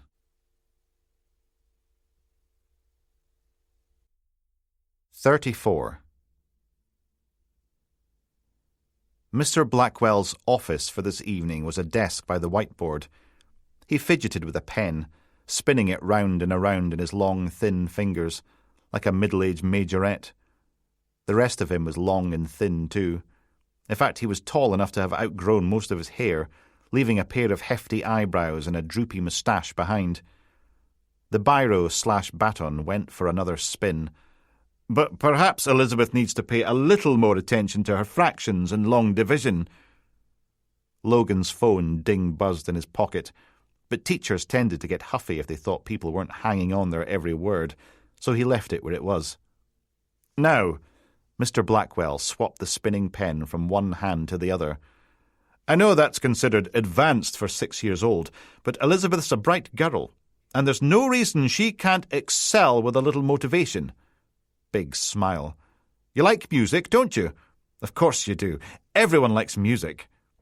Tara nodded, and after a wee pause, Logan did too, humouring him. "Well, there you are. Mathematics is the music of the cosmos. Its rhythms are the rhythms of quantum physics and black holes, biology and ecology." Spreading his arms wide, the pen never missing a beat. "Everything around us sings to mathematics' tune, and I want every child who comes through that door to sing along." Mr. Blackwell stood there, as if he was expecting a round of applause. He didn't get one. "I see." A frown. "Perhaps that's the wrong analogy for you. He snapped his fingers. "Aha! Do you like sport?" Oh, God. Mrs. Greenwald looked like a part-time rugby player, with bear-like hands, broad shoulders, and a slight stoop that took her down to a mere 6 foot. Index and middle finger yellowed with cigarette tar. A wee paunch that implied she spent more time in the pub than the classroom. Face like a wet weekend in Huntly, voice like a bucket full of gravel, as she moaned on and on and on. "And we were meant to have a school trip to a science museum in London. Then it was downgraded to Dynamic Earth in Edinburgh. Now I don't even have the budget for an afternoon at Satrosphere, and it's only down the road. She glowered out through the window. We've got a proper science lab, you know, with benches and Bunsen burners and flippin' oscilloscopes. Only the roof's made of reinforced autoclaved aerated concrete, so I'm stuck in here making volcanoes out of papier-mâché and bicarbonate of soda. How is that science? Maybe if Logan pulled the fire alarm, they could all go home. The Energizer Bunny, with frizzy hair and dungarees, turned out to be Mrs. McIntosh, a snub-nosed dynamo of a woman whose can-do attitude and beaming smile hinted at either lots of prescription drugs or an impending psychosis, possibly both. She eyed Logan's uniform, then gave him a massive wink. "Not going to arrest me, are you? For being too much fun?" Then nudged Elizabeth. "Right, Lizzie?" He kept his voice flat as a mortuary table. "I think you're safe there." "You see, I think English should be fun. Shakespeare doesn't have to be stuffy. Hamlet was the EastEnders of its day." Popping on an atrocious Mockney accent as she squatted down in front of Elizabeth. "To be or not to be, and all that in it." Then mangled out an even more Dick Van Dykean, "Leave it, you muppet!" Mrs. McIntosh bounded upright again. "Now, have you thought about our special summer theatre camp?" Christ, no. Elizabeth dragged Logan out through the back door and onto the woodchip. "Hurry, hurry!" They'd plonked a toilet block behind the primary school warren, a small porter cabin divided in two, one half-marked boys and the other girls, neither of which looked particularly sanitary. The harsh plastic scent of pine disinfectant and floral air freshener struggled to conceal the fact that little children weren't always the best at getting their presents in the porcelain Santa. An older man lurked outside the loos, puffing away on a roll-up, holding it in his cupped hand like a true secret smoker. His ragged shirt cuffs were stained with smears of green, yellow, and pink, blue and red dirt under his fingernails. Late 50s, with a sensible grey haircut, John Lennon glasses, and white stubble on his chin, wearing a blazer and tie as if he'd lost a bet and this was the forfeit. Logan let the little monster hustle him over to the toilets. "Well, it's your own fault for drinking all that orange juice." "Not helping." The man looked up, mid-puff, and wheeked the cigarette around behind his back, hiding it, forcing a smile as he wafted away the smoke. "Fallen foul of the rozzers, eh, Elizabeth?" "Can't stop. Back teeth are floating." Logan let go of her hand, and she sprinted for the door to the girls. Soon as she'd gone, the man's cigarette reappeared for one final draw. Then he ground the tiny butt out against the sole of his shoe. Another ding-buzz came from Logan's pocket, but he sagged against the wall instead. Mr. Dirtycuffs jerked a thumb at the toilets. "A police escort? She not a bit young for public enemy number one?"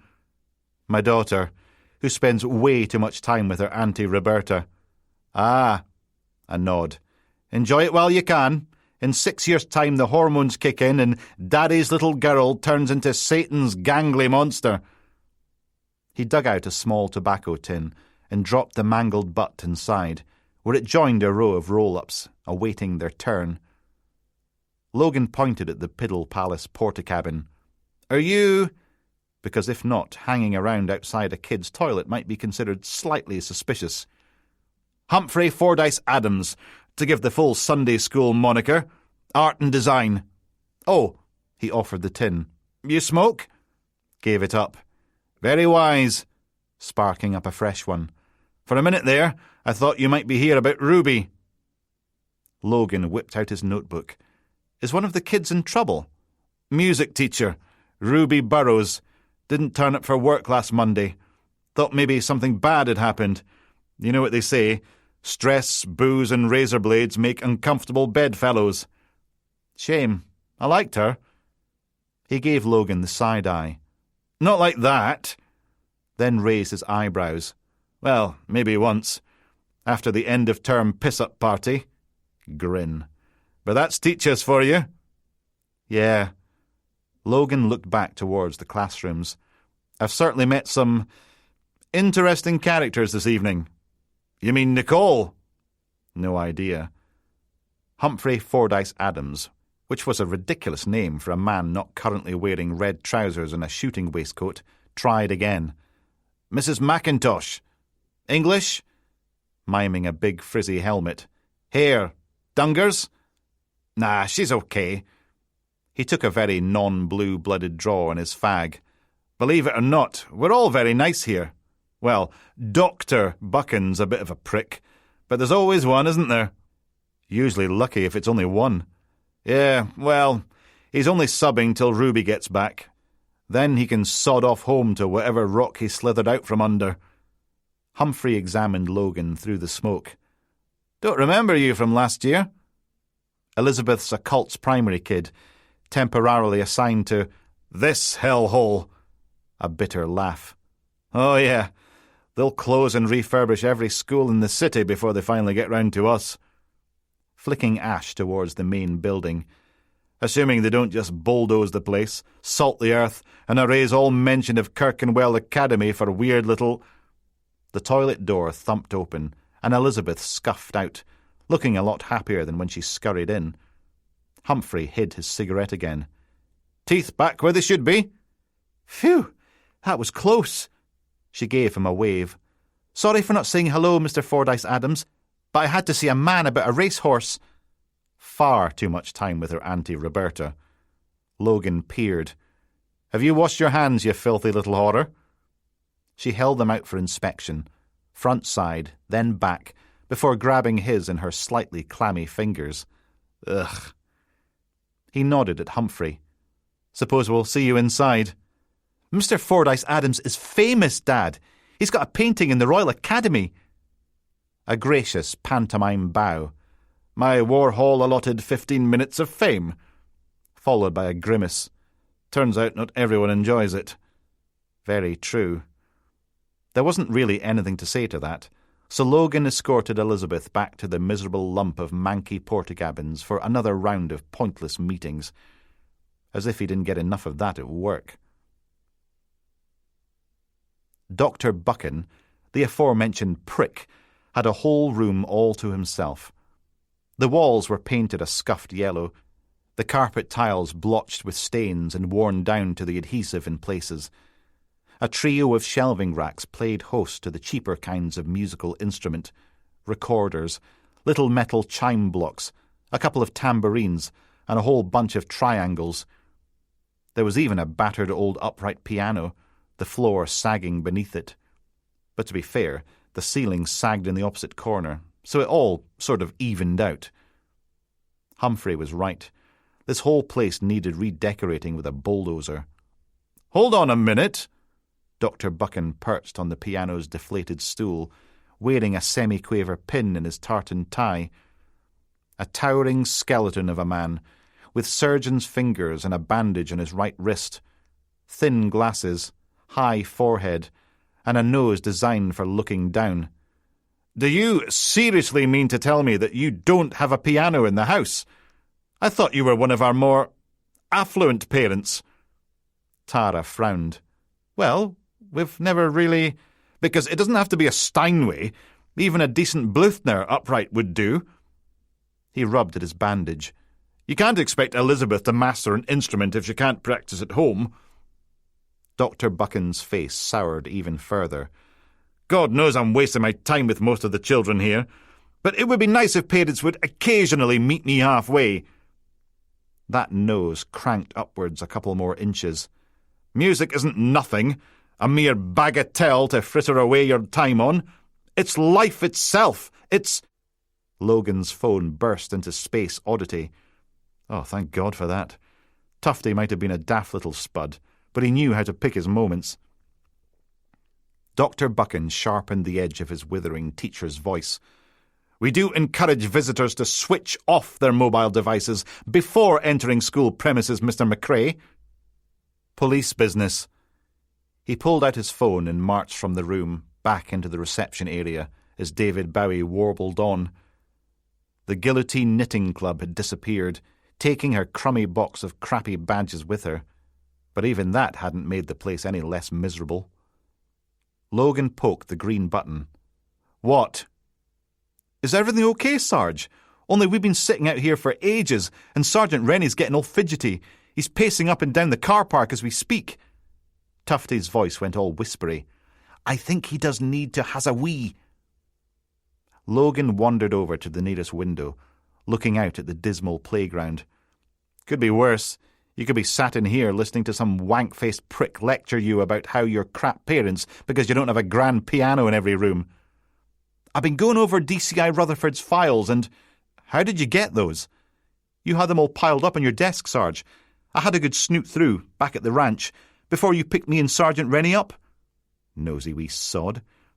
"Anyway, being a most excellent sidekick, I has worked up an online calendar for all his meetings and reviews and assessments and court appearances and stuff. Only I suppose you can't really do his court appearances, as they'll probably want to ask questions about the cases, and you weren't involved in those, so we should probably request a continuation on anything where we don't want the accused going free." "Fair point." "Thank you. So, just to let you know, you've got another MAPPA meeting tomorrow morning about the protest, a case review for the people smuggling thing, another one for Operation Hedgehog, then the car thefts thing, the break-ins at all those sports shops thing, the drugs coming in Lithuanian teddy bears thing, and professional standards want a word about the dastardly Queen of Ultimate Sticky." Of course they did. Logan closed his eyes and massaged his forehead. "What's Steele done now?" "Inappropriate language of a sexual nature to female co-workers and canteen staff." To be honest, knowing her, it could be worse. "Okay, tell Rennie to tie a knot in it, and I'll be with you soon as I can." He checked his watch. "Call it 15 minutes. He hung up. And as he already had his phone out, it would be daft not to at least check his messages. Spud gun. In place at Wallace Tower. Got Sporky and Guthrie hiding in bushes with binoculars and popcorn. Bored already. Will keep you updated. Ugh. Doreen. I had to send Baker and Ducat home. Sick. Need more bodies. Need to call off search. Need holiday. Yeah, she was probably right. If Charles McGeary's body had washed up on the riverbank, surely they'd have found it by now. The final message on the list was from an unknown number. "Hi, I was thinking, you only have those old pics of Charlie, right? In the paper, they're all ancient. Got a couple from drinks last week. Attach." Which means the unknown number was probably Randolph, I go by Ralph Hay. He attached a couple of JPEGs, but the internet was running like a three-legged sloth, so they'd be a while downloading. They were still chugging away when the door to the yellow zone opened, and Tara and Elizabeth escaped from Dr. Buchan's pus-coloured lair. Tara closed the door behind her, slumped against it, then narrowed her eyes at Logan. "You rotten sod!" Duty called. He held up his phone. "Literally. We're going to have to get a piano, aren't we?" Elizabeth skipped on the spot. "Dr. Buchan's what Auntie Roberta would call a—" "Oh, no, you don't, young lady."